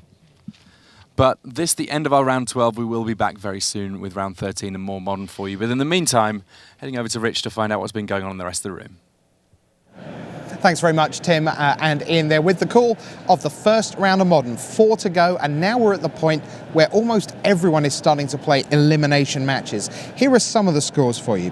Luis Scott Vargas is up to 10-2 because Yuya Watanabe is at 9-3. Watanabe, therefore, has given his 3 losses. If he loses a 4th time, then you're into the tiebreak melee at 12-4, ultimately down the stretch. So the 4th loss, really bad news for almost everyone, though not necessarily fatal. But if you imagine the 4th loss is what really counts, you'll go a long way. Frank Lepore leads the Pro Tour at 11-1. Mr. Melissa DeTora, 11-1. Jason Chung is down to 10-2, one of the 2 overnight leaders. Andrew Brown, 10-2. William Jensen is at 9-3. Other 9-3s include Andrew Cuneo, Kentaro Yamamoto, and Paul Cheon, who lost this round to Sam Pardee. Pardee is a great Modern player. He's largely responsible for the Eldrazi deck, one of the flavors of Eldrazi coming here. So the fact he got out of draft and still only has 2 losses, he's in great shape for top 8. Shuhei Nakamura, 10-2. Owen Turtenwald, 9-3, has eliminated, we think, Frank Karsten, who's down at 8-4. What about Slovakia? A small nation in Europe with 2 tremendous players at the top end of the standings. They were sat next to each other this round. There was Ivan Flock and Matej Zatlkai. And somewhere out there in the sea of humanity is Brian David Marshall. BDM, what do you got? I'm here with Matej Zatlkai of Team Eureka, but also of the Slovakia Republic. Tell me how things are going for Team Eureka, and tell me how things are going for your countrymen as well. For our team, it's all right. I think we have a couple people with 3 losses, so still hanging in there. And I know my countryman, Ivan Floch, just won his round to go only on 2 losses, 10 wins, 2 losses. He was playing against Poland that round, Bart Lewandowski. We also just saw Pascal Maynard of Canada beat Yuki Ichikawa of Japan, and behind us, a really fraught match here. France's Jeremy Desani versus Seattle's JC Tao. They're in game 3. That's been really harrowing. How's your event going? Going fine in limited 6, though. I wish we could draft one more time, but I'm only 2-3 in constructed, so not that great. But our deck's awesome, so I think I'm going to pull out with a couple wins. Tell me how your team goes into like that prep process and comes out under Death's Shadow. It was basically we told ourselves after Milwaukee, like, okay, let's just play all the decks in Modern, and then like someone, I don't remember who reported, like, oh, I'm winning a lot with this Death Shadow deck, you should guys try it. And like every person that tried it went on like an insane winning run of Magic Online, so we're like, okay, this is our best backup deck, let's try to explore the format a little more. But our Suicide Zoo deck still came out as like the clear favorite. Right, this isn't a completely new deck that you guys invented. This is a deck that was out there, but was maybe kept down by things like Summer Bloom and Splinter Twin. Yeah, I mean the bands, like they didn't influence as much because you were still pretty fast. Goldfish deck, but the good thing is it was underrated. Also, it's very hard to play. People underestimate it. They think it's easy, but managing your life total and correctly sequencing your spell is very, very hard. Almost mismanaging your life total, right? You really want to get down to like 11 before you've even passed the first turn or have been attacked. Yeah, I've heard some good plays by my teammate Pierre Dajan, who managed to play a turn 1 Death Shadow and just attack for 8 on turn 2. That's absolutely absurd. Okay, Matej Zatlkai, this is Brian David Marshall. That's what's going on here on the floor. Thanks very much to BDM. Now, just walking past Brian and Matej was Pascal Maynard of Canada. We've not spent a lot of time talking about Pascal. There are 400 of the best players in the world here, but Pascal, quietly, he's never been at the top of the standings, but he's still very much alive. He is up to 9-3 right now. Can't really afford any more losses, especially as he hasn't been right at the top of the leaderboard, but at 9-3, still very much alive. The way this works out, if you're new, welcome to coverage. Thanks for being part of our Pro Tour Oath of the Gatewatch weekend. If you can get to 12 wins and 3 losses after 15 of the 16 rounds, well, at that point, there's every chance, as long as you're paired against someone else on that same record, which is the way Swiss records want you to be paired, well, if you can realistically then shake hands and get 1 point each. That takes you from 36 points to 37. That should be a lock for the top 8. If, though, you're at 11 wins and 4 losses coming into that last round, well, then you have to play, you have to hope to win, get yourself to 36 points, and then hope that those people pairing above you, shaking hands, are going to 37, 39, 40 points maybe. Maybe there's just enough room at the dance for 1 or 2 12 and 4s to sneak in. So, people at 10 and 2 in great shape. Frank Lepore at 11 and 1 is just 1 win away from a handshake and into the top 8 at his first ever Pro Tour. Talking of first ever, his other half, Melissa DeTora, was the first ever lady player to make it to a Pro Tour top 8 in Montreal, a Pro Tour gate crash in 2013. So this will be the first couple we've ever seen in Pro Tour top 8 history. What an achievement that would be. Good luck to Frank Lepore as he heads down the stretch. Now, as you know, BDM's been out all week with the Pantheon, one of the great teams of all time. They're still very much in the hunt. William Jensen's at 9 and 3, and players still battling for points and cash prizes. So the question is, within the house, who does the cleaning? Who does the cooking? What is your role on the Pantheon?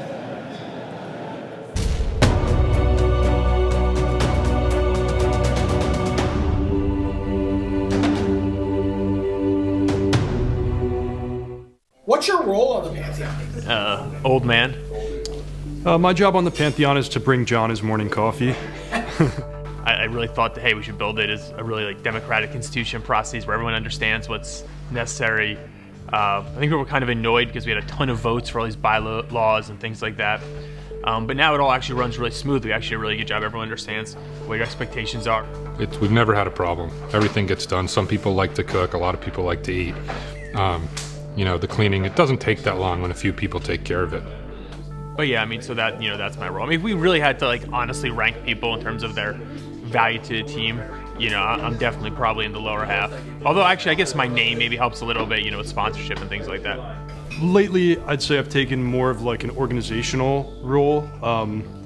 There's a dynamic when you get a big group of people, which is that if you say, hey, maybe we should build a red deck to test against, it's probably not going to get done. But if you say, Andrew, could you please build a red deck to test against, he's happy to do it. And the same thing goes with, hey, maybe we should have a meeting to talk about Booster Draft, versus, hey, we're going to have a meeting tonight at 7 o'clock in the living room, everyone be there, then people will be there. So I'm often the one, scheduling the events and keeping track of our results when we do drafts and mock tournaments, stuff like that. I guess I'm kind of a contrarian, so I often question a lot of the ideas people have and ask people why they have cards in their deck. Try to make myself available. Deck building has never been my strong suit, so I feel like if I'm going to sit around playing games of Modern, it's going to benefit the team more if the people who are very good at building decks are able to use my time as, to learn the matchups. Okay, we have a couple of people that are brewers. We have Ben Rubin, we have Nassif. Those guys are building decks, and I'm mostly playing them against stock decks, and I'm telling them, all right, this is too far. This is just not playable at this point. Playing so long, I've played so many tournaments, I got a pretty good idea if this is doing something or it's not doing something. I guess I'm the person who brews up a lot of the decks. A lot of people, we want to really have good decks and not miss anything, and that it takes a lot of effort to do that. So a lot of people on the team tried, are all trying to do the same thing, but there's a lot of pressure to not mess it up. All these people know me too well to trust me with logistics or anything like that. So, it's the usual logistical stuff. You have to go grocery shopping every 2 days at least, usually every day. We don't even go out to eat all that much because it's just more convenient to cook something in here. Because we only have those 2 weeks, and ideally you just want to play Magic all the time. My contribution to the team is probably the cooking. And it's nice to watch people eat your food and like, oh, this is great, instead of eating chips and cereal and, sandwiches. Usually I wake up before everyone, so I just like clean up the kitchen, clean up the tables and stuff. But yeah, cooking too, Kai cooks a lot. We have Antonino now who seems to enjoy cooking. The best part of it is like we're all friends, we're all kind of hanging out. We have people cooking us food, which is great. Like my friends cooking me food is awesome. The food's great. Kai and Sif tend to cook a fair bit. Antonino's cooking here too. Yelger helps out some there. I guess I'm talking about all the non-Americans. I guess we're all lazy. I made pasta a couple of times. I try to make it as filthy as possible. Some bacon, some mushrooms, some cream, things of that nature. But I think pasta is good because everybody needs carbs to keep going.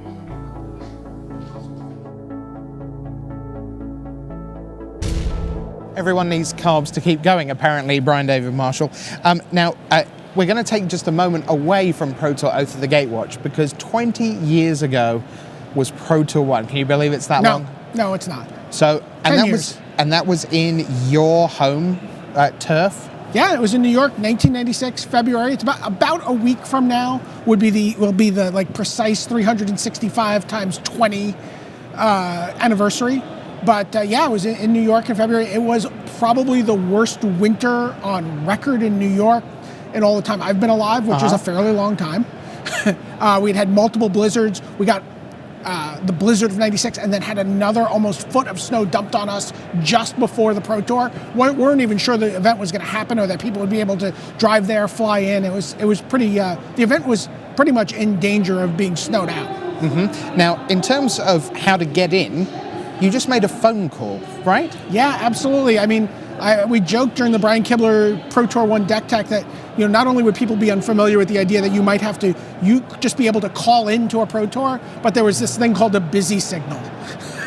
And I remember people getting busy signal after busy signal. Elaine Chase, who's currently the senior brand manager for Magic, was a competitor at that event, and she said she used her concert ticket fingers.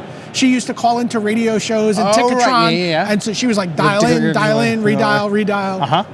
But yeah, it was a dial-in process to get into the Pro Tour, the first Pro Tour. And yesterday we had the chance to chat with Brian Kibler, who was at the first Pro Tour, and we put up his deck list. And honestly, you could just have this great puzzle of what were in those cards. But right now, why don't we take a look out on the floor using Skycam if we can for you, because right now no one's playing Magic. There's everyone, and they're all milling around, and they're not actually looking at pairings boards right now because it says no food or drink in the tournament area. But I think we're going to cheat on that because it turns out that we're having a little celebration here in the room for the 20th anniversary of Pro Tour 1. Cupcakes aplenty around the room for all the players. Now, is that's not carbs, that's starch, is it? It's all carbs, yeah. It's all carbs. Excellent. Well, Antonino told us we need carbs. So that's the view there down on the floor of what's going on as we celebrate Pro Tour 1, 20 years of amazing memories. You can see Randy Buehler walking back towards the feature match area there on the left, the judges station, tournament operations, and all the players, Magnus Lanto heading towards us right now. And there they are milling around. And just for a moment or two, it isn't about, is my sideboard better than yours, or have I metagamed correctly? It's that 20 years ago, a couple of hundred people picked up the phone and believed in Magic enough that they wanted to come and spend their weekend slinging spells against people they'd never met, mostly from around the city and to an extent around the country, but even all around the world. And now here we are 20 years later with 73 countries represented in our World Magic Cup. And incidentally, tomorrow, Alain Bergeau, Director of Organised Play for Wizards of the Coast, will be right here at the news desk to talk to us about some changes to the World Magic Cup for 2016. So watch out for that. We'll be talking a bit, we're doing some tweaks to the structure of the event and a little bit about the WMCQs. Certainly won't want to miss that announcement tomorrow lunchtime. But as we look back over 20 years of great Magic history, we thank everyone for believing in a game. Who could imagine we could be here with the millions of us around the world who love this game so much? So at that point, it's time to bring us back to Oath of the Gatewatch here in Atlanta, Georgia, USA. It's time for another deck tech, and we have a great one lined up. We've been wanting to do this since about past yesterday, so I think we should actually do it now.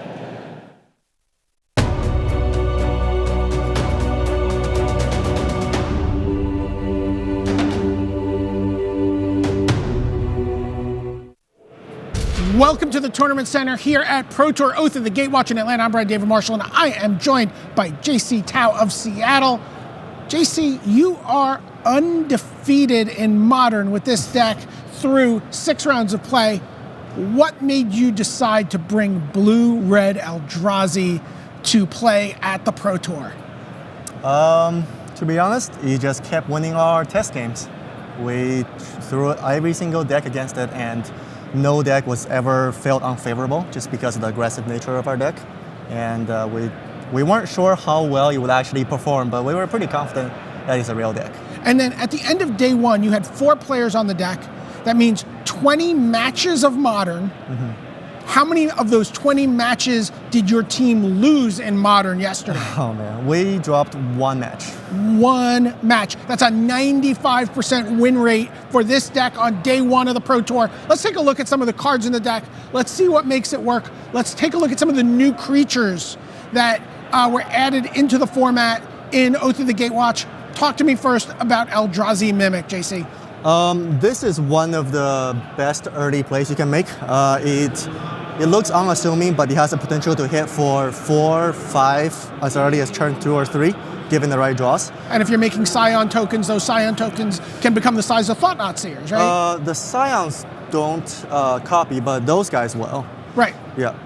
And we also have Ruination Guide in the deck, which also pumps this. He's just a very solid foundation of the deck. Okay.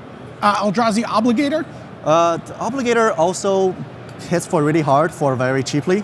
And in the long protracted games, you have the chance to steal their biggest guy and possibly even steal 2 guys in the same turn if you've been holding them up.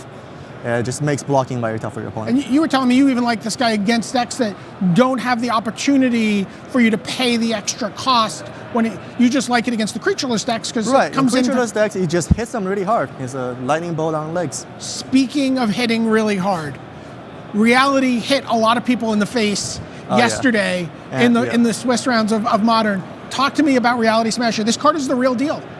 Yep.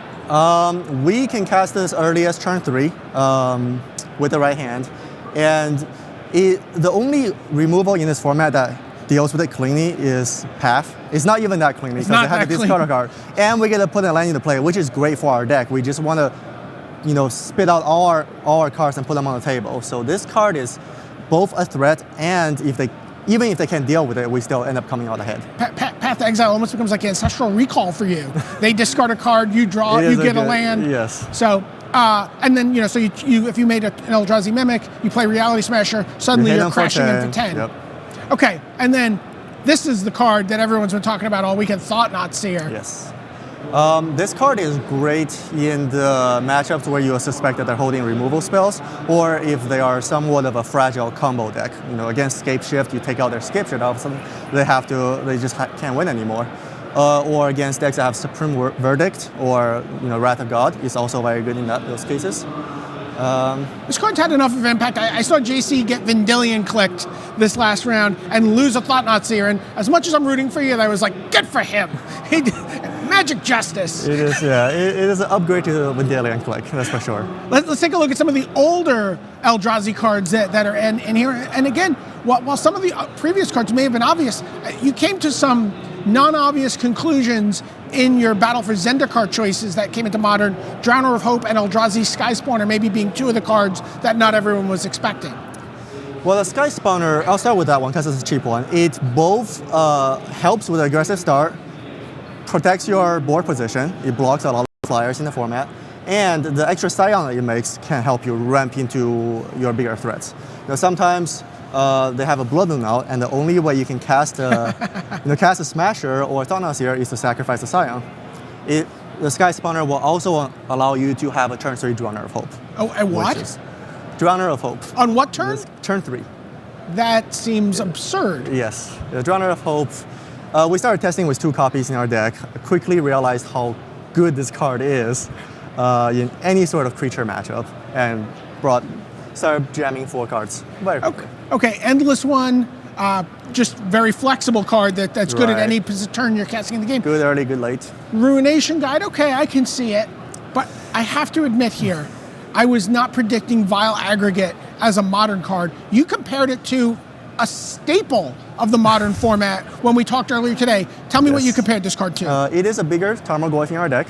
It also tramples. It also ingests, which doesn't do a whole lot except it puts our opponents on tilt. Okay, so you get the psychological edge from this card.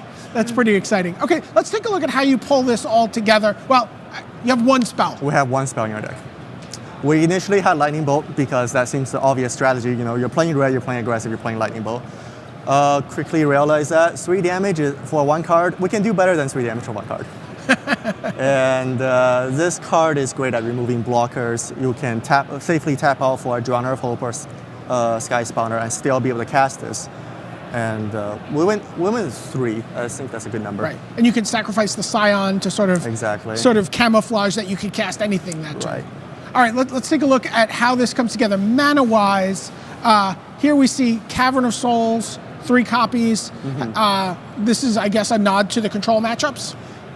This is just a good land to have. This is an untapped, true tricolor land that doesn't hurt you. The fact that it can randomly destroy blue decks trying to counter your spells is just a bonus. What do you name? Yeah, I know what you named. Eldrazi Temple. Those are the mana acceleration lands. And Eye of Ugin. Both of these just let you do ridiculous things. So you can play this on turn 1 and just play an Eldrazi Mimic. Borderline unfair things. Borderline unfair? I don't think it's totally unfair. I don't want to see what your unfair deck looks like. And then finally, 1 Gemstone Caverns. Talk to me about the 1 Gemstone Caverns. So this deck has no 1-drops and a ton of 2-drops. We really want to, if we're on the draw, we really want to get back to the advantage. And this card does that, serves that purpose. We had a lot of flex land slots in our final testing days, and I decided to only have room for 1, and that one's the best one.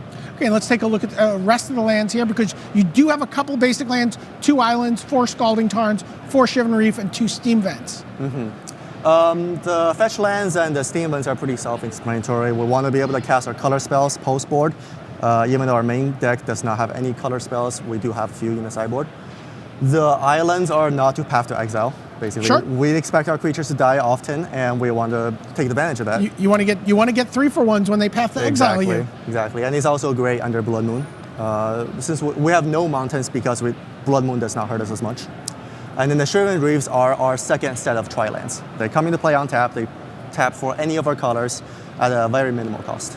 All right, JC, this deck will be, you'll be able to find this on. I very much expect that this deck will be in the Modern Pro Tour Gauntlet on Magic Online on Wednesday. You'll be able to play this deck for yourself. For JC Tao, this is Brian David Marshall from the Tournament Center.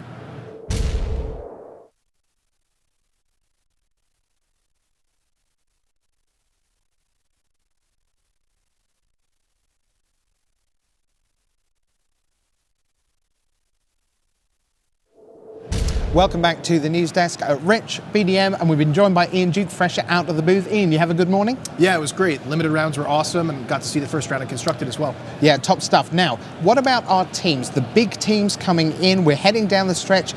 They're falling by the wayside, but how many are left running? Let's take a look. I'm going to start you off with one of the big stories of the weekend. This is East-West Bowl. Let's take a look. Now, these are not full of big-name players. They're full of people who've been around the circuit, a Pro Tour top 8 here, Grand Prix top 8 there, runner-up in Rookie of the Year, a real mix of players, but boy, have they been solid. Now, remember, 4 losses is right on the verge of elimination. So right now, 4 horses left in the race for East-West Bowl. Andrew Brown at 10-2. You've just seen the deck tech at 9-3. Pascal Maynard 9-3, and Ben Friedman. Worth noting, Tao has not lost in Modern yet. He went 3-3 in Limited. He is 6-0 in Modern with Blue Red Eldrazi. Again, that deck posting a 95% win rate on day 1. 4 players, 20 matches. They lost one of them yesterday. That's incredible. Don't know how they've done today yet, but 95% win percentage for Blue Red Eldrazi on day one. Crazy. Yikes. That's amazing. So East-West Bowl, they've got 4 players left properly in contention. What about Team Eureka, the European superstars? They went to Mexico City last time. They've got 4 players in contention. All have given away their last loss that they can reliably give, and that's the 2 Austrians, Emmanuel Gershenson and Oliver Polak-Rotman, together with Francis Pierre Dajon and Matej Zatlkai. And guys, Matej is on one of the other really cool decks of the tournament, this Death Shadow aggro. Do you get a chance to watch that, Ian, under the lights? Yeah, we saw it last round. I also got to saw it yesterday as well. That deck is super cool. I know if I were going to Modern F&M coming up, that's the one I would sleeve up for sure. Yeah, I'd be very happy to get that in the gauntlet next Wednesday. I was just going to say, almost certainly locked in for a spot in the Magic Online Gauntlet for this modern format. I mean, and I have no insight into that. I mean, you guys are making the decision, but I can't imagine that Death Shadow is not one of the I've been going back and forth with the guys who are putting together the deck list, and I'm like, I've gotten a lot of requests for this. Make sure you get it in there. So. Yeah, sure. Now, BDM, you were with the Pantheon on Monday. Let's check in with them and see how the Pantheon are doing here as we head down to our last quarter, the last 4 rounds coming up. They have 3 horses left in the race at 9-3 or better, and then a handful more who might be looking towards tie breaks. DeRosa, Vigasma, Reed Duke, Brock Parker, who started off pretty badly. He was 1-3, I believe, so he's put together a 7-1 run since then. William Jensen just lost this round. Owen Turtenwald is up to 9-3, and Andrew Cuneo, making sure he doesn't get any draws, is quietly still in the mix. So that's the Pantheon there for you. Next, we're going to head up to sort of Team 4 and Team 4B in a sense, because it's 2 super teams jammed together. Let's look at Team Channel Fireball. BDM, what stands out to you here? Well, I mean, Luis Scout Vargas at the top of the standings, near the top of the standings anyway, at 10-2. Shuhei Nakamura at 10-2. A couple of Hall of Famers. Paul Cheon. I watched Paulo Vitor Damarosa play this round. Right. And it was just an incredible match where he ended up searching out and playing 4 copies of Endless One. And they were all like 9-9s and 10-10s and 11-11s in this long game against a very fair, Abzan-looking list. He was searching them up with Ivugan? He was searching them up with Ivugan, awesome. untapping, playing them, a turn later searching up another one. And when he won finally, he was just, I was like, Paulo, did you win that match? I couldn't tell. He looked so defeated, but it was just so much energy and so much of a razor's edge match where he just needed to be on top of it. But, when you have Ivugan just searching up 10-10s. Seems pretty good. It seems pretty good to me. So Shuhei Nakamura and Luis Scott Vargas, the other pair in this joint super team, if you like, are face-to-face games. They are still in the mix. 4 players still running hot towards the top 8. 4 rounds to go, every match critical. Let's take you down to the floor. It's time for round 13.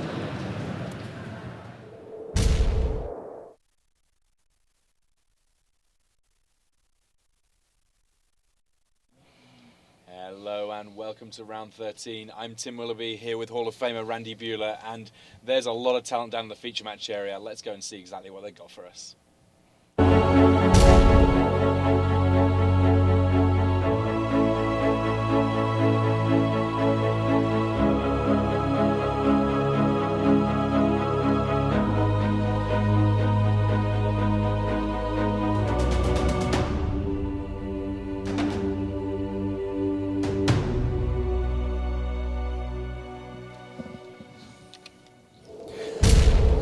Hello and welcome to round 13 here of Pro Tour Oath of the Gatewatch. The Eldrazi, they've well and truly invaded this modern Pro Tour, and we're going to see some more of them in our feature match area right now. Our first player in our video match is Ivan Floch from Slovakia. There we can see him. He's playing with face-to-face, and he's on the Eldrazi deck, very similar to the ones that Channel Fireball have got going on. There's Chalice of the Voids. There's a lot of very, very quick monsters being played out. Face-to-face really sort of expanded their geographic borders. For a team that used to be like the Canadian guys, they've got Tiago Saporito, they've got even Floch now. But he's up against a stiff challenge there. He is up against that man there, Hall of Famer William Huey Jensen, playing Infect. This is the second Pro Tour that he's played Infect for, very familiar with the deck. And it's another one that's super explosive. This is the deck that most of Pantheon ran at the last Modern PT, where they had Tom Ross testing with them. And it is Tom's list initially. They're running it back. They couldn't find anything better, which makes sense. It's a very good deck. Well, it looks like Flock had the memo on what he was going to be playing against. He kept a hand that, in the dark, is perhaps not too exciting. Just the 2 creatures in there after his turn 1. But one of them's a Spellskite, and Spellskite super impactful in this matchup against Infect. 2 copies in Ivan Flock's list, and in some respects, for game 1, they might be the 2 most important spells in his deck. Yeah, you make a great point. 2 Spellskites. Some of the CFB lists only have 1 main, and you're right that at this point in the tournament, these guys know exactly what the other big teams are running. Interestingly, the Pantheon Infect list main decks answers to the Spellskite. There's a couple copies of Twisted Image floating around. Yeah, kill target Spellskite, draw a card. Certainly not too shabby. And here we see Thought-Knot getting a look at William Huey Jensen's hand. Only 5 cards. This was a mull to 5 for Huey. It's a rough one. 2 copies of Become Immense, a Glistener Elf, Rancor, and Apostle's Blessing. Crucially, though, nowhere in the mix does William Jensen have any colored mana. Right. This a big deal for the Hall of Famer there. I think at 5 with a Blink with a Nexus and a Git Probe, you probably do have to keep that draw. Yeah, Gitaxian Probe too. You're right. So there goes the 1 Infect creature from William Jensen's hand. So many different pieces of the puzzle he needs to find. Draws the forest. But he is facing a pretty hefty set of attackers from Ivan Floch. Just gets in for a single point of Infect and passes things back.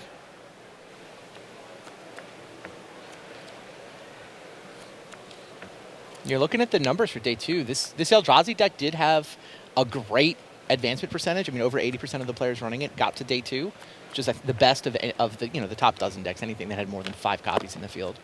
But the Infect deck was also very good. It was at like 78%, if I remember correctly. So there's Spellskite. That one of the key pieces of disruption Ivan Floch has available to him in game 1. Chalice the Void, not the worst against Infect either. A lot of their biggest threats are costing just a single mana. And actually, William Jensen says, I'm so far behind. I've seen a Spellskite. I've got nothing going on. Little smile from him there as he shuffles up for game 2. And we're going to get a chance to see some more magic from this feature match area very, very soon. But first, these messages.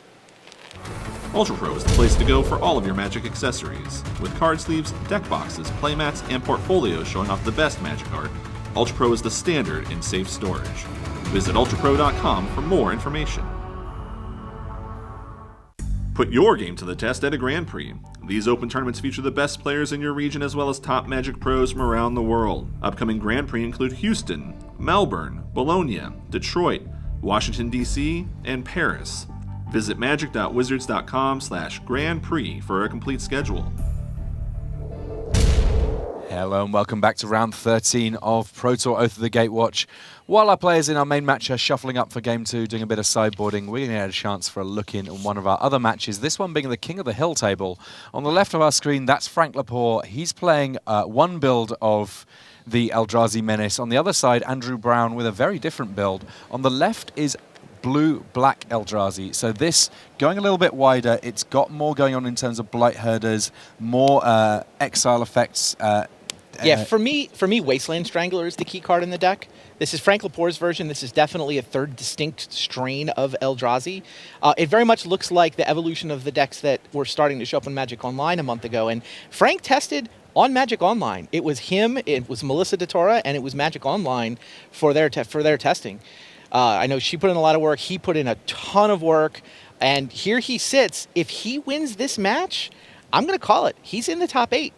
Mathematically, he could hypothetically lose the last 3 and have his tiebreakers collapse, but that tiebreaker collapse never happens to the guy who's in first place at this point in the tournament. So pretty much a winning in to the top 8 for Frank Lepore.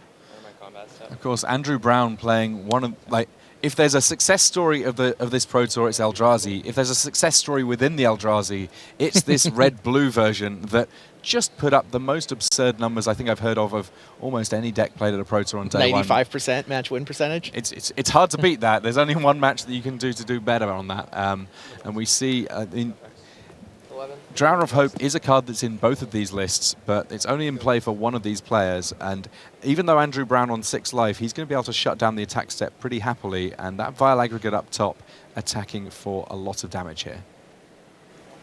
Yeah, Frank's version definitely a little more control-ish, right? Relic, Scrabbling Craws. It's trying to do the process and get cards exiled, bring them back. He's got value in Matter Reshaper. Does also, of course, have Thought-Knot Seer and Reality Smasher because they're Thought-Knot Seer and Reality Smasher. And one of the cool things about both of these lists is that they get to run Cavern of Souls as a land that taps for colorless mana, a land that fixes their mana for their colored Eldrazi. It's just sort of a very safe one, and perhaps one of the reasons that we've not seen so many control decks doing well at these top tables. Interesting. Yeah, I hadn't thought of it that way, but you make a good point. So CFB list doesn't run Cavern, of course, because it has no colored spells. Which is still just bizarre to me. I'm not going to count Simian Spirit Guide or Dismember. I refuse. Reality Smasher trading off with the Drowner of Hope, but then immediate follow-up of Blight Herder with enough cards in exile to be able to create 3 Eldrazi Scions along with the 4/5 itself. We have a fairly busy board here. One thing of note for both of these decks is that they are virtually mono-permanents. In terms of spells, for the deck on the right-hand side of our screen, there are 3 copies of Dismember main. I believe that Frank Lepore does not have any instants or sorceries in his main deck. It's a true story. Once we get to the sideboard, potentially you might see a Surgical Extraction, a Warping Whale, maybe a Spatial Contortion somewhere in there. But basically, what you see is what you get. What's on the board is what they've got going on. At least in terms of commentary, that makes our life fairly straightforward. But equally, it makes things fairly straightforward for each of these players in terms of working out what to play around at any given moment. Reality Smasher, the play there. Both 5/5s? Yeah. A pair of 5/5s. With Trample. The Trample pretty relevant in this matchup, where sort of Scions normally perfectly fine blockers, but here they're kind of just speed bumps. And Frank Lepore on 11 life needs to give pause for thought here, as he's not the one that's able to easily jump over the top with his attacks in the way that Andrew Brown is.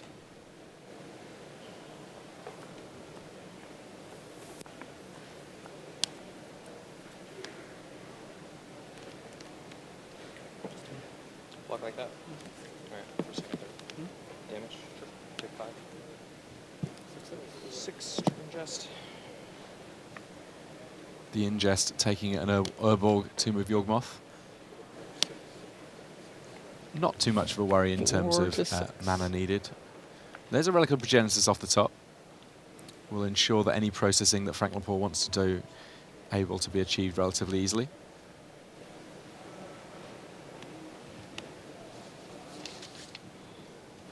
A couple of updates from our back tables. It looks like Bartolomej Lewandowski is still having just a fantastic Pro Tour, defeating Matej Zadelka in Game 1. And Andrew Cuneo with his Infect deck, a game up against Mike Sigrist. The one of World Breaker has come down for Frank Lepore. Yeah, World Breaker card that we've seen in some of these Eldrazi lists, and certainly it has a bigger impact when it does come into play. It is big, and it kills things. I mean, the 5/7 stats line up pretty good against attacking 5/5s. This is very much true. Interestingly, while it's straightforward enough to cast the first time, there's a limit to how many lands you want to throw away with this deck.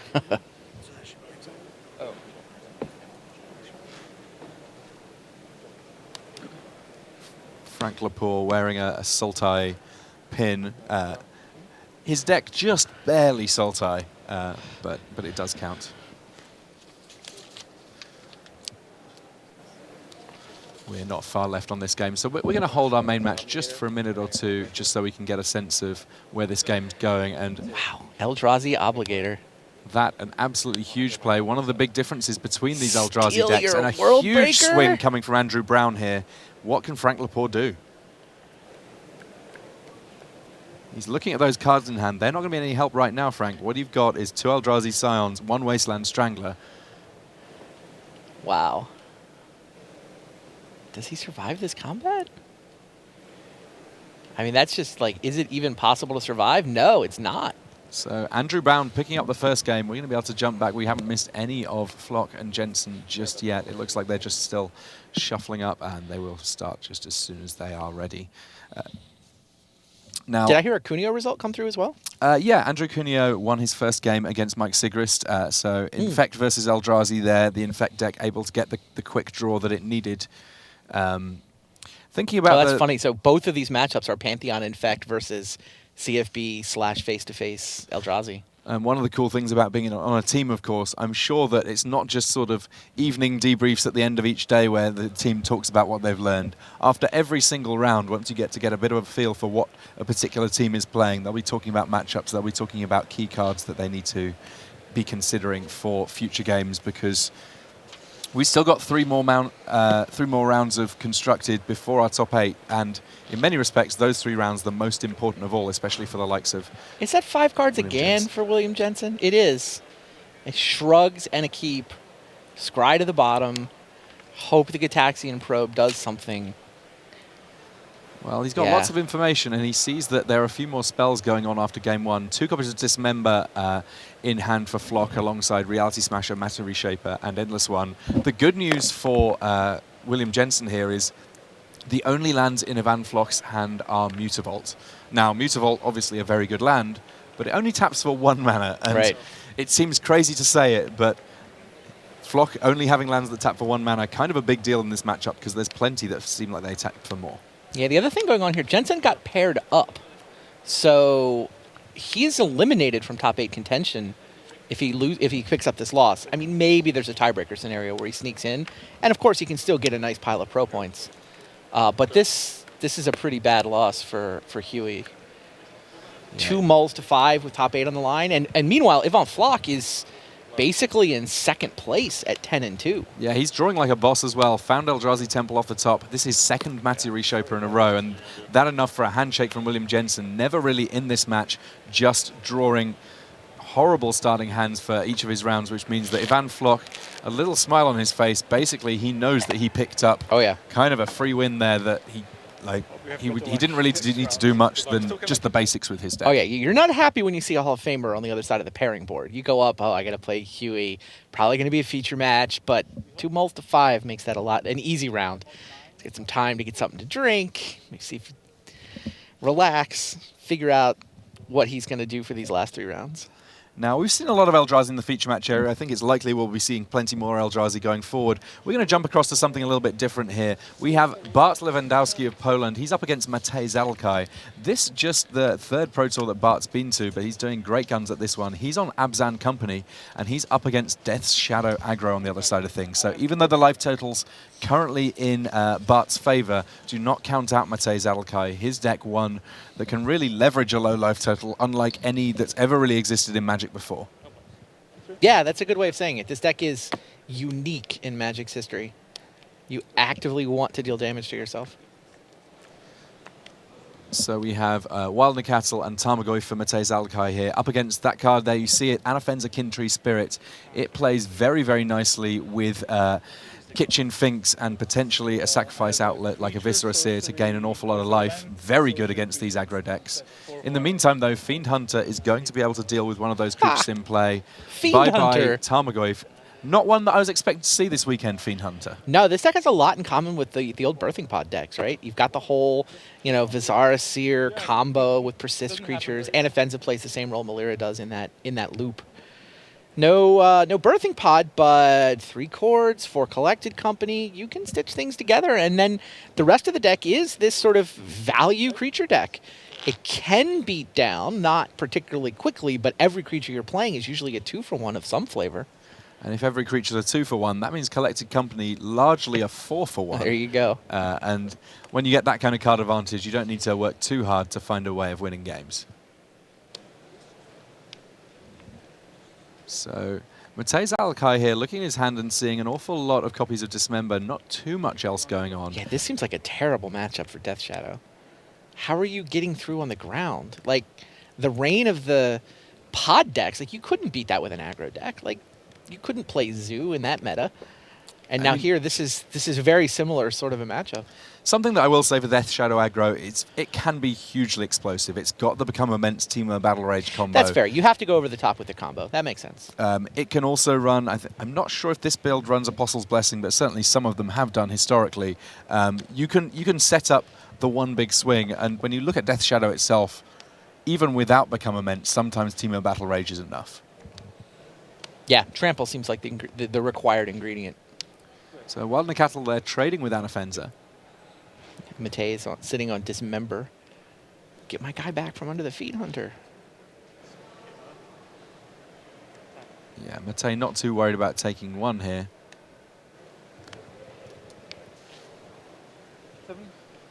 Well, we have a new King of the Hill, Frank Lepore. We said that he was going for a virtual lock on top 8. Yep. He's got a little bit more work to do. Andrew Brown now a King of the Hill with the red-blue Eldrazi. Also worth noting that Mike Sigrist has squared things up against Andrew Cuneo. That will be going to a Game 3.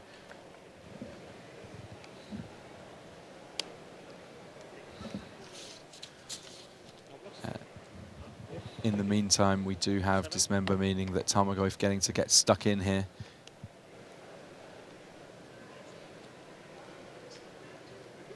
It's interesting. I thought that blue-red Eldrazi might line up really well against the other Eldrazi.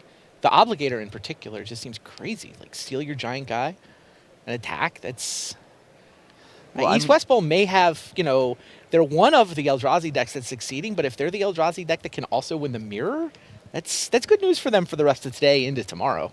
Well, yeah, I mean, I think it works out that some of the disruption that the other Eldrazi decks are running, so the likes of Relic of Progenitus or Chalice of the Void, don't actually fare too well in the mirror. So Correct. The fact that the red-blue deck isn't running them means it's just got more business spells. Yeah, and it seems like you should be weaker versus the rest of the field, but they haven't been struggling so far. As it is here, though, life total's low on both sides, and when that's the case, the Death Shadow aggro deck probably in a pretty good spot. Matei Zalkai, unafraid to attack him with his Tarmogoyf. It's likely to be fairly big, looking at the length of this game's been going on. Is that idle line of rhetoric for Bart Lewandowski? It's kind of hilarious in this matchup. So many cantrips in Matei's deck that let him cycle through. I mean, the big worry, I guess, is any time that you attack into an Abzan Company deck that's got 4 mana untapped, there is the potential that the namesake card comes down, and that would be a problem, but dodge that bullet. Eidolon of Rhetoric goes to the graveyard, which Matei Zalkai will not be sad about. He likes casting lots of spells. It probably did have to chump block there. But. And here's a Collected Company done before Matei Zalkai gets a chance to attack. I mean, I believe that Sin Collector is one of the options that might get hit, so I can see how he might want to just grab something out of Zalkai's hand. As it is, he finds Kitchen Finks and Viscera Seer, 2/3 of his big combo that will completely end the game. I mean, if nothing else, the life gaining off that Kitchen Finks a very big deal in this matchup. Just to let you know, we are holding the last game between Mike Sigrist and Andrew Cuneo. One of the benefits that we have of all of these fast decks in the feature match area, we've got a little bit of time that we can sometimes hold back matches, bring you more magic here from the Pro Tour. Matei's still holding a Dismember, by the way. His second Dismember, it's got to feel pretty good in his hand right here as Bart is so close to stitching the combo together. And actually, if he doesn't want to, Matei can choose to cast it for its full retail cost without losing any life if he is a little concerned about his own life total. Patience, thy name is Zalkai, though. At the moment, just holding on to it, knowing that it's ready for if the big combo comes.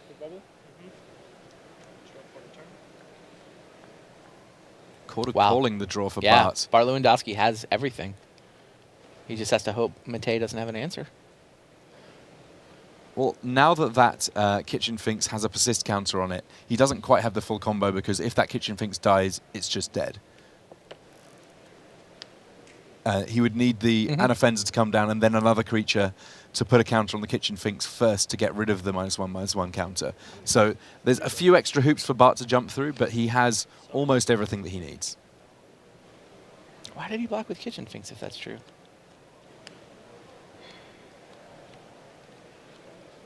And I guess that from Bart's side of things, he knows that there's some explosiveness that can come from the Death Shadow aggro deck, and Teemo Battle Rage certainly a Oh, he may know about the Dismember. That's probably what it is.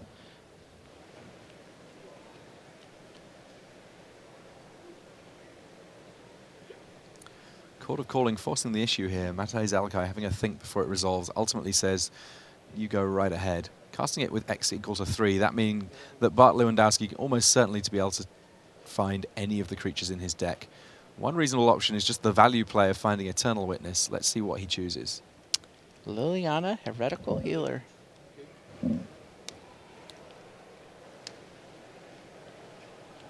Definitely an interesting option. He has the ability to flip Liliana Heretical Healer as and when he so chooses, simply by sacrificing a creature with his Viscera Seer. And this is another way of getting counters off your Kitchen Finks and gaining some life, because once Liliana flips, you have the potential to put a creature back into play from your graveyard with one of Liliana's abilities. In the meantime, you get your 2/2 black zombie token and other good things happening. Non-legendary creature.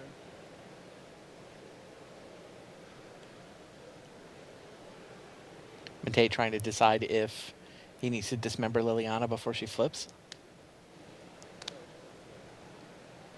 Trigger on the stack. And presumably, if he does dismember, Bart has the option of sacrificing his Viscera Seer to trigger Liliana again. Nice. You're right.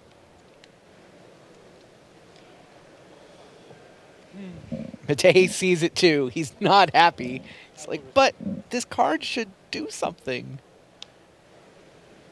At least he does. He decides he wants to force Lewandowski to also sack the Seer. Pays full retail for his dismember. A little wary of his life total. You have a strand of stack still. Yes, and this.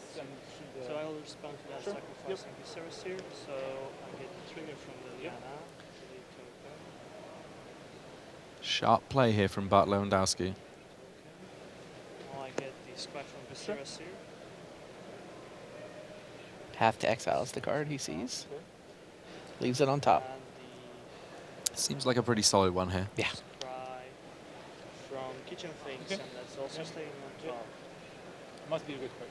It is. I would say Zalkai has successfully divined something of the top of Lewandowski's deck.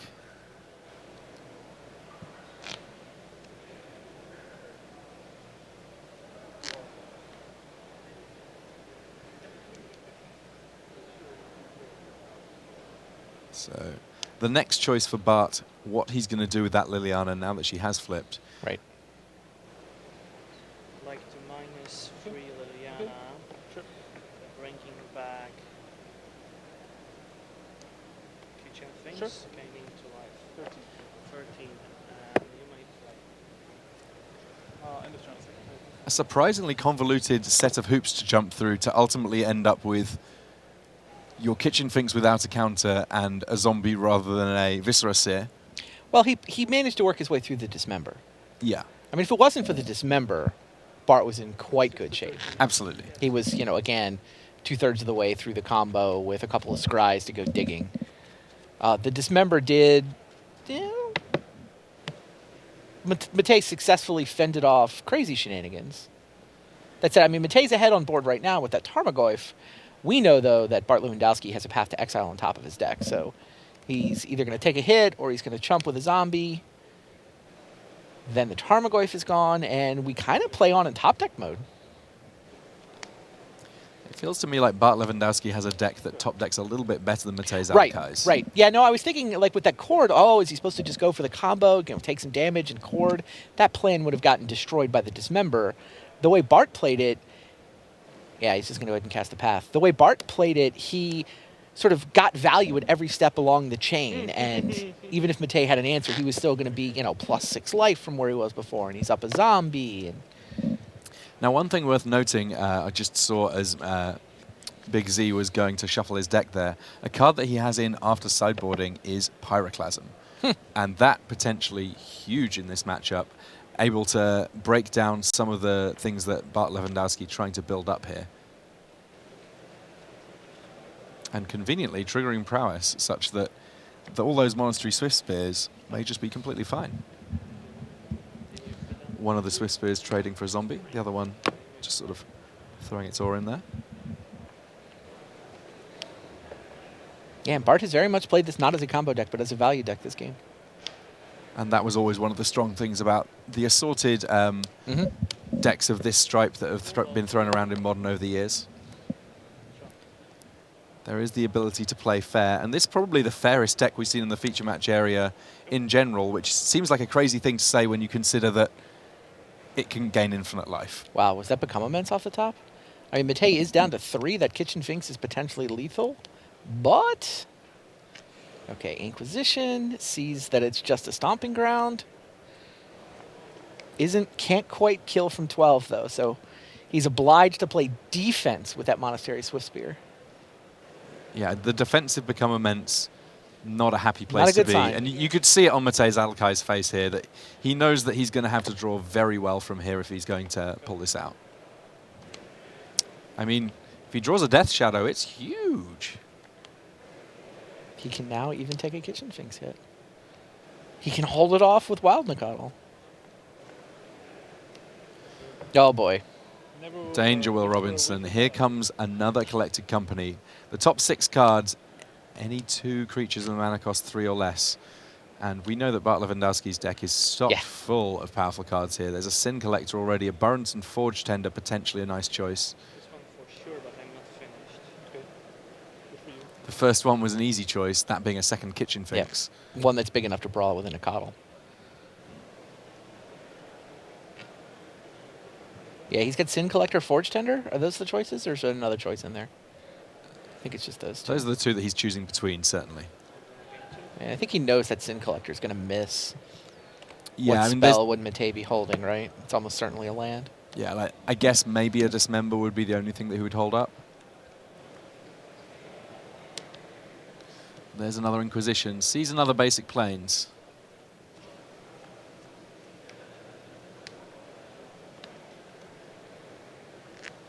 No reason to hold that Plains in hand once it's been seen, really, here.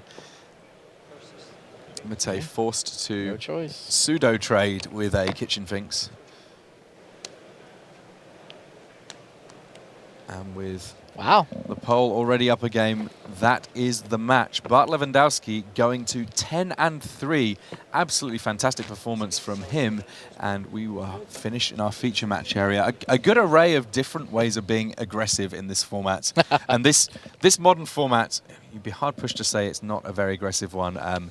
We saw Van Vlok kind of going through the motions with his Eldrazi deck, but the most interesting match for me, in a way, was the Eldrazi mirror that we saw and the variations on the Eldrazi list, how they ultimately impact on things going on there. But one more game to go. We're going to jump down and see it. Mike Sigrist with his Eldrazi against Andrew Cunio's Infect. Let's kick things off there and see whether or not Andrew Cunio can bounce back, having dropped the last game to Mike Sigrist. Yeah, we just saw Matej Zadokai's top 8 Dreams probably die with that usually fatal 4th loss. One of these guys will suffer the same fate.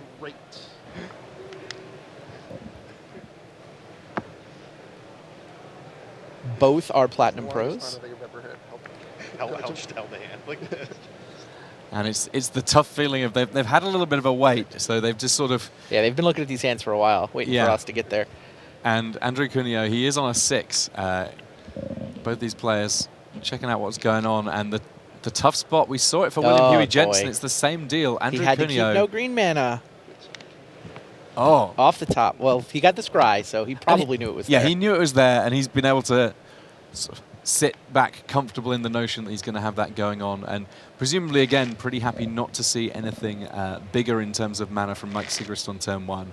But Mike Sigrist, he's got a Ratchet Bomb, which is potentially going to be pretty reasonable here. He's got a Chalice of the Void as well, and those two together, both powerful against what the Infect deck's looking to put together.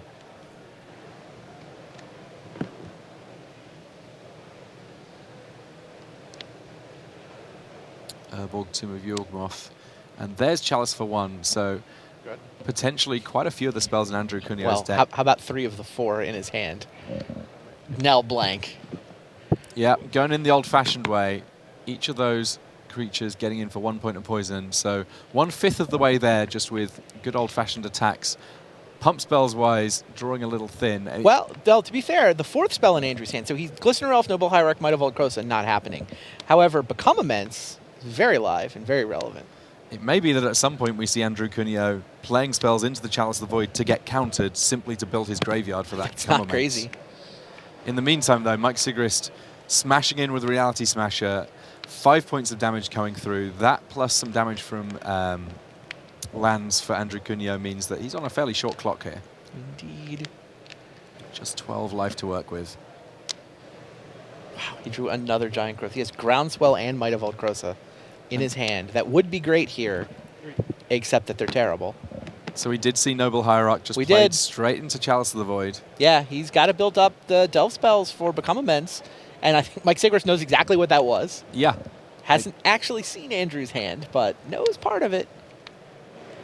More lands that tap for more mana.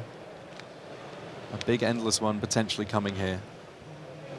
The Eye of Ugin tapping for 1 mana, making Eldrazi cost 2 less. So huge amount of mana here. We see Mike Sigrist doing a little bit of counting up.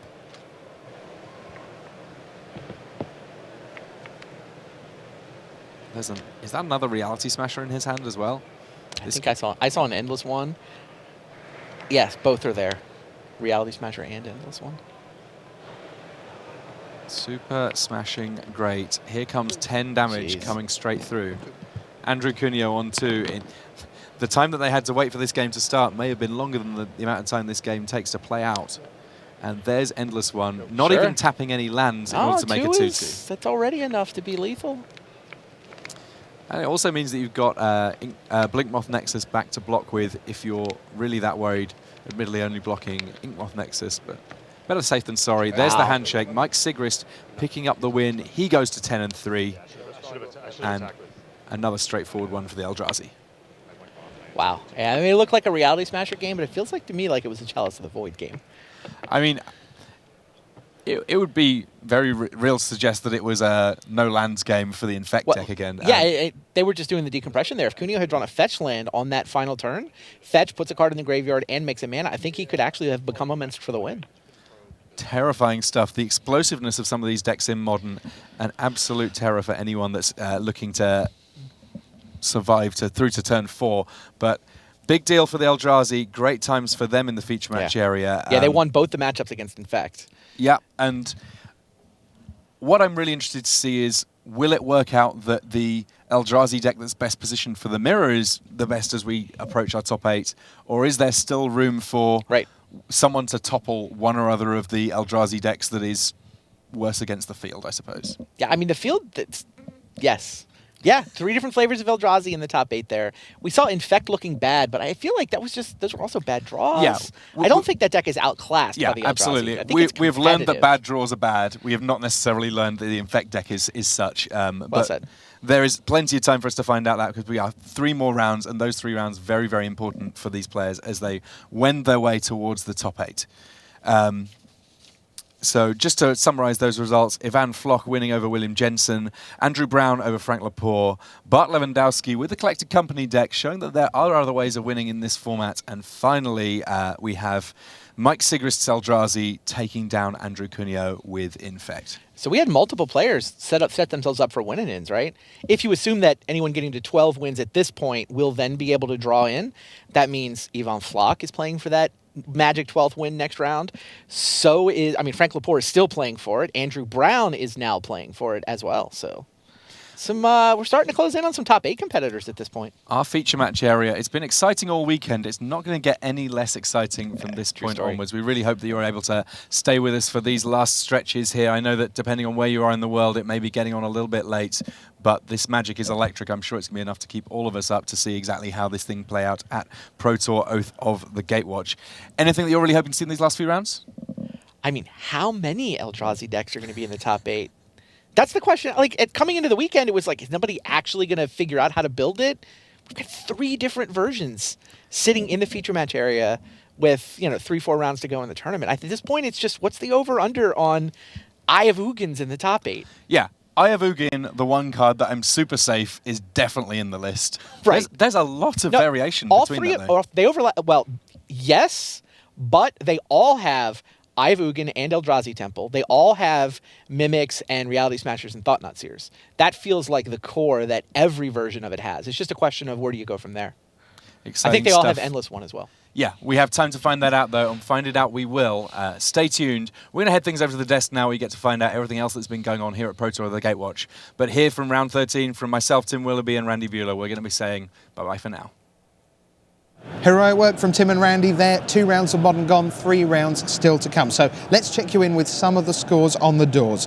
Luis Scott Vargas still has a loss to give. He's at 11-2. If he can win his next round, that could be right on the verge of him not sitting at this desk on Sunday, but instead sitting in that feature match area on Sunday. We'd all love to see him there. We know a lot of you would too.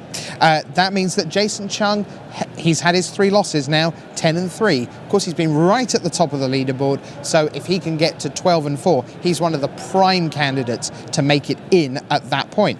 He can still win his last 3 and end up 13-3 and safely in. Owen Turtenwald is 10-3. To get there, he had to virtually eliminate Paulo Vida Dama da Rosa of Brazil, falls to 9-4. Sam Tharmaratten of Canada, he's at 9-4, and that means that Kentaro Yamamoto, someone we've not talked a lot about so far, is up to 10-3 and in the mix. If he can string together 2 wins, he may be able to shake hands in the last round. Mike Sigrist, you've seen win. Bart Lewandowski you've seen win at 10-3, but guess what? He's not the only Polish player still alive for top 8 here, because his compatriot Gregor Kowalski is up to 10-3 as well. Great job by him. 2 Austrians have been in the mix, Emanuel Gershenson and Oliver Polat-Rotman. Polat-Rotman is now up to 10-3. And then Andrew Brown, the Grand Prix Denver champion from last year, he's back for his 4th Pro Tour, and boy is he making it count. 11-2. Co-leading the field, along with Frank Laporte at 11-2, Luis Scott Vargas 11-2. Things are getting very, very tasty at the top of the standings. Now, somewhere out there, I imagine there are people still playing. And if there are, that means Brian David Marshall's out amongst them. Brian David Marshall, what's going on? Rich, what is a poor Splinter Twin player to do once they ban your favorite card, Splinter Twin? I can tell you right now, I'm watching a match between Pro Tour Hall of Famer and champion Jelger Wiegersma. He's playing against Grand Prix Pittsburgh champion Alex Bianchi. Both of them known for their love of Splinter Twin. Both of them playing blue, white, red control in this tournament, playing each other. They're locked in a match. Wall of Omens are in play. Snapcaster Majors are in play. Jelger Wiegersma is beating down with a Restoration Angel. He just cast Crumble to Dust on a Wandering Fumarole. It's game 3. I don't know how it's going to play out. It might be going for a little while here. This is Brian David Marshall telling you what's going on here on the floor.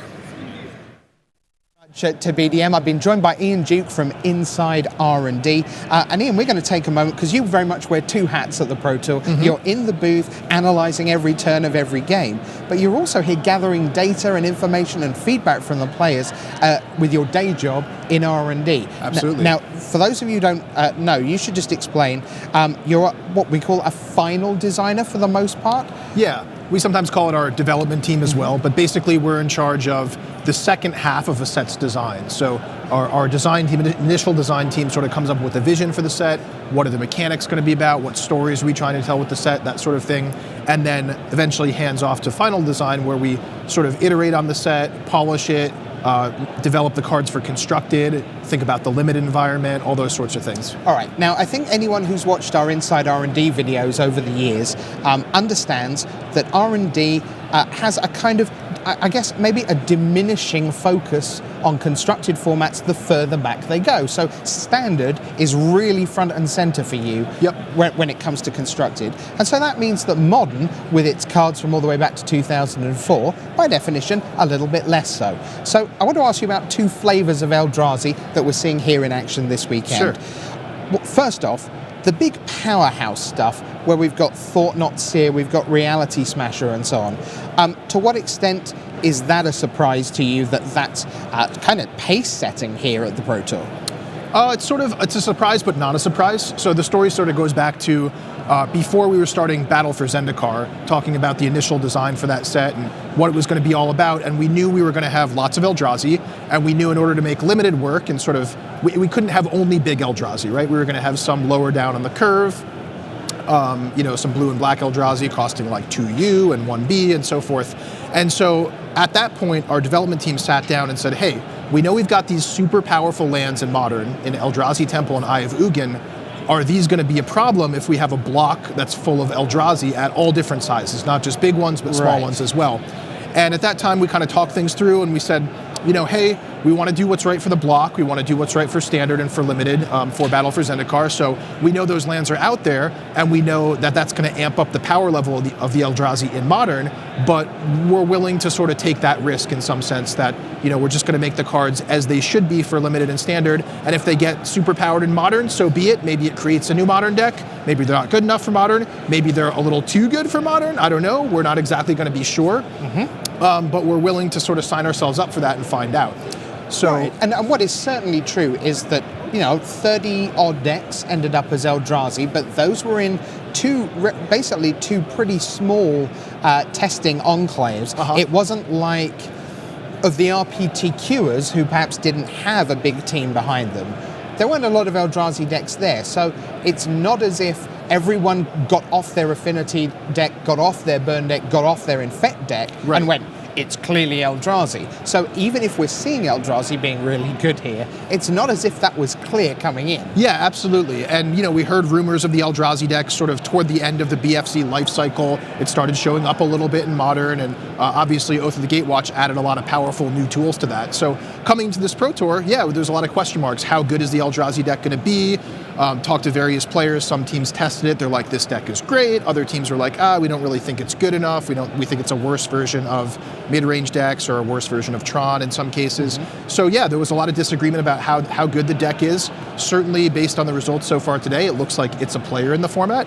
And in general, I think that's super cool. It's not every day that a new set comes out and adds so much to Modern and actually adds sort of an entire new archetype, or in this case, maybe multiple archetypes worth of decks. So I think that's super cool. Because that's certainly where I want to go for sort of part 2 of this. Because, we can look at Thought-Knots here, as I say, and Reality Smasher and go, okay, that makes sense. But Eldrazi Sky Spawner, Vile Aggregate, Drowner of Hope, I mean, these are cards that, you're happy to open in Sealed, that you look to draft in Triple BFZ, and suddenly we're just seeing them all over the place in Modern. Now, I'm going to guess that is more of a surprise. That's definitely more of a surprise. Even up until the day before this tournament, I wasn't necessarily expecting to see Vile Aggregate and Eldrazi Sky Spawner in Modern. So that's definitely super cool, and it really speaks to just the synergies in Modern. When you combine 50 different sets, I think we were saying, right? 50 different sets worth of cards, you just find these unexpected synergies that just shoots the power level up to higher than the cards would be, individually combined. Guess what? Magic's amazing, and you can turn a card from almost anywhere into almost anything if it all just aligns up right. Well, what's aligned up right now is Deck Tech time, and one of the hottest men in Magic right now, 4 Grand Prix titles from 8 Grand Prix top 8s, the winner of Mexico City last week. Here's Brian David Marshall with Fabrizio Anteri.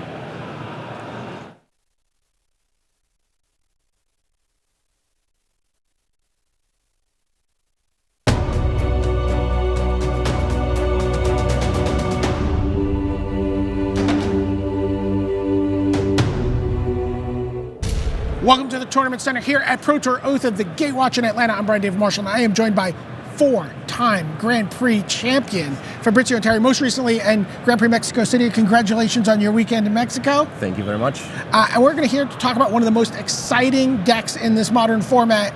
I guess you guys call it maybe Suicide Zoo. We've been calling it Death Shadow Zoo.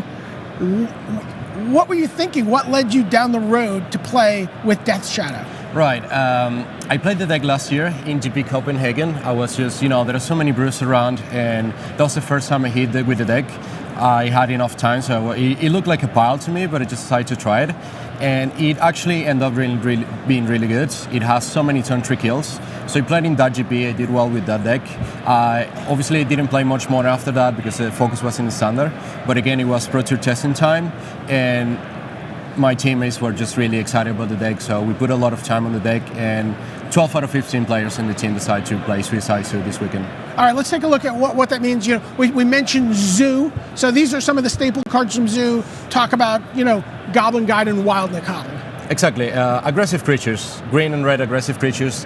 We see these creatures in most of the Suicide, in most of the Zoo decks, especially Wild Nacatl is 3 powers, 1 mana, super aggressive, really powerful.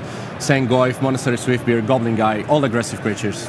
Okay, so that's almost all your creatures, but there's still some more cards here to take a look at, and let's go. In the middle here, you see Death Shadow. It's an avatar. It's a 13/13. It costs 1 mana, but there's a problem.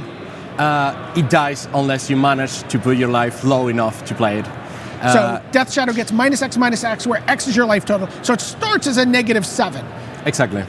When you're in 20, you cannot cast it. It just dies right away. So Death Shadow is a great creature when you manage to put your life total low enough. Ideally 12, which you can do consistent enough on turn 2.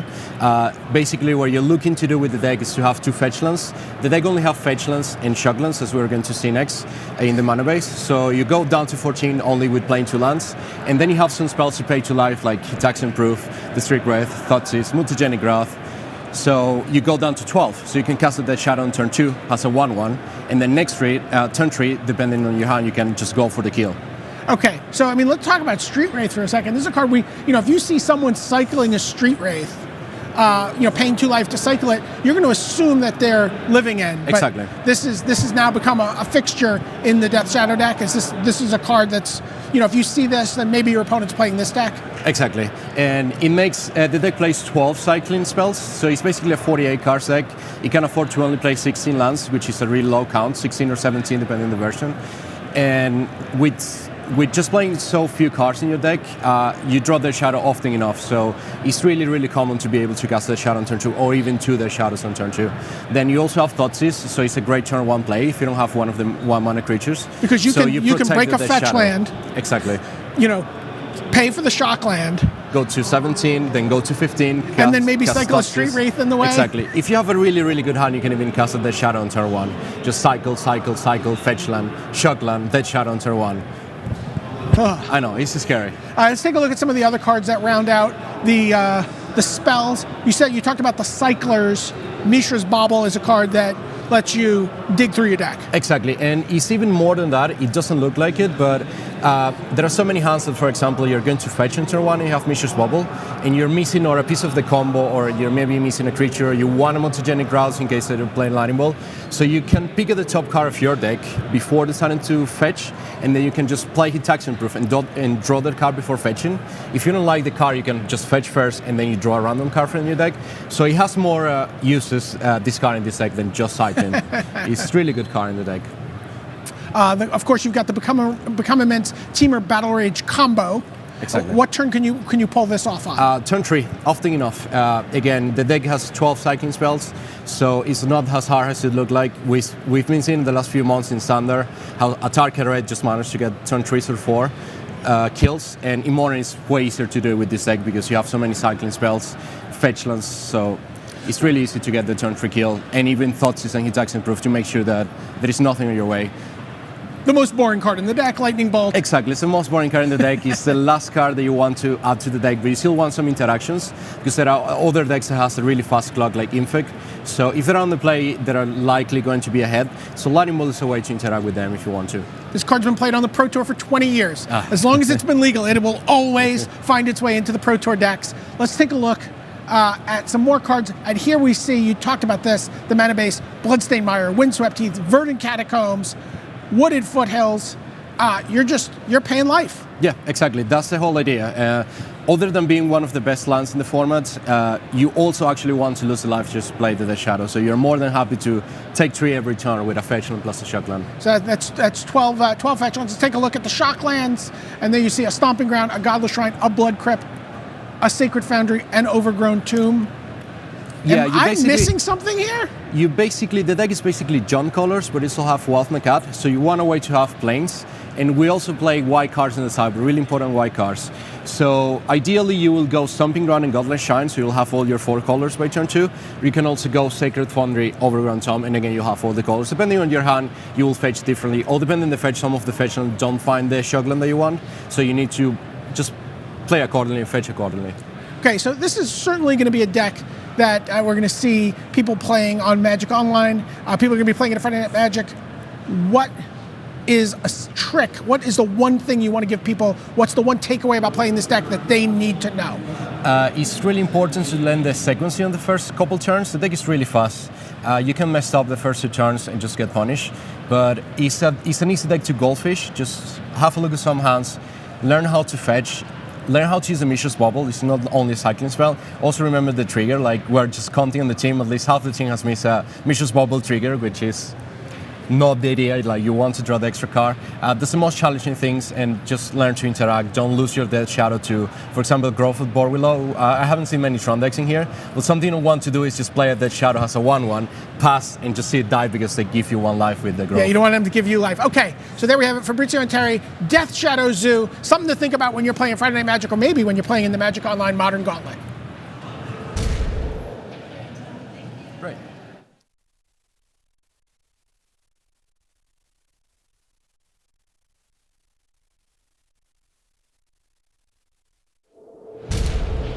Coming soon, round 14. Now, this. Round 13. I just want to give you an idea of what things look like at the top tables. You see players still playing. Antonino De Rosa. Looks like he just came up on the short side of his match there. But over here on table 1, Frank Laporte and Andrew Brown, they're playing in the feature match area. This match, table 2, that was Shuhei Nakamura and Sam Party. That was an insane match. Sure. Shuhei Nakamura was at 1. He was being attacked by a lethal Blinkmoth Nexus, and he discarded a Simian Spirit Guide to pay the alternate casting cost for a gut shot to kill it. That gave him exactly the amount of room he needed to win that match. Shuhei Nakamura wins. Over here, table 3, Luis Scott Vargas defeated Jason Chung. That was pretty quick. Even Flock here defeated William Jensen. Well, not really here. He did it over in the feature match area, but that would have been there. Okay, let's move along. We could see some matches. Owen Turtenwald defeated Paulo Vitor Damaderosa over here. Bart Lewandowski and Matej Zadelkai in the feature match area here. Let's be quiet while they're doing it. But this is Patrick Dickman playing Nathaniel Smith. They're both on 9 and 3. And you see a horde of robots attacking into a Monastery Swiftspear and a Wild Nicottle. Back there on the final table, it looks like we have a result. Brazil's Gabriel Fair has won. He's defeated. He's defeated. What? You just. Oh, Gabriel Fair. I'm sorry. I apologize. Gabriel Fair lost. He lost to Hao Chao Song. Here we see a match. What's going on here? This is Emmanuel Gertjensen versus Jai Chin Tao. Here we see Nathan Holliday and Pascal Menard. And then Yuya Watanabe. Oh no, Yuya Watanabe just lost. He gave me the sign. Sorry. He lost to Oliver Tao. And then on table 12, Samuel Thamaratam lost to Kentaro Yamamoto. So just give you an idea, you see that there's, Kentaro. Yeah, he won. So you see, and there's still some matches going on. We can just take a walk back this way. You see people still playing. Mike Cron, a Pro Tour champion, versus Brock Park, a Pro Tour champion. David Ochoa, Yuki Ichikawa. Here we see over here another Pro Tour champion, and Jelger Vigesma still playing. There's Matt Nass, the Grand Prix champion. So just give you an idea of what's going on down here as we get to the end of round 13. Thanks, BDM. What comes after 13? 14, and it comes up right now.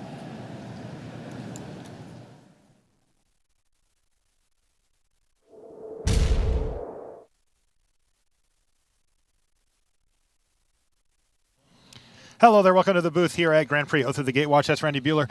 I'm Marshall Sutcliffe, and we've got a stacked feature match area with a whole lot going on. We're going to send it down, and then we'll set the stage for you. Let's go down for round number 14 here from Atlanta.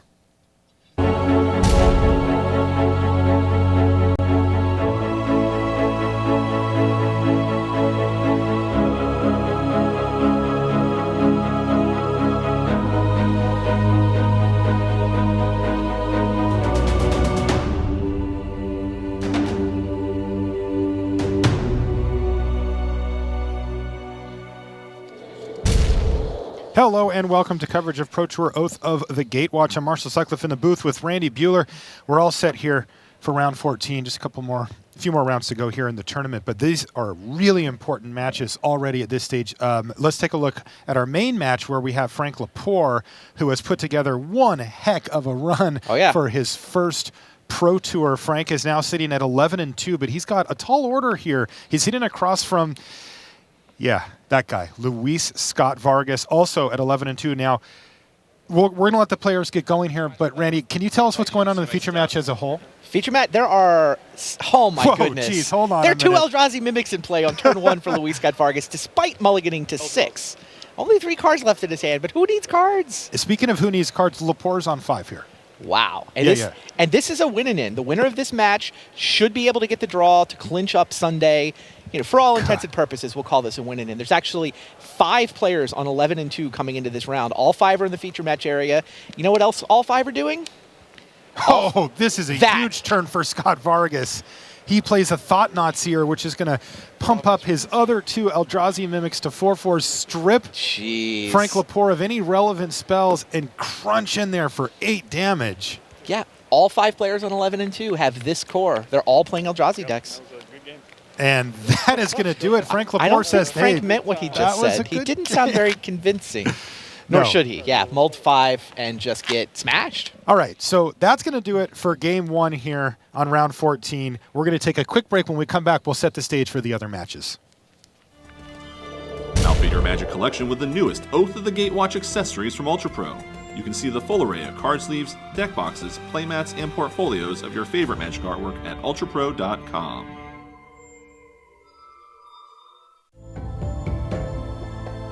Standard is the name of the game at Oath of the Gatewatch Game Day. Join the action on February 13th and 14th at your local game store. Visit magic.wizards.com/game day for more information.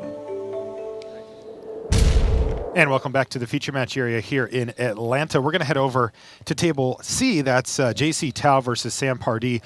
They're both on Eldrazi. And Randy, I've been trying to let you set the stage for everybody in the feature match, but things have been happening so quickly. So tell us what's happening as far as all the matches go. There are 8 players in feature match area, like normal. 7 of them are playing Eldrazi decks. 5 of them are in win-ins. All 5 of the 11-2s, you know, they're taking over the world. The thing is, though, it really is 3 distinct flavors of Eldrazi. I mean, here you see JC Tao. He's got the East-West Bowl version of the deck, Eldrazi Sky Spawners. It's essentially the blue-red version. I think the way to sort through all of these Eldrazi decks is there's a blue-red version, which is the one you see here on the left of your screen. There's the mono-black version, which is what Frank Lepore is playing. And then there's a truly colorless version. I don't know. Is it a devoid version? I guess. Sure. We'll have to figure out what we want to call the CFB face-to-face version of the deck. And all 3 of them are having success. Like, what is going to succeed at this Pro Tour? What's going to rise to the top of the Swiss? It's clearly the Eldrazi decks. And now it's just a question of, it's Eldrazi versus the world.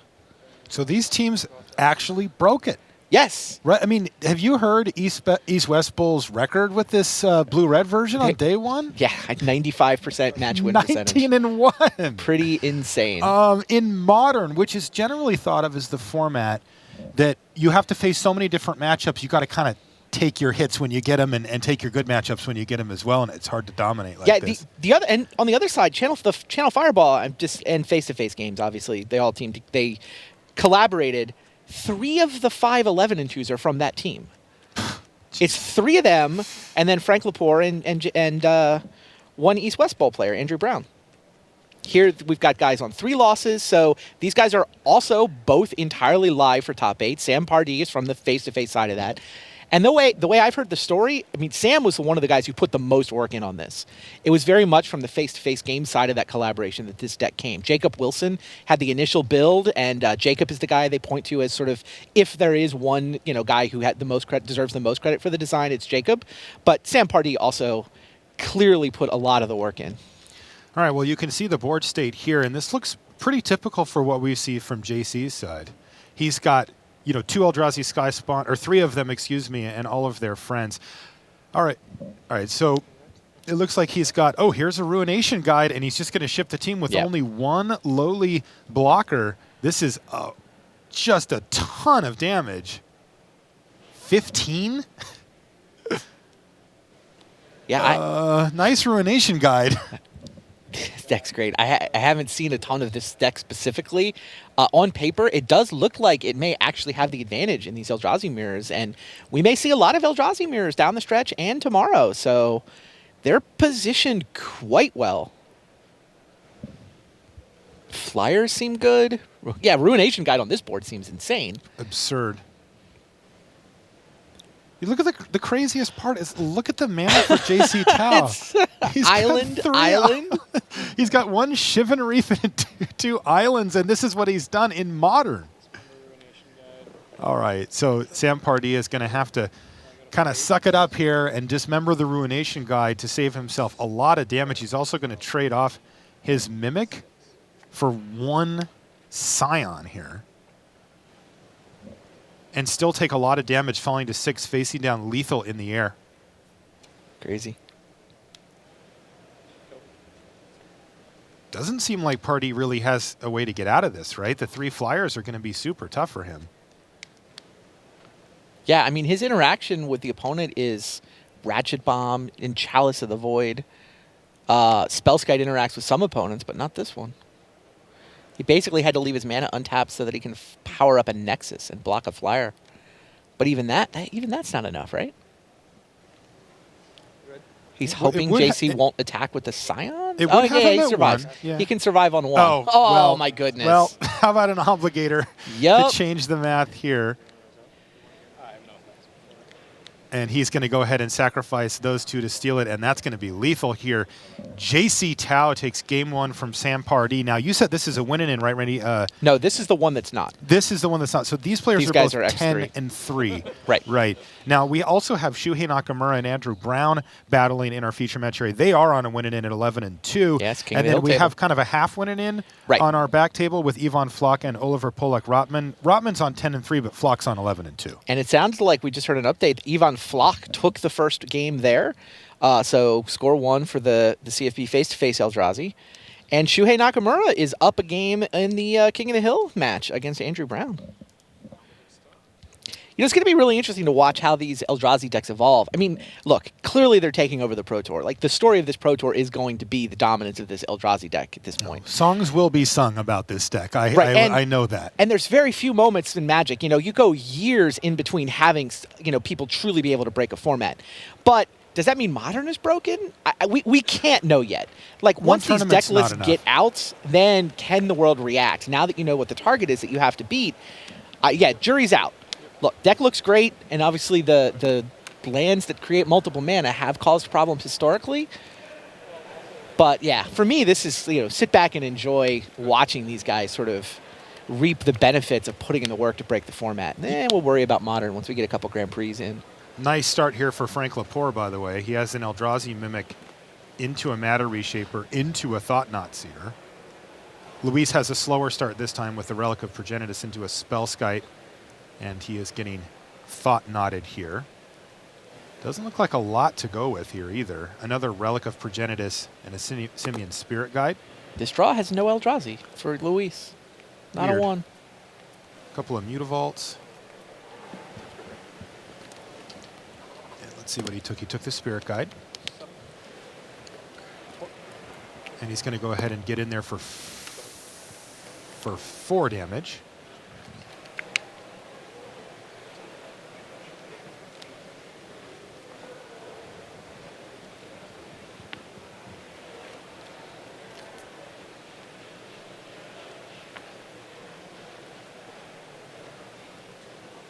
Interesting. Yeah, that Relic of Progenitus is not particularly exciting in this matchup.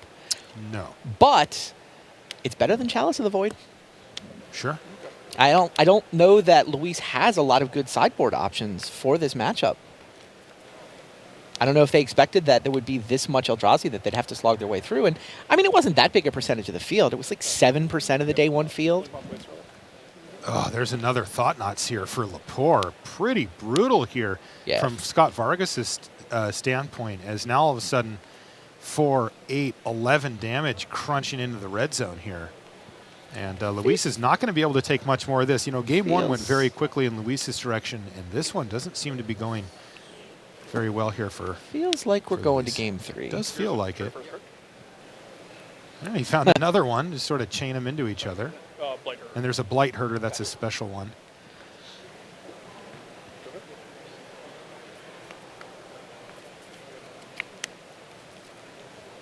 Yeah, and that's going to do it. Frank Lepore evens things up in quick fashion. Both games going quite quickly there.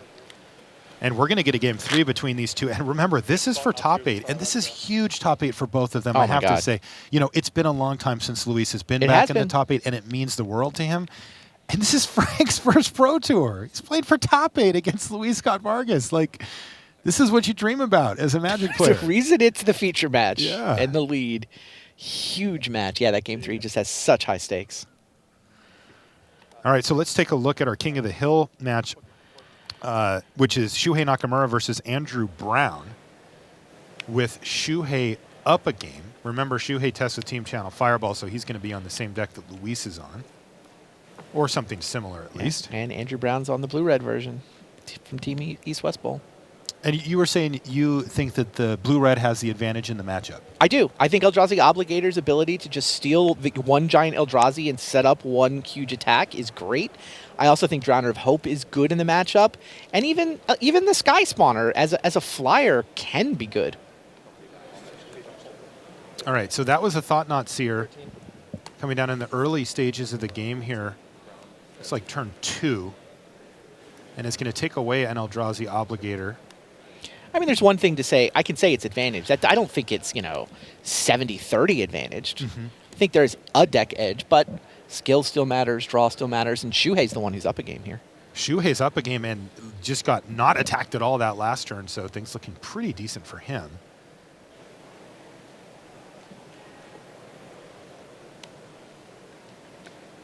Man, Shuhei's stopped traveling to quite as many Grand Prix, but still just so good at the game. He's so good. Shuhei crushed the limited portion as well. All right, Matter Reshaper for him, and he's going to just trade off for an Obligator there with his Mimic.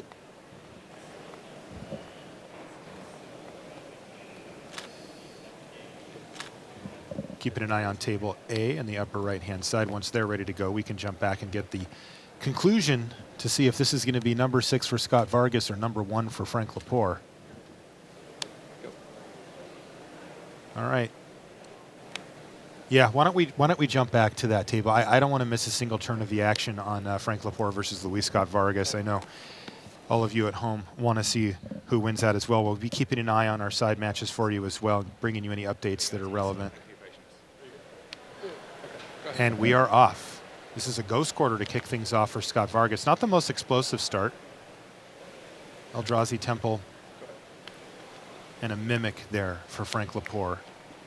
Both of these players have had excellent runs. 5-1 in limited for Scott Vargas, 6-0 for Frank.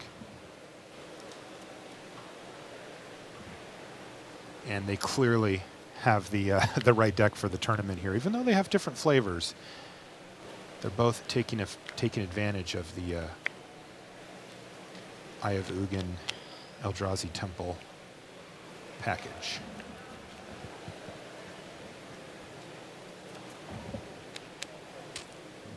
Frank trying to figure out how to play this from here. Goes Cavern for Wasteland Strangler without. Yeah, I got to say, Luis is going to be pretty relieved to see that. He's got a Spellskite on board already. Yeah, none of Luis's lands tapped for 2 mana. One does now. Until now, Yeah. yes. That was a pretty good draw. So this is where you're supposed to play a Thought Knot Seer if you're in Scott Vargas's Or seat. Reality Smasher. Simian Spirit Guide into Reality Smasher seems to be one of his options. Rarely a bad option. Or he can save the Simian Spirit Guide to try to get Oblivion Sower out on a future turn. That is one way that Luis can go over the top of what Frank's doing. Because generally speaking, Frank's build actually goes over the top of what Luis is doing, though not a lot. You know, but if Frank gets some Blight Herders going, those are just, they match up well with Reality Smasher. You know, it leaves Frank with some value behind. All right. Simian Spirit Guide for Reality Smasher. That's the line for Luis. All right, Luis is not messing around here. He's going to ask for a double block, and he's going to get it. Sure. Even gets in for a couple of damage there, dropping Frank down to 18. Wow. Wow, big news from the King of the Hill match. Shuhei Nakamura finishes off Andrew Brown, and he's 12-2. He should be in. He should be in. How many top 8s is that for Shuhei? Is it like 7 or so? 6. It's a bunch. Eldrazi Mimic is the follow-up play here for Scott Vargas. Not amazing. Well, it's not terrible given the Oblivion Sower he's holding to pump it up as soon as he gets one more mana.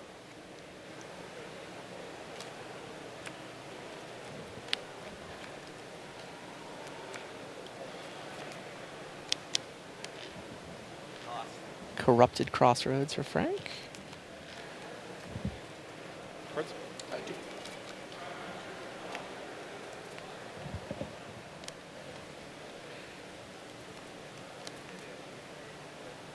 All right, this is number 6 for Shuhei. 6? Yeah.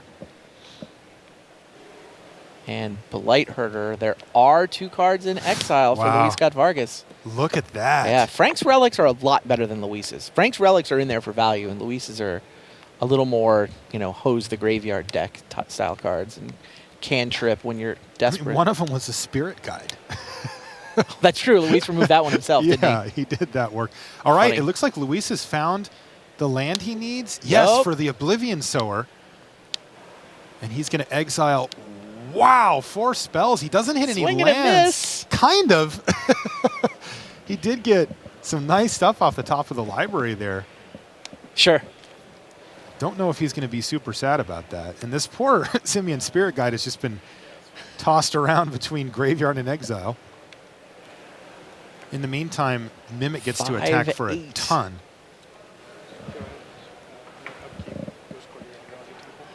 All right, so you heard Luis Yeah. say it. On your upkeep, I'm going to Ghost Quarter your Eldrazi Temple. That should just be a waste.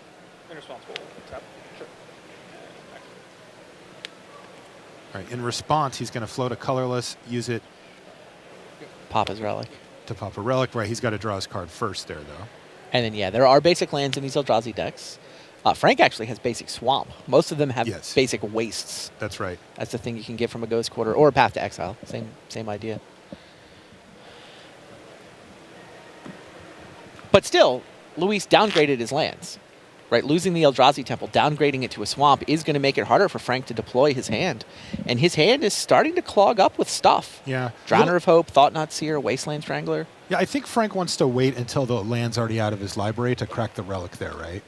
Float, then get the land, then crack? Yeah, small Probably stuff. mildly better. Operational, but he does need some action here. It looks like he's got a Drowner of Hope. Yeah, you can see his hand on the right-hand side of your screen there. Also a Thought Not Seer. So he's got action.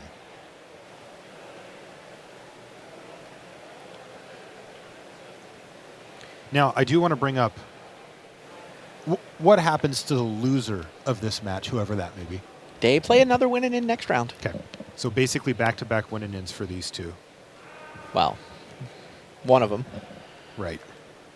Yeah, Frank also had a win and in last round. I mean, we're calling 12 wins good enough. If you're one of the first ones to get there, you can usually assume you'll be able to get the intentional draw necessary to clinch. Okay. Frank's going to play a Thought Not Seer here. And the Thought Not Seer going to prompt Luis yeah. to cast his Dismember. Right, that takes down the Blight Herder. Oh, but there's the Drowner of Hope for Frank Lepore. Yeah, the Eye of Ugin was insane for Frank here. Right, Eye of Ugin has effectively made 5 mana this turn. Absurd. And that wasn't there. Like, Luis used a Ghost Quarter during Frank's upkeep. Right? To take out the On his temple. upkeep, took out the only 2 mana land, and Frank, main phase, played what has amounted to a 5 mana land.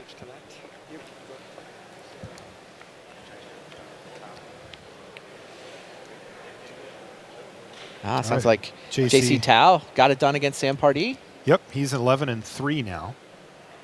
So the colorless Eldrazi versus blue-red Eldrazi split a pair of matches in the feature match area so far this round.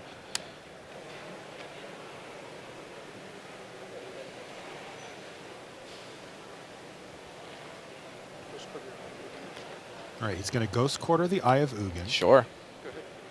Man, it got a lot of work done last turn. It did, yeah. Frank didn't even look. He knows that was his only swamp. He's also got his only island in his hand, which is going to tell Scott Vargas something if he knows anything about the list. I don't know that he does, though. I would be shocked if he knows the list well enough to deduce that. What he knows now is that future Ghost Quarters are just strip mines. Yep. He's got another one.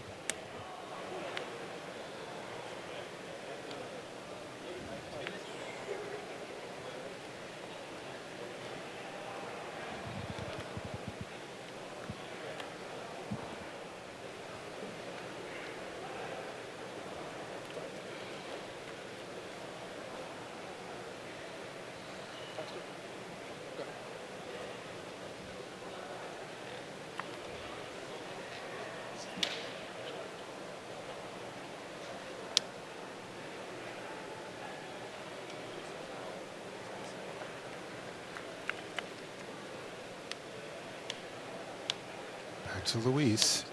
Endless one. He finds an endless one, and it's big. I think it's a 7/7 here. That'll work. And he wants to go to attacks. Sure.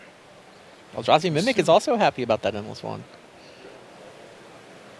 Though Scion, of course, takes one for the team.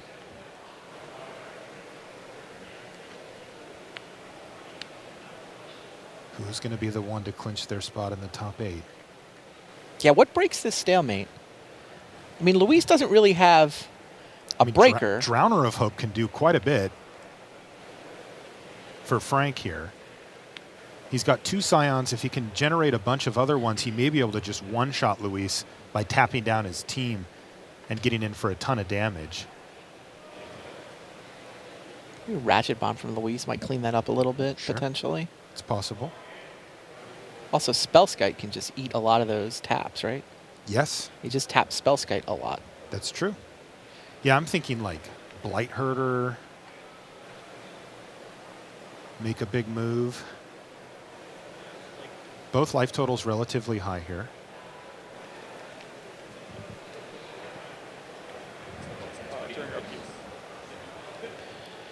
During your upkeep, I'll use my own Ghost Quarter to take down your Eye of Ugin. Yeah, Eye of Ugin is a potential breaker. Once you get enough mana to start activating the 7-mana ability of Eye of Ugin, you just go get a never-ending string of Eldrazi from your deck. Any colorless creature. Yeah, those Ghost Quarters have done good work at preventing either player from getting to that. I think that Luis has a replacement Eye in hand here. He's going to go to his attacks. Yeah, he wants to see if Frank is going to tap anything. Yeah. And the 7/7 Endless one is kind of big. Oblivion Sower is not exactly small, so Luis thinks, my creatures are just bigger than your creatures. I can attack. So he's going to send in the Oblivion Sower and the 7/7 Endless one here. I feel like that Spellskite has just done a ton of good work, making Drowner just not do what it's supposed to do. Yeah, sure. So Frank's considering his block still. He's let you know. I'll get back to you on this one.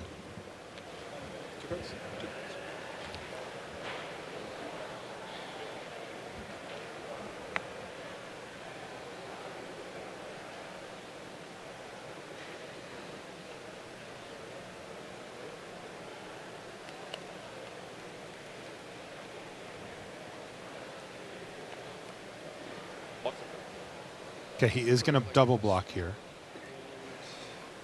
Uh-oh, what does Luis have?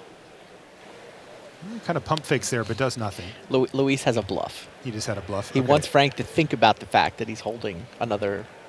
So he took out the Thought-Knot Seer there. Yeah.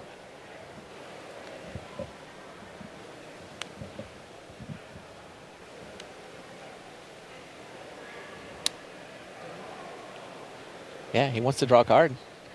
And in fact, found a Thought-Knot Seer of his own, so gets to deprive Frank of Wasteland Strangler.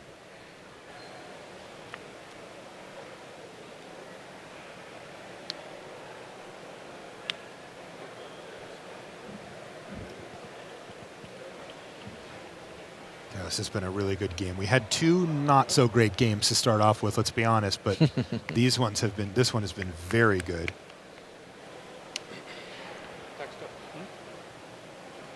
Okay, Luis is going to attack with his 7/7 Endless one.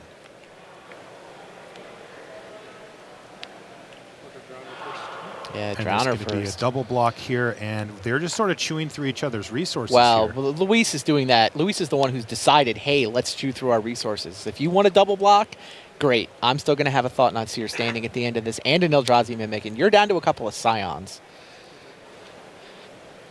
Frank is empty-handed. No, not quite empty-handed. He's got 2 lands in hand. He has an Eye of Ugin, as well as Luis Scott Vargas, who also has an Eye of Ugin as his last card. There's also a Cavernous Souls in hand for Lepore.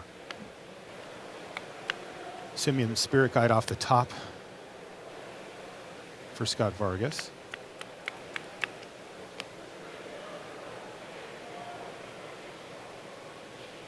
So he went to Ghost Quarter the Eye. Frank is going to respond to Ghost Quarter by activating it. Frank had actually been holding the Eye of Ugin in his hand until he had a turn where he wanted to spend 7 mana that way. And what does he get here? A World Breaker or can he even cast Drowner? World Breaker? I guess know. if he sacks a Scion, he can. Maybe get just another Drowner of Hope. This is game 3, so he has access to sideboarded cards too. We'll see what Frank comes up with. Yeah. Eye of Ugin, he knew it was a one-shot activation, so this was the turn. Luis didn't hesitate to Ghost Quarter him. Luis is going to get a Scion off the board and a little more information before he lines up his attacks here. I love the way Luis has maneuvered this game. I mean, I don't know that Frank has done anything wrong, but I've been very impressed with the way Luis has sort of figured out how many creatures to attack with. Oh, kill your Thought-Knot Seared so I can draw a card, and he's been pulling farther and farther ahead, and despite the fact that it was Frank who had the Drowner.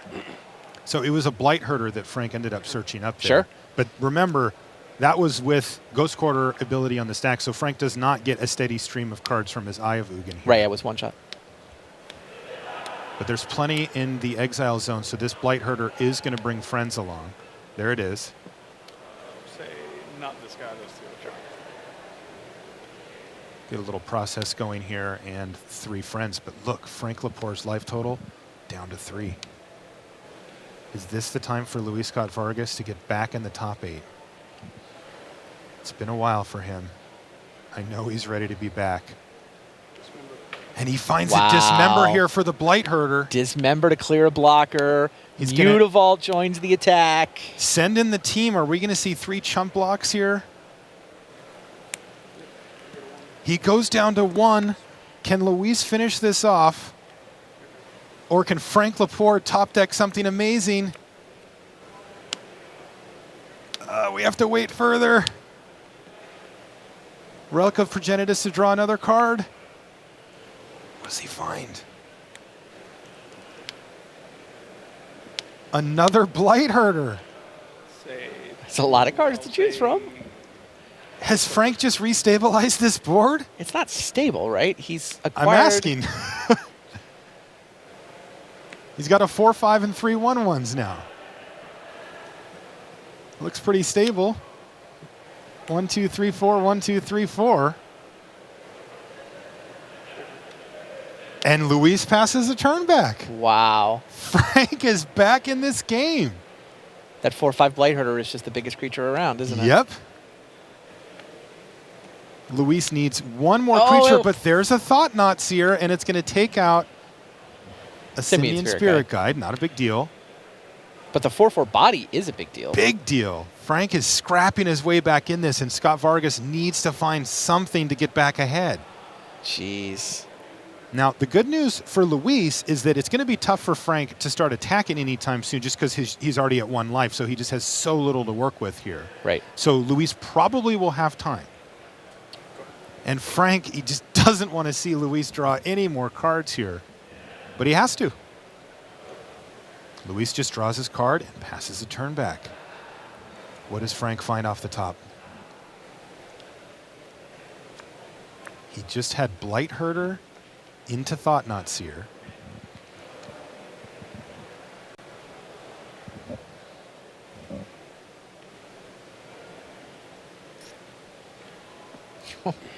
Frank willing to attack. Frank is going to attack here. Wow. Luis is at 16. He can certainly take the hit. Yeah, he could. He's just going to chump, though, with the Matter Reshaper, and he's going to find a Thought-Knot Seer with it. Scrabbling Claws. Scrabbling Claws, and immediately cashed in by Lepore, who's desperate for more action. He finds it, too, a Matter Reshaper. He knows he's going to get Thought Not Seer next turn anyway. He just slams it on the table.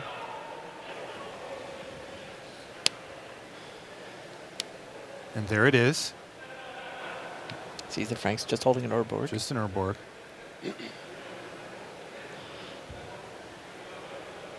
How close is Luis to activating that Eye of Ugin on his side? He's got to be getting there. Yeah, close. Oh, Dismember. He's going to dismember the Thought Not Seer to draw a card right now. Indeed. I think he found a Reality Smasher here, Randy. He may just play the Urborg. He's already got one in play. He'll have to get rid of it, but just to play gain it as an a extra Lotus mana. Petal. Yeah. Yeah, Because now he can cast Reality Smasher immediately. And pass the turn back. Wow, this game. These players are playing for top 8 at the Pro Tour. This would be Frank's first one in his first Pro Tour. What a way to start off. This would be Luis's 6th Pro Tour top 8 if he were to make it. An Eye of Ugin for Frank Lepore. Luis Huge is out of draw. close quarters now. Huge draw step there for Lepore. He's got enough mana to activate the Eye as well. God, you can just feel the intensity down there. Look at Frank. Such pressure. Luis has been here before. He's got Frank down to 1, but Frank refuses to die, and he has fully stabilized this board. Now he needs to find a way to start cracking back and get Luis from 16 to 0 if he's going to make it in.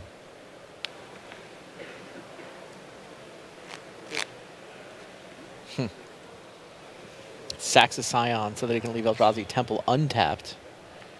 This way... He can play a Thought Not Seer. He can play a Thought now? Not Seer, yeah. Tap for 2. 2 mana discount from the Eye of Ugin.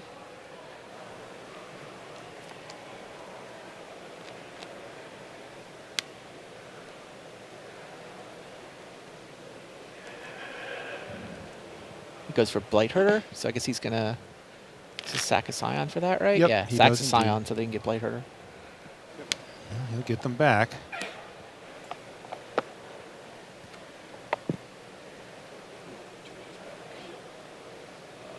There's 2 ghost quarters, that's fine.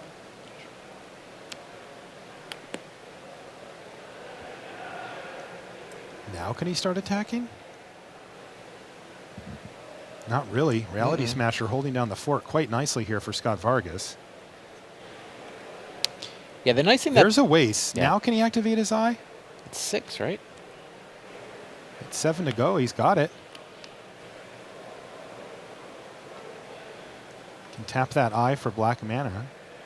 Let's see. Does he need one more? I think he does. It's a tap ability on the Eye, though. You can't It get is. black mana from the Eye and then spend That's that right. black So mana on he's its activated one ability. short. He needs one more mana to be able to start activating it. Now, Frank is already there. Which is a big deal. It's huge. It's just spells for days. Whoa. That is a big endless one now. It is.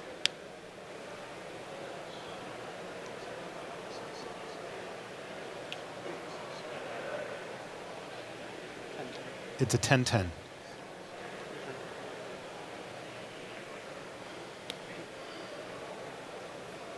Yeah, Frank, by getting that Blightherder, has really prevented Luis from getting wide.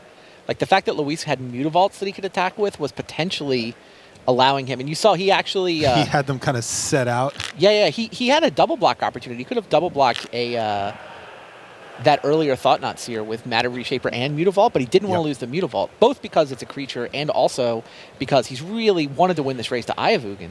I mean, Frank is clawing his way back in this game because he got to Eye of Ugin first. That's right. He's now activated it twice. I think he's got his own. Yeah, he went for Endless One this last time. Wait, what is that? It's a World Breaker. Oh, World Breaker. Tries to aim it at Luis's land, and Luis says, no, you get Spellskite instead. At least I assume he aimed at a land. Yeah, I think he aimed it at Eye of Ugin. Yeah, that's certainly the most powerful permanent Luis has. Has to draw a land to get there, but if he does... Man, I don't know what happens to this game if Luis can get there. God, this has been such a good game. Both players playing excellently. Monopoly land was turn right. Oh, he finds a ghost quarter here. Oh, Take out the Eye of Ugin.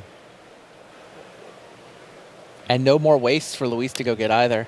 He finds an Oblivion Sower off the top, though. Oh, lands! Can he hit an eye? Can he hit his opponent's eye?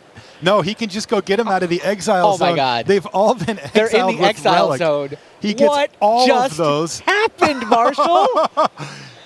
That was Oblivion huge. Sower to get all those lands out of exile. This is absurd. Can Luis now turn the corner with the Eye of Ugin plan with all these extra lands? There's an eye. He says, you can keep that one. I only need one Urborg here. Right. And that's a Ghost Quarter as well. Wow. Sure. Ghost Quarter for Frank's eye. Exactly. And there it goes. Eye of Ugin gone. That Oblivion Sower was huge. It's certainly the best Oblivion Sower I've ever seen. Ever seen. Not close.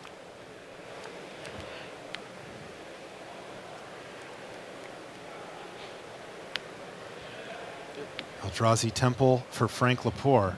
Jeez. But now Luis is the one with the Eye of Ugin ready to start charging up his hand.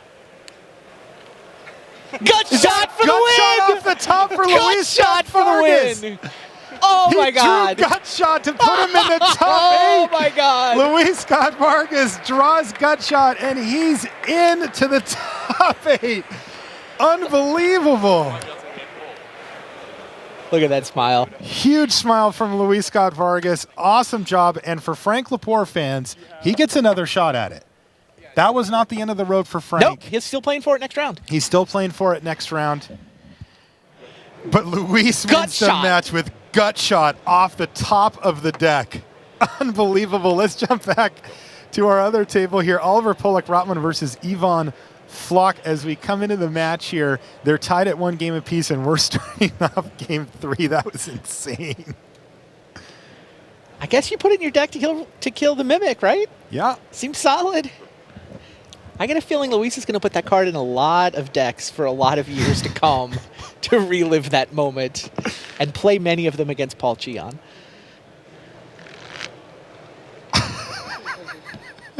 Right, we're going to get trolled by that gut shot moment for years, and it's going to be awesome. Wow. What That was insane. Incredible game. Really well played by both players. Agreed. And now we're going to jump in here on Oliver Polak-Rotman. All right, let's switch gears. Infect versus an Eldrazi deck. That's basically the same one that Luis is playing, right? This is Ivan Flock, who had kind of migrated over to the face-to-face team. Is that right, Randy? Yes. Yes. Yeah, he's face-to-face. So this is the same Eldrazi deck you just saw Luis win with. Different matchup, though. Oliver Polak-Rotman, the one non-Eldrazi deck that managed to sneak into the feature match area this round. He's on Infect. That is definitely a deck that has had good results this weekend. Not quite as good as the Eldrazi deck, but it's kind of the next best rate.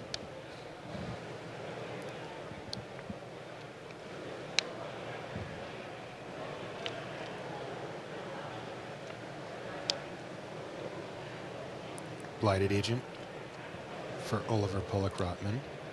Yeah, huge game 3 here. Oliver Polak-Rotman needs to win to stay in contention. Ivan Flock was the 5th guy on 11-2, so he got paired down.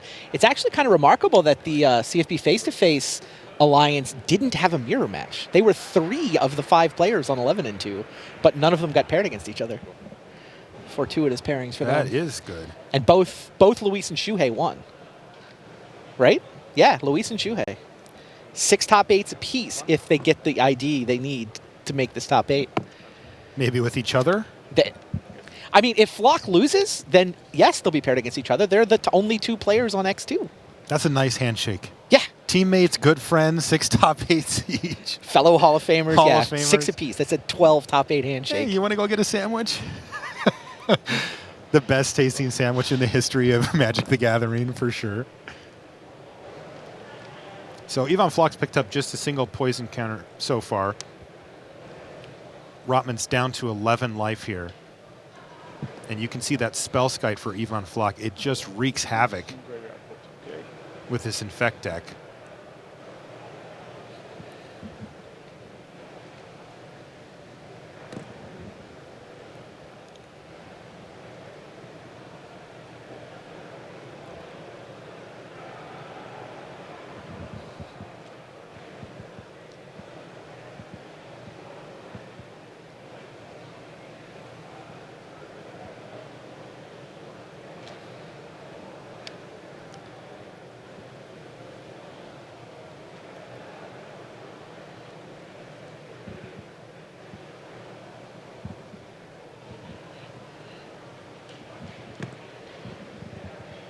Oliver's deciding how to approach this next turn. He's just going to attack for the 1 again. God, how much work has Spellskite done in this list? No kidding. Card is insane in this matchup. Spellskite has been great. The Infect deck has to bring in Artifact Destruction just for it. Yeah, I mean, some of the main deck Spellskite hate, right? You see Twisted Images floating around the list. I know the Pantheon list has main deck Twisted Image. It's because it's such a big problem for them. Right, but then they have to find their Twisted Image, right? You just buy a couple turns. This Eldrazi deck doesn't need to buy many turns. No, it applies massive pressure. And anybody who's seen the Infect deck knows that it does not play defense well. Yeah, it's a little bit faster as a Goldfish deck, but you know, throw a little bit of disruption in there, and sometimes that can just mess them up. Yeah, and Ivan knows, okay, I don't have this game won. I want to end it in as few draw steps for Oliver Pollock-Rotman as I can. And you can see that's exactly what Ivan's doing here, attacking with basically everything that he possibly can on the battlefield. The Glistener Elf is going to chump block here, but even that, he's taking 8 damage, down to 4. Got myself on 4. Yeah, Flock is trying to set up to go next time. Right. Okay, this is probably 12. Sorry. Yes, then 4. 17, then 5 to 12. Okay, now 4. Yeah. Okay. Good.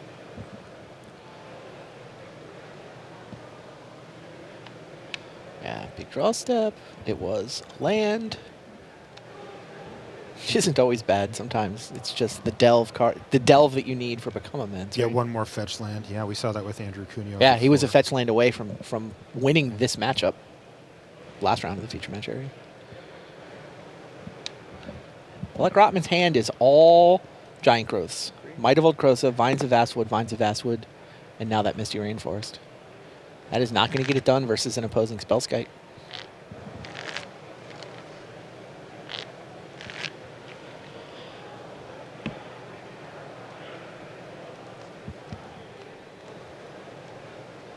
Oliver's from Austria. See, he's got his shirt on for the team. All right, so he's going to go with Vines of Vastwood on the Spellskite here, Randy. Oh, okay. So he's saying that the Spellskite, what is the exact template? It gains hexproof? Is that how Vines of Vastwood works these days? Yeah.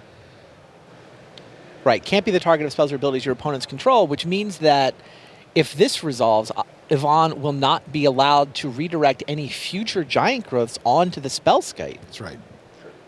I may have misspoken. I forgot about this interaction. So you can't redirect a Spellskite. Spellskite is not a legal target for Vines of the Vastwood, which means... No, it still works.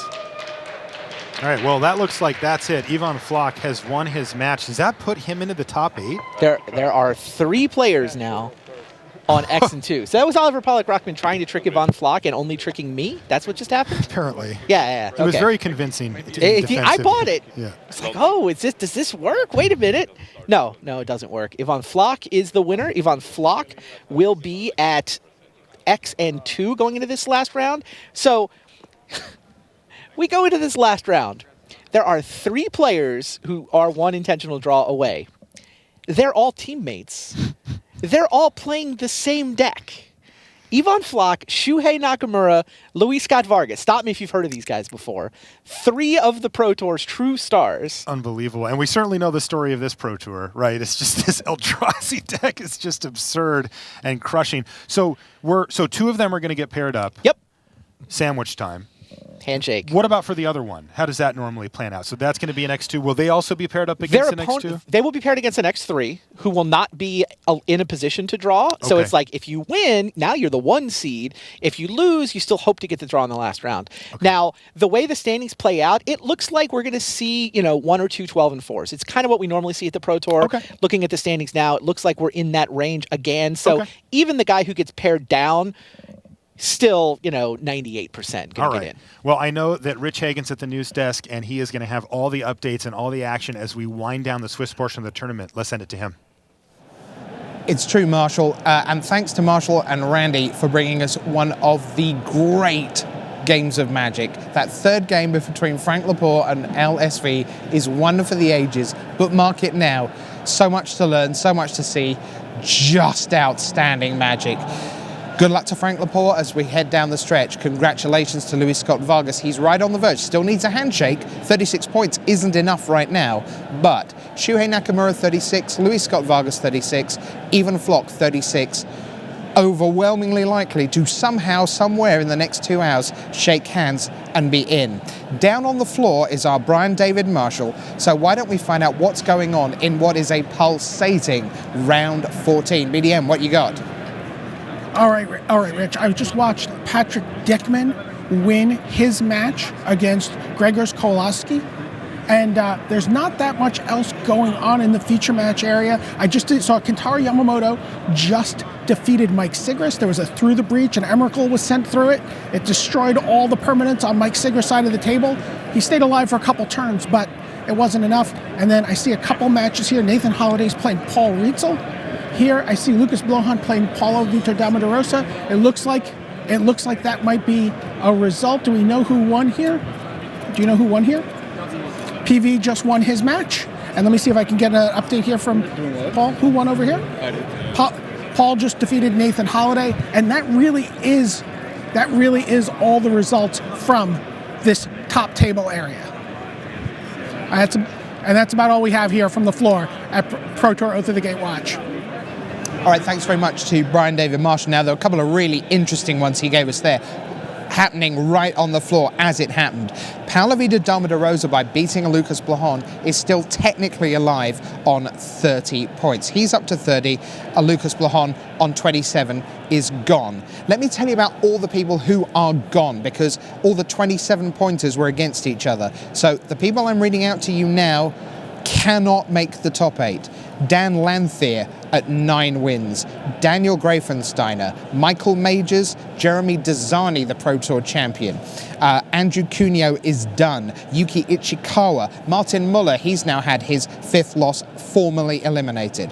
Matej Zatlkai is gone. Greg Papura of the United States is gone. Another Austrian, Emmanuel Gershenson, his 5th loss, out. Sam Tharmaratnam of Canada, gone. And Tonino De Rosa, Shota Yasuoka. Martin Clement of Scotland, great run by him, but at 9-5, he cannot now win the Pro Tour.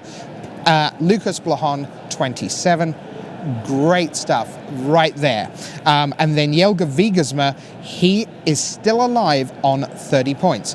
Now, the 33s, they are absolutely in the mix. They're going to play each other. We have one pair of 36s, which could be any two out of Shuhei Nakamura, Luis Scott Vargas, and Even Flock, all teammates, all on the same deck. That's ridiculous, by the way. They are there. Why don't we talk to one of the players who is at 12-2 right now, fan favorite, Brian David Marshall, with Luis Scott Vargas. Thanks, Rich. Luis, that was one of the great matches we've seen at the Pro Tour in a long time. What was going through your head as that game went back and forth down the stretch? I could not believe I was going to lose that game. So for him to get back into it, because I had a great opening draw, I was really pressuring him. He was at 1 life with no creatures in play, no cards in his hand, and I had 3 creatures in play. And he drew Relic, cycled the Relic, removed cards from my graveyard, played Blight Herder to get tokens. But I knew I had 4 Blinkmoth Nexus and 3 Gutshot in my deck. So, and he was at 1. So I figured, there's no way that I'm going to lose if it goes long, especially since I can draw other things. But then, we both just kept playing insane things. He played an Ayabugan, I played an Ayabugan. He activated his, I killed his. He got World Breaker, I spell skited it. finally I peeled Oblivion Sword, which was also awesome because he had it Relic 20 times. So I put like 8 lands into play, half of which were legendary. But when I drew the Gut Shot, I think I was going to win anyway because I think I was going to be able to start Ayabuganing, and he didn't have an Ayabugan. So we're both saying go, and I'm drawing an Eldrazi every turn. But yeah, that was an absurd game. My excitement level was just through the roof. And how many gut shots do you think will be put in front of you at events over the next year for your signature? I think I've given Gut Shot a good name. I don't know how many. All right. So, Luis Scott Vargas, we're sad that perhaps you won't be in the booth this Sunday. Not a luck. I've been congratulated before for making top 8 and not made top 8, so I've got to go try to draw my round here. All right. We're wishing you luck on the handshake. From Luis Scott Vargas, this is Brian David Marshall here on the floor.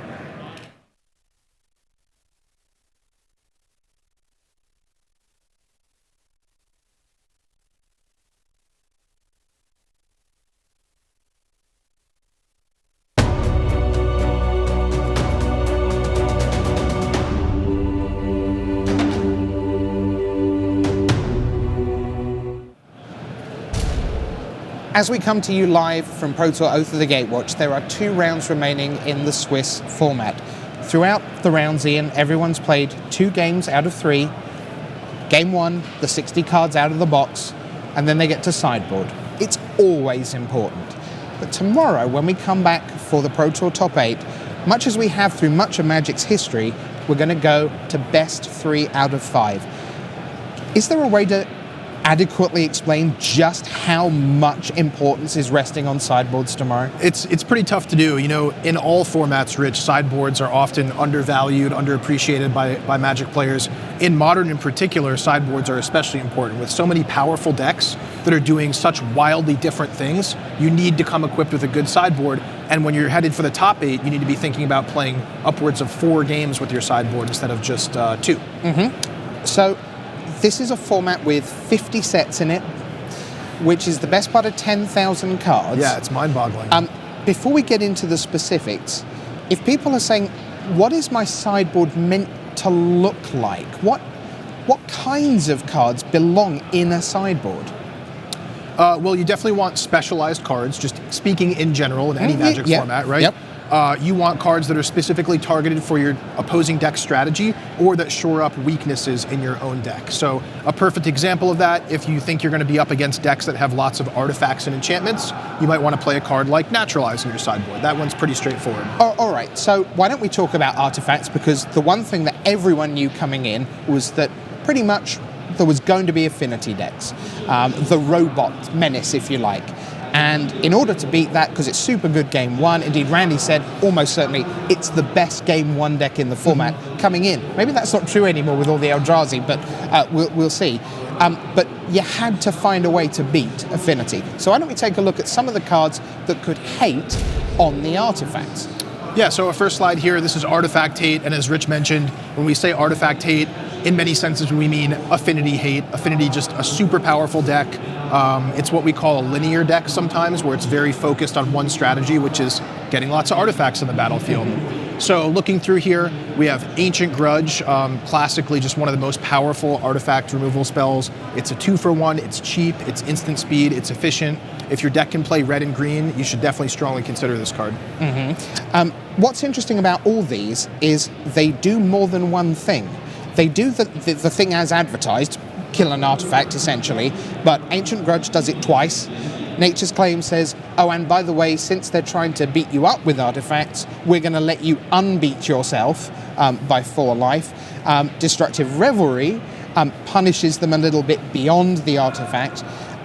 But then we get a card that's the strange one on there, to people who aren't used to Modern, is Stony Silence. Because it sort of says, sure, you can have all your artifacts, I don't mind, which that's counterintuitive. Yeah, it's a little deceptive, and I remember when this card very first came out, I was a little bit deceived by it as well. I was like, artifact abilities can't be activated, like, is that really that good? They get to keep all their artifacts, maybe they remove this somehow later and they still have them all. But if you actually sit down and think about it, the Affinity deck is defined by artifacts with activated abilities. You've got, Darksteel Citadel, Steel Overseer. Cranial Plating gets totally shut off. You can't move your equipment anymore. Right. Arcbound Ravager, of course, and the list goes on, right? So all these cards are extremely cheap. They're extremely powerful against the Affinity deck. Yeah, the one exception there being Shatterstorm. Which right. You're not cheap and efficient there, but man, are you devastating when you're playing a Shatterstorm. All right. But by and large, although there are some decks that play artifacts, sort of, I might say it fairly, right. Only Affinity is driven by artifacts and has, a dozen artifacts on the battlefield, ideally. So let's move to something that everyone is playing, and that's lands. So let's talk a bit about land destruction. Yeah, so there's a variety of powerful lands in Modern. A bunch of different decks make use of them, and in general, Modern mana bases are pretty wild and crazy. You've got the fetch land, shock land interaction, so some people are getting super greedy with their mana. So even though all 4 of these cards are under the umbrella of land destruction, they actually do quite different things. Right. So the first 2 here, Fulminator Mage and Crumble to Dust, these excel at sort of pinpoint targeting a problem land. Fulminator Mage can take out like an Urzatron, Urza's Tower, something along those lines. Or as we saw today, it's great for taking out Eldrazi Temples and Eyes of Ugin, provided the damage hasn't already been done yet. Crumble to Dust, speaking of Urzatron, is just a great way to totally extract all of your opponent's copies of a single land, usually used at breaking up the Urzatron combo, but has a variety of other uses as well. Then we get into stuff that's a little bit differently aimed here. As I mentioned before, with Fetchland, Shockland mana bases, people are sometimes getting pretty greedy with their mana, and Blood Moon is a way to not only shut off abilities of special lands, but actually just totally color hose your opponent if they've decided to get too greedy. And it's worth mentioning that that is a card that is so powerful out of the sideboard that at various points in Modern's history, players have decided it's sufficient to run main deck as a kind of cat-jewel sideboard strategy. Yeah, absolutely. I mean, a card like Blood Moon, you might be talking about, this is effective against 60 to 80% of the metagame to various different degrees, and when you're talking about that magnitude of decks that are susceptible to it, to some degree, it starts to look like a pretty appealing main deck card. The catch is you have to build your own deck so it's not too devastating to you. Okay, why don't we take a look at the way of dealing with Graveyard, because this is an unusual part of the game. It's not a zone that we often interact with in our limited games, for example. So you've got a few cards here. Walk us through these. Yeah, so these are all awesome Graveyard hate cards. Different decks interact with the graveyard to varying degrees. Classically, early on in Magic, you had Reanimator decks that are trying to put a creature in the graveyard and cheat it out by reanimating it. You still have that in Modern with things like Goryo's Vengeance, for example. But a lot of these other uses are more subtle. Relic of Progenitus might be used to shrink down Tarmogoyfs, might be used to stop a Snapcaster Mage flashback. Similar, Grafdigger's Cage can, stop a, all kinds of stuff from coming back. Now, a zone that is in use pretty much all the time, creatures. They live on the battlefield. Sometimes they die in 1s and 2s. Sometimes you really want them dead in bunches. So let's look at sweepers. This is the way to get a whole ton of cards off the board. What are your favorites in Modern? Yeah, so 2 of them are here. Anger of the Gods, awesome at sweeping away creatures and stopping death triggers like Kitchen Finks persisting back, or now Matter Reshaper also is a big one. Engineered Explosives, also great at sweeping away tokens, but great at sweeping away non-creature permanents as well. So that's very useful there. Could have put a lot of cards on this slide. You've got like Damnation, Pyroclasm, various type of creature sweeping effects. But yeah, these are two of my favorite ones, and I think they're representative of a whole class of cards. Okay, and then what about specialty cards? Cards that are really, really niche. Yeah, when we were putting this together, Rich, there were a whole bunch of cards that didn't really fit together under the umbrella of one category, but they're all powerful cards that do really cool and unique things in Modern. So here they are all together, and they're very different from one another. Spellskite just does a ton of work. It can redirect spells. It's awesome against Infect. It's awesome against a variety of different decks. Keranos, God of Storms, awesome in control mirror matches. Just want to call out Gear per Aether Grid real quick here. It's an awesome card out of the sideboard of Affinity and also the Lantern control decks we've seen recently. So lots of cool stuff there. There really are so many sideboard cards, and that's the world of sideboard as we head down the stretch here at Pro Tour Oath of the Gatewatch.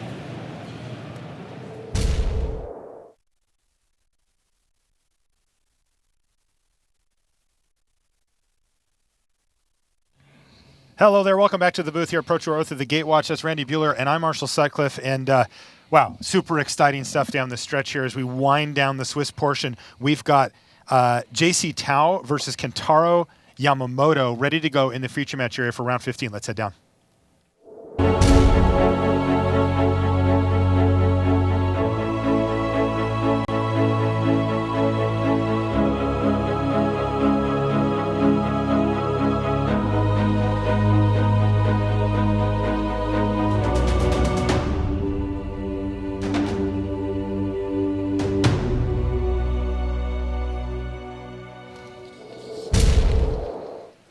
Hello and welcome to coverage of Pro Tour Oath of the Gatewatch. I'm Marshall Sutcliffe in the booth with Randy Buehler. I've also got an Ian Duke making his way into the booth here as well, and we are excited to bring you round 15 coverage here from Atlanta. In our main feature match here, we have JC Tao, a player that we've been watching for most of the tournament here. He's playing one of the breakout decks. It's a version of the Eldrazi deck. This one is a blue-red. He's from Team East-West Bowl. On the other side of the table, we've got Kentaro Yamamoto. You will certainly recognize him if you watch much Pro Tour coverage at all from Japan. He's on Through the Breach, and both of these players are on 11-3. So, Randy, what are the implications tournament-wise for these players? The winner should be able to draw in next round. The loser is probably out, can try to win and hope for tiebreakers. It looks like 12-4 is going to let 1 or 2 people in. First big news, by the way, Luis Scott Vargas got paired down. So Luis Scott Vargas did not get the handshake he needed to clinch top 8. It was instead Shuhei Nakamura shaking hands with Ivan Floch. They're in. Luis, like I said, his odds are still well up in the high 90s of percents, but he did get paired down. If he loses, he has to hope he doesn't get paired down again. And then he has to hope his tiebreakers hold up. But he's playing this round in our feature match area. Okay, so we'll be keeping an eye on that match as we move forward. But here we go. We've got an Eldrazi Mimic, and here is a Jace Vryn's Prodigy here for Kentaro Yamamoto. Look at the turn 0 Gemstone Caverns, too. Oh, yeah. Wow, Jace discarding Grizzlebrand. We haven't really seen a lot of this deck on camera. It's the Goryo's Vengeance Through the Breach archetype, but they splashed blue. Kenji Samura had some success with this before the Pro Tour. I saw the list there. Yuu's playing this as well. The idea is that you use blue spells like Jace and like Izzet Charm to discard those fatties to sort of set up your Goryo's Vengeance and Through the Breach shenanigans. It's a little bit slower than the the Grishol brand version of the combo deck. The Grishol brand is like, well, I'm just going to reanimate Grizzlebrand as soon as I possibly can, and go off that way. This one, it's a little more slow, but it's a lot more resilient and gives you some ability to interact with the opponent.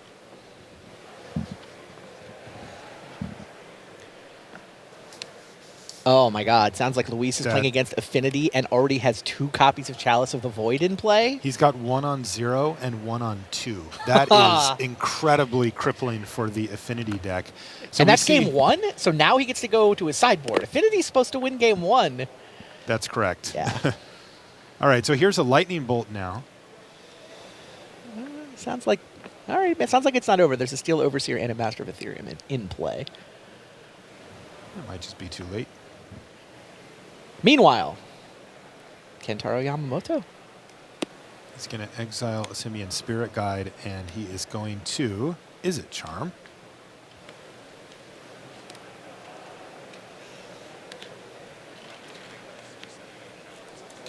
And it looks like that's going to be a 2-2 endless one now for JC Tao as he starts to rebuild his board.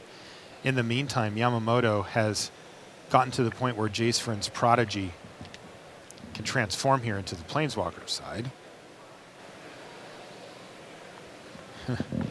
Yamamoto drew Emrakul. He's going to discard a Sim Spirit Guide and transform Jace here.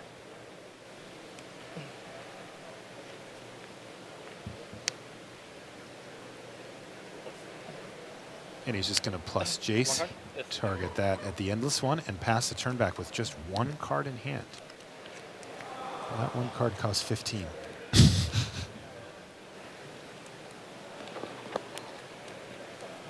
So back to JC Tao, who's now has to figure out how to apply some pressure here to Yamamoto.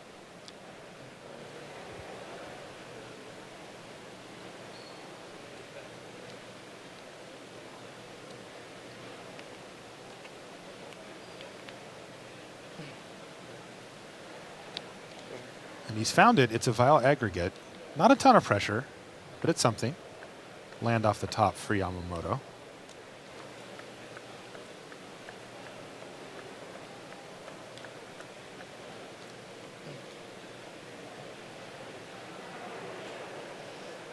Yamamoto's considering if he wants to plus Jace. He could also minus it for the Izzet Charm here. He's just going to plus, play a land, and pass. So not a lot going on in the middle part of our game here. Innocent Eldrazi. Sky Spawner now for Tau. And so all of a sudden this Vile Aggregate is starting to get bigger and bigger. Right now it's a 4/5 with Trample. 4 damage. And you know what? JC's just going to attack Yamamoto here. He's going to ignore Jace. Yep. 14? Yes. Yamamoto falls to 14 in this exchange.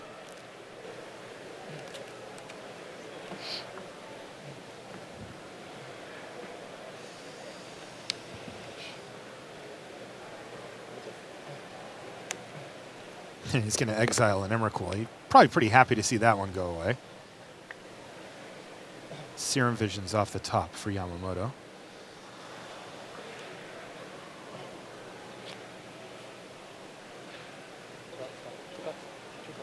Couple of cards left for JC Tau.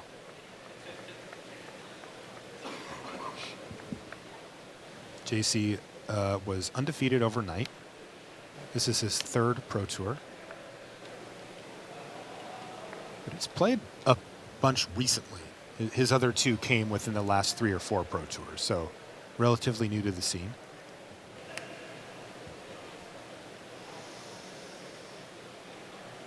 Wow, he hasn't lost in Constructed all weekend, has he? No. He 3-3'd the draft, and now he's 11-3. I mean, they broke it, man.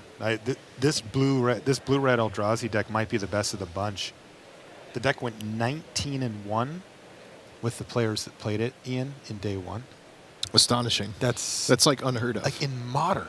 Yeah. Like the most diverse field, Pro Tour field you can get. Yeah, keep in mind a win rate of like 65, 70% is awesome on the Pro Tour, right? So when you're talking upwards 80, 90 plus, it's crazy. The sample size isn't gigantic, but add in today and it definitely adds up. And JC is one of the guys primarily responsible for designing it as well. We saw him do a deck tech earlier today with Brian David Marshall. He and Ben Whites are primarily responsible for the design for Team East-West Bowl. Looks like Patrick Dickman has taken game 1 from Luis Scott Vargas. Wow, through those chalices. Indeed. He Affinity snuck. did it. Wow. He must have already had enough of a board state going. Yeah, it sounded like he got a Steel Overseer under before the Chalice 2 and had a Master of Ethereum that obviously wasn't vulnerable to those chalices. So Luis down a game.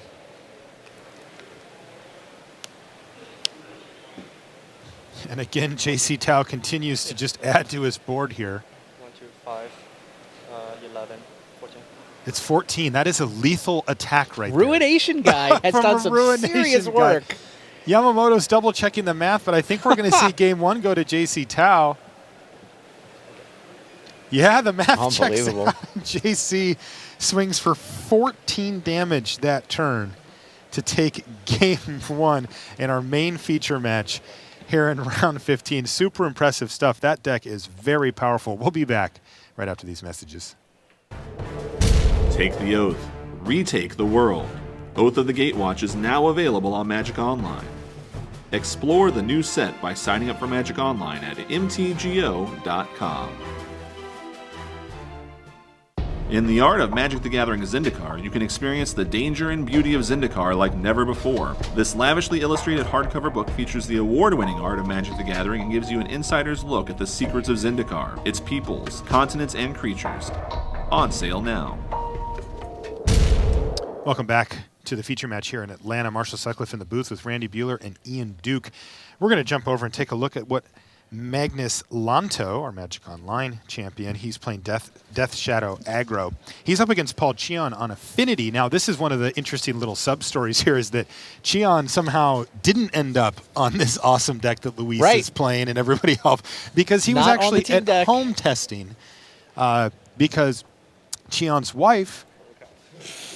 Oh, well, it looks like 4 copies of Teamer Battle Rage in hand for Magnus Yeah, that Lanto. did not help And that survive wasn't that good assault. enough. So Paul Cheon attacks for the win. Thanks, Paul. Now, anyway, to be Paul's clear- about to have another child, so that's why he wasn't able to go on site, and so he decided to take a deck that he could practice himself on Magic Online out ahead of time with, which was Affinity. Yeah, he actually made a super cool play the first round of Constructed. He sat down and he just randomly had teammates running the Eldrazi deck on either side of him. Had a mulligan, had a terrible draw. His opponent had a really good first turn. He just scooped. Did not let his opponent know he was on Affinity, and the opponent is looking at Paul's, teammates on either side of him and sideboarding as if Paul was on Eldrazi. And Paul just crushed him in game the 2. second Yeah. game. Yeah, he ended up losing the third game there, but still a a great cool story. story. Yeah, totally. Paul, by the way, on 4 losses, so he's hoping for a tiebreaker's Mize into the top 8. He does not control his own destiny. Would you call it a miracle, or is it at like this point it would be a miracle? Okay. I just want to give a sense for Paul Cheon fans at home of where he's at. I have his odds are very low. Yes. Okay, but still super solid finish in line here for Paul if he can win out here. So we're going to jump in on we may not get Frank. any X4s in the top 8 the way this shakes out, depending on how the there's a boat because Luis got paired down. So if Patrick Dickman defeats Luis, then Luis is in the scrum at X3 looking for a draw. Andrew Brown also got paired down. So if he wins, there won't actually be any Magic next round. There will just be a clean cut to 8 after 15 rounds. I could go for Magic. All right, so we're back here on Frank Lepore versus Pascal Maynard. And this looks like it's game 1 here still. Now, Lepore is on 11-3 as well as Pascal Maynard.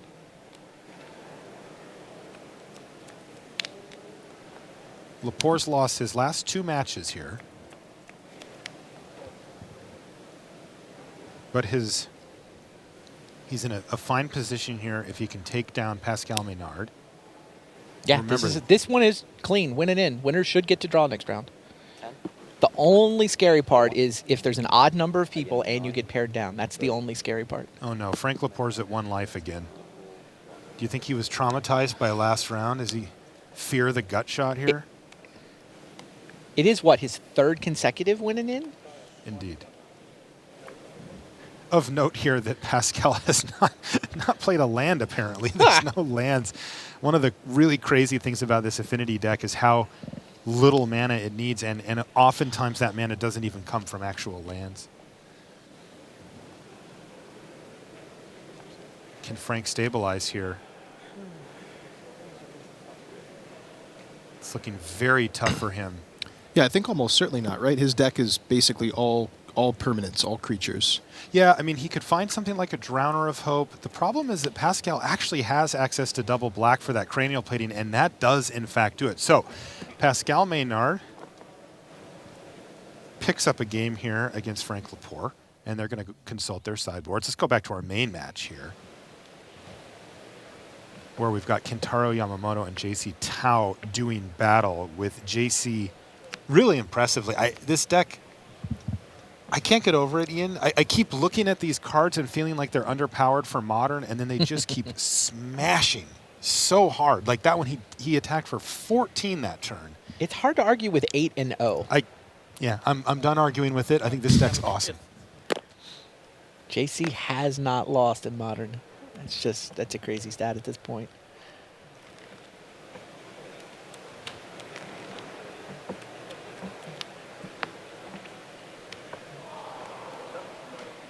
JC told me that he tested with East West Bowl, specifically with Ben Whites. He really learned a lot from him, and they kind of grounded out.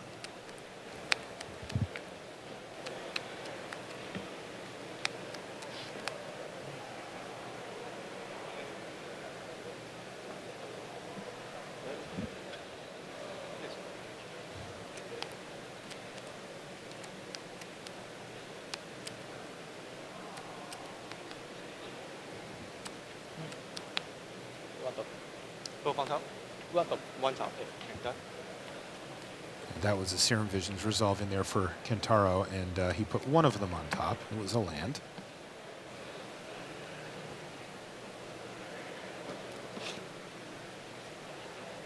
Take a look at Yamamoto's hand. These always look funny. He's got an 8-drop, a 15-drop. And he's got some nice stuff here.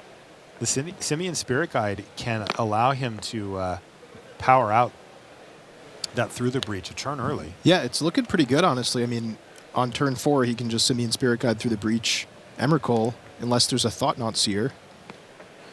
He should be in pretty decent shape here, I think.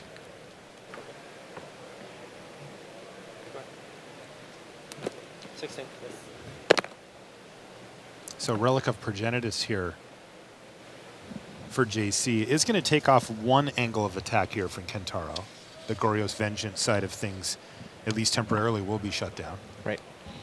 But he's got a Through the Breach hand. Yeah, he's got a Through the Breach hand, so he's going to have to be happy about that. All right, I do have a match update. Patrick Diekmann from Germany, 11-3 coming into the round with Affinity, just defeated Luis Scott Vargas, who was on 12-2. And now they're both 12-3 heading into the last round. So they're both hoping to draw next round. Patrick Diekmann, huh? We've called him a modern master. I We think have. a lot of people were saying, well, yeah, but he built all these different versions of Splinter Twin. And then you've got is there really such a thing as a modern master? Yeah, and apparently there is, because Patrick is now in top 8 contention again, and he's on Affinity. Totally different Should deck. be in. Yeah. I mean, all the X3s, worst case scenario, one of them gets paired down where a loss would send it to tiebreakers. That's where, if you end this round 12-3, then you just don't want to be the guy who's paired down. And even if you are paired down, you can back in on tiebreakers with a loss. 15? Yes. Oh, wait a minute. Remember that Valencia where Christian Seibald top-8'd with Affinity and Patrick top-8'd with Splinter Twin? Seibald was playing Dickmann's like actual physical cards. Dickmann was like, I've got 2 decks. Here, you can have my Affinity deck. I'm going to run Twin. And then they both top-8'd. Yeah, Diekmann designed that deck. I'm telling you, this guy knows Modern. So getting a look at Tao's hand here, we have a really, really important inclusion in his hand, Stubborn Denial. Oh, wow. So that sort of puts the kibosh on the wait till turn 4 and Through the Breach plan. God, what are the chances that Yamamoto plays around Force Spike here? Yeah, there's no not 4-power high. creature. I think I would just go for it if I was Yamamoto regardless. I would too. I would too. The question is Tao going to make sure to hold up that blue mana the entire game? I mean, currently you hold it up on the it's turn for where he's a about, turn. Yeah. Right. The turn where he's about to get to 5, I think Well, you hold it up. the thing is he has a Summoning Spirit Guide in his hand, right? So that turn is this next turn that's about to happen, This right? is going to be a big And the tricky turn. thing is Tao has 3 Eldrazi in his hand, but they all cost colored mana, and he has no additional colored source. So he has the Eye of Ugin there, but he'll have to tap that land if he wants to continue adding pressure to the board.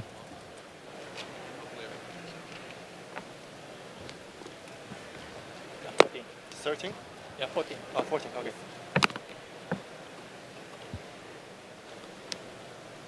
Land for Kentaro Yamamoto. Is he going to go for it? To be fair, he's not under much pressure here, just a 2-1. But this is what the deck does. Yes, there it is. Oh Simian my Spirit Guide, and he's God. going for Through the Breach. JC Tao calmly Oh, the fires Force off Spike. Stubborn Denial. And that is a massive play for how this is going to pan out. Because look, JC still has that relic, and right now Yamamoto's hand is double Emrakul Faithless Looting. Cards? I agree with you guys. I like going for it there. There's no way, that you're going to play around something like that in game 1, but that was savage. We already had a gut shot to all but clinch top 8. Why not a Force Spike while we're at it? Oh, he cycles the relic. Tao's going to cycle the relic. It looks like he wants to get some action going here. He got a Gristlebrand too.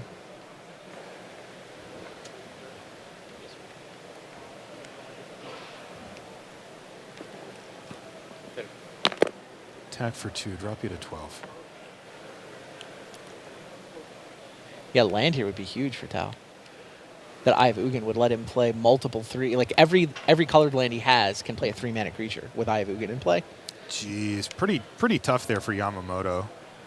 Just ripped Goryo's Vengeance. You've got to be kidding. Nope. He cycled the relic. He now has 2 in his hand. He cycled the relic, and Whoa. now he gets to go Faithless Looting into Goryo's Vengeance. Unbelievable.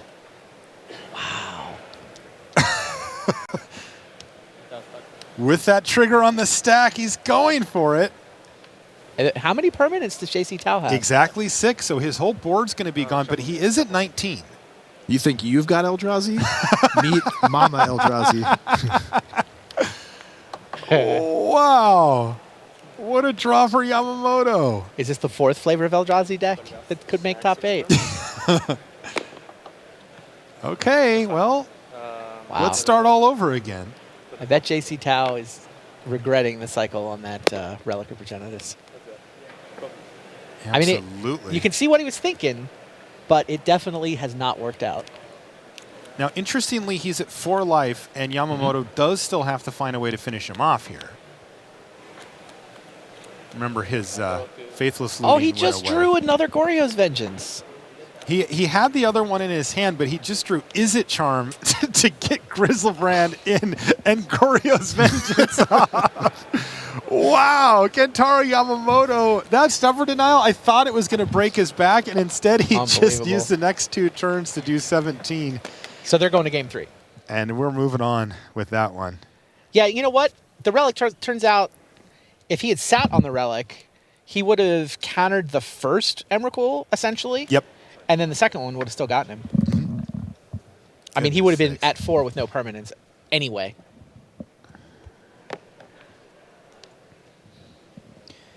All right, let's jump over to table C. This is, like, once again, Magnus Lanto and Paul Cheon. Yeah, Paul is among the higher tiebreakers on X4 right now.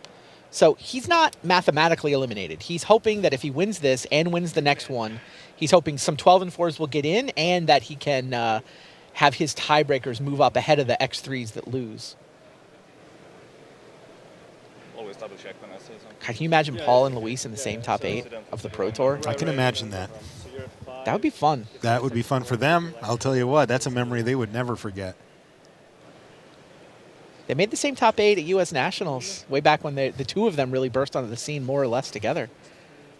It was Cheon that was winning U.S. Nationals. Luis was just part of the Chi entourage. Aren't we all? Gotta think one more time. This is obviously a very important turn. You said it, Paul. Death Shadow's in 8-8 right now. 16,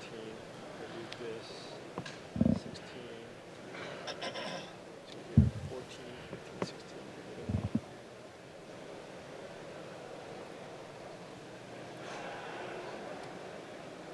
So Paul's running the numbers here on, can I die from this position? Yeah, Teamer Battle Rage usually means yes. Usually it does.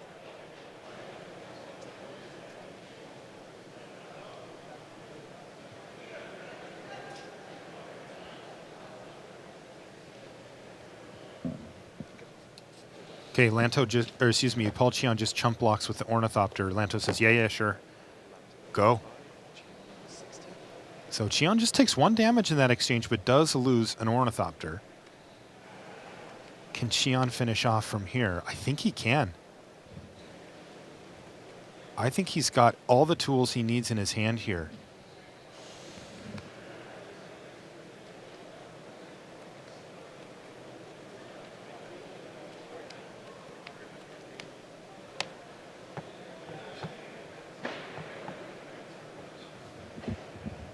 He's got a Galvanic Blast. Yeah, I think he's just thinking about whether he wants to activate a Blinkmoth Nexus. Yeah, he's got 3 artifacts currently, and he can have up to 5 here. Like, clearly his goal this turn is to get Magnus to 4 for the Galvanic Blast, if he does indeed have it. But yeah, he's just thinking through, could there be some combination of Lightning Bolts or other You know what he could be worried about? The card Magnus Lanto actually has in his hand is Lightning Helix. So Cheon doesn't want to leave himself dead to some crackback miracle in case of a Lightning Helix. And it's also...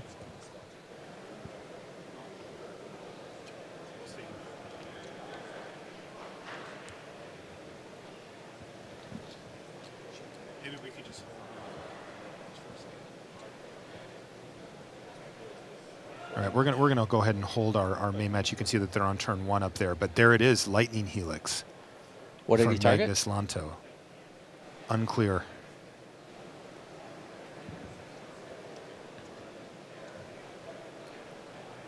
Felt like he was targeting Paul by the way he held it up. That's the gesture I didn't it? saw. Yeah, but he could have also verbalized it and just not heard it. But I mean, yeah, it is Paul. Wow. I think a lot of that is Paul can't fizzle it by having a creature die. Right, Lanto's gonna gain the life. There's no way for Paul to remove himself as a target. Okay, well that should delay Paul for a turn here. And maybe give Lanto another rip at Teamer Battle Rage. So down to 6 for Lanto. Again, this does set up a win next turn for Qian. And Right, he but will he has still to have a survive chump the block. next turn. Yes, but he still has a chump blocker with that Blinkmoth Nexus. But oh, there's a Teamer Battle Rage in hand. Teamer Battle Rage on Death Shadow is a lot of damage. Yeah, it's 14, I think, on the Death Shadow, plus 2 from the Swift Spear. Yeah, currently 7/7 Death Shadow. And the only blocker is just that Blinkmoth?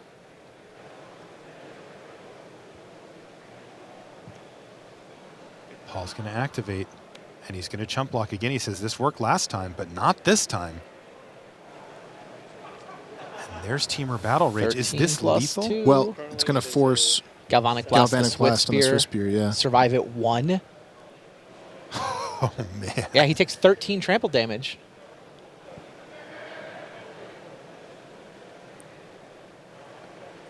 Very awkward for Lanto here. Yeah, I mean, it's funny. On the one hand, the Lightning Helix like saved his life. It shrunk his Death but Shadow. It also means he can't win this turn. But it means he didn't die to Galvanic Blast. That's right. God, this is a close game. My goodness.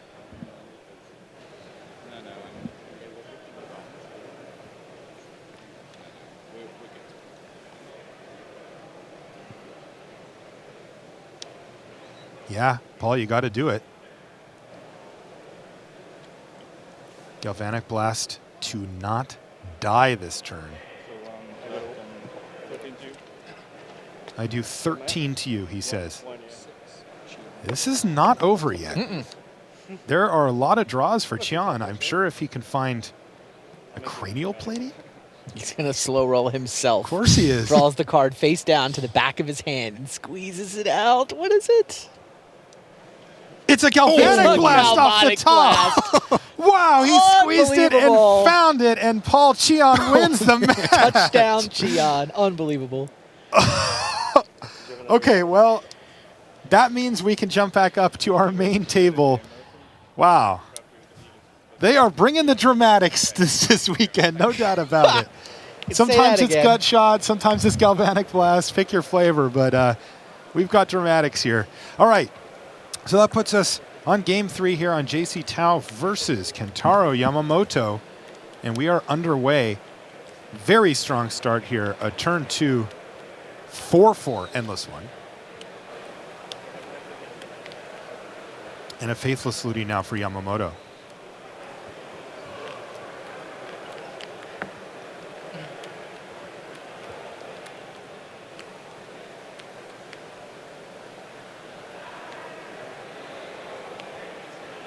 Yamamoto's deciding what to discard to Faithless Looting.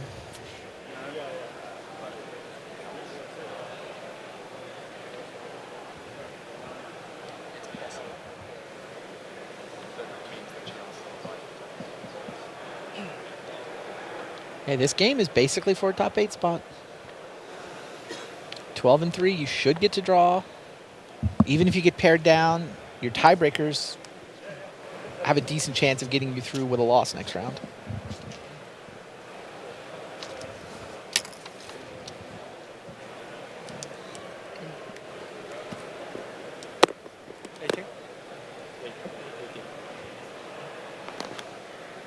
By the way, the guy who is most likely by far to get in at X4 if he winds up there, Frank Lepore. Because he had a run. I mean, he was top of the standings for he was a 11-1. long time. Yeah. Yeah, by far the best breakers. Now, the only way that works, though, Frank Lepore needs there to be room in the top 8 for 112 and 4. So there's a pair down match happening outside the feature match area, which is huge in terms of whether 12-4 can actually make this top 8 or whether everyone is guaranteed to get an opponent who can shake their hand. So in our feature match here, it looks like Yamamoto thought seizes, Tao reveals only a Reality Smasher, I think that was? Yes, that is Reality Smasher. And just a bunch of lands beyond that. So even though Tao has the turn 2, 4/4, that's all he's got so far. Nice little clock, but it does seem like Yamamoto might have some wiggle room here. Mm-hmm. Another Faithless Looting, it looks like, for Kentaro.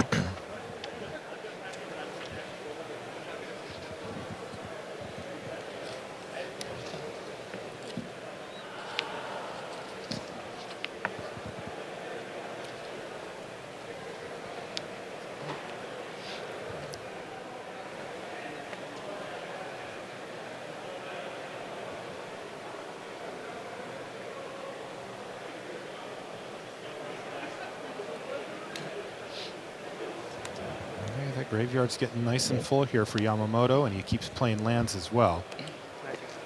JC's going to crack his Scalding Tarn on end step and try to find some action here. Doesn't need much. Cards? Yeah, I mean, he really Thoughtseize was pretty big, huh? Yeah, the Thoughtseize was huge. Thought Not Seer would be the perfect draw here.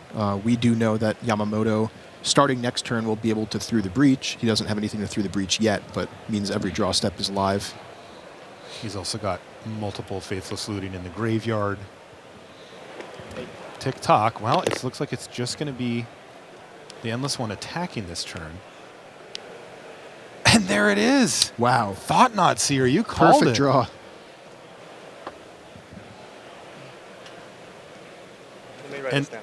And the truth of the matter here is that Yamamoto has plenty of tools and is likely to find what he needs. It's just the clock has shrunk to one turn. I mean, he's at 8. He's facing down 8 power. Is there anything he can do at this point? Wow, that Thought Not Seer was huge. Yeah, I mean, Yamamoto can flashback a Faithless Looting and dig deeper, but I don't know what he would be digging to at this point. Doesn't seem to have the removal suite to take care of big 4/4s like this. You know, Lightning Bolts and Is It Charms don't get it done. I guess he has 4 lands in play if he hits exactly a legendary creature and Goryo's Vengeance. Does that do it for him? You can... Well, no, it doesn't even because he has to flash play it his back. 4th land. Yeah. Oh, man. Just not enough cards, not enough time. He's got a Simian Spirit Guide. Yes. Oh, this is There is so a Grizzlebrand rough. already in his graveyard. So all he actually needs is the Goryo's Vengeance. Oh, okay, Randy. Yeah, I didn't see the Grizzlebrand there. So, yeah, I guess just looking for Vengeance. Wow. Okay.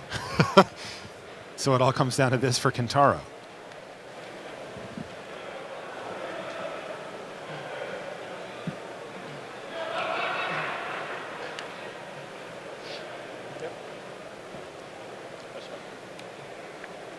Three Pro Tour top 8s already for Kentaro Yamamoto. Trying to get number 4. He did not hit, and that's going to do it. JC Tao wins the match 2-1. That Thought Not Seer off the top was the game for him, and it won him the match right there. Still undefeated in Constructed is JC Tao. That's 9-0, and looks like it's going to be 9-0-1 into the top 8. Trying to win 3 more. And just as a reminder, Kentaro Yamamoto, so he picks up loss number 4 there. Yeah. He's going to play the next round. If he wins, is he in contention, depends. or is he on that same bubble that everybody We might have a else is? clean cut. Depending on how the off-camera matches go, there might actually be a clean cut. All right, well, these gentlemen here are hoping to not be in that fray themselves, as we've got Pascal Maynard and Frank Laporte both at 11-3 themselves, and looking to not drop to that 4th loss here. Yeah, Frank. Sounds like this match had both a deck check and a short judge call. So a little bit of a extension Yeah, there. I think there's like a 12-minute extension, which means they're only in game 2 right now. And we saw Pascal win game 1, right? That's correct. Pascal won game 1 with his affinity list here. Wow, 3rd consecutive winning in for Frank Laporte. There's a cranial Pascal plating. looked really excited about that cranial Yeah, plating. you know, I noticed that. What are the life totals? They're getting them up right now. It's 20-1. Yeah, but which way? Frank knocked Pascal to 1? Yeah, I mean, look at Frank's assume board so. state here. He's attacked with 9 last time. But there are... Yeah, Maynard's at 1. Wow, Frank Laporte got... Well, the question is, can Pascal poison him out here? Can he deal 20 or 10 poison? The math is being done. It is definitely in play here. The plating will be the 7th artifact. If he can cast it, equip it, activate both Inkmoth Nexuses, and attack. He's doing the math right now.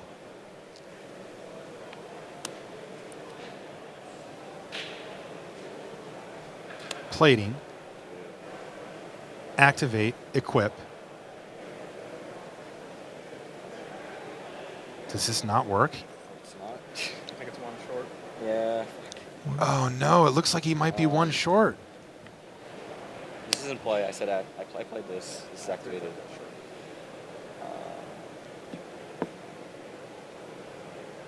So, can he... Steel Overseer makes it 3 +1/+1 counters, right? Yeah. Yes. It's a 4. Cranial Plating, 1, 2, 3, 4, 5. So that's 7, That's 8, 9. 9. Yeah, if he could activate... He needs to just get a Blinkmoth online. Yeah, if he could just activate one of the other ones. Yeah, but it's he's out of tricky. mana. Yeah, I mean, he could use the Steel Overseer to activate the Springleaf Drum, but that's the same as just Right. tapping the Steel Overseer. Yeah, he's 1 mana short. If he had 1 more mana, he could activate a Nexus to be the artifact he needs. I've been counting. Can you clarify where I'm at exactly? What has been done or not? So I clearly played this using this. Tell me what to do. Huh? Help me and Yeah. tell me what Because to I do, was basically and just I will counting. help you. Okay, I was basically just counting, but I clearly played this by tapping 2 mana, so I think that's a given. And then And I remember you confirmed it earlier. You said this is yes, like yes. And now I was basically just like playing with the plating as. Well, you had to pay 1 to activate this guy, so. Yeah. So I was just like playing around. So can you confirm it's not equipped yet? So I can It's not maybe, equipped, like- but you have to tap 1 more to activate, I think, right? It's not equipped. Okay. Like the ink model is tap to activate. Yep.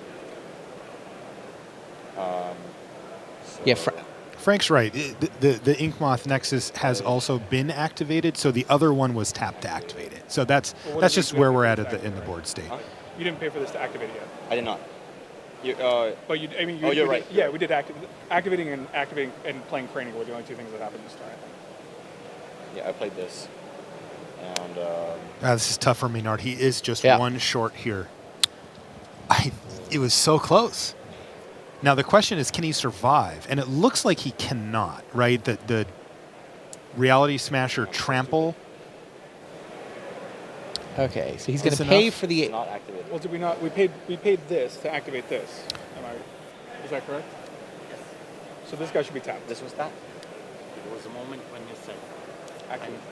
This on the battlefield, and this one animated this one.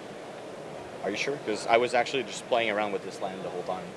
I moved this here, but I didn't pay for it. I'm pretty sure. You paid? Well, you made several movements. Yeah, unfortunately, it looks like he's only got Twitch chat lethal, not actual lethal. So maybe everyone at home can help him find it. I'm not sure. Chat lethal. This one to animate this one. Sounds fair. Well then. Okay, so the Inkmoth is active. Yeah, I don't even think there's a different way to do this. I mean, Pascal's trying to figure out how much he committed to because he thought he had a plan.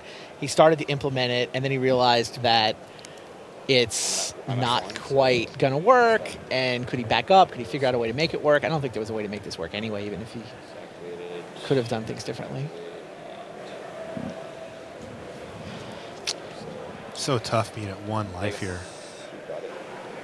All right, so Pascal's going to pack it in. You know, he needed to explore all of his options because he was so close to winning. Yeah. That whole game was, One away. Was pretty ridiculous. But ultimately, I counted for it is Raptor. Frank Laporte who takes that game Yeah, down which is and one- ties the things one up. That means Yeah. we get a game 3. And I Yeah. think it's going to be a it's real because you had to have slugfest Steel here. Overseer for the Yep. extra mana. Not I a ton of still- interaction going still on, win. and I mean, both give of me these the decks one, are looking to get the guy- other or guy give me dead zero as to quick the as play. possible. That's So. all, Yeah, it's tough. I mean, with a deck like Affinity, in all seriousness, whenever you find yourself 1 off lethal in whatever play path, you always feel like, oh, there's something I could have done. I mean, we didn't see earlier on in the game how things branched out exactly, but I know whenever I lose a game with Affinity that's that close, I'm like, oh man, if only I'd done this on turn 2 or taken this other line. For sure. You know what could make a total mess of next round's pairings? What's that, Randy? An unintentional draw here. Oh, yeah. You were mentioning that we have the possibility for a clean cut. Yep. But an unintentional draw here would. I know they have a be 12-minute weird, right? extension, but I am curious to know how much. Okay, sounds like they still have 22 minutes, so not a realistic possibility at this point, but.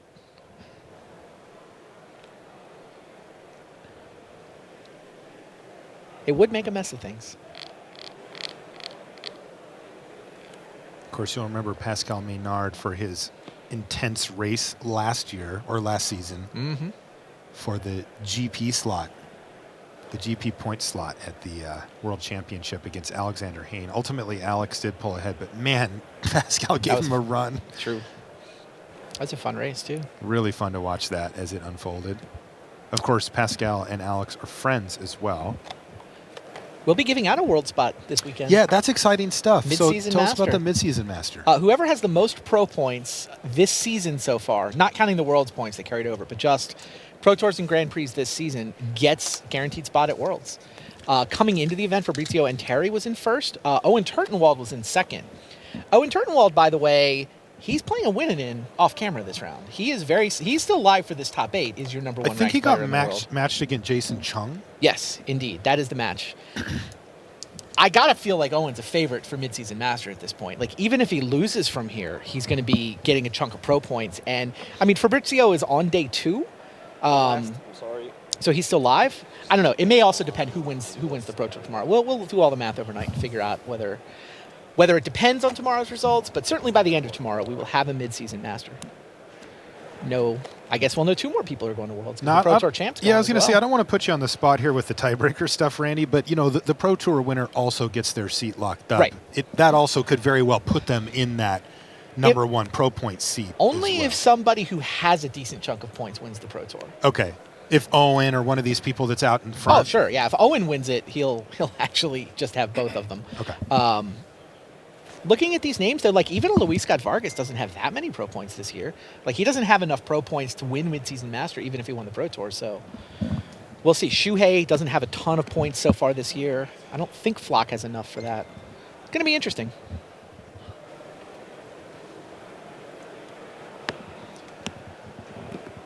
All right, this is another big game down the stretch here. Again, both of these players are at 11-3 and looking to win this one, draw in next round.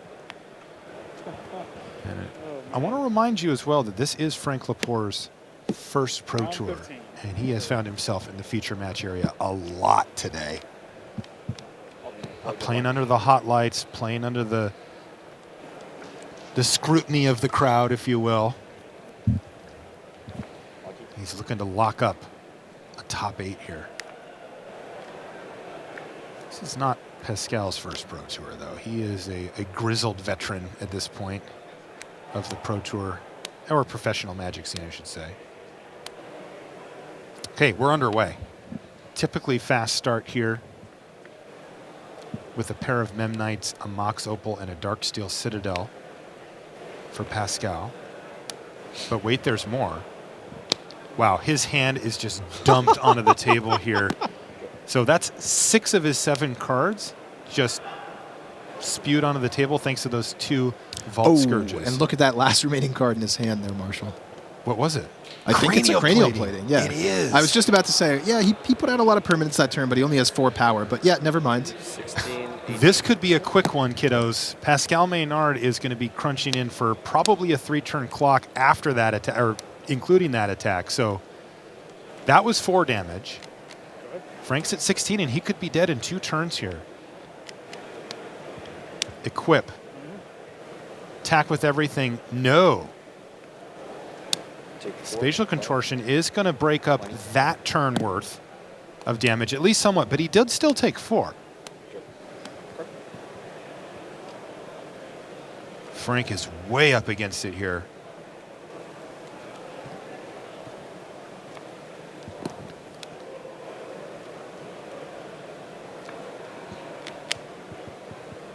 And as we've talked about before with Frank's deck, it is mostly permanents. He did have a spatial contortion there, but beyond that, there aren't that many more cards that can break up a cranial plating at instant speed.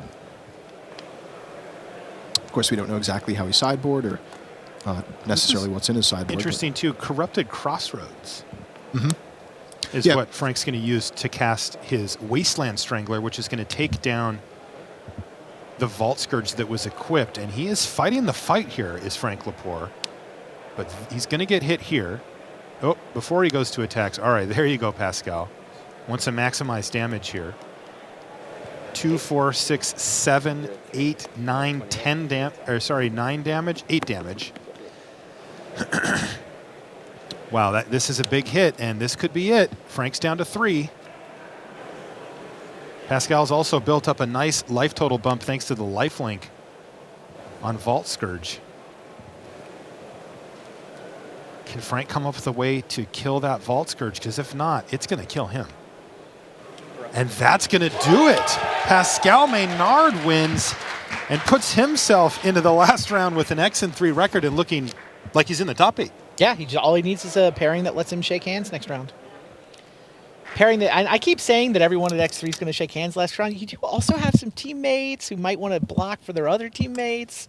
Being on the play is pretty good. It seems really good, by the way. We've seen a lot of Affinity and Eldrazi decks that really can capitalize on being on the play by just dumping their hand out on the battlefield. I mean, yeah, definitely true. We saw that one right there from Pascal, and he's just like, here's 6 permanents, go, right? And, when you're on the play, I mean, that certainly is helpful. Just your opponent just never has a chance to get stable. Mm-hmm. Wow, this is shaping up to be a heck of a top 8. Let's get some updates from out on the floor from Richard Hagan. Thanks very much, Marshall, and to the team in the booth, bringing you all the action from the penultimate round here. This is so simple, and yet so complicated.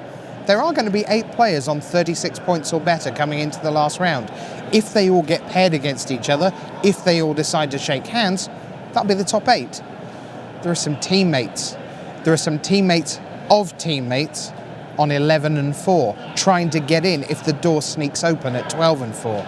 It is by no means certain that 4 handshakes will happen in about 20 minutes' time, or maybe even less. We're past time on the round now. So don't you dare go anywhere. Out on the floor is Brian David Marshall. So let's hear from him right now.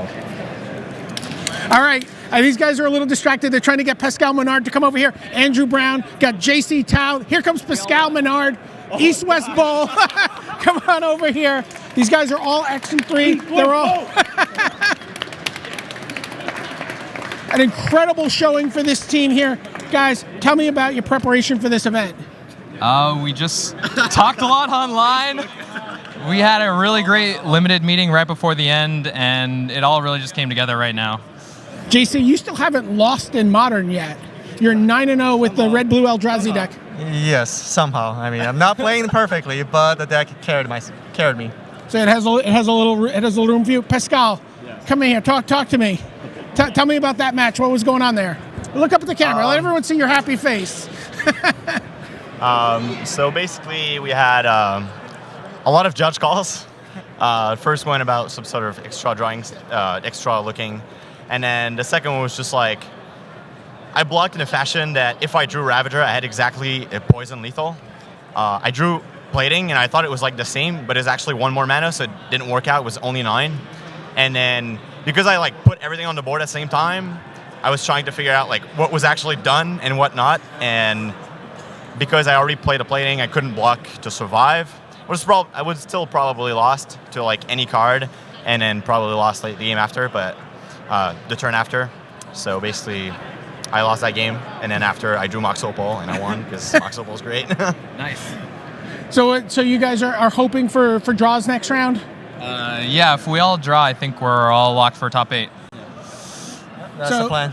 So this presents some challenges for you guys. This is something new. A lot of pro players are familiar with this. Maybe you're not as familiar. You have to think about rebooking flights. I do have to rebook my flight now. I booked the No Faith flight, but from now on, I'm not going to book the No Faith flight because I have faith in myself now. How about you, JC? Do you have a faith flight or a no faith flight? I also was scheduled to fly out tomorrow morning, so now I have to look into that. All right, this is a big question. Pascal, what did you book? I had Fate in the last 15 Pro Tours. I still had Fate, so I have a flight on Monday. All right, there you have it. Team at East-West Bowl in a great mood going into the last round here from the floor at Pro Tour Oath of the Gatewatch. Yeah, sport's pretty amazing, especially when you win. I'm not sure all three of them are going to be happy in an hour's time. We can't be sure yet. Pairing standings coming our way, coming their way, but it is starting to look like with Shuhei Nakamura and Even Flock and Luis Scott Vargas, and in particular Shuhei Nakamura and Even Flock on 37 points right now, as I take a look at standings just being delivered to me now. They are both certain to be in. Nakamura and Flock cannot get knocked out of this tournament, but anyone they play in the last round absolutely can. So depending on the pairings, there is every possibility that Shuhei Nakamura or Even Flock will play in order to try to get someone on 36 points in. And the somebody that they're hoping would be someone like Paolo Vida Dama de Rosa or potentially Paul Cheon, who are both on 33 and about to play. It's possible that Paolo and Paul Cheon would go against each other in this last round. Plenty on 11 and 4. So a ton still to play for. The 36 pointers will be desperate to tie it all up. We'll see whether they can in just a few minutes. But we have time to squeeze in one more deck tech before the final round. And waiting for us patiently is one of the superstars of the modern game. Waiting for us, Brian David Marshall, and with him, our special guest, Jacob Wilson.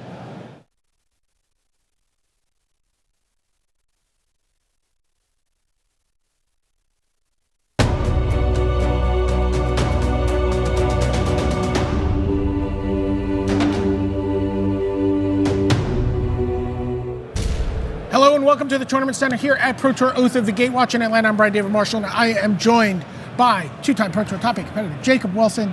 Jacob, every time I talk to one of your teammates about this colorless Eldrazi deck, they said, you got to talk to Jacob. You got to talk to Jacob. What was it about this deck that you saw being a weapon of choice to bring to this modern Pro Tour? Well, one of the most broken things in Magic in any format is fast mana, and Eldrazi Temple and Ivugin are both crazy. And new cards are always exciting. They haven't been tested before, so I thought maybe they'd be really good. Okay. And then, Luis Scott Vargas compared this deck favorably to playing Cawblade at Pro Tour Paris. Has the deck really felt that broken, or? I think we have 17 players playing the deck, and our win rate is over 70%. That's pretty unreal, I would say. Okay, let's take a look at some of the cards in the deck. You mentioned new cards are fun. Reality Smasher, fun or? Fun for me. What about Reality Smasher makes it leap out to you as a card that you want to bring to a modern tournament? Well, Modern is very fast. A lot of the time you can play against all sorts of combo decks, and having haste is really nice. It kills them quickly, doesn't die to Lightning Bolt, and as an extra bonus, if they want to kill it, they have to discard a card. Okay. Thought Knot Seer? Thought Knot is definitely the best card in the deck. Okay. It kills them really fast, and you get to disrupt them. Like I said, there's a lot of fragile combo decks.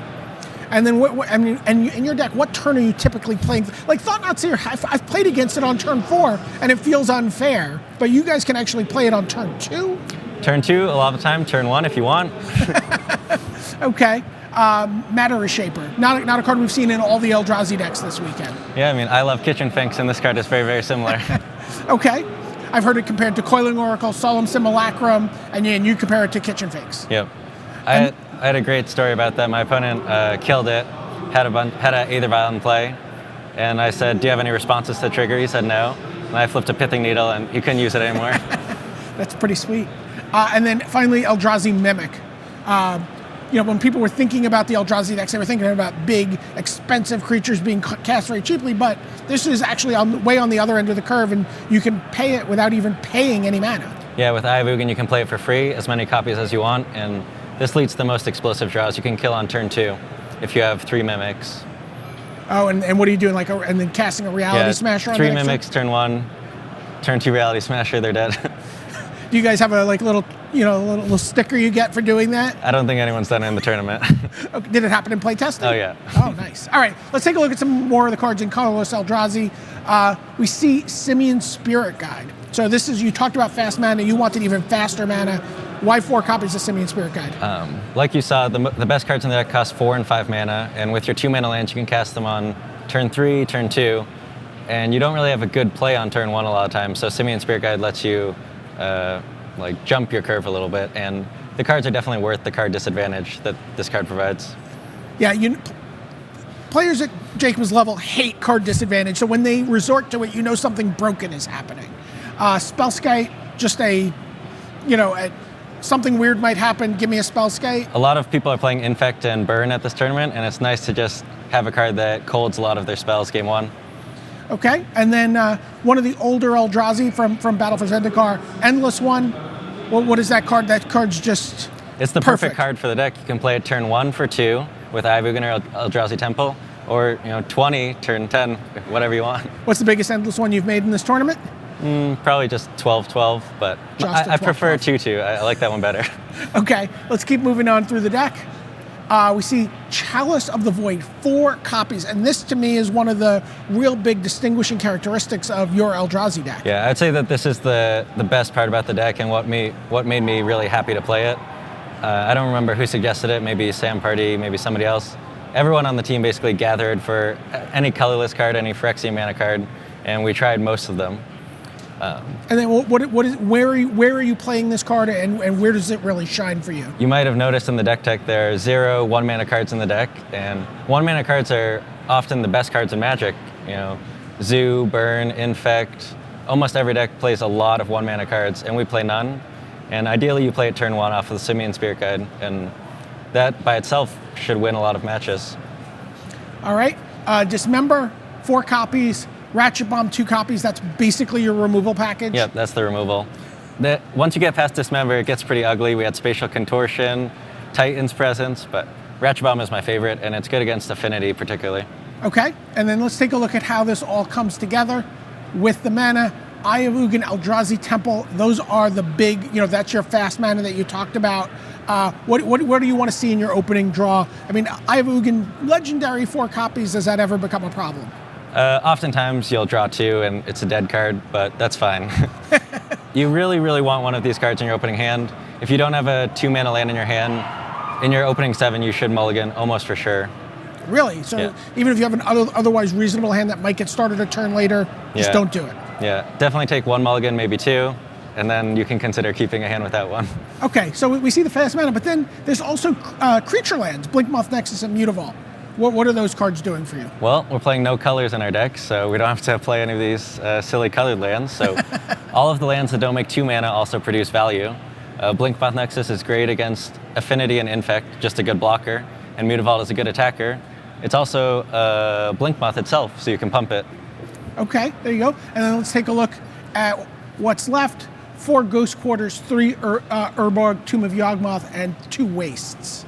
So how did you round out your mana? Well, Urborg also sort of becomes a 2-mana land with Eye of Ugin because it normally doesn't tap for mana. And we have 4 Dismember, so it can save a lot of life. Ghost Quarter is just a really good card right now. It's okay in the mirror, and you can Ghost Quarter yourself if they have Blood Moon and find Waste. Okay. And Wastes, was that a card you expected to be playing in Modern as soon as you saw it? Oh, certainly not. Even the first versions of the deck had a Swamp or a Mountain, but Waste is really good against Blood Moon, like I said, and so many people play Path to Exile or Ghost Quarter. I think you should play basics in all of your decks. Okay. So if you were going to give some advice to people going to Friday Night Magic, thinking about playing this deck, and if he gives you this advice, you should listen to him because he's quite good at Modern. Jacob, what would you tell people who want to play this deck on Magic Online, play it at Friday Night Magic? What's the one thing they need to know about playing this deck? You should have a 2-mana land in your opening hand, and if you're not sure what your opponent is playing, just play Chalice for 1, and hopefully that's good enough. All right, for Jacob Wilson, this is Brian David Marshall signing off from the Tournament Center.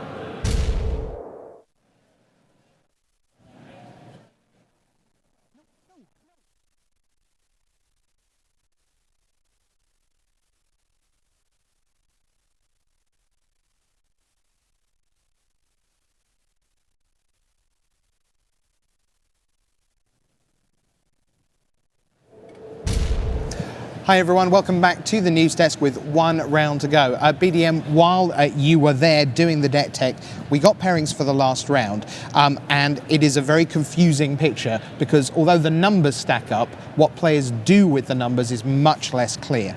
Shuhei Nakamura is on 37 points. He's been paired against Jiachen Tao. Even Flock is on 37 against Jason Chung on 36. Both Flock and Nakamura may decide to play. If they play and win, it opens up the possibility of some 12 and 4s. I believe they are going to play. That is the scoreboard right now, and I believe that is entirely true. And right now, Frank Lepore is really hoping that is true, that they play, because he has the best tie breaks by a country mile. So, let's see what happens. We know most of the top 8, and in an hour from now, we'll know them all, and so will you. Let's head down for the final round of Pro Tour Oath of the Gatewatch.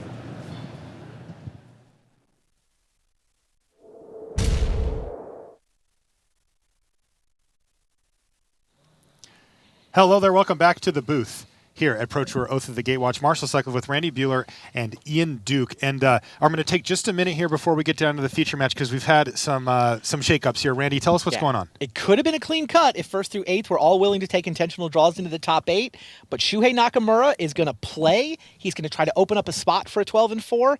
Ivan Flock is going to do the same thing. Now, one reason to do that is there's a small chance they could get a teammate into the top 8. Paul Cheon paired against Paulo Vitor Damo de Rosa for, somewhere 9th, 10th-ish. Realistically, though, they're just trying to get better matchups in. Like, the reason you don't want to let JC Tao into your top 8. You don't want to let Jason Chung into your top 8. How about we let in the winner of Frank Lepore versus Bartolo Lewandowski? Or, if they're both successful in Dream Crushing, we might get the winner of Owen versus Huey. Who we're going to start on here. So let's head down to the feature match area for the last round of Swiss here from Atlanta.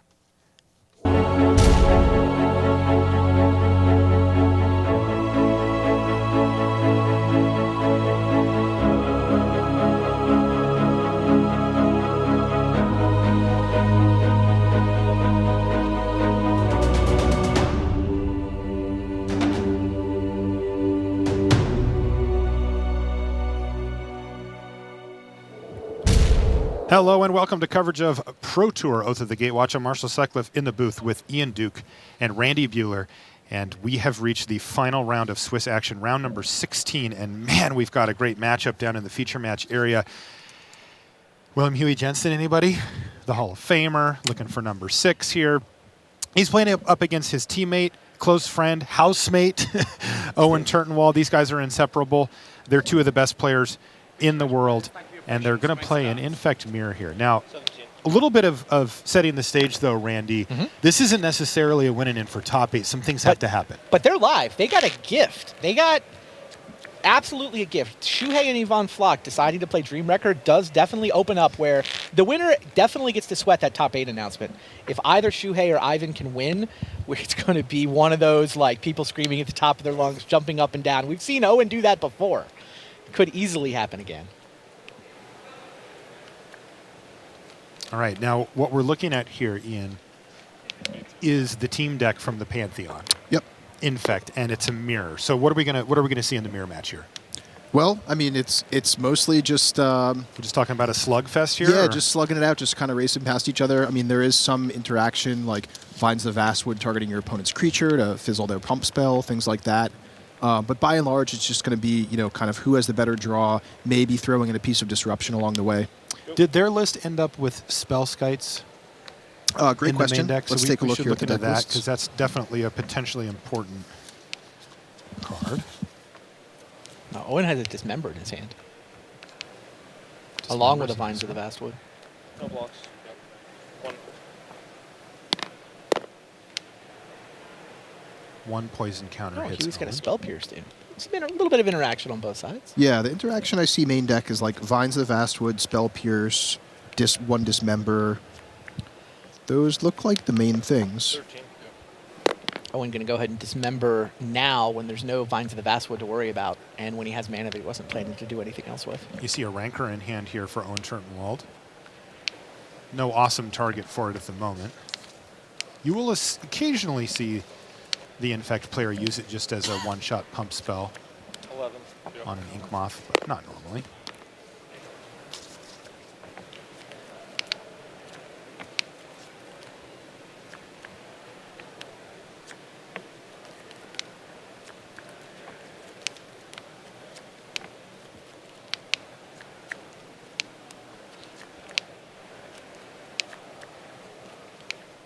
Even if the winner of this doesn't make top 8, by the way, there's 5 pro points on the line. Just out of this match? Yeah, the winner gets, I mean, the difference between 12-4 and 11-5 is a big deal. A lot of pro points, you know, a top 16 added to your career resume is super relevant to somebody like Owen who's about to go on the Hall of Fame ballot. By the way, we did just see the match. ranker there. Get in for a couple of extra. That seemed to be the best use of Owen's mana, and he's got Huey Jensen at 4 poison right now.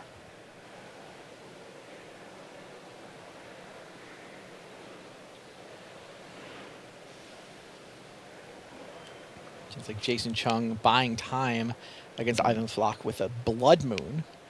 But Ratchet Bomb will deal with that once Flock eventually ticks it up to a couple of counters.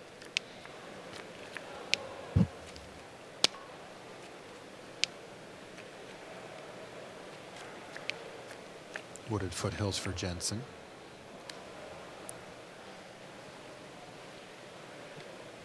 Flock's in an interesting spot there where if his attempt to Dream Wreck and kick Jason Chung out of the top 8 starts to fail, he may actually offer a draw, which Chung would probably take. Does that preserve a higher seed for him? Yeah, yeah. If Flock took a draw, he'd guaranteed 1st or 2nd seed. Both Shuhei and Yvonne can draw into 1st or 2nd seed. Like, there'll be 1-2 between them if they both drew. So they are risking something by playing it out here. They're definitely risking their seeding and their ability to be on the play. That is, unless they think their opponent would accept an intentional draw from a winning position just to take 90% to 100%. I wonder if the change to best of 5 affects valuing being on the play versus not having bad matchups in the top 8, right? Sure. It puts things more in favor Yeah, that's of a good point. I don't want these other decks in the top 8 versus I need to be on the play every time. Yeah, I mean, if you're playing 5 games, it's worth slightly less. But having those, trying to kick a bad matchup out of the top 8 and replace it with a good matchup becomes a little more relevant. You can see that Owen Churtenwald is currently #1 ranked player in the world. He has spent a long time there. Not recently. He's kind of more recently come back on top. But since the introduction of the top 25 pro rankings, Owen has definitely been high up there.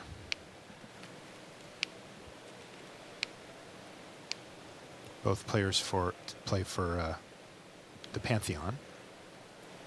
Activate, sure. You see the Pendelhaven sitting there as well.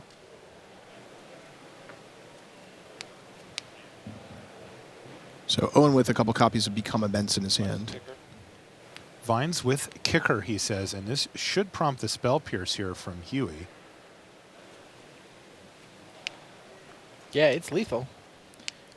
1 from Exalted, 4 from the Vines, 1 from the Nexus is 6. Owen cannot pay for the Spell Pierce unless he taps his Nexus, which kind of defeats the purpose here. Yeah. Owen could still, though, get in for a nice hit here just by replaying the Ranker like he did last turn. Yeah. The downside is that he would be shields down, and if Huey can put together 8 poison counters in a turn, he could kill Owen. He doesn't actually have a way to interact. This is kind of awesome. Owen's hand, to the best of my knowledge, did he have 2 copies of Vines? Does he still have 1? No, I he don't think has he does. no interaction. This is pure bluff. He just declines to attack for 2 poison just by attacking with the Nexus. Right, because he knows he has Become Immense for next turn, so he can still have a lethal attack following turn, regardless of whether he gets in a few more points this turn. So yeah, you may as well leave mana up to represent the ability to interact, even though he doesn't have it. I'll tell you, for those of you watching at home, this is about the highest level Magic you'll see, period. Two incredibly skilled, 2 of the best in the game, and they know each other very well. So, you know, they know the deck list they card know for the card. decks. Yeah, Owen knows that by Pure leaving that mirror. leaving that mana untapped that he forces Huey to play around a bunch of stuff. He's representing spells that he doesn't even have in his hand, and it's going to work. Like, Huey knows exactly what he's representing.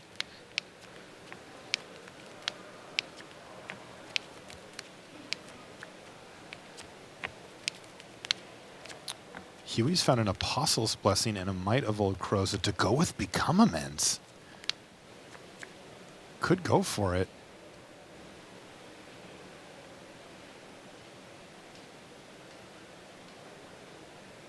Owen has reserved the ability to activate his own Inkmoth here as well, though.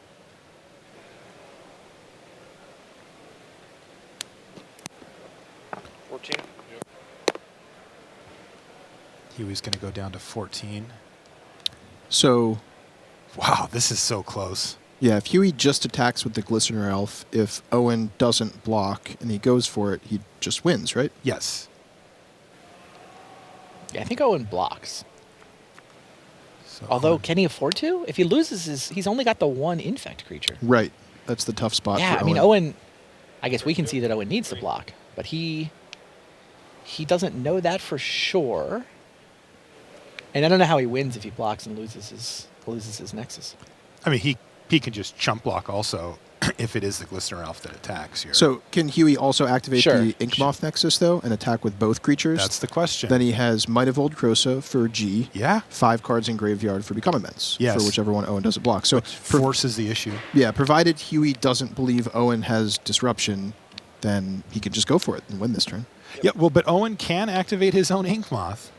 Yeah, but he can only block one of the two creatures, right? Exactly. Yeah, Huey's going to attack with both. And the moment Owen taps his Noble Hierarch to activate Inkmoth, the game is over. Yeah. And Nexus this gets is going to through be it unblocked. anyway. right.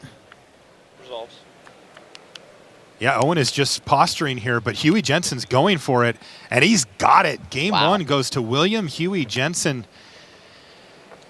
This is going to be an intense match. I can tell you that right now. Now, these players are hoping to play for a hope at the top 8, but there's a lot of pro points on the line. And, you know, of course, these two guys are full-time professional Magic players. This is what they come to do. And picking up a mess of pro points at the end of a PT is what turns a pretty good season into a great season. Yeah. It's interesting. We always follow the win and ins at the end of the Swiss, but those 5 pro point ante matches happening all over the floor are big matches. Big time. All right, we'll be back right after these messages. Qualify for the next Pro Tour on Magic Online. Go 5-0 or 4-1 in a preliminary to advance to the finals. You can see the full schedule at mtgo.com.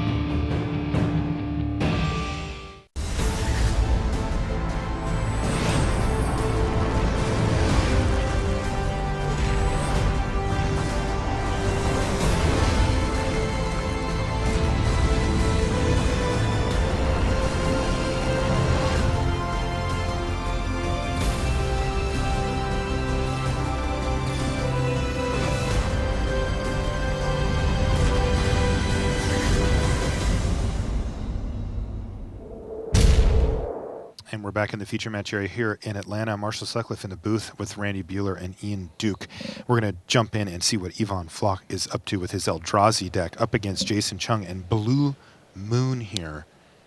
Oh, wow. So this is still that game one where Jason had a Blood Moon for a while.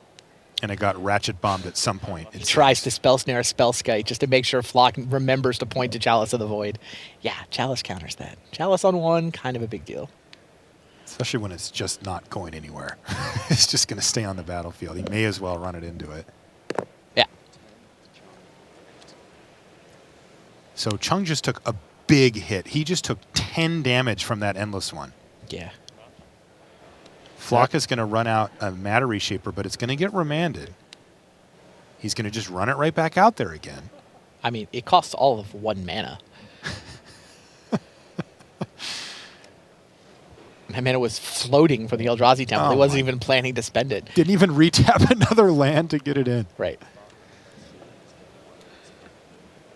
All right, and I have another update for you from Table D. This is Bart Lewandowski from Poland. He's playing Obzon Company. I think he's the only one anywhere near the top tables with that deck, and he's at 11-4 playing against Frank Lepore on Eldrazi, who's also 11-4, and Bart is up a game in that match. Wow. And those are the guys that have the best tiebreakers right now. I mean, should Chung lose, his breakers will be pretty good. Should JC Tao lose, his tiebreakers will be pretty good. But yeah, the winner of that match is living the dream. Now, when you say that, though, that's because if the Dream Crushers are successful, then those are the spots that are getting opened up? Precisely. Wow. Yvonne Flock on track to open up a spot. And did we hear Shuhei's up a game as well? Yeah, Shuhei's up a game, and Flock is in great shape in his game 1. Jeez, that's a lot of dreams getting crushed. It really is. I mean, you got to feel bad for Jason Chung and JC Tao for getting that pairing. But at the same time, it makes for a dramatic final round. So Jason Chung used Cryptic Command to stave off death for a turn, and now he's going to kill the Matter Reshaper here. No, it's going to get redirected, but he's aiming, and that does it for the game. He doesn't find what he needs, and Yvonne Flock does win game 1. Unbelievable. Wow. Pretty crazy. I will say, you got to feel for Frank Lepore, too. If you feel bad for anybody in this top 8, he's now playing his 4th consecutive win-and-in, which means he lost the first 3 win-and-ins. This one is more of a win and sweat, but still. It's tough. The good news, though, for Frank Lepore fans is he's guaranteed an invite to the next Pro Tour. Like, the 11 wins that he's already picked up means even if he loses this 4th straight match to end the day, he's going to Madrid. So he's guaranteed to turn his first Pro Tour into his second Pro Tour, which Absolutely. is thumbs up. Absolutely. But it will be tough for him. I mean, when the wheels kind of come off late down the stretch, that's a tough pill to swallow. Now, he's not out of it yet, but he's got to win back-to-back games against Bart Lewandowski to put himself in a spot where he might be able to get in. Pretty much. You could say the same thing about Owen Turtenwald. Absolutely. Got to win back-to-back games to put himself in a spot to maybe get in. Yeah, either way, Frank's first Pro Tour has been one wild ride, I'll tell you that. Yeah.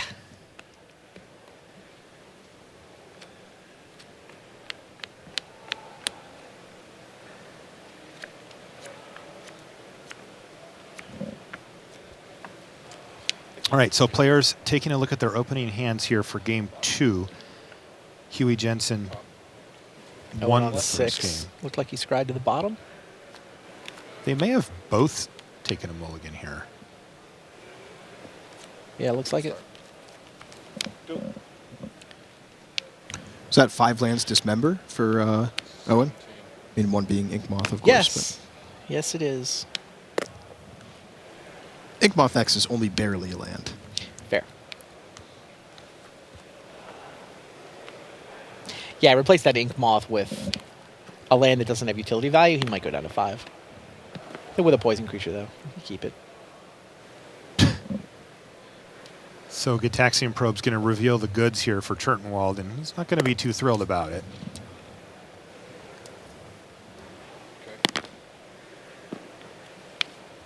Jensen's going to write down the contents of the hand like you do. Go. And he doesn't have a turn 1 play beyond that. Looks like Jensen's got a Dismember in his hand.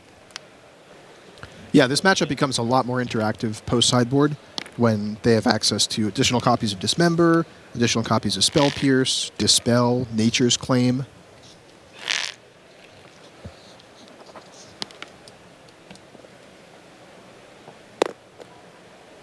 Yeah, it looks like we're going to see that first Dismember right away here.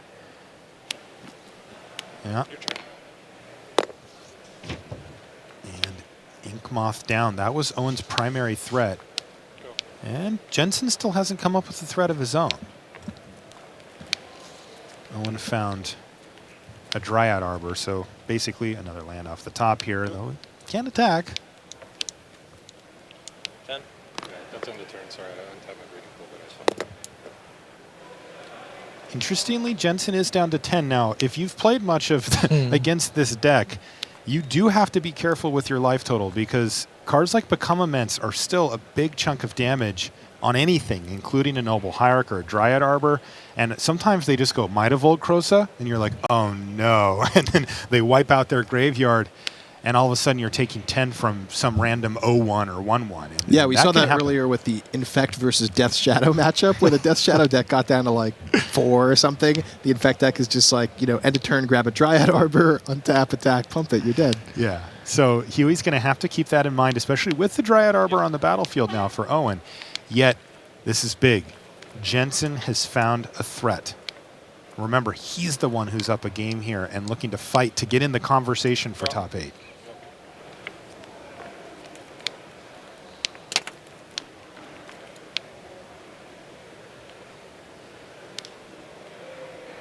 Pendelhaven for Turtenwald.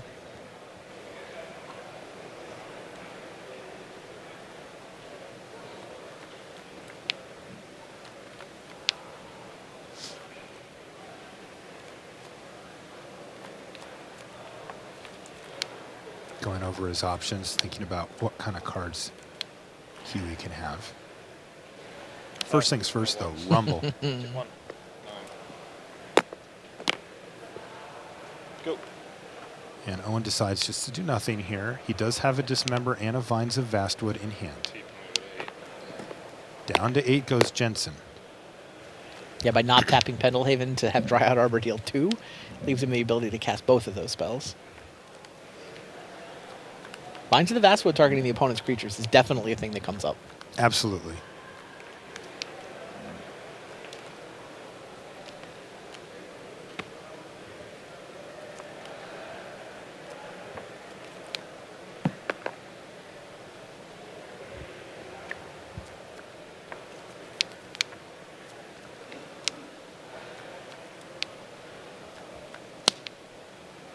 There's a Noble Hierarch. That's the second one on the battlefield, and that does make for a quick clock. This is 3 poison immediately. Go.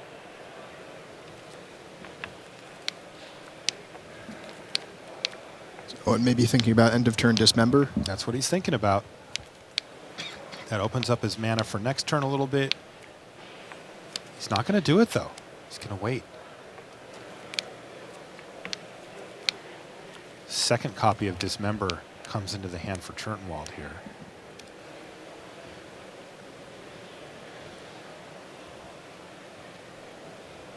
Just playing a game of Magic with my friend.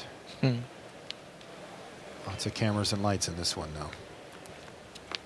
Wooded Foothills. Owen Turtenwald is going to be racking his brain to try to find a win condition. Right now, it looks like it's Dryad Arbor.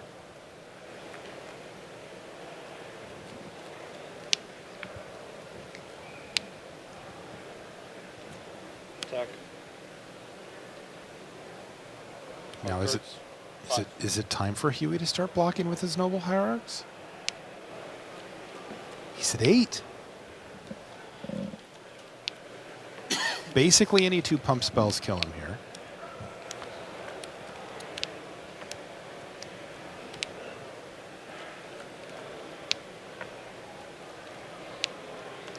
No blocks. Take 1. 7. Huey draws down to 7 life. Go. Before Owen passes the turn back. Owen's at 3 poison. Second copy of Blighted Agent is the draw step there for Jensen.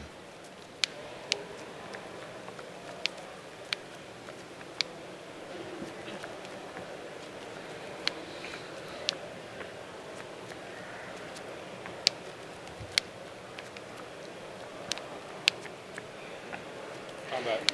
Sure. So he's going to crunch in for 3 more here. 3. And this is going to prompt the Dismember now from Owen Turtenwald. Yeah, I don't think you can afford to take 3 there. It's an awkward time to fire it off just because this is, where Vines of Vastwood really shines and that kind of thing. But Owen has a plan with his own Vines and a second copy of Dismember in hand. So he knows he can very likely win this fight.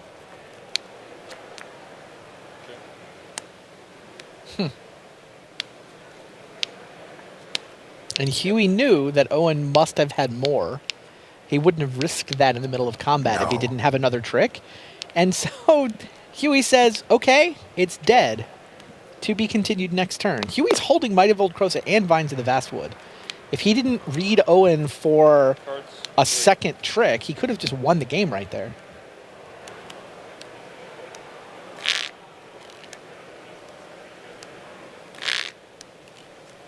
Welcome to the Pro Tour, ladies and gentlemen. Good stuff.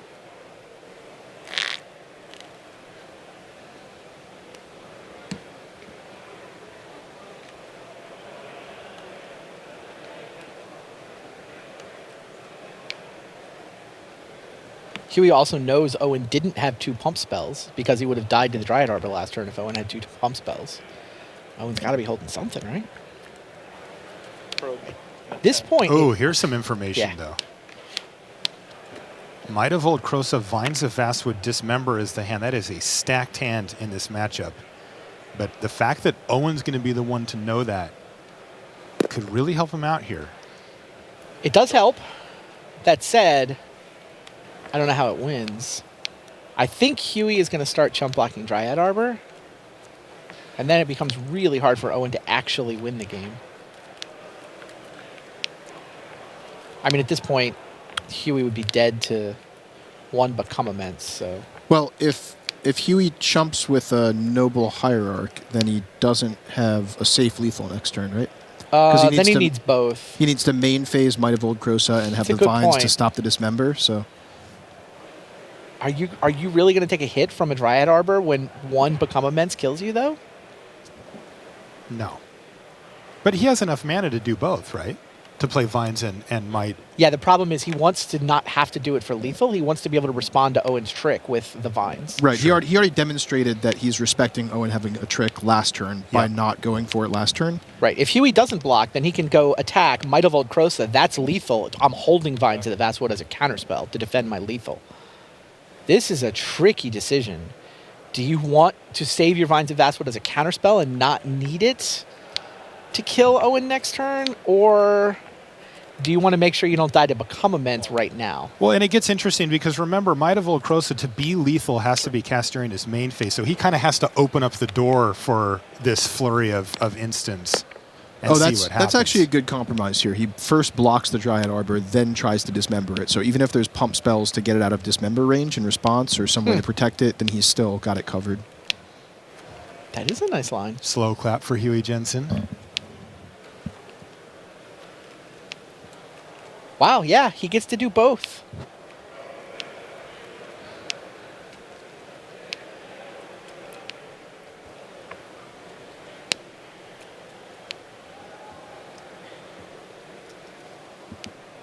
Now Owen is sitting on a Might of Old Krosa, a Vines, a Dismember. Does not, in fact, have the Become Immense that would have been lethal here, but Huey has no way to know that. Yep. Owen not going to use his Vines to defend the Dryad Arbor, especially when he saw Huey's hand. Yeah, I mean, Huey's down to 3 he knows here. It's lethal. I mean, I think Huey's just got this, right? Main phase. Here's the main phase. Might of Old Krosa. It's now a lethal threat. Okay, so he's going to dismember in response. Vines, no kicker, Vines in response. And Vines in response, and that's it. The second Vines of Vastwood William off the top. Huey Jensen.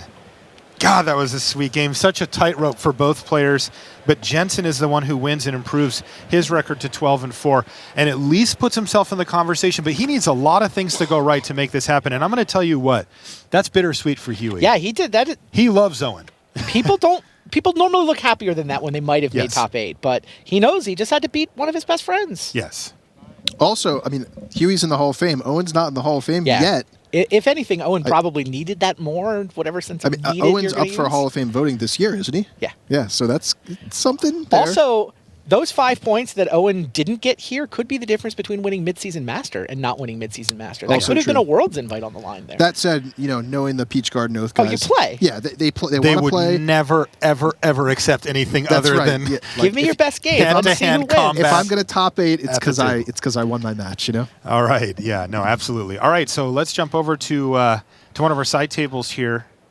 Looks like we're going to jump in on Frank Lepore and Bart Lewandowski. Last time we had heard, Bart had won game 1 with his Abzan Company deck. And it's still 1-0 in Bart's favor, so we're in the middle of game 2, and it looks like a bit of a mess here.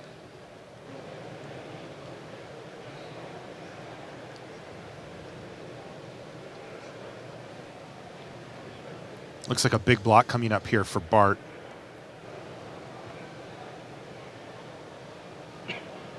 You know, I got to say, Frank, just at a glance here, looks like he's in a good position.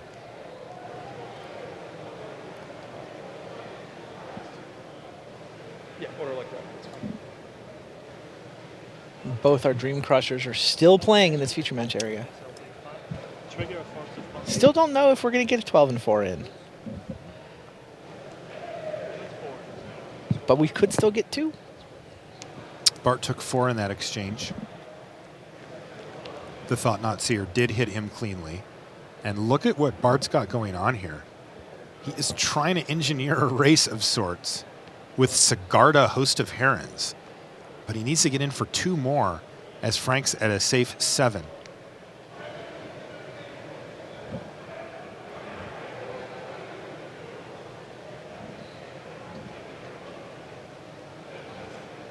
Bart has a Kitchen Finks in hand.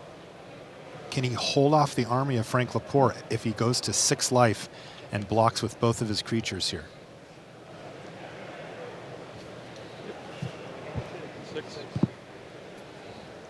Oh my! Wow! So one of our updates is in, Randy.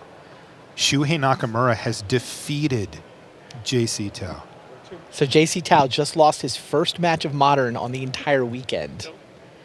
And it was a match he didn't want to play. He wanted an intentional draw. Shuhei decided to try to kick JC out of the top 8. He doesn't want to play that matchup tomorrow. I think it is a better matchup for the blue-red Eldrazi deck. So that's the consensus. Yeah. Shuhei was like, let me see. I'll take my shot at beating you now so that I don't have to beat you tomorrow. And he did it. That also means Shuhei is going to be either the 1st or 2nd seed.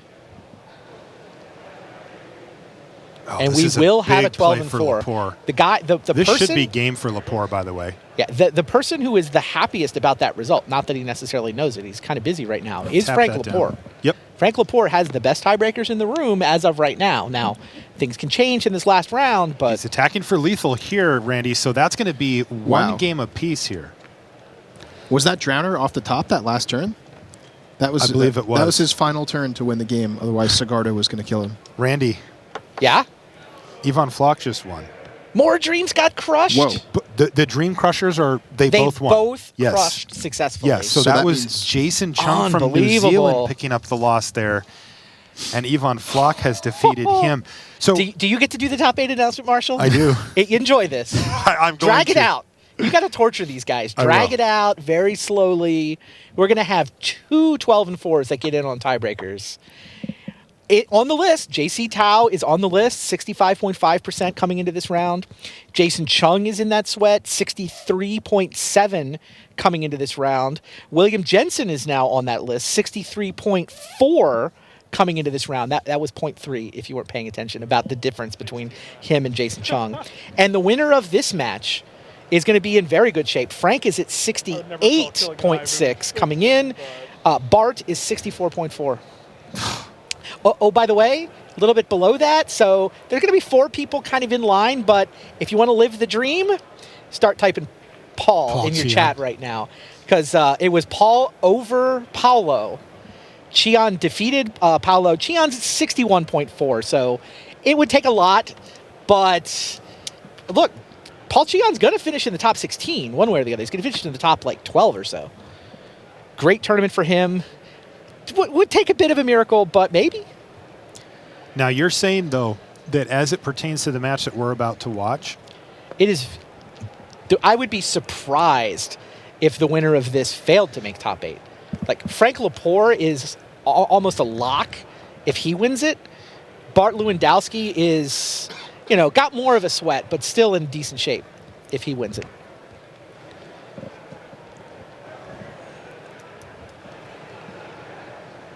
Man, I was not expecting this last round to be this dramatic.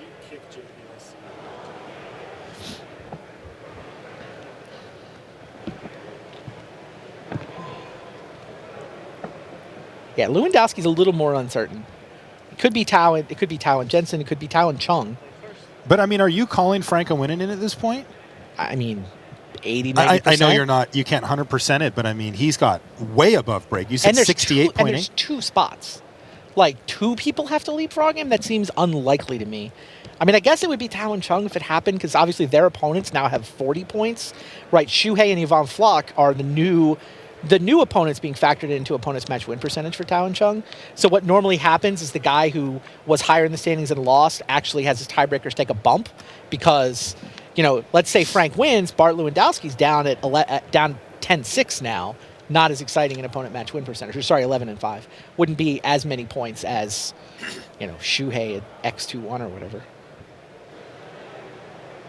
Okay, this is a big one. This all was the math not aside, a match that was supposed to matter this much, and here we are. Yeah, could have been a clean cut if everyone was willing to ID, but instead, we get this awesome match. Okay, a good start here for Bart. He has a Birds of Paradise on the first turn of the game. But he's not the only one that can accelerate out threats here. Frank Lepore's deck is capable of truly explosive starts, though it looks like he doesn't have one of those starts, at least yet. Stay tuned. 18.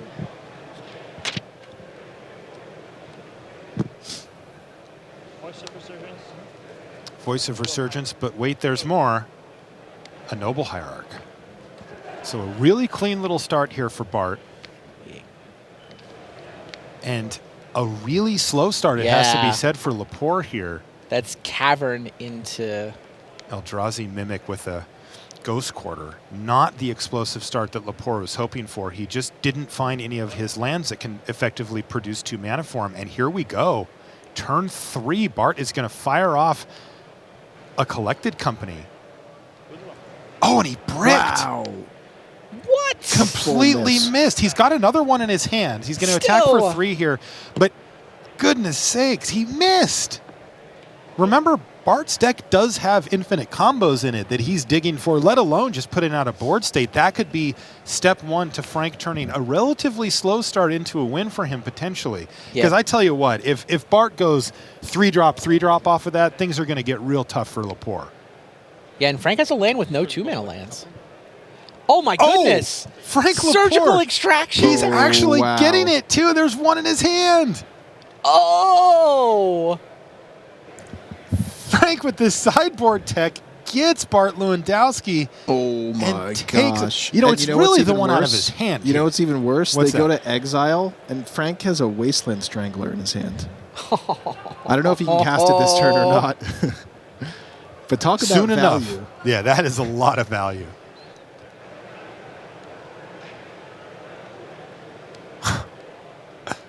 That was awkward. Poor Bart. Is that what's the protocol on shuffling? I shuffled, gave it back. Let's do shuffle again. You are always the last one to shuffle the season. Okay, I'm the last one to shuffle. So Technically, you need to shuffle first, and you would be the last. So the player's talking about how the shuffling works here. Technically what's supposed to happen is Frank hands Bart back his deck, Bart shuffles it, and then Frank gets to reshuffle. Right. So the cleanest operation there would be for Frank to say here. Right. But out of habit, he just shuffled it. we have a good time here on the Magic Pro Tour. Frank has settled in nicely into his first Pro Tour. Here is that Wasteland Strangler. What do you want? That's not entirely clear here. No. Taking out the Voice of Resurgence is sometimes a recipe for disaster, as sometimes that token just ends up getting huge. So he goes for the bird. So what's Bart left with here? He just has another voice in his hand or something? Yes. His hand is a Voice of Resurgence. Now he gets he has his draw step for this turn too. Let's see what he found. Like, if you think about that turn, in some ways it was a 5-creature swing, right? That turn sequence, right? He Swing and a miss. Double miss on Collected Company. Then the Surgical Extraction takes a second company, which could have been 2 more creatures. And then the Wasteland Strangler kills a creature. Wow. Had 0 creatures with 2 Collected Companies. It was a Temple Garden that he drew.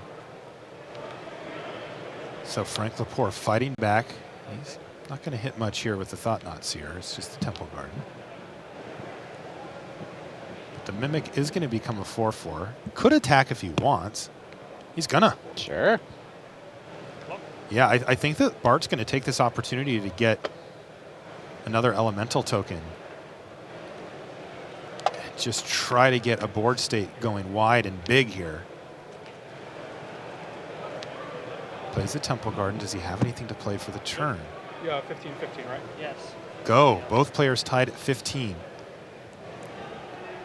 It did not look good for Lepore in the early stages, and now all of a sudden things are looking much better. He's got a Matter Reshaper. Still a fairly slow start, but a more controlling one here.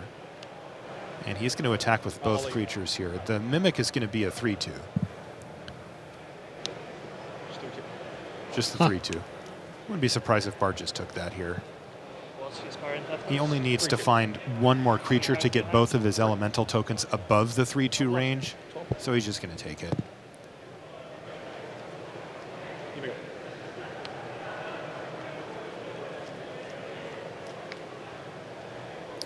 Well, it looks like he found a Fulminator Mage, which, good enough here.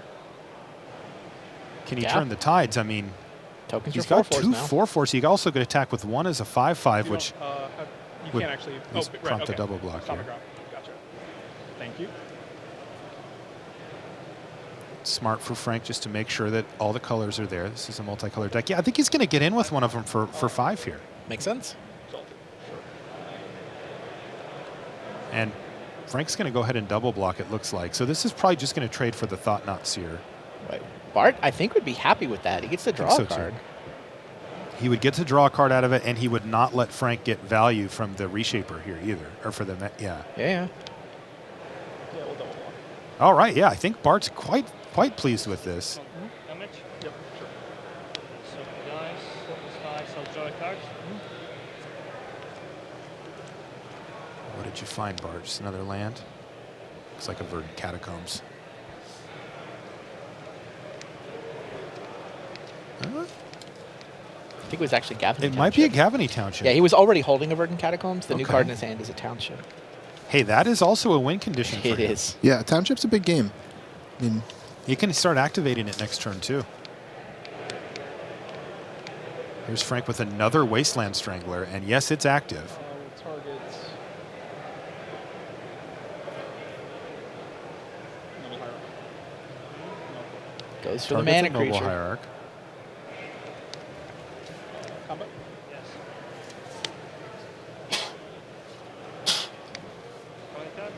Three.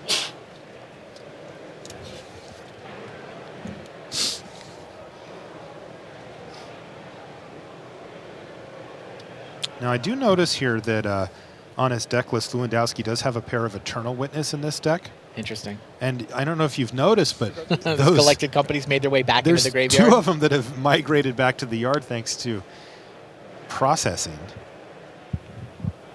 Something to keep our eye on. Now, Frank does have another Surgical Extraction in his hand, so I guess he could just do it again, which might be worth it if that interaction were to come up. But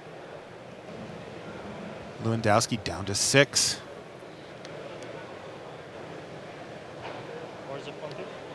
Orzhov Pontiff. Your guys are gonna get -1 and -1. Okay, so he does get to kill the Mimic with that interaction. Attack for 3. Remember, the Strangler is also a 2/1 at the moment. Down to 12. Go. And he passes a turn back. Frank just needs, he draws another Drowner. He just needs to get a Drowner down to finish off Bart. Combat? Yes. Both in, both 3/2. Frank Lepore playing his 4th consecutive winning in. There are people who play long Pro Tour careers and don't get 4 winning ins for top 8. He's pulled it off in his first Pro Tour. So Bart's just going to go ahead and trade off his Fulminator Mage. There's another Eldrazi Mimic. And we have reached the stage of the game where anything goes here. Wow, Bart's going to go down to 2. Mimic is now lethal. Like, I'm not sure I can remember someone playing 4 Winanins in the same Pro Tour. It's really hard to set up to be 11-1, and then still to be live for it. Still be live as a 12-4 slot.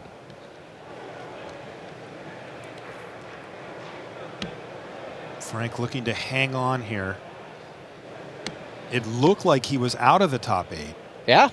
And now it looks like he's playing to get into the top 8 again, thanks to some fortuitous events.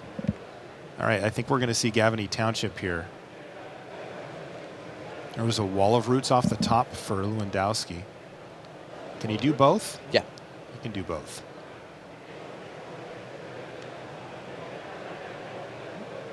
You know, this looks pretty good right here. Yeah. Like, this wall of roots is going to be able to block the matter reshaper. Let's use these as positive, and I'll get you a negative counter. And he's going to get his creatures up above Frank Lepore's side pretty quickly here. Wall of Roots, one of the very few creatures in the history of Magic that gets -0, -1 counters. Yes, so it might be the only one. They do have to use a different type of tracking system here because those are 2 different types of counters, and they don't equal each other out like you would think with a -1/-1 counter and a +1/+1 counter. Wall of kelp, maybe? Maybe. Can Bart keep attacking? I'll pass the turn. He's going to pass the turn back. Frank just needs one of those lands, and bang, there it is. Wow. Drowner of Hope. And this should be it. He can sacrifice both of the Scions to tap down 2 creatures, attack with both. He can also make his Mimic a 5/5. Has he done it? That should do it. Bart Lewandowski's at 2. Did Frank Lepore just make the top 8 of the Pro Tour? Used to. Crunch, crunch. Okay. Wow. Okay, he says, and Frank Lepore does pull it out, and it looks like his tiebreakers will hold. We're going to get a sweat there, but he was the #1 coming in, so it's not a guarantee, but it is likely that he's into the top 8 after all that. Exactly correct. There won't be a next one. I quit. Frank's done with Winanins. No next one. Maybe.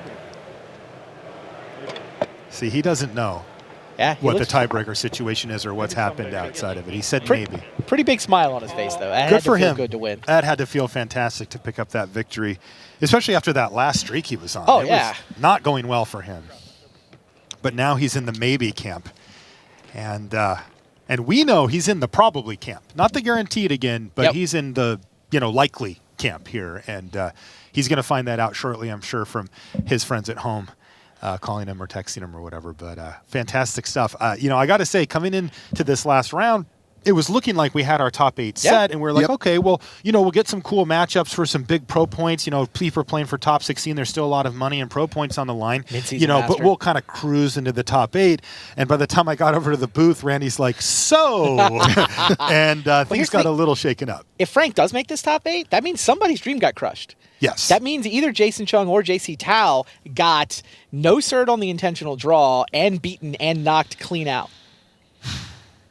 Gets pretty tough down the stretch here at the Pro Tour. But hey, there are strategic reasons here. These guys aren't doing this to be This happened mean. at the last Pro Tour, too. Totally. Like, this idea of dream crushing between the value of the top seeds and the friends and the matchups, it happens with some regularity. It's not that weird. So that's going to do it for our Swiss coverage here at Pro Tour Oath of the Gatewatch. But we've got a lot of updates as the top 8 starts to take form from Richard Hagan. Thanks very much to the guys in the booth, bringing you all the action of the final round of Swiss here at Pro Tour Oath of the Gatewatch. You will hear the top 8 announcement live from the feature match area. We will not know when we hand across. You will not know when we hand across. And some very, very anxious players on 36 points will not know when we hand across. Don't you dare go away. Some serious math grinding going on right now. But not for the people who thoughtfully put themselves to more than 36 points roundabout now. One of those is someone who used to be our colleague on coverage, and he's waiting for us, Luis Scott Vargas. All right, I'm sitting here with Luis Scott Vargas. Luis, we talked 2 rounds ago when you were at X and 2, and it was kind of like, okay, I was a little congratulatory in tone, and you cautioned me. Yeah. Well, in the end, we were both right. Yeah, so I ended up losing my second to last round against Patrick Dickman and falling to 12-3, but then I could draw with Andrew Brown to go hit 12-3-1. So turns out I was actually going to be safe, but I didn't know that at the time. Sure.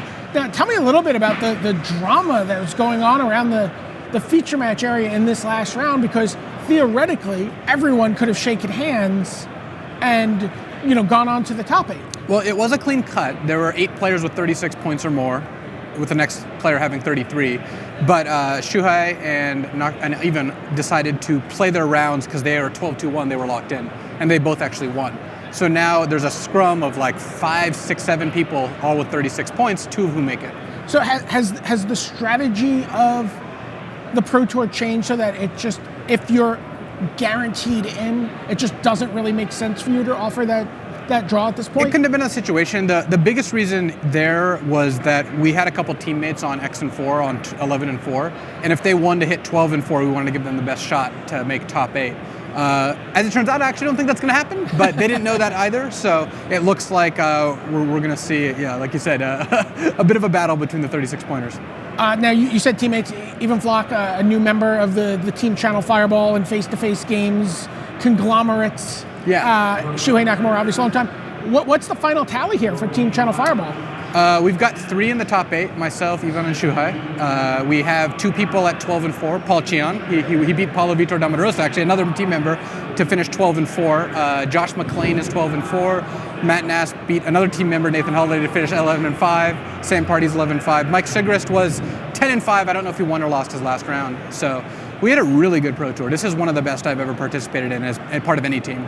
And where now, we were talking about the comparisons between Carlos Eldrazi and Cawblade. Yeah. Where does it stack up for you at this point? So Cawblade, and okay, this is going to sound ridiculous. I think we got a little unlucky when we were playing Cawblade because we only had 2 in the top 8, but we had 5 in the top 16. So it's 7 people in the top 16. Sounds pretty unlucky. Right, horribly unlucky. But here we have 3 plus 2, so 5. Our actual best team finish was Worlds 2011, actually my last Pro Tour top 8, where we had 4 in the top 8. Myself, Conley Woods, Josh Utter Layton, and I honestly am blanking on who the 4th person was. Someone's going to be very mad at me when they come back. Also, let's talk about that. You said your last top 8. We just went through this with Paulo, where he had a little bit of... that's who it was, by the way. That was the 4th member of the top 8. Anyways. But we just went through this with Paulo, where he felt like he had a little bit of a slump. What is the feeling for you? I mean, obviously you're still good enough to make the top 8, but what's the feeling of validation to get this 6 top 8? It's awesome. I mean, honestly, like, the top 8s don't start meaning less. Like, I am as happy to get my 6 top 8 as I was my 2nd, 3rd, 5th. Maybe my first is probably a little different. I'm not going to say that didn't mean more, but I still love playing Magic, and I love doing well at Magic. It's not necessary for me to do well to love Magic, but it certainly helps. What's the plan for tonight? Gonna go have a team dinner. So the team members who top 8 have to pay for dinner. That's just the tradition. We have 3 in the top 8. That means it's much cheaper for us. That's the real advantage of having 3 in the top 8. Sounds less unlucky. Right, exactly. So for Luis Scott Vargas, Brian David Marshall, sending it back to Rich. Thanks very much, BDM. Thanks very much to Luis Scott Vargas. Congratulations. Won't see you tomorrow on behind the camera, but on camera, most definitely. Great stuff. Playing in his 6th Pro Tour top 8 tomorrow. He's not the only one. Teammate Shuhei Nakamura will be playing in his 6th Pro Tour top 8, which is extraordinary. It's action-packed top 8. Even Flock is in his 3rd top 8. Patrick Dickman will be in his 2nd Pro Tour top 8. Andrew Brown and Pascal Maynard, they'll be doing it for the first time. And then we're waiting to find out, as you see, 2 matches left in this final round. Matches playing at 9 and 6, playing for pro points and money. We wait to find out, will it be Frank Lepore, Jason Chung, Jushin Tao, maybe even William Jensen or Paul Chion will be keeping an eye on the tie breaks. That announcement coming up just as soon as we have it. But right now, another member of your top 8 is waiting just along the news desk. Brian David Marshall, this time with the modern master that is Patrick Dickman. Thanks, Rich. I'm here with Patrick. Patrick, talk to me about your last Modern Pro Tour top 8. You played Splinter Twin. Yeah. And you had a backup deck for that tournament. Yeah, it was Affinity, the deck that I played today due to some recent unfortunate bannings, I guess. So just like moved from secondary choice to main choice. I mean, to be fair, I wasn't going to play Splinter Twin at this turn anyway. I like made up my mind to play Affinity 100% like 2 months ago, but yeah, it turned out well. So it's very interesting to me that you said that. Now, there were a couple players I talked to out on the floor, and they would talk about the modern format. They're like, oh, we tested all this stuff, we couldn't find a deck we like. So, you know, it's like I gave up, I played Affinity. But you play Affinity as an aficionado of the archetype. Yeah. What is it that's so appealing to you about Affinity?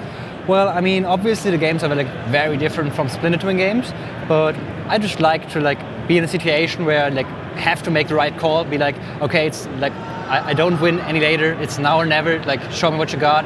Sequencing is super important, and I mean, it's just like so different from Splinter Twin, and originally I picked it up to like become a better player at certain archetypes, right? Because I was always like playing these tempo-ish decks, like Twin, for example, like blue-collar tempo decks, and I don't know, like there's certain skills that you need when you play Twin, but there's very different skills that you need when playing Affinity, and I like wanted to become a better player as a whole, which is why I originally bought into Affinity Online, and since then, I haven't been unhappy. I like always enjoyed the deck. Like whenever I was bored and I like wanted to play a quick match, I went online, joined a tournament with Affinity. So now talk to me about this shadowy cabal of players from various teams who all joined forces to talk about Affinity. Yeah, that was Frank Carson's idea. I don't exactly know everyone who was on the team, but it was Pedro Cavallo, Frank Carson, me, and some other people. I'm sorry that I don't have the names right now. But players on different teams were sort of given permission by their teams to work together on the Affinity deck. Yeah, the problem is Affinity is not a deck for everyone. Like there's a lot of people who like can't handle the swings, right? Yeah. Like obviously sometimes the deck just loses to itself. And since there's always only very few people on every single team that are going to play Affinity, and I mean, they like kind of lack information for their own deck, right? So this is why Frank Carson came up with the idea to just like keep out all the crap, don't talk about like any info that goes within the team, like about the other decks, just talk about Affinity straight up, and yeah, this is just what we did. And I mean, I think all of us like reached more or less the same conclusions going into the test group already. And I mean, if you look at our deck list, we all like had a few like changes in flex slots, but overall we like agreed on one deck list, and yeah, it worked out pretty well. Yeah, if you look at the deck list, it says Affinity Aficionados on the deck list. Oh, wow. Okay. And it credits all the different people who worked on it. Patrick, what's the plan for tonight, getting ready for the top 8? What are you going to do? Well, first off, I haven't eaten anything so far, like the entire day. So this is the first thing I'm going to do. Probably going to invite the guys that I'm staying with in my hotel room to like, yeah, have dinner. Probably Cheesecake Factory. I don't know, maybe. Like we don't get a chance to eat there in Germany, so yeah, might just go there. And after that, I mean, I think the top 8 is like pretty much split into 2 halves, which is like Eldrazi and Affinity. So I'll probably be playing a few matches on both of these matchups, and yeah, then I'll just see how it goes. Who's going to be helping you out tonight? Well, Brad Nelson already offered his support because I don't really have anyone to play with. Like I came into the Pro Tour like with no team. Like I just test by myself, playing online, and I mean I've been playing Modern Affinity for quite some time, and there were not that many changes, right? And yeah, he offered to help me. Of course, like we're good friends, and yeah, that's the guy I'm playing with. Okay, well I'm going to let you go connect with the former Player of the Year, Brad Nelson. Patrick Nickman, good luck tomorrow in the top 8. Thank you. Yeah, having Brad Nelson in your corner on Saturday evening is a really, really smart plan. Gotta like that. And Patrick Dickman, just a tremendous player of Modern. And it's great to see. One of the things we've seen, Sam Pardy just missed out by a couple of rounds on the top 8 here. Josh McLean was at 12-4. We saw Jacob Wilson battle back from a horrible start to have a very good run through the second part of the tournament. And it just turns out that Modern, for all its diversity, for all its swings, for all its power, if you're good at Modern, you really can make a difference. It's a format where knowing the format and being good at it just makes so much difference. There are amazing players at the top of this Pro Tour. We know 6 of the top 8. Shuhei Nakamura, Ivan Flock, Luis Scott Vargas, Pascal Maynard, Patrick Dickman, and this man, Andrew Brown. All right, Andrew, tell me what it was like just hearing your name, that you know that you are now a member of a Pro Tour top 8. I still can't believe it. I still don't believe it. When I go to sleep and wake up, I'll probably not believe it either. So, any questions? So you said to me you've been playing for 5 years. How long have you been playing the game competitively? That's what I was talking about. Oh, you were talking about 5 years. Yeah, I started in about Rise, started drafting, and then eventually, oh, hey, there's 60 card decks, so I was doing that. And you've had, this is your 4th Pro Tour? My 4th Pro Tour, yeah. And your best finish before this is an 18th place finish. Yeah, 18th at Dragons of Tarkir. So that's, that's not insubstantial way to start your Pro Tour career. Yeah. And did that finish give you confidence going into these last few Pro Tours where you feel ready to make that leap into the top 8? Yeah, it definitely felt good. Like when I qualified, I thought it was like a fluke. Like I just had the right deck at the right tournament, and then I did well at the Pro Tour, and I was like, hey, maybe I can try really hard. Maybe I'll do it. And then this happens, and I still don't believe it, but whatever. Hey, believe it. But then tell me now about Team East-West Bowl. We've talked a lot about Channel Fireball. We've talked a lot about Pantheon, Ultra Pro, Team Eureka. But East-West Bowl is a team that has put up a remarkable through rate into the top 8 at this tournament. Yeah. What is this team? It's just a collection. Well, it's a collection of Canadians, East Coasters, and the remnants of the Southern California Pro Tour teams where some of our other friends have fallen off. So we all just kind of got together and we're like, you know what? We're not going to test in person for a week in a house. We're just going to post online, post our drafts, post our thoughts on Constructed, and it's really a group effort on everybody's part. Like everybody contributed and it put up these results. I'm super happy about everything. How do you like Blue-Red Eldrazi going into this top 8 field? I really like it against the other Eldrazi decks, just because they have a lot of air in their deck. They have like Guide, Chalice, Spellsky, Ratchet Palm. Those don't do anything against me. And against Affinity, I'll just concede game 1, and then game 2 through 5, hopefully I draw as many Hercules recalls as possible.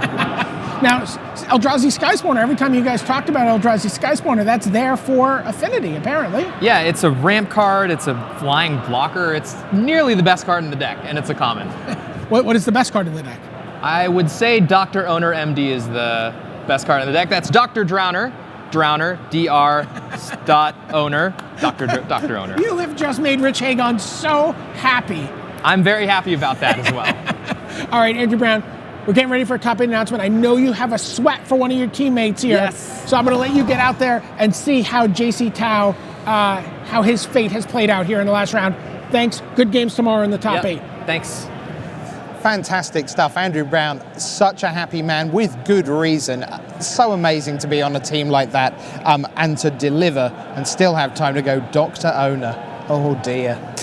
Right, now then, the last match is finished. That means there's all sorts of math being crunched behind the scenes and the players are getting ready for the top 8 announcement. For those of you just joining us, 6 we know for sure. Shuhei Nakamura in his 6th Pro Tour top 8. Even Flock in his 3rd. Luis Scott Vargas in his 6th. 5 years, 4.5 years since his last Pro Tour top 8 appearance. Andrew Brown, who we've just met on air, in his 1st. Patrick Dickman in his 2nd. Pascal Maynard will be playing in his 1st. But then it comes down to 36 points. Now there is a very good bet that Frank Lepore on 36 points, he was a long way ahead of everyone else on tie breaks, and by winning to get up to 36 points, well, that gives him a tremendous chance of being in the top 8. But everyone below that, well, it was all very, very tight. You had Zhashen Tao of the United States. He lost to Shuhei Nakamura. That sounds terrible, but it's potentially good for him because Shuhei Nakamura's tie breaks fold in to opponent match win percentage. For Tao, he was in pretty good shape. Jason Chung, who lost to Even Flock, well, maybe that means that Flock crushed the dreams, as we say, of Jason Chung, who was playing for his 2nd top 8 appearance, the New Zealand Platinum Pro. And then you've got 2 huge names just slightly further down on tie breaks coming into the last round. That's Paul Cheon and William Jensen. Hall of Famer Jensen and Paul Cheon, one of the most popular streamers around, of course. They're both on 36. Our best guess is they may fall a little short and end up in the top 16. Great performances nonetheless. But someone who does not need to sweat on that final announcement is Pascal Maynard of Canada, and he's waiting to talk to BDM.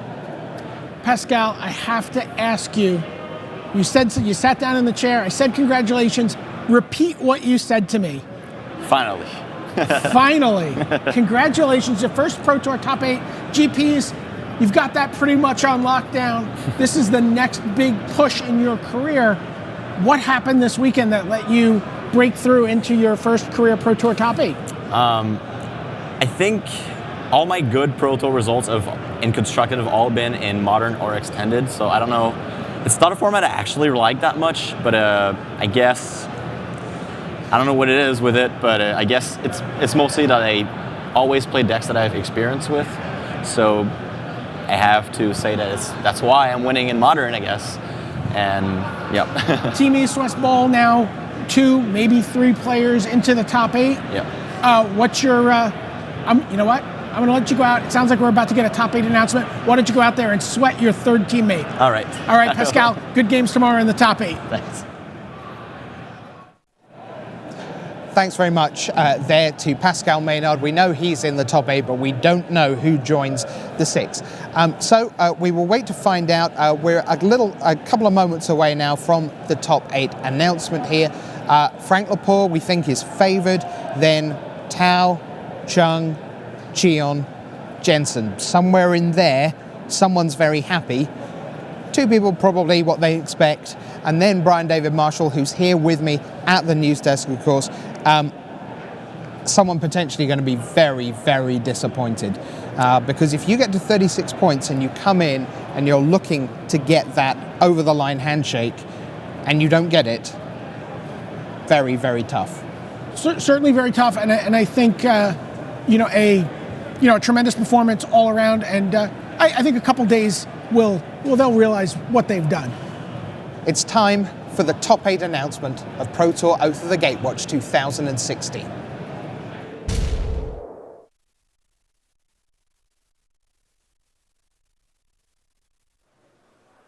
Hello and welcome to the feature match area here at Pro Tour Oath of the Gatewatch. Ladies and gentlemen, it is time for our top 8 announcement.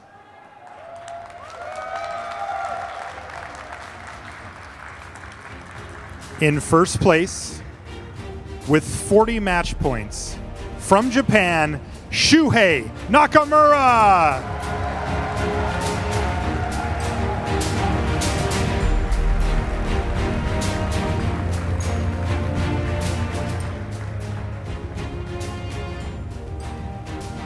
And in second place, also on 40 match points, from Slovakia, Ivan Flach.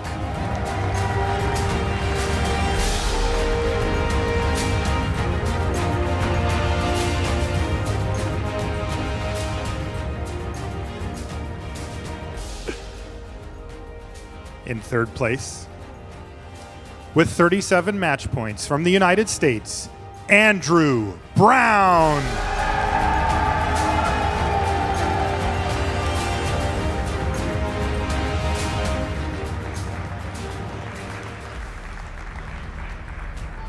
And in fourth place, also with 37 match points, and also from the United States, Luis Scott Vargas.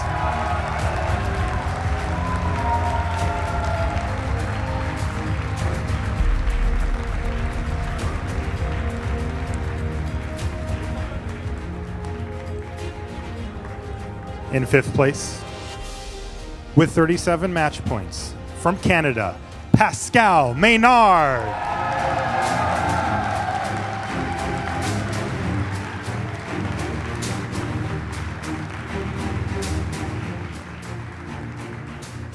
In sixth place, with 37 match points, from Germany, Patrick Dickmann.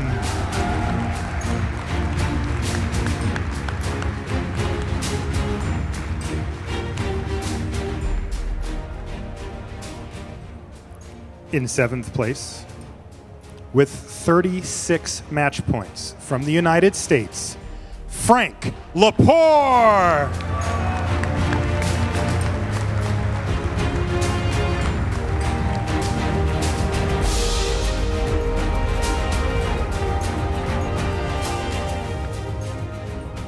In eighth place, with 36 match points, from the United States, JC Tao.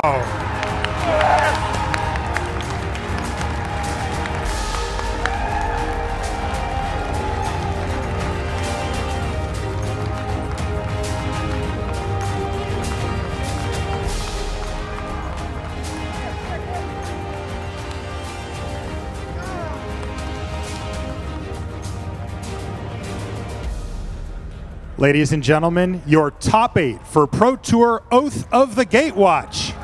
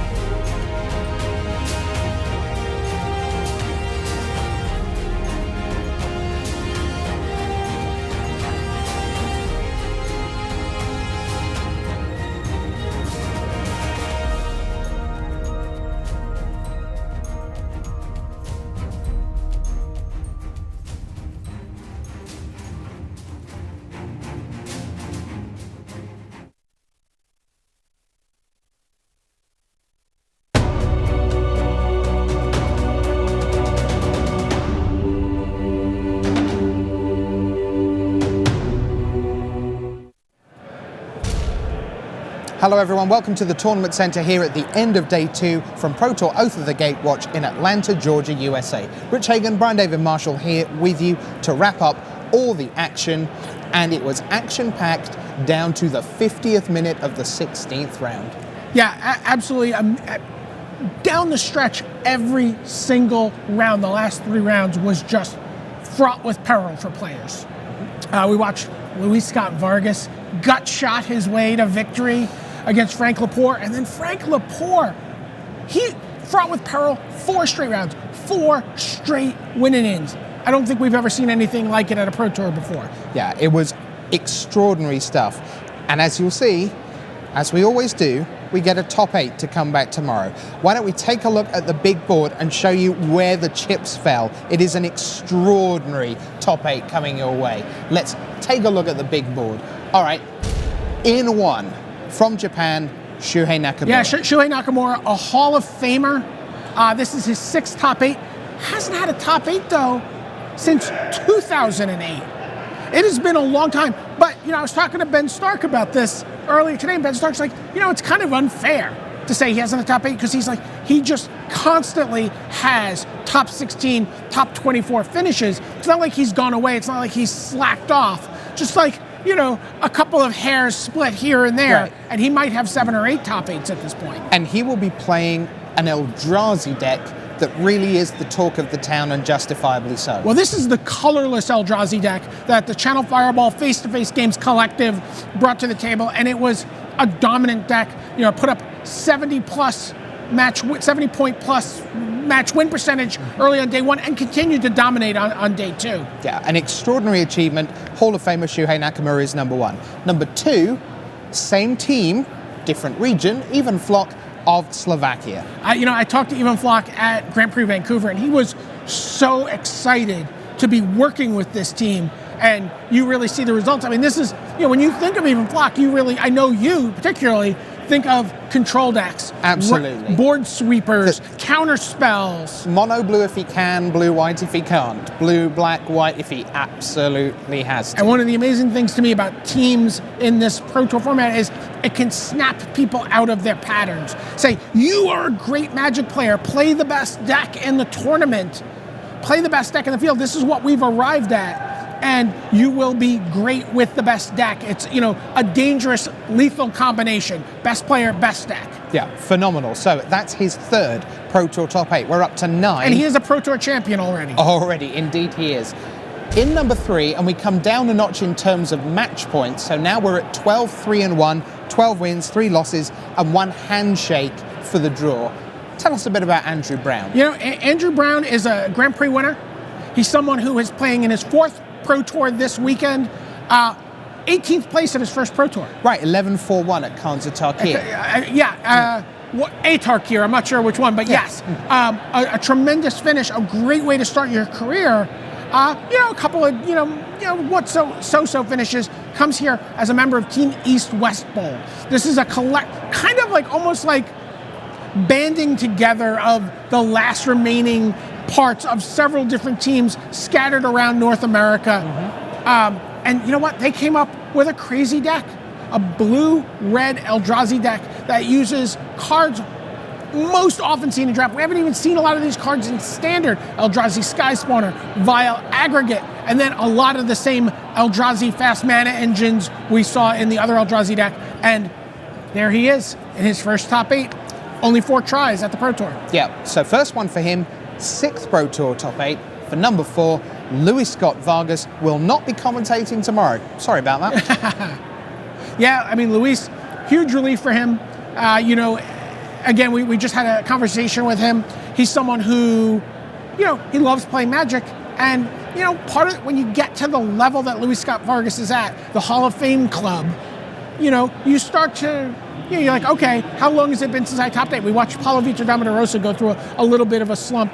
And, it was really getting at him. And I feel like maybe Luis, for all of his good humor and good nature about Magic, was feeling a little bit of the strain of not getting into the top 8, not since 2011, he told us. World Championship in San Francisco. Yeah, but here he is, and again, a dominant performance with that dominant Eldrazi deck. Right, now, we go into the bottom half of the top 8. Number 5, 12-3-1 again. Back to East-West Bowl.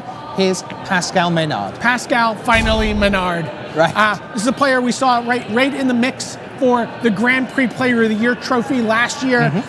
Fell just short of that and his chance to get to the World Championship, but had a lot of success at the Grand Prix level, and has come close a few times at the Pro Tour level, but this was his breakthrough performance. Another member of East-West Bowl, but he played Affinity, not the blue-red Eldrazi deck. Speaking of Affinity, our number 6 player, and I think this is one of the great achievements of the weekend, Patrick Dickman, known as a player of Splinter Twin, made the top 8 of a modern Pro Tour with Splinter Twin, Grand Prix top 8s with Splinter Twin.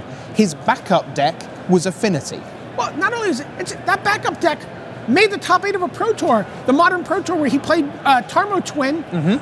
He gave the deck to Christian Seibold. His Affinity deck. He's like, well, I was thinking about playing this. Here, good friend Christian Seibold. Why don't you play? Why don't you play my Affinity deck?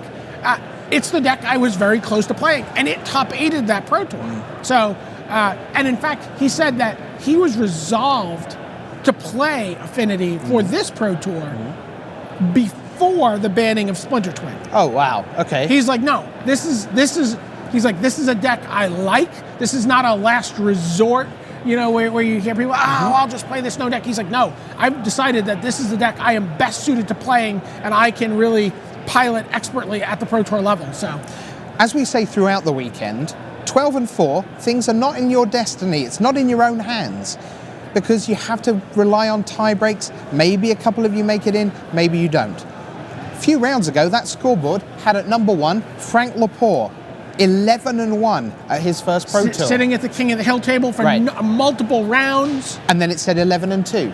And then it said 11-3 when Luis Scott Vargas pulled out one of the most astonishing games of Magic you will ever see. A gut shot straight to Frank Lepore's heart. Yeah.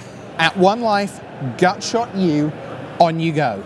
It got worse for Frank, 11-4. Now he comes into the last round knowing out of his hands, have to win, see what happens. Not only is it out of his hands, on paper, it looks like he is out of the top 8. There are 8 players who can shake hands and lock up their berths in the top 8. But Shuei Nakamura and Even Flock had drawn the previous round, and they decided to play for top seed, which is obviously very important because you get to choose whether to play or draw tomorrow in games 1 and then 3 if it turns out to be, and especially with Affinity, just think of the advantage of just machine gunning out your hand on turn 1. That's what Patrick Dickman and Pascal Maynard would love to do against maybe a Lepore or Zhexin Chao. But Lepore stayed strong. He got that last win. He did not know he was in when he won. And he sat there going, have I blown it from 11-1? Is 12-4 too late? No, Frank Lepore, you are in. And great what's job. Really remarkable about Woo! It's been a long weekend. Remarkable about this for Frank Lepore is that this is his first Pro Tour. He's someone who's been around. He's done coverage. He's involved with Melissa Dutara, Pro Tour top 8 competitor. Someone who's been a content creator in the Magic community for a long time, but never played on the Pro Tour before this weekend. To make the top 8 in your first Pro Tour, that's elite company. And of course, that does mean they are the first couple in Magic history to both have a Pro Tour top 8, which is a wonderful achievement by both. So hats off, Melissa back at home, and to Frank here, turning the card sideways at Oath of the Gatewatch. And finally, Jia Chen Tao of the United States. Yeah, JC, as everybody calls him in Seattle, 8th seed is a little misleading.